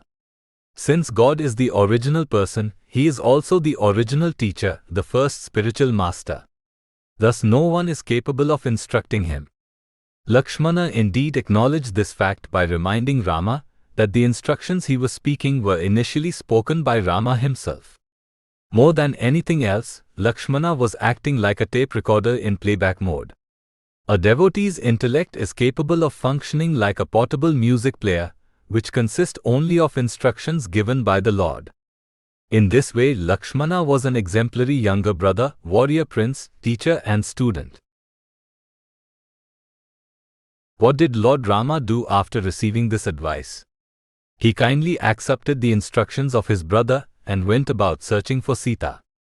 Eventually the Lord would find what he was looking for. After defeating Ravana in a fair battle, the Lord finally rescued Sita and brought her to safety. Rama was so kind that he made sure to take Ravana on in an open battle. The Lord didn't lob an arrow from thousands of feet away and destroy his kingdom. The evil elements in Ravana's kingdom were eventually destroyed anyway by Hanuman and the other Vanaras helping Rama, but the Lord wanted to give Ravana an honest fight, a fair chance to win Sita. These incidents can teach us so many lessons. We are all in a distressed condition, even if we are unaware of it. During the 1970s, when many Americans were turning to Krishna consciousness and becoming devotees, those who didn't understand the movement would often say that the young boys were lost. They didn't know what to do in life, so they took up this strange religion where they shaved their heads and started chanting in airports. This is certainly an interesting viewpoint, but it also begs the question of how someone who has nowhere to go can be considered lost. Note, in the 6th verse of the 8th chapter of the Bhagavad Gita, Lord Krishna states that whatever nature one remembers while quitting their body at the time of death, that state of being they will attain in the next life without fail. Those who don't know they are lost, the karmis, think that life is going swell for them. Life may indeed be fine in a material sense, but what will happen to their souls after death? We all make plans for the future, either the next day, month or year, but what about the afterlife? How many of us plan out where our soul will end up next? Who knows where we go after death? Why should I concern myself with something that is unexplainable?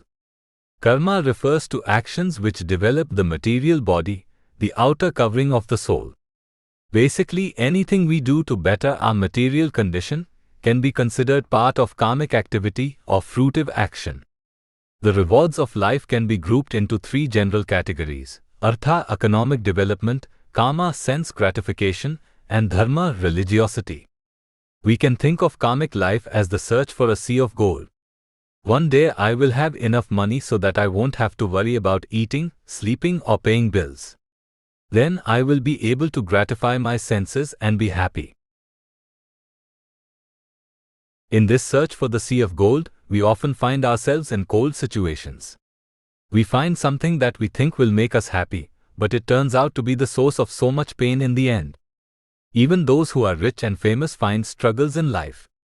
Dharma, artha and kama aren't guaranteed to provide us any real happiness, for they only aim to please the material body, a body which is destined for destruction. Upon destruction of the current body, a new one is molded based on a person's desires and work. So in this sense, we can say those who don't devote themselves to God are actually the ones who are lost. The greatest obstacle towards success lies in the fact that most of us don't realize that we are lost, for we are unaware of the intended destination. How do we alleviate the situation? How do we find the right path in life? Just like in Lord Rama's case, there is something impeding our success, an enemy who has caused us pain. This enemy is known as Maya, or the illusory energy of the material world. Maya means that which is not, hence she causes us to think we'll be happy associating with her, when in reality we really won't. In order to find the proper path to rescue our soul, we have to defeat the soldiers of Maya's army: lust, greed and anger. One who can control their senses is known as Dhira or sober, and can thus better understand the position of the soul and how it relates to God. The great authorities, the pure devotees of Krishna, tell us to take up devotional service. We must commit ourselves to regularly chanting Hare Krishna, Krishna Krishna, Hare Hare, Hare Rama, Rama Rama, Hare Hare, and avoid the four pillars of sinful life: meat-eating, gambling, illicit sex and intoxication. Our execution of devotional service must be unmotivated and uninterrupted. Unmotivated in this context means without any personal desire. For example, we shouldn't worship God in hopes of a return reward such as material wealth. We can most certainly be motivated in our service, for without desire no one would take any action. But our motivation must be on the spiritual level, where we maintain a desire to serve the Lord to the best of our abilities. After Rama defeated Ravana, his reward was the safe rescue of his wife. In a similar manner, our reward for executing devotional service is that God will be in our life all the time. Once we get Him, we should never let Him go. Devotional service should remain our occupation eternally. This was the example set by Lakshmana, Sita, and Hanuman. They are eternally existing, and their only business is to go wherever Rama goes or wherever his name is chanted. Thus, by taking up devotional service, not only will we find God, but the great devotees will find us as well.